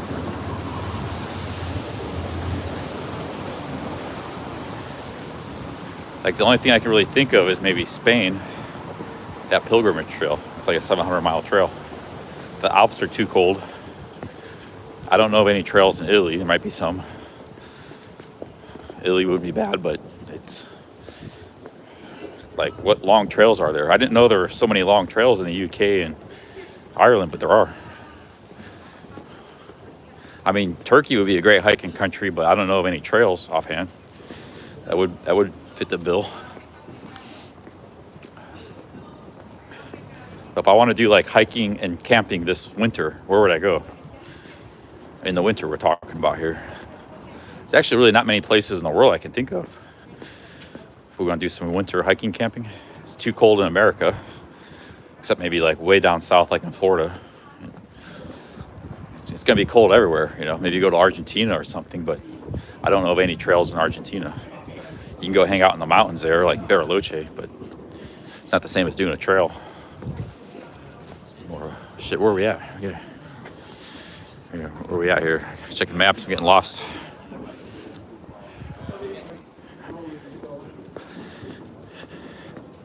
And this is actually, like, if you want to hike and camp in the winter, I think this is one of the best places in the world to come to. Because, like, everywhere else is either too cold.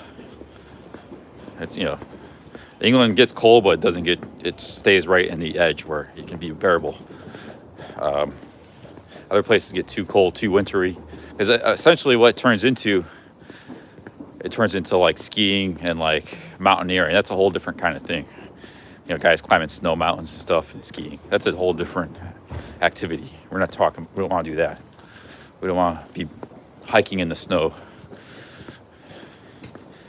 And so if you actually want to hike in the winter, you put up with some cold and some rain. I think Ireland, England could be the ticket. Like, I don't know where else I would go. Maybe Arizona Trail. But, you know, part of the Arizona Trail gets really cold too. And they get snow up by Flagstaff. Not all of Arizona is actually cold or hot. Like, one of the most snowfall in the United States is actually, I think, Flagstaff, Arizona is one of the top. And the trail goes right through there. Those mountains up there get a lot of snow for some reason. In Arizona. Like, this would be really tough trying to hike and camp here in winter, but it's better than like other options around the world. Or I just like hibernate in winter and wait for do the Appalachian Trail. That's my choices.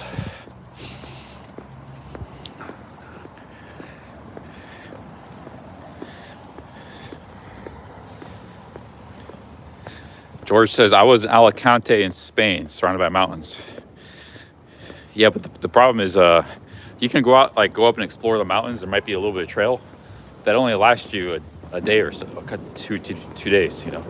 It's not like we're talking like, well, you know, Cornwall kept me busy for 9 days and I just scratched the surface. There's all kinds of stuff here in England. Like I could have kept walking all the way to Bristol and that would have took me like 3 weeks. There's not stuff like that. Like these, you know, these long coastal trails. And not a lot of countries have that kind of stuff. I didn't know England had as much as it did. Actually, England has quite a lot. There's a big walking culture here. People like walking in the fields, the hills. Ireland too. The United States too. But most countries don't have that. Or if they do, it's like a 10-mile long trail. It's very short. You can finish it in a day or two.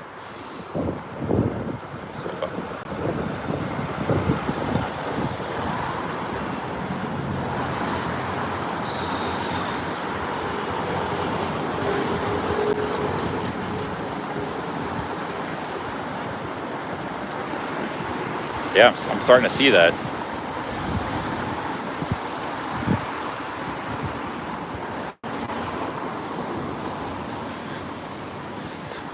that's why I'm thinking about staying here. But I don't know, man. It's like not even that cold now, and I get uncomfortable. It might be too much for me. Yeah, it gets down to like 2 degrees Celsius, raining and windy, and you're out in the middle of nowhere. That could be quite a challenge.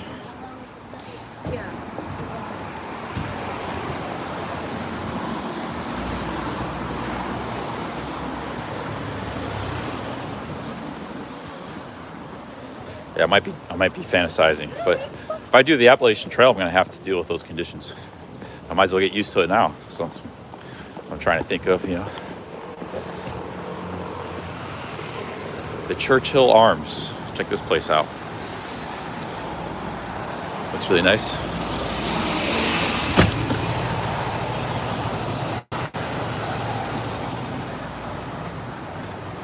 Stop back there later. It looked really nice pub.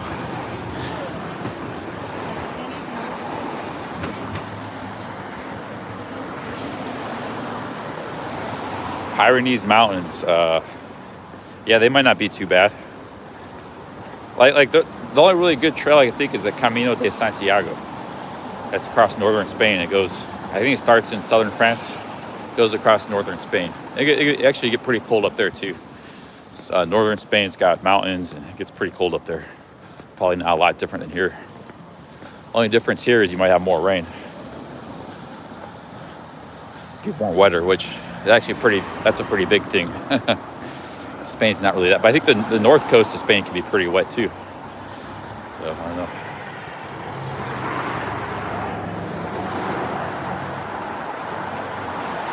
Yeah, the Camino de Santiago. It's like a 700-mile long trail. Starts in the south of France, goes to the Galicia Cathedral. Galicia is all the way to the west of Spain, on the north coast.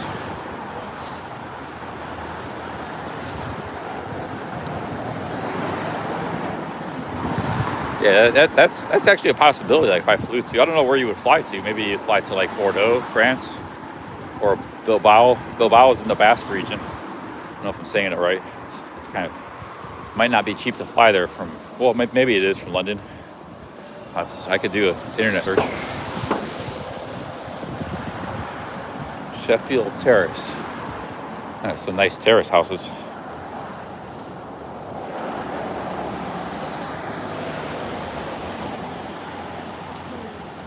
It could be good. Cam says he was hiking in Peak District and had great reception. I had pretty good reception in Cornwall. Belgium is good for hiking, Asi says. Yeah, I like Belgium. That's actually, I don't know what trails they have in Belgium, but I like Belgium. I like to go explore Belgium. It doesn't even have to be trails. It could be like a bike trail. It could be like a bike trail like we had in Ohio. That was just a bike. Those are bike trails. They got something like that goes a long distance. That'd be cool.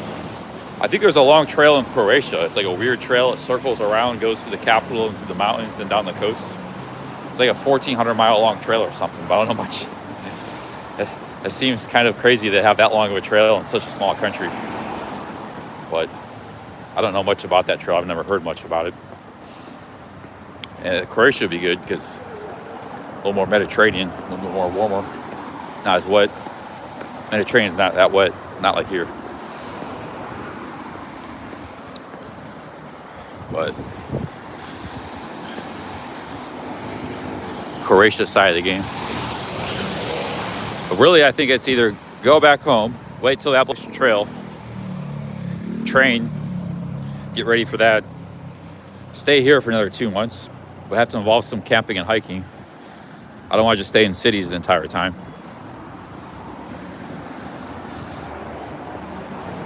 Or B, or C, maybe the only really other option I think is maybe in Spain, Camino de Santiago. If we get a cheap flight down to Basque Country, Bilbao.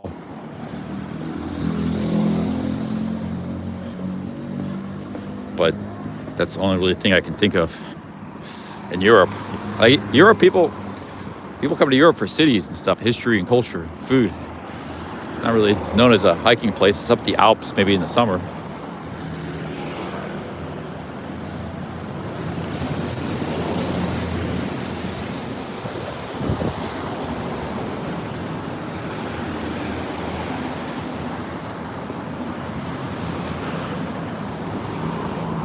Yeah, but what trails are there in Italy? Maybe in the mountains. It's gonna be too cold up there in the mountains. Yeah, Italy would be awesome. That'd be badass. But where would I hike? That's the thing. It has to be an actual. It could be like a dirt road, if there's not a lot of traffic. But it has to go for like 200 miles or something. It has to be some distance. Because I can hike 20 miles in one day. 15 miles in a day. And you have to be able to camp. It has to be suitable for camping too.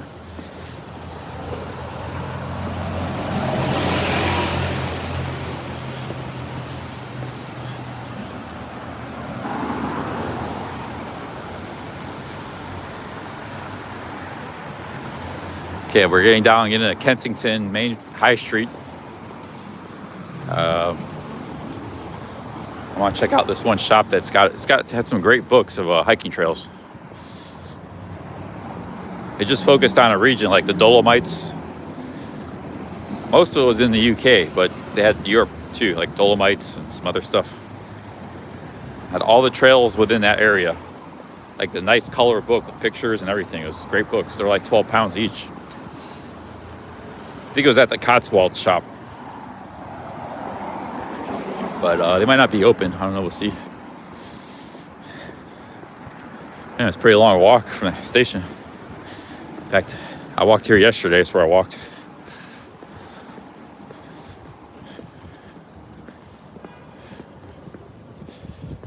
Puglia. Yeah, Puglia is supposed to be pretty nice. It's in central Italy. It's kind of rural. It's not like the biggest city is Puglia. It's not well known or very big. A lot of hills and stuff.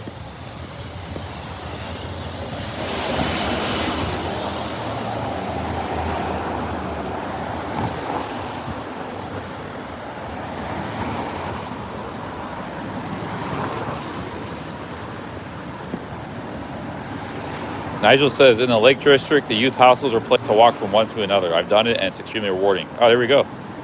That's great. I wouldn't camp. I could do a combination of both. But, yeah, that sounds fantastic. Lake District.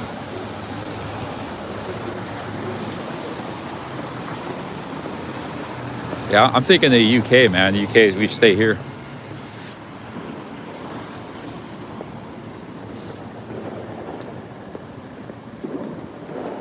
Okay, we're almost at the High Street.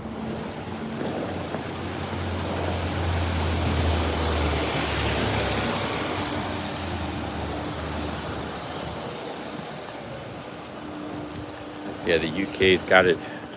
UK's got it going on for live streaming and hiking and camping. A good mix of cities, villages, and country.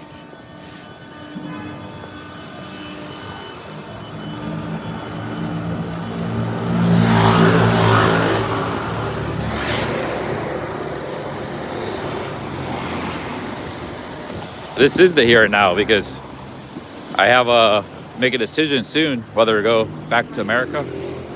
The trip's cutting short, so I have to make a decision whether to stay here in England or go back to America. This is the here and now, for all intents and purposes.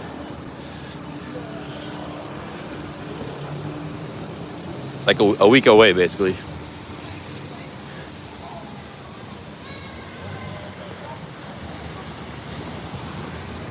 So we're deciding whether to stay in England or go back to America. If I go back to America, I probably won't be doing much until the Appalachian Trail, because it'll be winter, it'll be too cold. I'll just get ready for the Appalachian Trail. It's one of the two, but it might be too cold here too. I might be underestimating the cold. You know, like even right now, my hands are cold. It's not even that cold out. To be out in the middle of nowhere for days at a time in worse weather, yeah, it might be too much, man.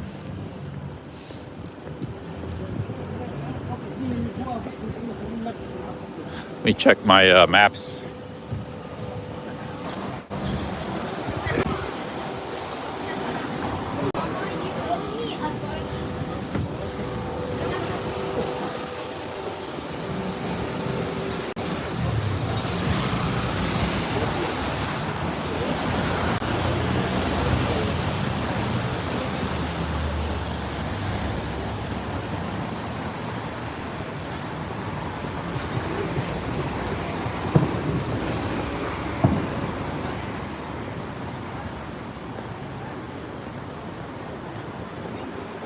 See, this is just a residential neighborhood. We're in Kensington, pretty far from the center. It's like still very impressive place. Shopping districts, beautiful houses and apartments. Well, not really houses, they're all apartments. But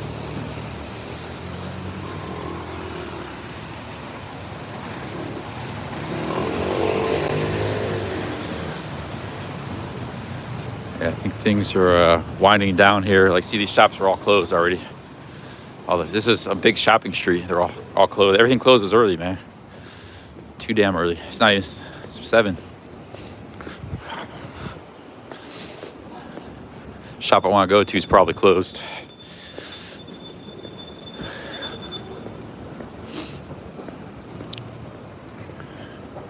I'm thinking about going to that Tyrol or Hut. I was thinking about going live last night and going there. Apparently there's an old guy, he's been there like 60, he's an Austrian dude, but he's been there since like 1966. He's playing the accordion and like singing and dancing all night, every night. He might not be doing it on Sunday, but I don't know. So last night was probably the time to go there. But you look at the food, it's just like potatoes and sauerkraut, sausage. Austrian food is like, you know, England gets a bad rap for food, but I think it's a lot more interesting and varied than like German food. Like I like German food, and you know, I love sauerkraut, potatoes and stuff, but that's all it is. It's just like meat and potatoes. That's it. With maybe some cabbage. There's no variety. You look at their menu. That's all that's on their menu. Austrian food. I think England has a lot more variety of food. Yeah, I guess they said that place has been there since like 1966. I don't know if it's the same guy, but he's like 80 now. He's been there a long time. He's playing the accordion, and it's like a party in there. That's why they're open until like 1. We might go there. These shops aren't open. Ooh, you know, that food there is not expensive though. It's like 20 pounds for a meal. And it's like potatoes and cabbage, you know, sauerkraut, and like some piece of meat or something, some piece of pork.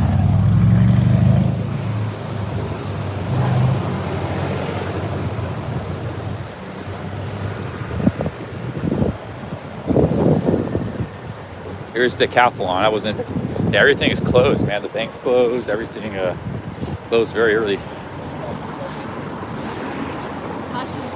Seriously. I was here on this street yesterday. It was like full of people. See, nobody's closed. Damn, dude. Only 7.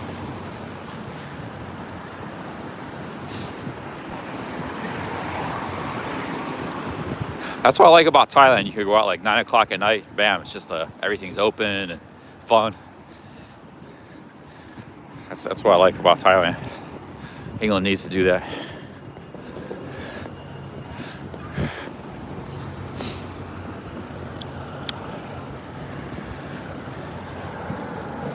Oh, that's right, Sunday. Well, Sunday should be a big shopping street day. People are off work. Yeah, but what do you guys think is better, German food or UK food?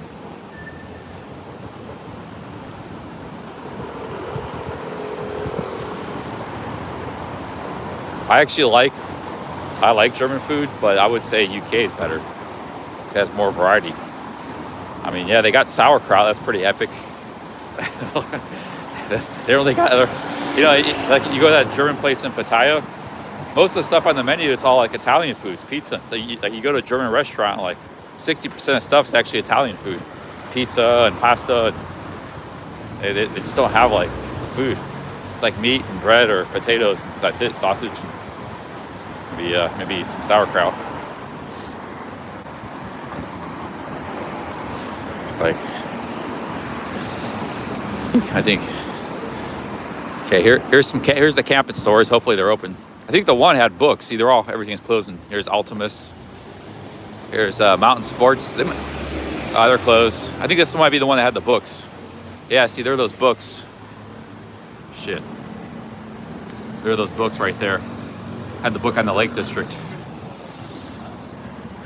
There's Mountain Sports. The other one was the Cotswolds actually didn't have anything. That Mountain Sports was the one to go to.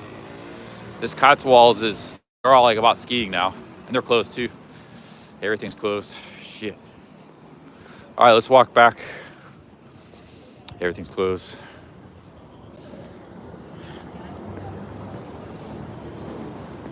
Cash machine. I might need to get some cash. Shit, dude.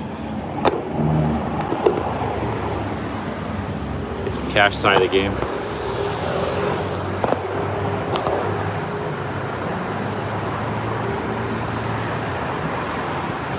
Guys, I think we're gonna eat some food, then we'll stream that, and then I'm gonna go back to the hotel and rest, take it easy. Tomorrow we're going to Brighton. But it's already been a pretty long day of streaming, 9.5 hours. I'm gonna stream for like another hour. Just gonna get some money out right quick.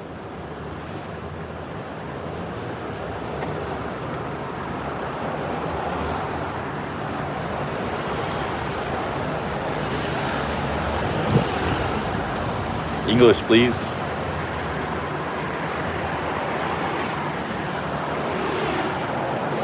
Enter your PIN. Cash only. Your card is, yes. Do you want to continue? Yes. I'd like 200 pounds. Man, Britain's really going cashless. Like 60-70% of places only accept cash or cardless. They only accept card. They don't accept cash. It's pretty wild. America, you have the option. You always have the option, cash or card. No business does that. I've never seen that anywhere else. Kay's trying to go cashless society. All right, I got some cash out. Third ATM withdrawal since I've been here. Each 200 pounds. I still had some cash over from the previous withdrawal.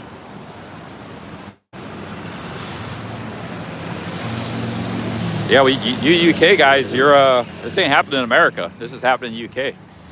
They're going cashless. I saw it all over Cornwall. I've seen it all over here in London. They're going cashless society.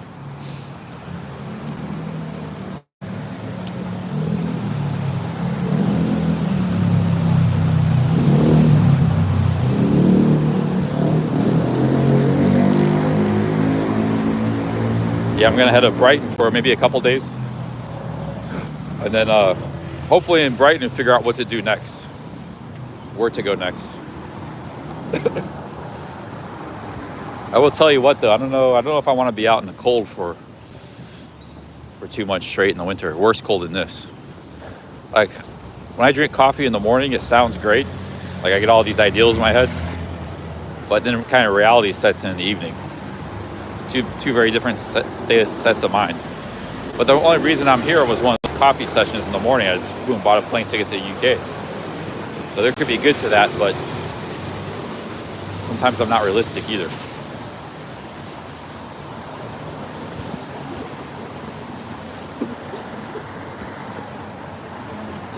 George says, yeah, but northern Spain's very cold. Spain actually gets very cold, a lot of it. Yeah, southern Spain's nice, but northern Spain and the Mesa, much of Spain is very cold in the winter, even maybe colder than here.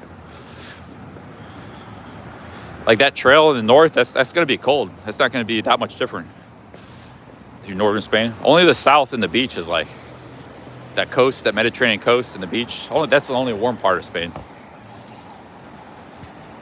It's very, I mean, maybe, actually that would be pretty sweet. Andalusia hiking. Andalusia is a pretty awesome place. That would be a great place to hike. Andalusia side of the game. I don't know if they got any trails though. That's the problem. There's a lot of great places that can be great for hiking. If they don't have trails, what are you going to do? Yeah. Best beef Wellington, where? The Mayfair restaurant? Is that in my neighborhood?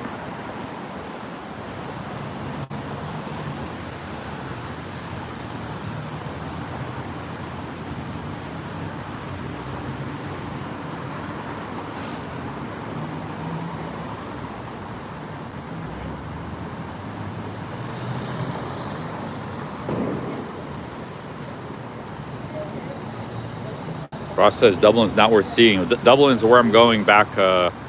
Have to travel through if I want to get back to America. I already got a round trip ticket. It's just a matter of whether I'm taking that ticket or not.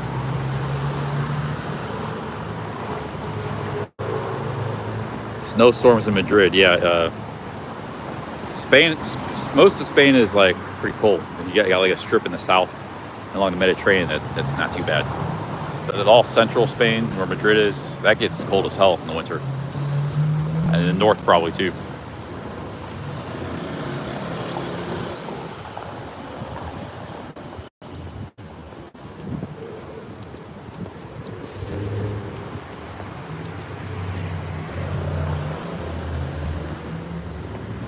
Tenerife.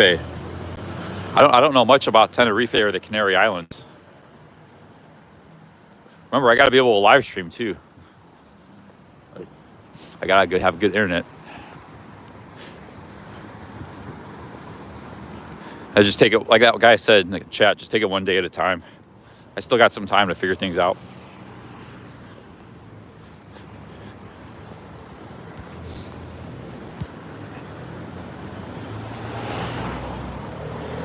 Fly to Kenya. What's the Mombasa Trail? I've never heard of that. Yeah, Kenya's gonna be too expensive. Probably not good internet. Too expensive to fly there.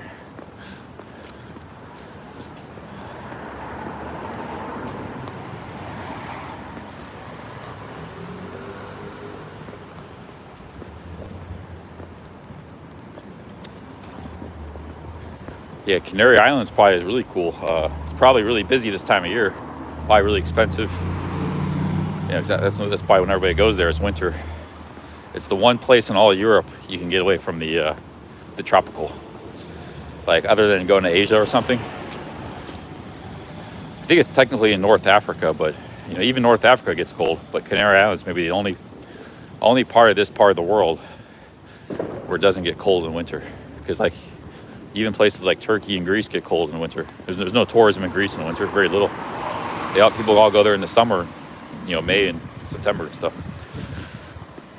It's cold, actually cold there in the winter in Greece. Yeah, the Canary Islands is the one place you could actually go, so it's probably expensive as hell this winter. Where Europeans can go, other than going to like Africa or South America or Asia. That's the other continent.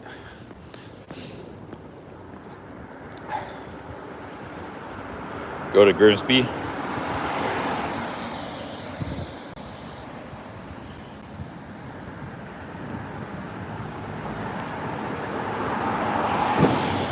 The Balearic Islands. Actually, that's a good suggestion. I didn't think about that because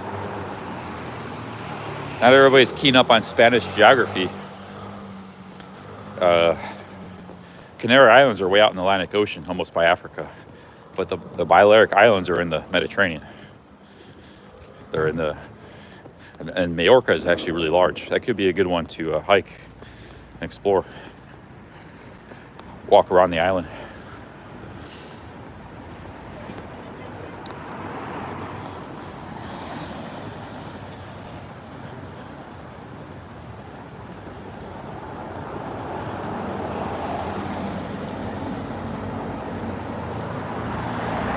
Balearic Islands are pricey. Oh, that's right. Yeah, I forgot. Spain's not a cheap country. It's like you could. It used to be, but Spain's like expensive as hell. Yeah, Spain's not cheap. Only the Camino de Santiago, that trail, because you're gonna be camping, or you're gonna be staying in a pilgrim hut. Just because that'll be cheap, but because you're hiking, everything else is. Yeah, I don't know. Maybe probably just go back to America. I still got some time here in England to do stuff. Like we'll go to Liverpool or Manchester. We got some Brighton. We got Dublin. I'll just have to prepare back at home for camping, hiking.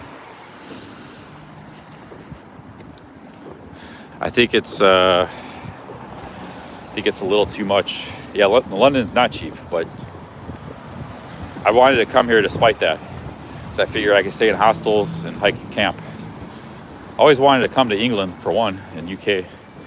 I also thought it'd be good for streaming because they speak English here and stuff. And we got a lot of viewers, we get stream snipers. I won't get any stream snipers in Spain. There might be one or two guys that watch me from Spain, a few, but across the entire nation. Here there's, hundreds of people that watch me in England. So.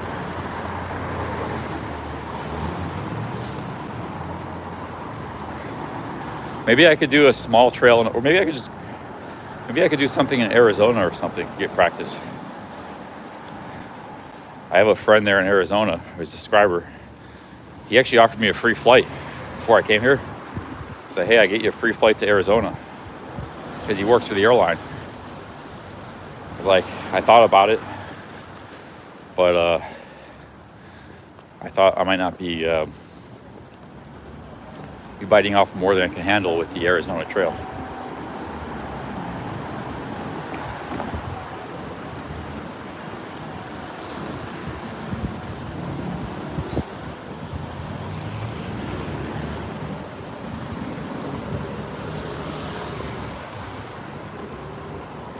It's not that it's like too cold right now to handle. It's just that you're gonna be in the cold 24 hours a day. There's no Preta manager to hop into, coffee shop. Sometimes there will be villages and towns, but when you get out into these like Lake District, you're just gonna be out in this wilderness. Sleeping in the wilderness, waking up in it, resting in it, walking in it all day.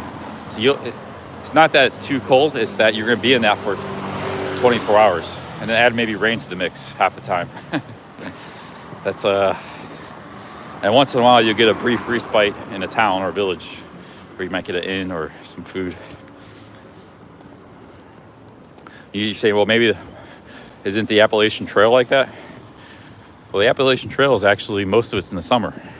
Because you start in March in the south, and then by April you might have some cold. First few weeks are gonna be cold, but then starting in April, it's going to be pretty nice weather. That lasts all the way till September and fall. So most of the Appalachian Trail is actually done in the spring and fall, in the summer. It's not like hiking in winter, If you start real early, you can go in the winter, but there's some benefits to starting early. But then you got to deal with like 2 months of cold. I'm talking about doing 2 months of cold in England voluntarily. Might be a little too much, not the best equipment. I don't have the best equipment here for that,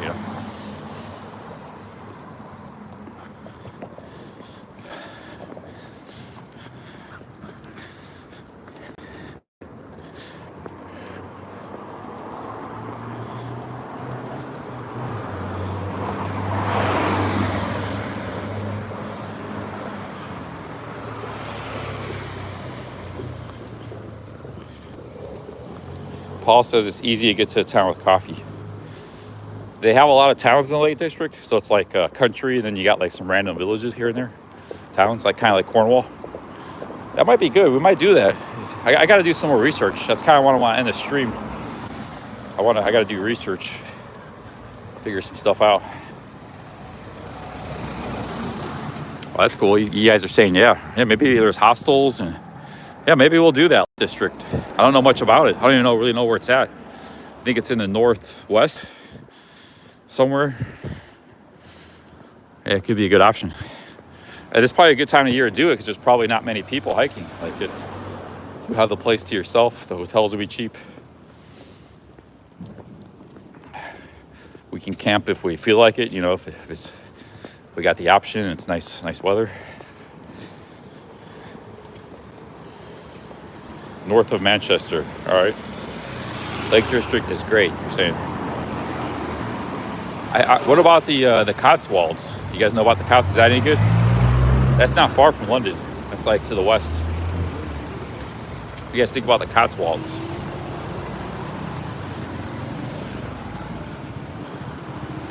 Cotswolds are cold and wet.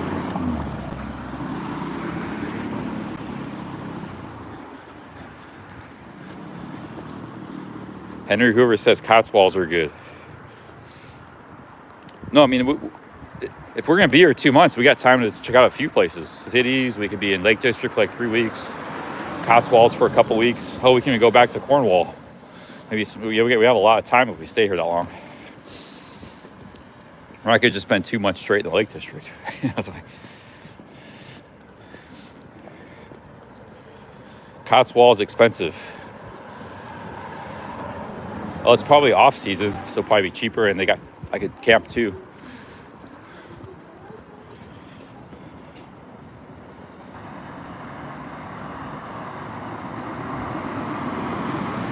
Cotswold is fantastic. Old English villages.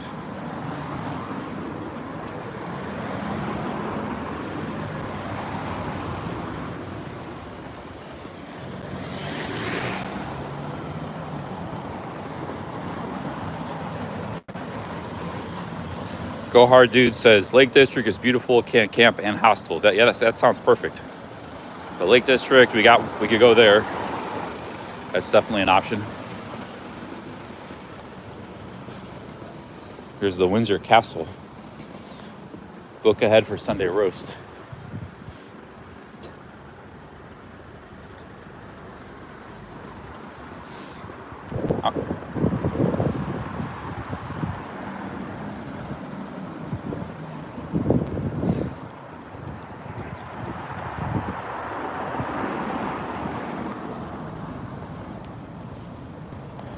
Yeah, I've heard fireworks. We saw some back in by the river. I did see some.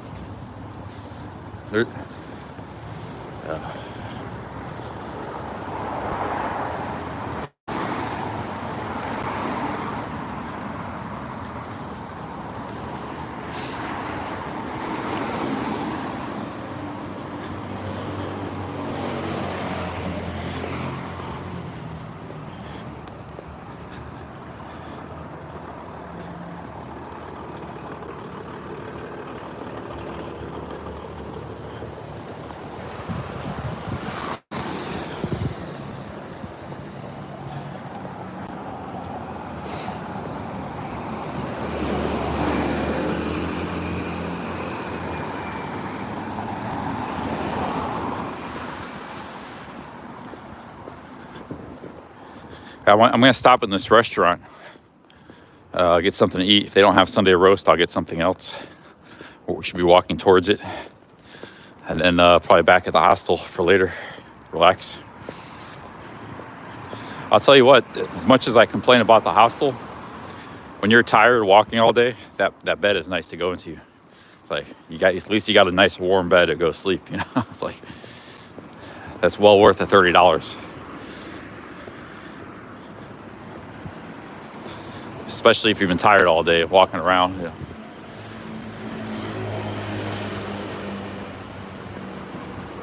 Yeah, well, I'm headed to Brighton tomorrow, so we will be seeing Brighton no matter what. We're up to Brighton, but that's only gonna be probably for a couple days. I'm getting a free ride there. A subscriber's offered to drive me there. Cab driver.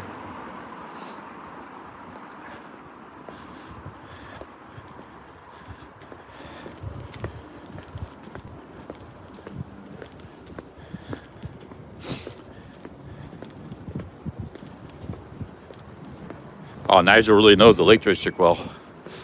Sounds like that sounds like a ticket. You know, it could be like Wales too, maybe Wales, maybe Cotswolds. You know, visit Manchester, Liverpool, Birmingham. We could visit some more cities, a few days in each.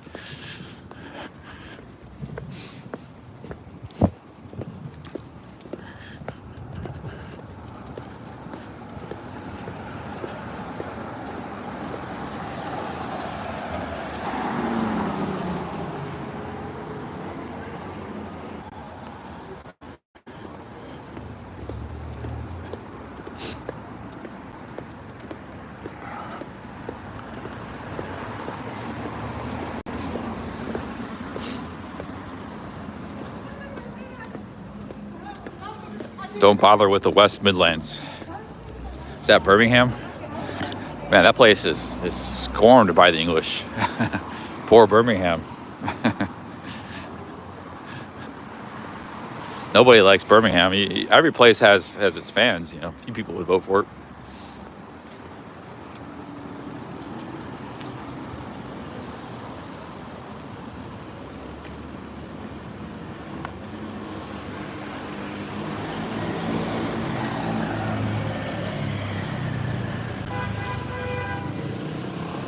Yeah, Steph Traveler has some great streams in Blackpool. Back a few years ago.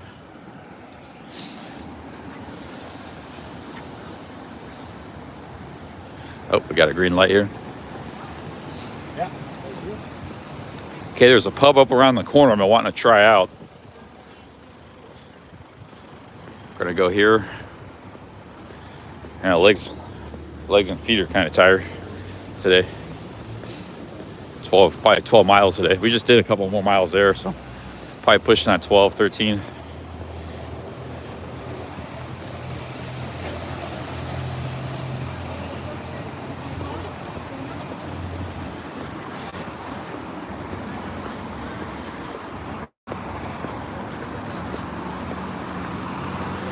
Up around the corner here somewhere there's a pub. A very nice pub too. This is the pub I wanted to take Eugene to, but it would have been maybe, yeah, it's way too far for him. Because you got to come here and then go back, retract. That's why I didn't really want to go to Shoreditch. I did it first, but then I started thinking about it. It's like, man, I'm gonna be completely knackered if I go to Shoreditch. Wow, look at those houses. Man, London's just, I could spend more time just exploring all this stuff. Like, you could just walk in any neighborhood and see beautiful buildings and stuff. Well, London's just amazing. But I'm also kind of like ready to move on. Because I've not been out here like, what, 9-10 days in London. I think 9 or something. I've had 3 nights at a hostel in Camden Town and 5 nights here in West End. And I got an additional night of a hostel night.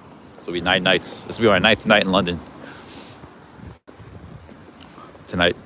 Okay, where's this pub at? Let me check, look it up.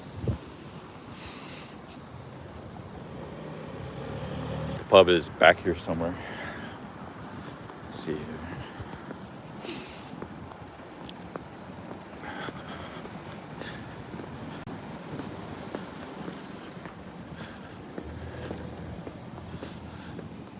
Pub side of the game.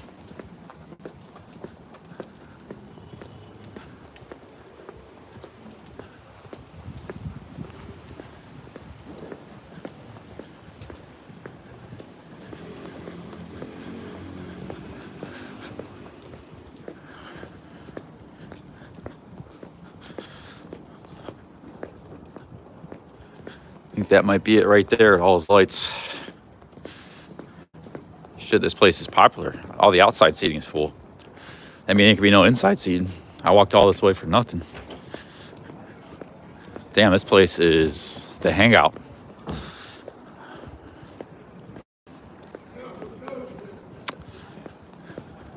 Maybe they got a seat at the bar. Nice old Mercedes. Wow, check that out. Beautiful.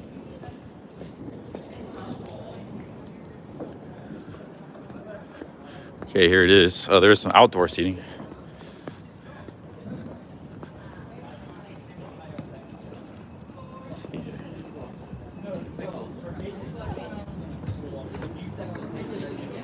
Yeah, this place is very busy. Yes, yeah.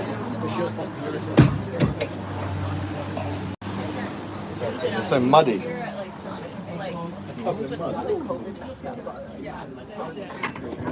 They got heaters.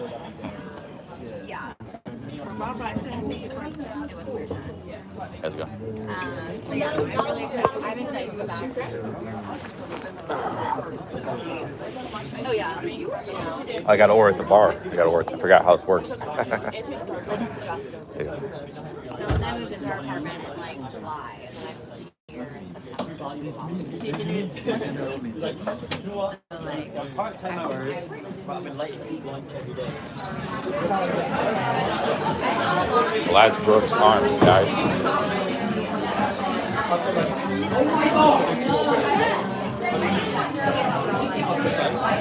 Very popular place. Hey, how's it going? You guys still serving a Sunday roast by chance? You are?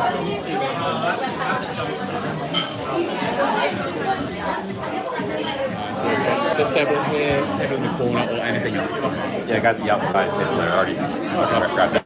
So you're still serving? Yeah. Roast? Okay, let's see, where's the roast at? The beef Wellington? Yeah. You have Guinness Zero by any chance? You do? They have Guinness Zero too.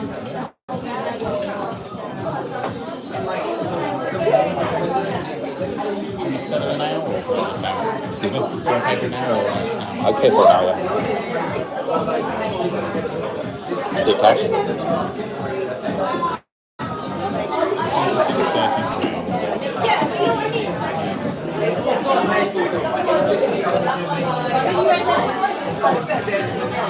This is called Ladbrokes Arms. You can see here. Very nice. Beautiful place. Yeah, I'm under a heater outside.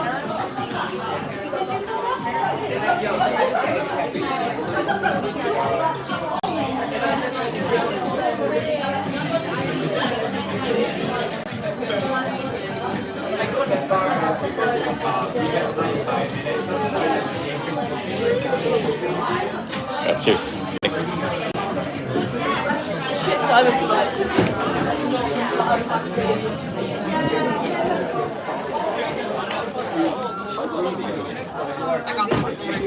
Yeah, we got this seat right by the heater here. Check it out. Where's the heater? We're good.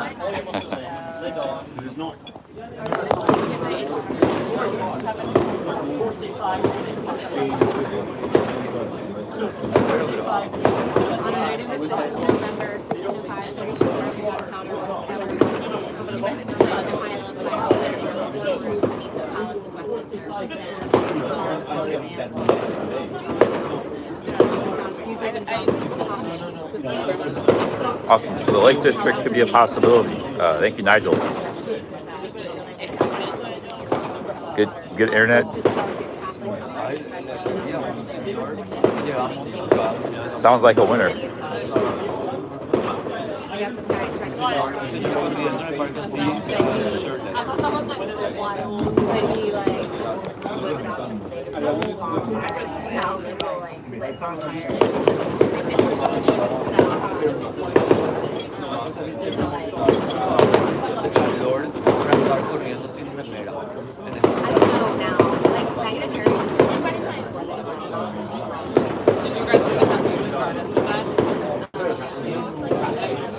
We're still serving Sunday roast. That's what we're getting. We got a beef Wellington with the Guinness. I did that when I came here last November, but it was in November.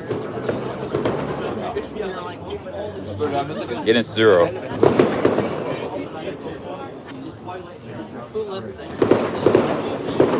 I think right now it's like kind of Right? I said so. I said that was this is really smart.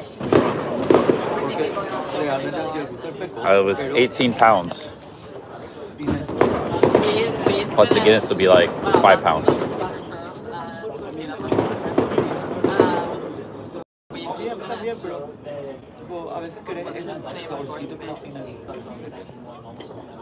that his middle name?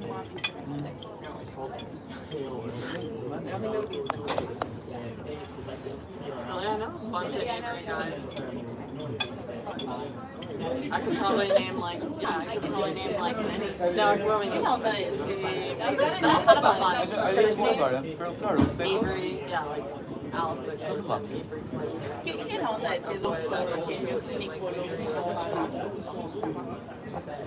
not more, but I see what I'm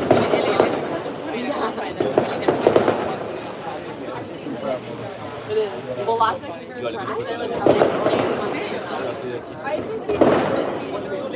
I think Elliot can go more ways more than Avery can. I hear her. I don't see it. I'm not the girl.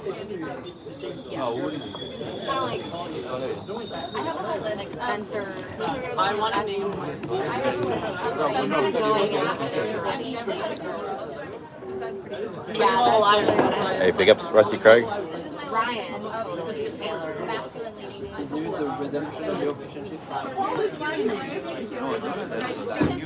Oh, I also want to visit some just like random cities like Bradford, Huddersfield, like some random northern cities. Grimsby, somebody said. We can visit all these places too if we stay here. That might be some bleak winter streaming. Well, you can name her no actress. I'm naming her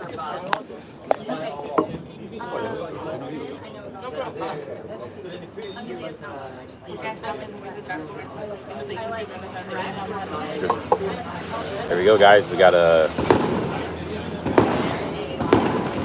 Guinness Zero. People would call her Mayor. You have to spell it. You have to spell M-A-I-R. I like how long you wanted to pronounce Mayor. M-A-I-R.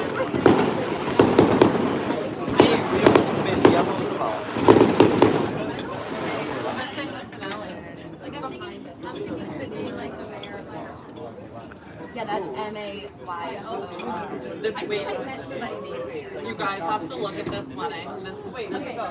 Yeah, we go to Bradford, Grimsby, Huddersfield, Leeds, tour the north.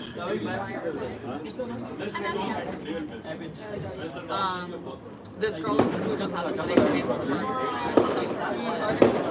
You actually have to. That turns the heater back on. Heater shut off.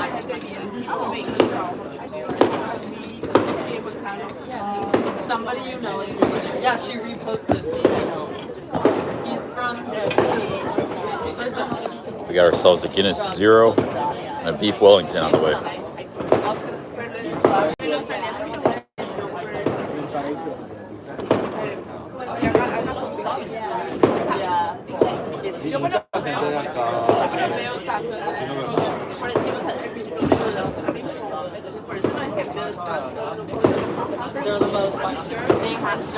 They got a heater right above me. It's actually nice here.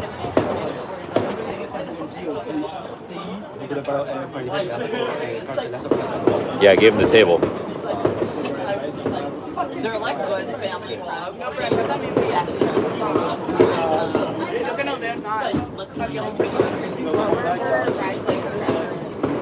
Yeah, they're like best. Like I know Carter pretty well, but not one of them I would have been expecting. They've like gone trips with them, like I don't like that.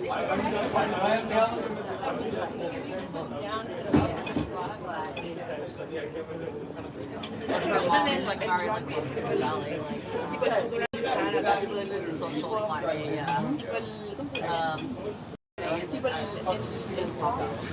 Yeah, HI2, this is a problem I have.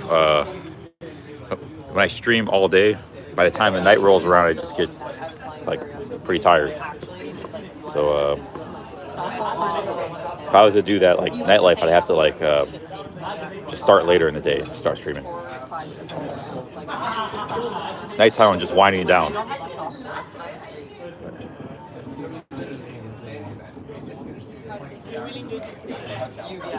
Okay.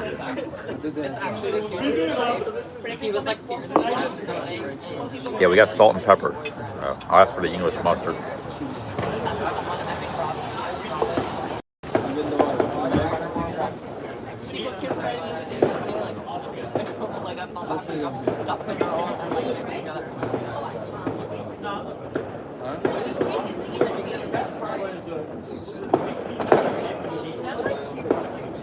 UK Dennis says that copper is nonsense. That reminded me, I gotta buy some floss. The way he says it is like way. I don't know if it's nonsense, man. I noticed a big difference. I'm not even saying that. There's something going on there with the copper flask. I might have just been a little harsh about that because it wasn't that controversial, but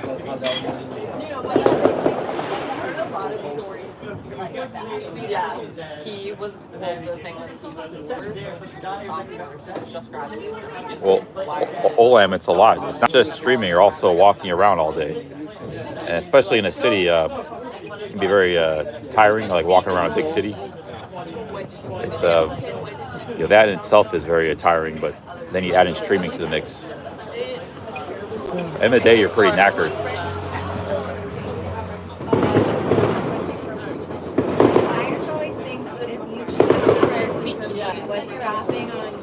Scott Malone is thinking of hiking across Thailand. There's no trail in Thailand. What unless you just want to hike on the road, get run over by trucks.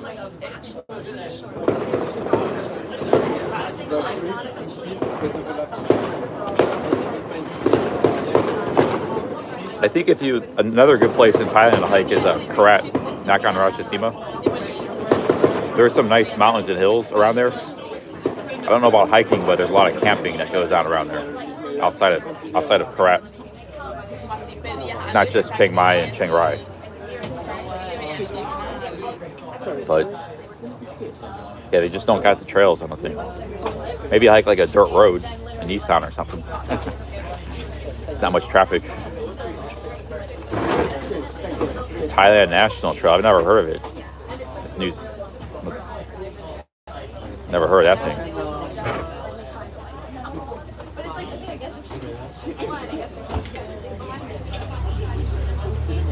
Where are the memberships? I discontinued the memberships.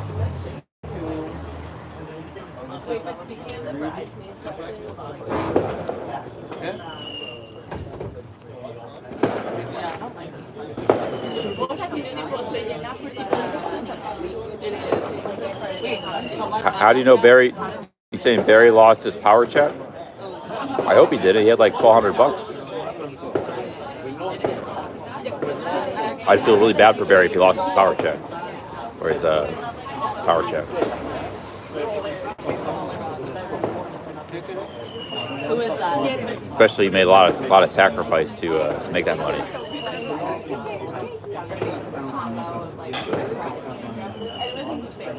Why discontinue memberships? Because I go long periods without streaming. I just felt it wasn't like, even though it's not a lot of money, like I can't really charge people when I'm not streaming, like a monthly charge. If I was streaming every month, I would have it. I go 2 months at a time without streaming. What's English mustard? It's basically just mustard, a little more spicy. So happy. See, Retirement Strategist says a lot of YouTubers lost TTS. It was a glitch for the past few days. I wouldn't say so. It just means he can't stream, but he's got the money. He still keeps the money he had. That's important.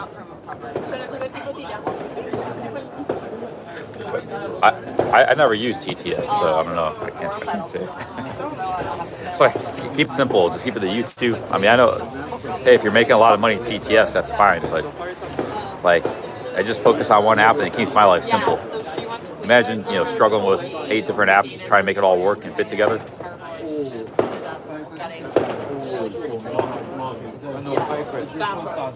Terrible education. She ended up back with. Oh, I love mustard. I like mustard.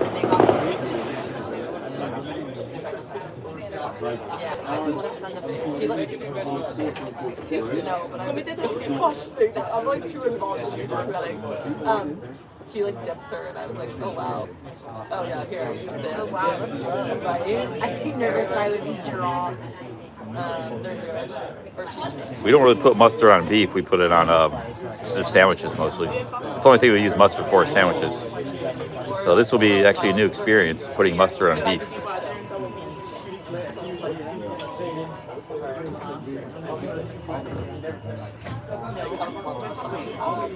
Well, coffee is a double-edged sword. Like, it helps you helps you get through some hours, but Everybody cheers. Like, you see? it can actually also tire you out. Like you have to sleep more and recover.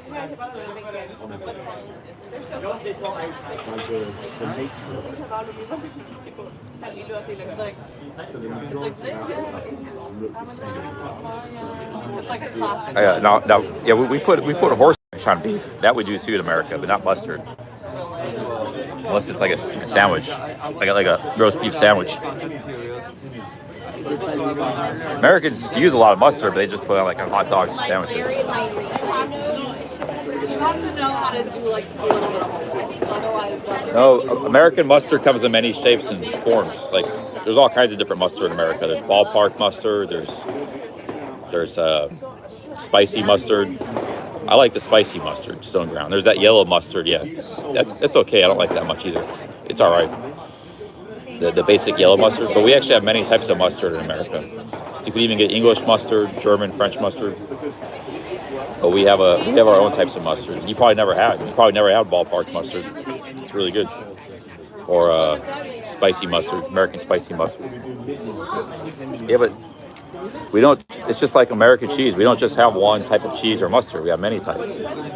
So you're just talking about that one type. You haven't seen the other types.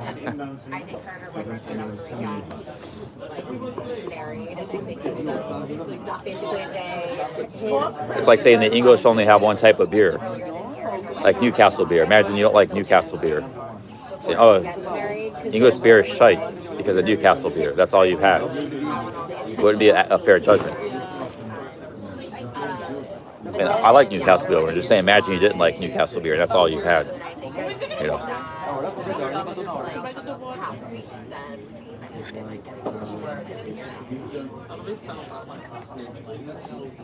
What do you think about? Sorry, I'm just showing you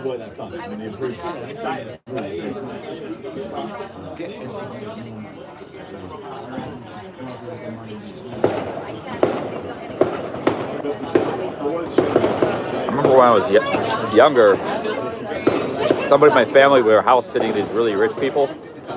I was watching their dog and stuff, their dogs in their mansion. I was in their house.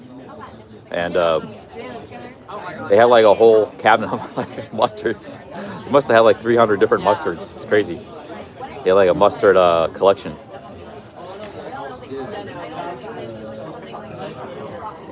They really love their mustard.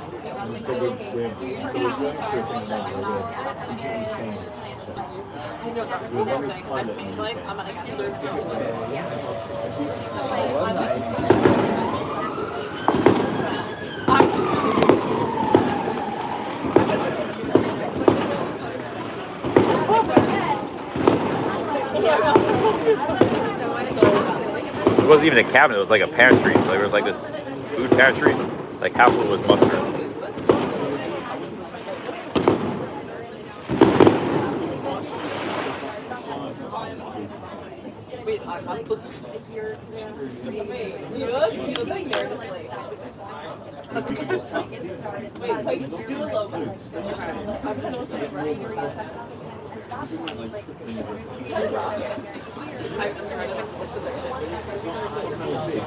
What's the best beer? Yeah, Red Stripe beer. OG Billy's been drinking that recently, Red Stripe beer. He's a big beer connoisseur. He's been drinking Polish beers, Red Stripe, Mexican beers. You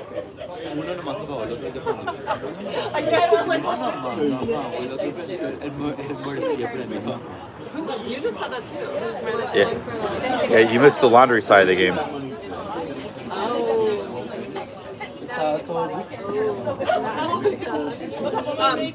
Do you know who I saw yesterday? I think you guys watched Background.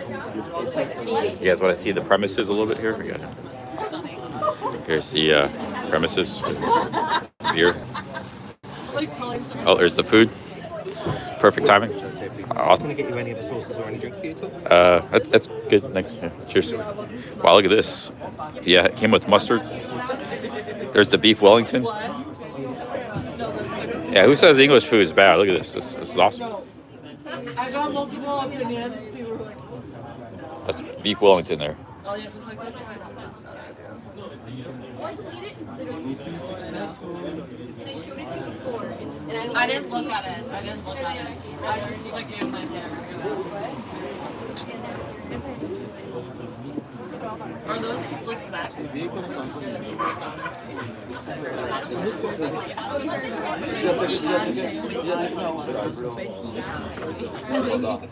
I think she looks great. All right, cheers, guys. Oh well. So. But it is one of those things like nobody notices. I like the one thing I wanted to buy today. Yeah, you might not get that in Pattaya.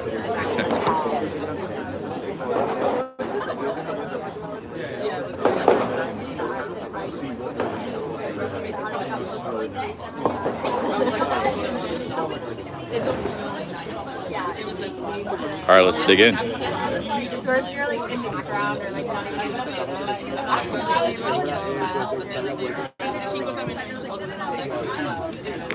it's the perfect moment.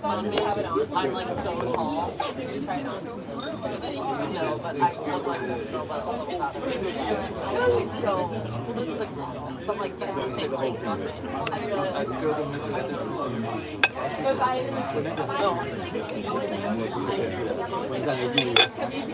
A little mutter on that. I thought that was in the I mean in the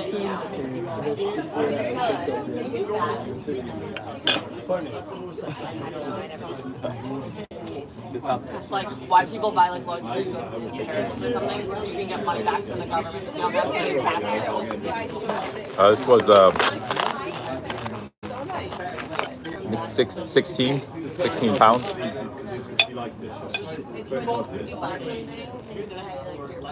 UK special project. They're running. So you're supposed to claim it again, but nobody does. But like, so if you're buying something, but no, whatever, you're paying like $1,200 for tax. I mean, that might be a lot. I don't know. Like that might want to do you remember so as long as you're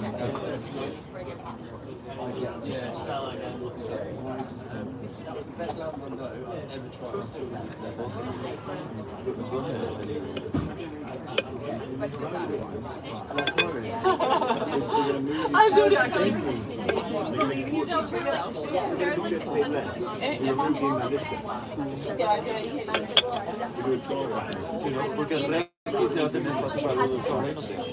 Wow, the potatoes are amazing. That's how I use a fork, guys. That's how I use it.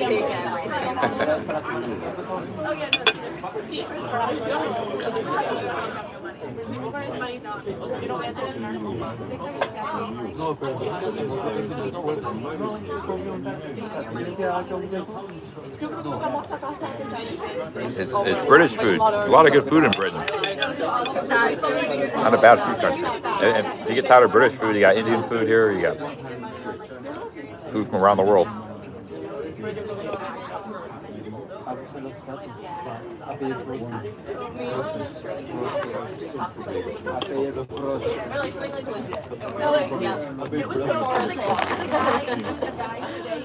Okay, pero el tema es que si queremos comprar productos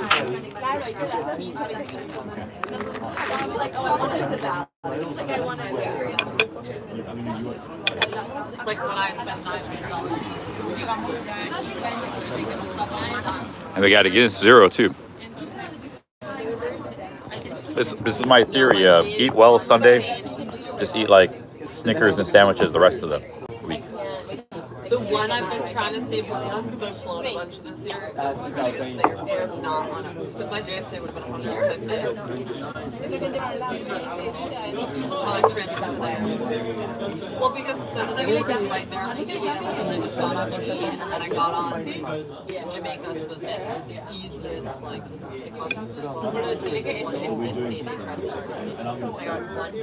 This was a Friday night.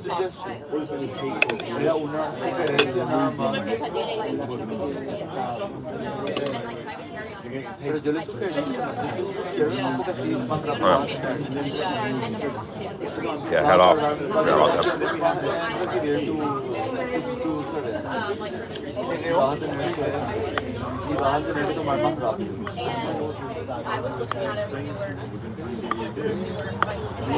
¿Por qué no te la ponen nada?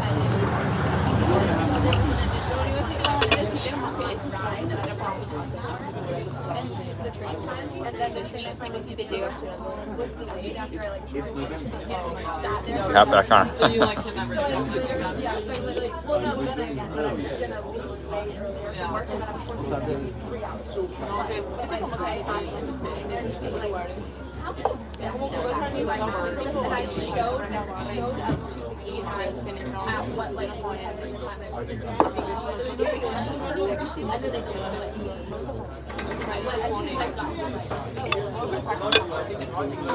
I've been there before. Igual uno de ellos tiene Yeah, I don't trust that. I don't trust that. After, yeah. I think with the subway, traffic's even worse. my original gate, which is also my original gate, was like all the way up in the terminal, and I got there, and then I got the notification your gate has changed. And then the terminals at Newark are like, yeah. So I had to go all the way around I was dropped off at the brother. It's like, at the time. It was like, I'm drunk with international. It's just like talkers that are like. JHK says people complain about food in Cambodia, but I think Western food is better than Thailand. Yeah, maybe. I mean, they have some good French food there, and you can ask people like. if you just want to eat Western food, it could be good. And it's only in the cities though, so you gotta be in Phnom Penh. You're not gonna get that elsewhere. You're just gonna get that in Phnom Penh. That's it. The only place. Oh my god, can I see? You're invited on. And the local food is, I haven't figured that out yet. Local food. I actually really don't. Well, she said. But there's something seriously wrong with Cambodian food hygiene standards. Like everybody gets sick there. I got like almost died getting sick 4 years ago, 2019.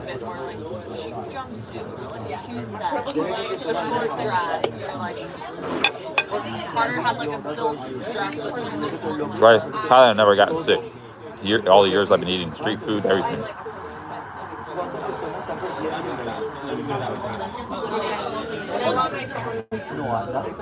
Because you grew it from dress and went through dancing. Depending on where you Guinness Zero is great. It's highly recommended. I'll be buying this in America. I think I see it in America. I just forgot about it. Guinness Zero is awesome. I mean, this girl is so This could be the but she had I've never seen her nails this long. Have I? Yeah, they're long.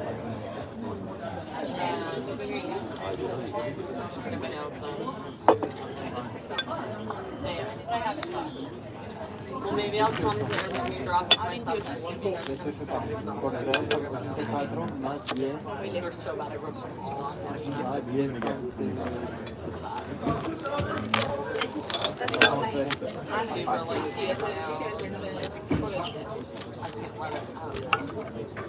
studies on mud.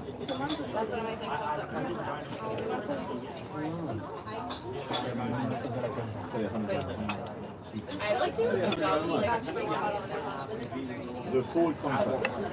So I own gels, and when I go in my room, it only costs me like $22 per 10. Yeah, there's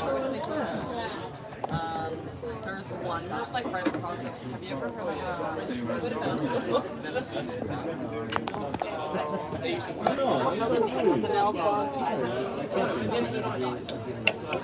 of 4 cans for £6.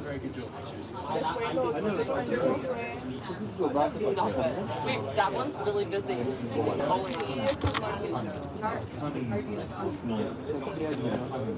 I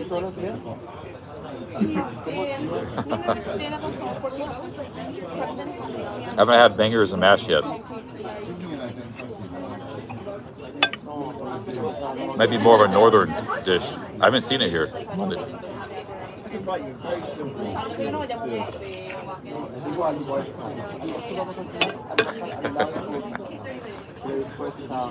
dejar esta noche vamos a estar más cerca para buscar los dos del departamento. Podríamos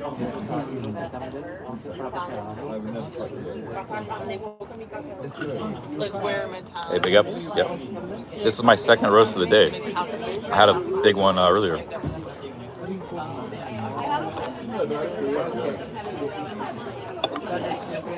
Vos hablando de nosotros dos. This place across from Task. Have you ever heard of that bar?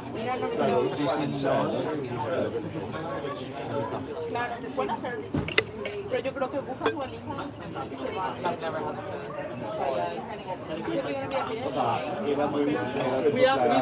we did one. But she never requested. Yo entiendo caminar ahí alrededor. All around.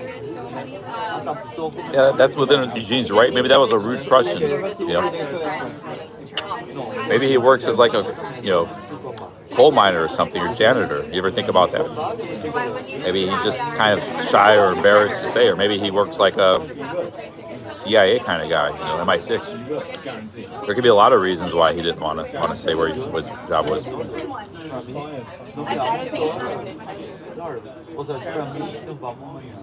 I guess in theory, like It's probably a rude question. Rude question for me, asking what his job was.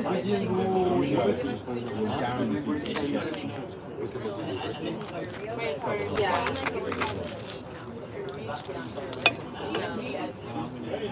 Wait, everybody I just went to happy hour with at Clear Street. Everybody like the our age in Clear Street is like just I was like, whoa. It's like I meant to ask that to James. What's James' job? I'm curious to know everybody's job. The thing is, we all do sort of like in the modern economy, we all do sort of odd things these days. Jobs aren't as clear cut as they were 70 years ago. It was just steel workers, and coal miners, and farmers, and fishermen, this girl toured with cooks. randomly met this girl at happy hour, and I think you guys heard of this. She was like, "Oh, I just looked at this like place." The world economy is much more fragmented, diverse. She was like 16. I was like 210, 68. She was like, I just looked at this. She's like 11, like B or something. Out of every building in New York. She was like, I wanted to live there so badly. I was like, we need to tell them like something. I would move uptown, but I don't know how long you guys are. Yeah, I would move uptown, but like, where would you It could be a cop. But I'm also Could be a cop. Could be anything.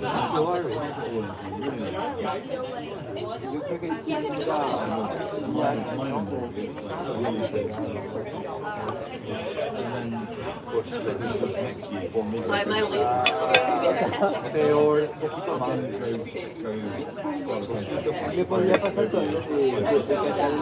But it's helpful. I figure some people. I've met all sorts of people. Stay downtown. Like I met in Mexico, I met like government agents. They're stream snipers. I mean, you guys remember them, but I think they worked for like alcohol and tobacco or something. The same guys that invaded Waco. I met all kinds of people. Alcohol, tobacco, firearms department. I met them in Mexico. Oh, it's far. Also, I don't know, my dad.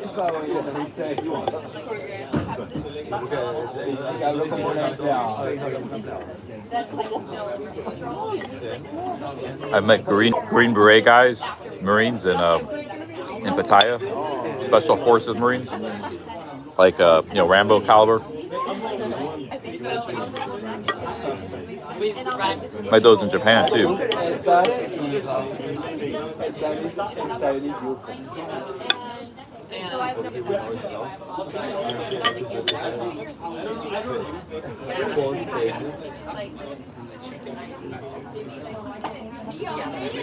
Yeah, I met ATF. I met them in Mexico. We hung out for like 2 hours drinking and stuff. When's your lease at? That was when Jeff Lepard was there. I think he just left. Next night I met like ATF guys.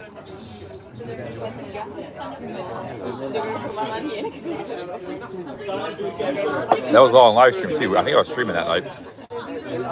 One of the nights I got really drunk. I think it was just after Jeff left Vital in Tulum.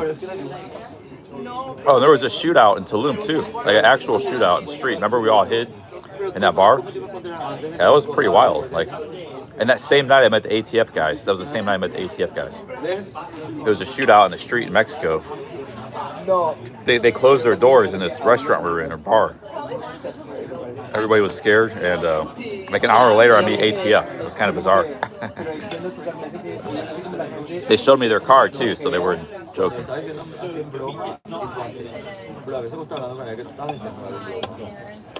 But they're just dressed as casual. Like you would just, they look like tourists. You wouldn't know they were.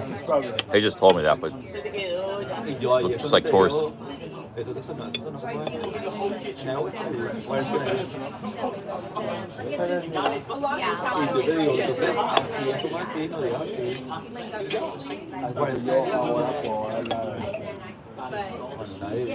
were on, I don't know, they're probably just on busy on vacation. Like they weren't, I doubt they were on some kind of mission or something. Otherwise they wouldn't have told me that probably. Probably just on vacation.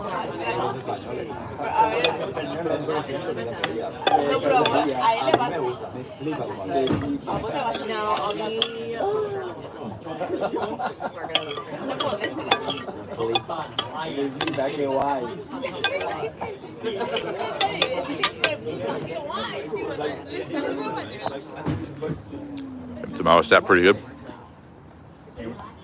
I think they Yeah, well, they wouldn't have been so free with that information with me if they were doing something important. Probably just on vacation, yeah.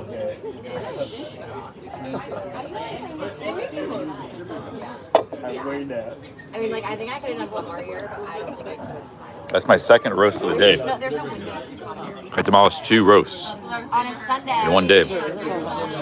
Plus, there's 200 calories in this. It's not a living room. It's it's not a living room, and like there's no windows, which I think that was like the one thing. Because like on a Sunday, if I was like just sitting in the apartment watching like TV, it just the no windows. Like I was like I feel like kind of crazy. It's like it just like wasn't a like place that I wanted to spend a lot of time, and I feel like we want to like. So I don't think I could have done another year. It's getting cold. I got a long walk back to my room. They have said they're like gonna definitely ready by July. Yeah, because I didn't want your Yeah, dark night. I ate 2 roasts today, British roasts.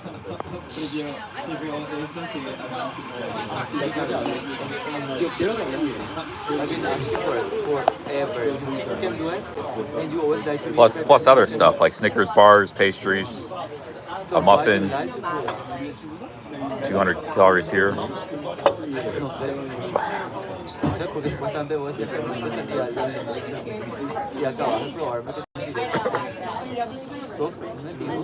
I feel like I could be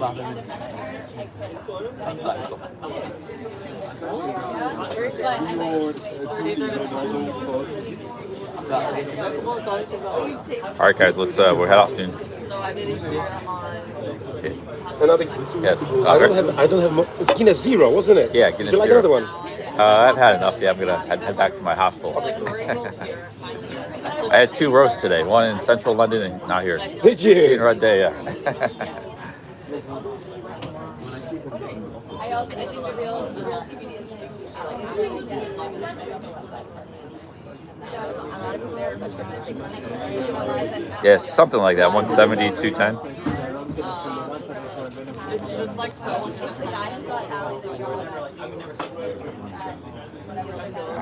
I should have asked him if he eats jellied eels. Has anybody ever had jellied eels? That's awesome. Plain chicken and settings or puppies. That sounds good, but I'm probably had enough.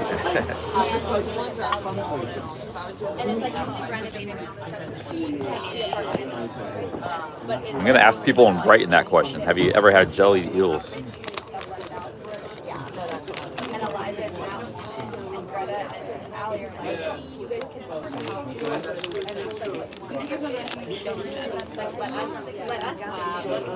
Oh, Allie wants to be. Like they don't know if we don't. A, they don't know if she'll actually. She's kind of just something that she's like, I think, throwing around, and they don't know if like they would actually win these shows. But like, if they get that, they obviously. Jessica, yeah, I just rode the London subway, the tube. I rode it maybe 5 times, 6 times. You gotta get one of these Oyster card. It works on the bus or the tube. You just swipe it. All right, guys, let's get back to the hostel here. I gotta get going. I got some research to do. You guys are farther apart. They're what, 3 years? They also like. Yeah. 6 years though in the city. Your first year in the city versus your 7th. Yeah, that was actually some dessert would be really good. I could go for some dessert, but I've had like a Snickers bars, a muffin, and a pastry earlier.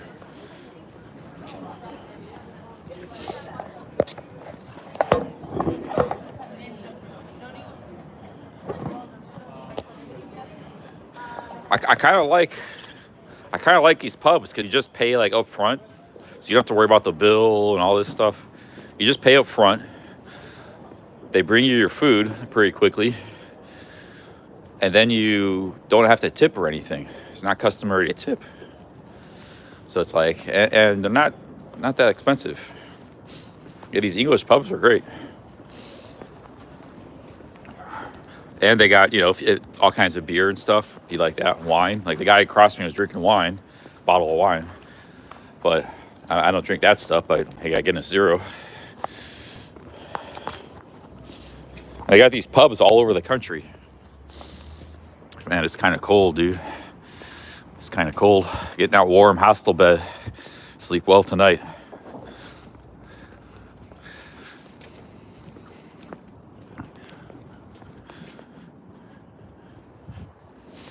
I got good ways to walk back to the hostel. I'll take you guys with me. Keep me entertained.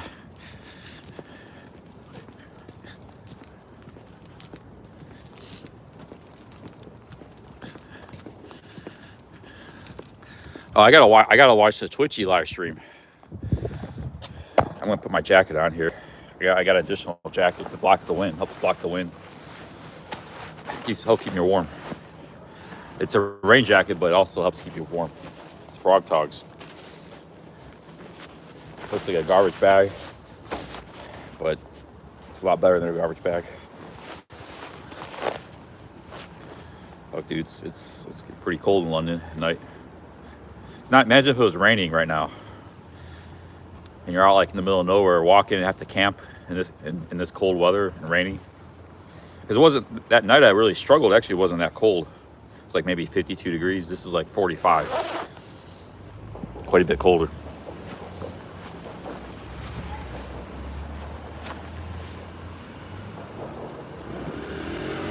Yeah, my blanket's only rated down to 40 degrees Fahrenheit, which is like maybe, I don't know, 4 or 5 Celsius or something.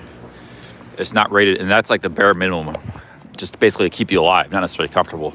Like you'll probably survive with that blanket at 40 degrees Fahrenheit. That's what that rating's for. Because they got better blankets that are heavier with more filling, rated down to like 0 degrees Celsius, 30 Fahrenheit, 20 Fahrenheit. I got the 40 Fahrenheit because I didn't think I'd be camping in cold weather. So it's a lighter blanket, it's much lighter. It's good for most, like I said, but most people that do the Appalachian Trail, they got a 20 degree blanket. So, yeah, that might not be warm enough for UK camping in the cold. I don't know. I got a decision to make. I might just go back home. Probably. I could do something else. I could go to Arizona for a couple weeks, especially if Bradley can get me a free flight. If I need a flight back too. But I'm gonna have to deal with some cold weather on the Appalachian Trail. So I was thinking maybe I get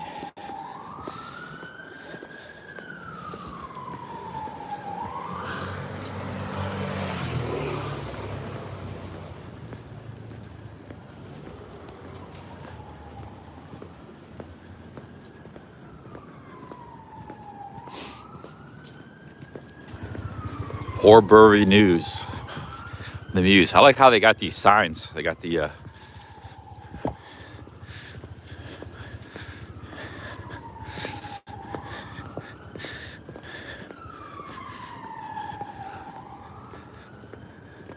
sure are a lot of police sirens in London.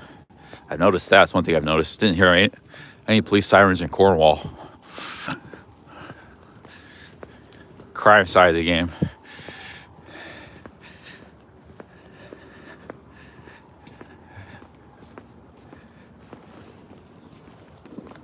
Yeah, it feels, once you put this rain jacket on, it feels a lot better. So like it really helps keep in the heat, your body heat. Cause I got like a t-shirt, a fleece, and that long sleeve shirt, but those are all three very light layers. That's not enough. But then you put this rain jacket on, it traps in the heat so much better. But if it was like 0 Celsius, I don't know, this one definitely wouldn't be enough. I need like a serious jacket, or especially if it was raining. I would probably need some, like, probably, if I was gonna hike in the UK this winter, I'd have to drop some money on some serious gear. Like, I don't know if it'd be worth it. But I get to keep that gear and use it. I could even use it somewhere on the Appalachian Trail. Like a Paramo jacket or something, like a heavy duty Paramo jacket. That thing will keep you warm and dry for a long time.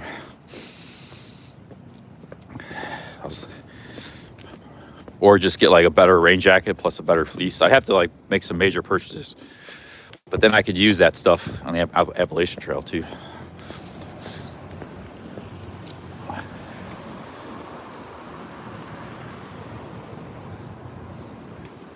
Twitch would help me buy my camping gear.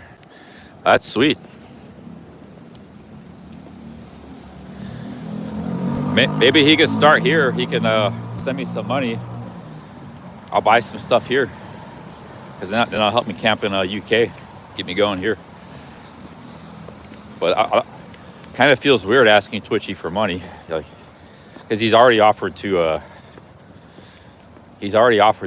pay like a bonus how many miles I walk. I think he just wants to see me hike and camp. You know, that's big ups to him. I appreciate that. But I think I'm asking too much. I need to ask him to pay for my camping gear. I think that's asking too much.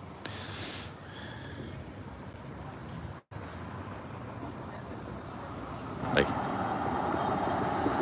will Twitchy own my? Why would Twitchy own my footage?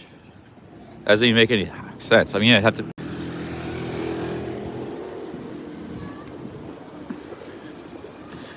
Twitchy can make his own footage. He's got like a better camera than I got. He's got a full frame, Panasonic.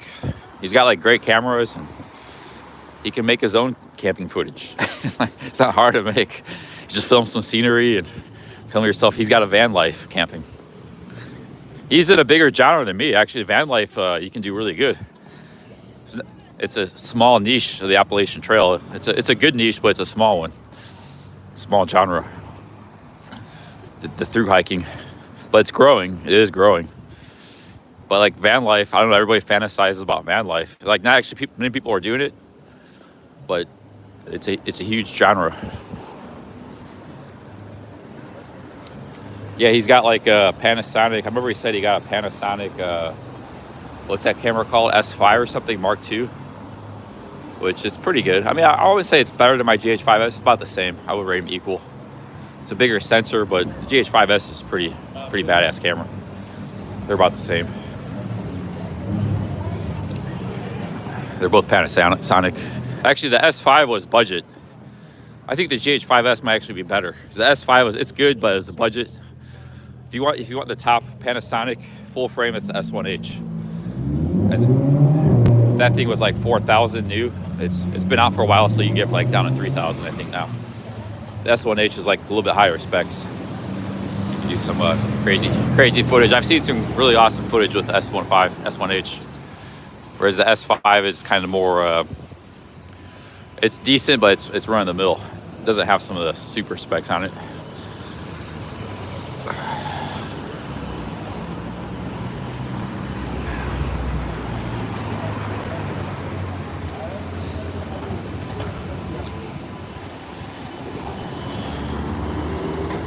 Yeah, we don't just have to do a lot of camping. Like we could go to Bradford and Grimsby and Manchester, Liverpool, Leeds, Huddersfield, and we go to a lot of cities too if we stay in the UK. You can really go all over the north. So yeah, I'm thinking about staying here.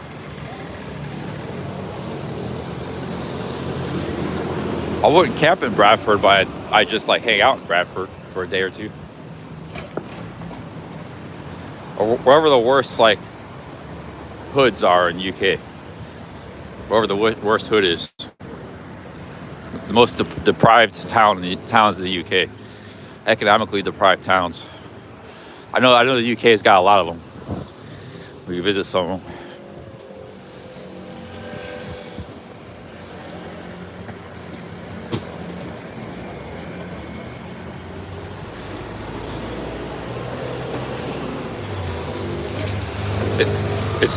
Is Boston, UK a deprived town? Is Boston deprived? Or just, I think Boston's kind of middle of the road. It's average. How deprived is Boston? Oh, maybe we'll go to Boston after all. If we stay in the UK for 2 months, we'll have time for everything.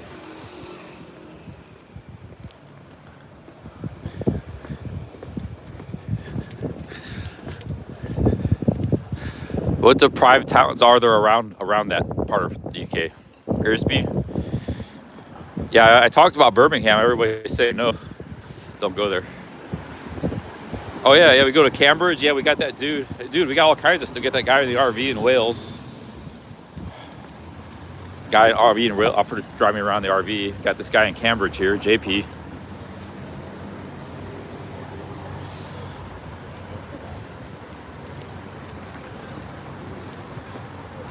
Yeah, maybe we'll go to Cambridge after Brighton.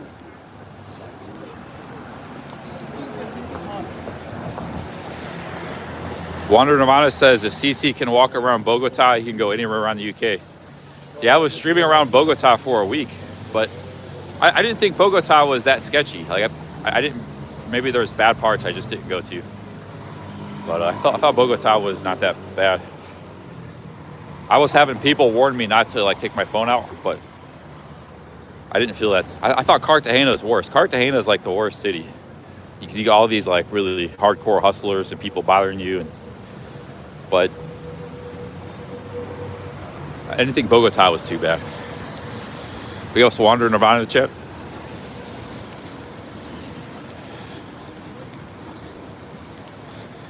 I intentionally avoided the bad places like Santa Fe. But I did see like that all that eastern side of the city along the mountain. It's a big long stretch. I was all over that. All the way from Usaquin all the way to the Centro. That's like an 8-mile stretch. I was all over that area. But most of that area is pretty, it's not posh, but it's not bad. Parts of it are posh. Like the posh areas of Bogota are like the slums of London. It's like, once you've been seeing these nice London neighborhoods, now to me it seems like it's like a slum or something. Those are the posh areas. No offense to Bogota, I'm just saying, but it's a big gap there.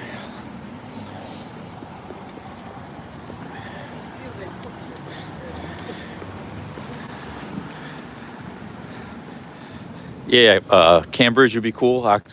Oxford. Famous university cities. Actually, they're famous universities. It used to be all the universities in UK were named after the city.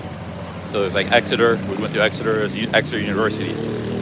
But now, like they have universities named after the like Sussex or Essex. But the good universities seems like they're named after the city. So Cambridge, Oxford, Exeter, things like that.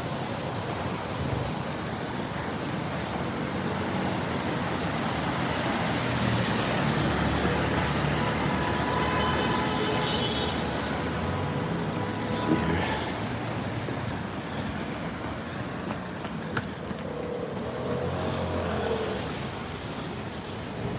Yeah, what ulterior motive would Twitch have? I think he just wants to like sponsor YouTube or do some cool stuff. That's all. Any other streamer could reach out to Twitch and make an offer. Nobody has. He came in my chat yesterday, and because I already thought about it before, but I didn't suggest it to him. He came in my chat 2 days ago. He was like, "Hey, I'll give you money to get a tattoo." I was like, "I'm not really keen on tattoos. How about you give me money to do the Appalachian Trail?" He's like, "Okay." So I was the one that suggested it. It wasn't like him.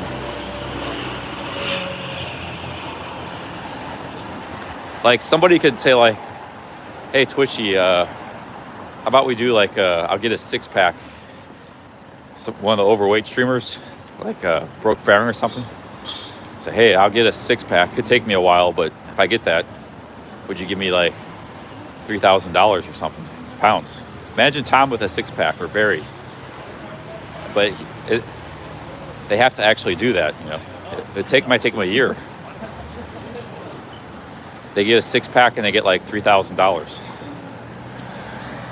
I think these streamers should come up with these things, and they won't only get money from Twitchy, but they can also get like it'll be good for their content for their stream. People want to follow their progress, and other people might chip in and give money, especially if they achieve their goal.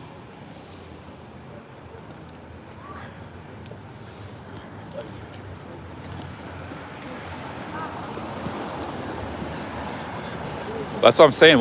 Imagine one of the overweight streamers in our genre. Oh, even Ben, because Ben's pretty. B-More Ron's overweight. Like B-More Ron's pretty far. Any of these guys, nobody's got a 6-pack. So Steph could get a 6-pack.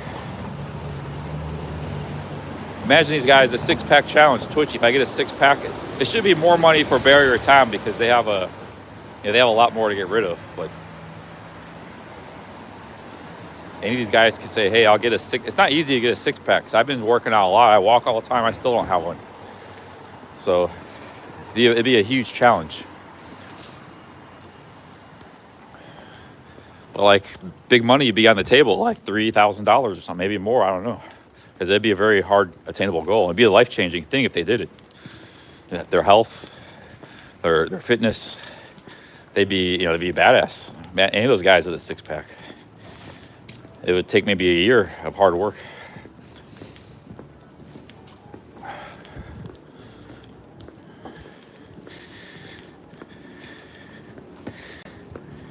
It'd be a good thing for any of them.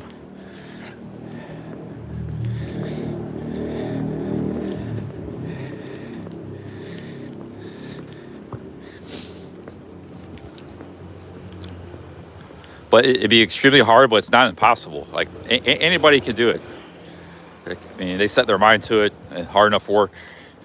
You know, might have to add some dieting techniques and stuff, but they could all do it. And it's not like they have to maintain it. They just have to get to that level once, for one day of their life. They have to get a 6-pack, you know, and then they get a bunch of money. Twitch would probably be interested in something like that.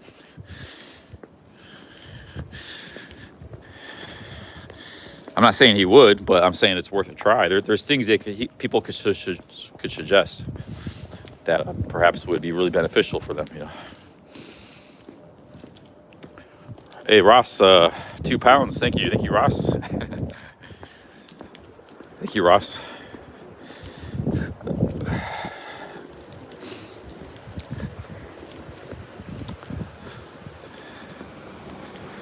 Big ups, Ross.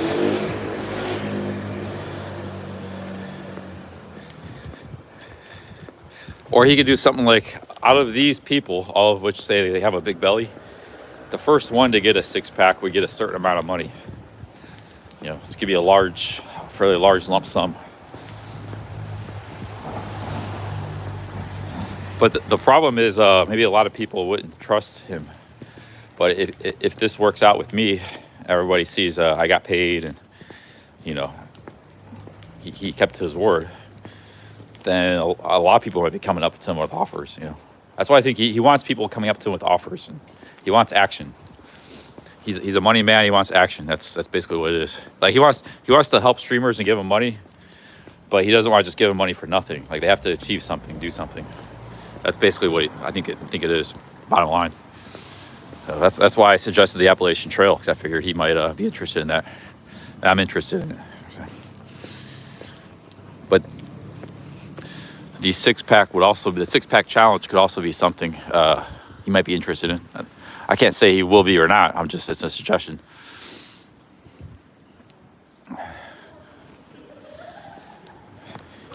Yeah, maybe he just wants clout, but if he's putting his money on the table, you know, that's like I said, he's making something that wouldn't be viable for me, economically viable, like something I want to do, but it's not that good for YouTube.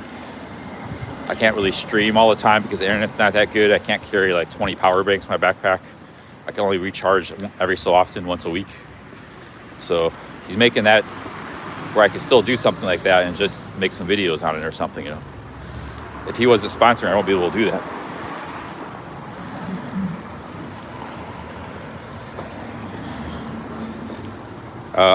It seems like he's interested. We're just starting to negotiate. He sent me $100 in super chats Friday, so he seems like he's pretty interested.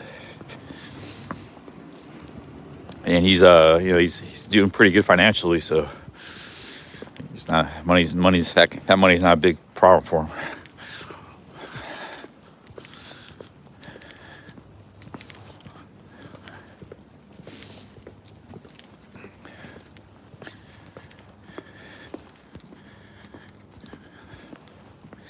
It could be a trap. What sort of trap?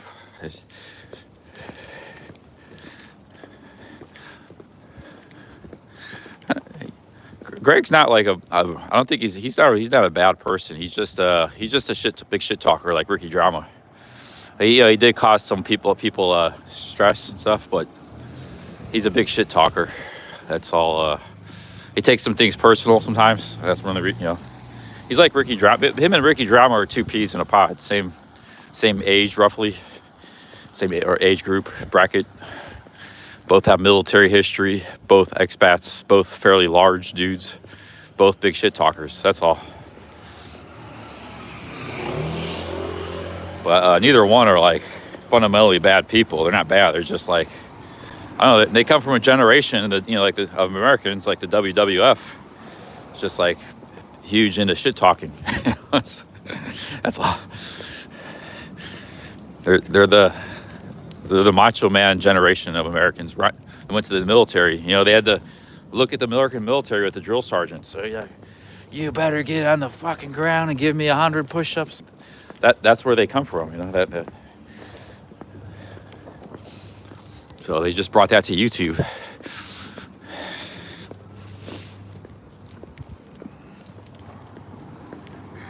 That's.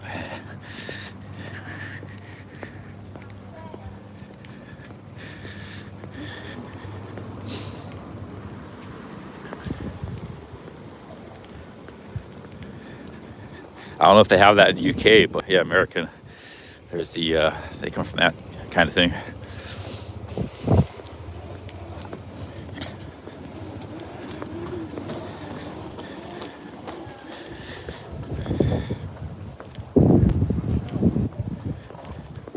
No, he said it was a Guinness Zero. Actually, I would prefer he brought me the can. But I asked for Guinness Zero, and then he even said, Guinness Zero, would you like another one? So I asked him, do you have Guinness Zero? So I'm assuming didn't have any alcohol. But I prefer, I don't want to see it myself, the can. Next time I wouldn't. I'd say, hey, bring me the can too. I want to make 100% sure.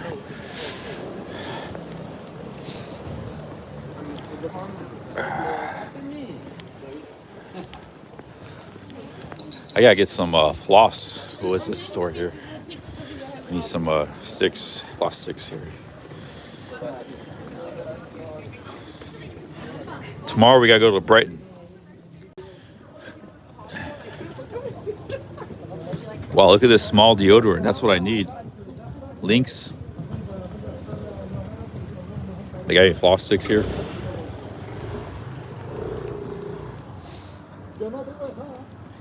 Need to find some floss sticks.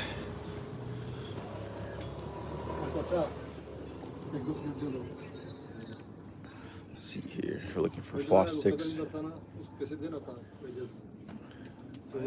I never heard of Lynx. I like it because it's small. But I already have a deodorant I bought for £1. That's 3 pounds. That's too much.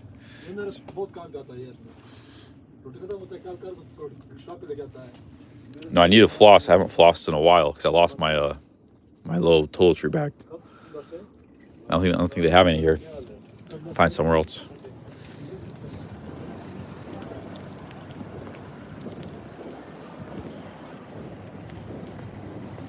I use floss sticks because I don't like using floss string. I can't use it, but floss sticks work for me. They're for anybody that wants to floss. They're for anybody. For one, they got a toothpick on one end. That's very useful. And then you could floss stick with the floss stick on the other end. I was never able to use the string. I don't have the required dexterity and dexterity. I think they have a pound land up here. Let's go to the pound land. They should have floss.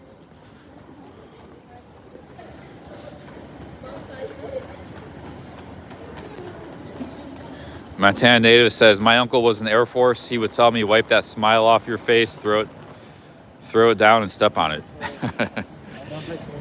Yeah.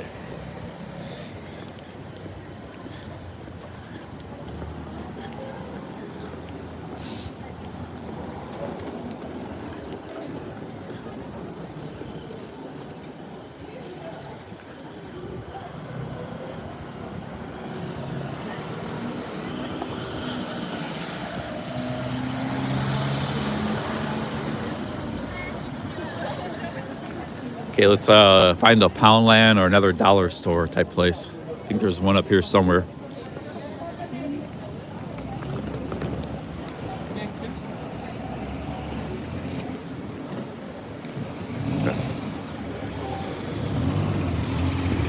Damn. Cute lady in that car.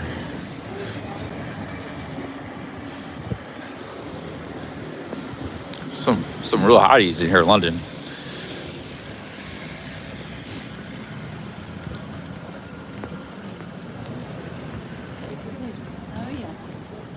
Why have floss damaged gums? How are you supposed to get food out stuck between your teeth? Like brushing gets it out a little bit sometimes, but it's not 100%.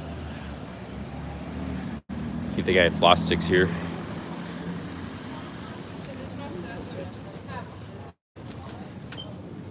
Hey, how's it going? Do you have any floss sticks? Teeth? Yeah. Back? Okay.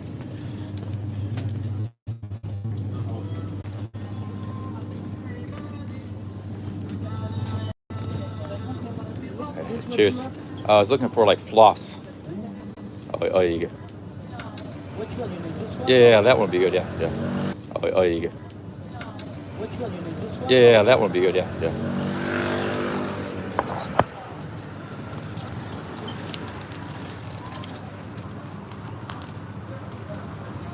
How much is this one? 150. Thank you very much. Cheers. Thank you. Thank you, my friend. Got the floss sticks. All right, guys. Well, that's really the only thing I needed. I don't really need to. I don't really need anything else. I just gotta get ready to go tomorrow. Just go to Brighton tomorrow. I gotta get up early. We gotta meet a cab driver. He's gonna take us to Brighton. We'll be streaming it too. We'll be live. We'll walk around for a few minutes and then probably end the stream.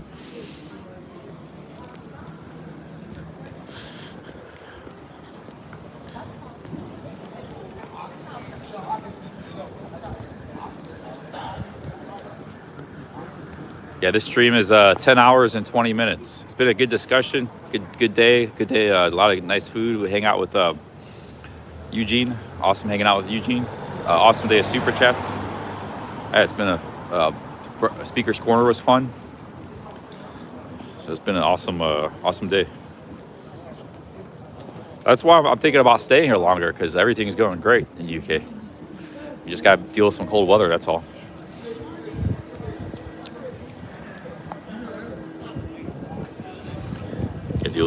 Yeah, well, he's not a cab. He's a subscriber. He's a longtime viewer, but his name on here is called Cab Driver. And he has a BMW. And he's going to take me. He's the driver. He's going to take me to Brighton. Free ride. He's a transporter. So we're going to be getting his BMW tomorrow. But I got to meet him somewhere to get in that. So I get my wake up early, get my coffee, check out my hostel, and or meet him and meet the transporter.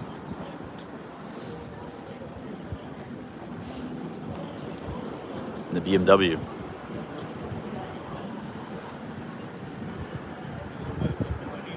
Yeah, that's true, Aaron. That's one of the reasons I wanted to come to the UK, because like it was actually cheaper for me to come here than go do stuff in the United States. This is actually cheaper in the United States. The flight was very cheap, so I just come here. Like, you want to try to go to New York City or something? It's just crazy expensive. Like,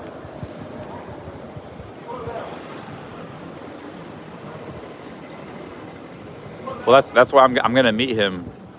I'm gonna meet him on the outskirts of London. This has already been arranged, so I gotta catch the train. I'm gonna meet him on the outskirts, and then we go. So we're skipping all of central London.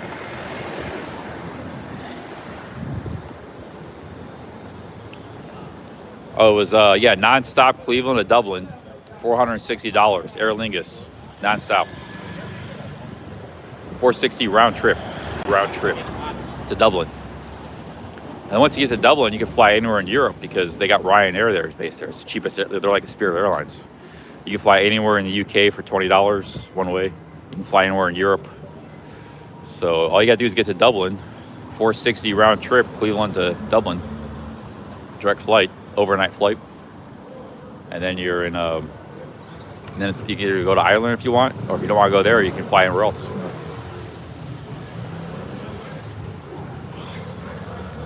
Yeah, but you guys don't know how crazy stuff is in America right now. Like, so this is actually cheaper to come here than do anything in America. Unless you're just camping in the woods, like that's what I do with the Appalachian Trail. If you want to do anything in like cities and travel, the flights are cheap, but that's the only thing now. I'll be up tomorrow early. So all right, guys.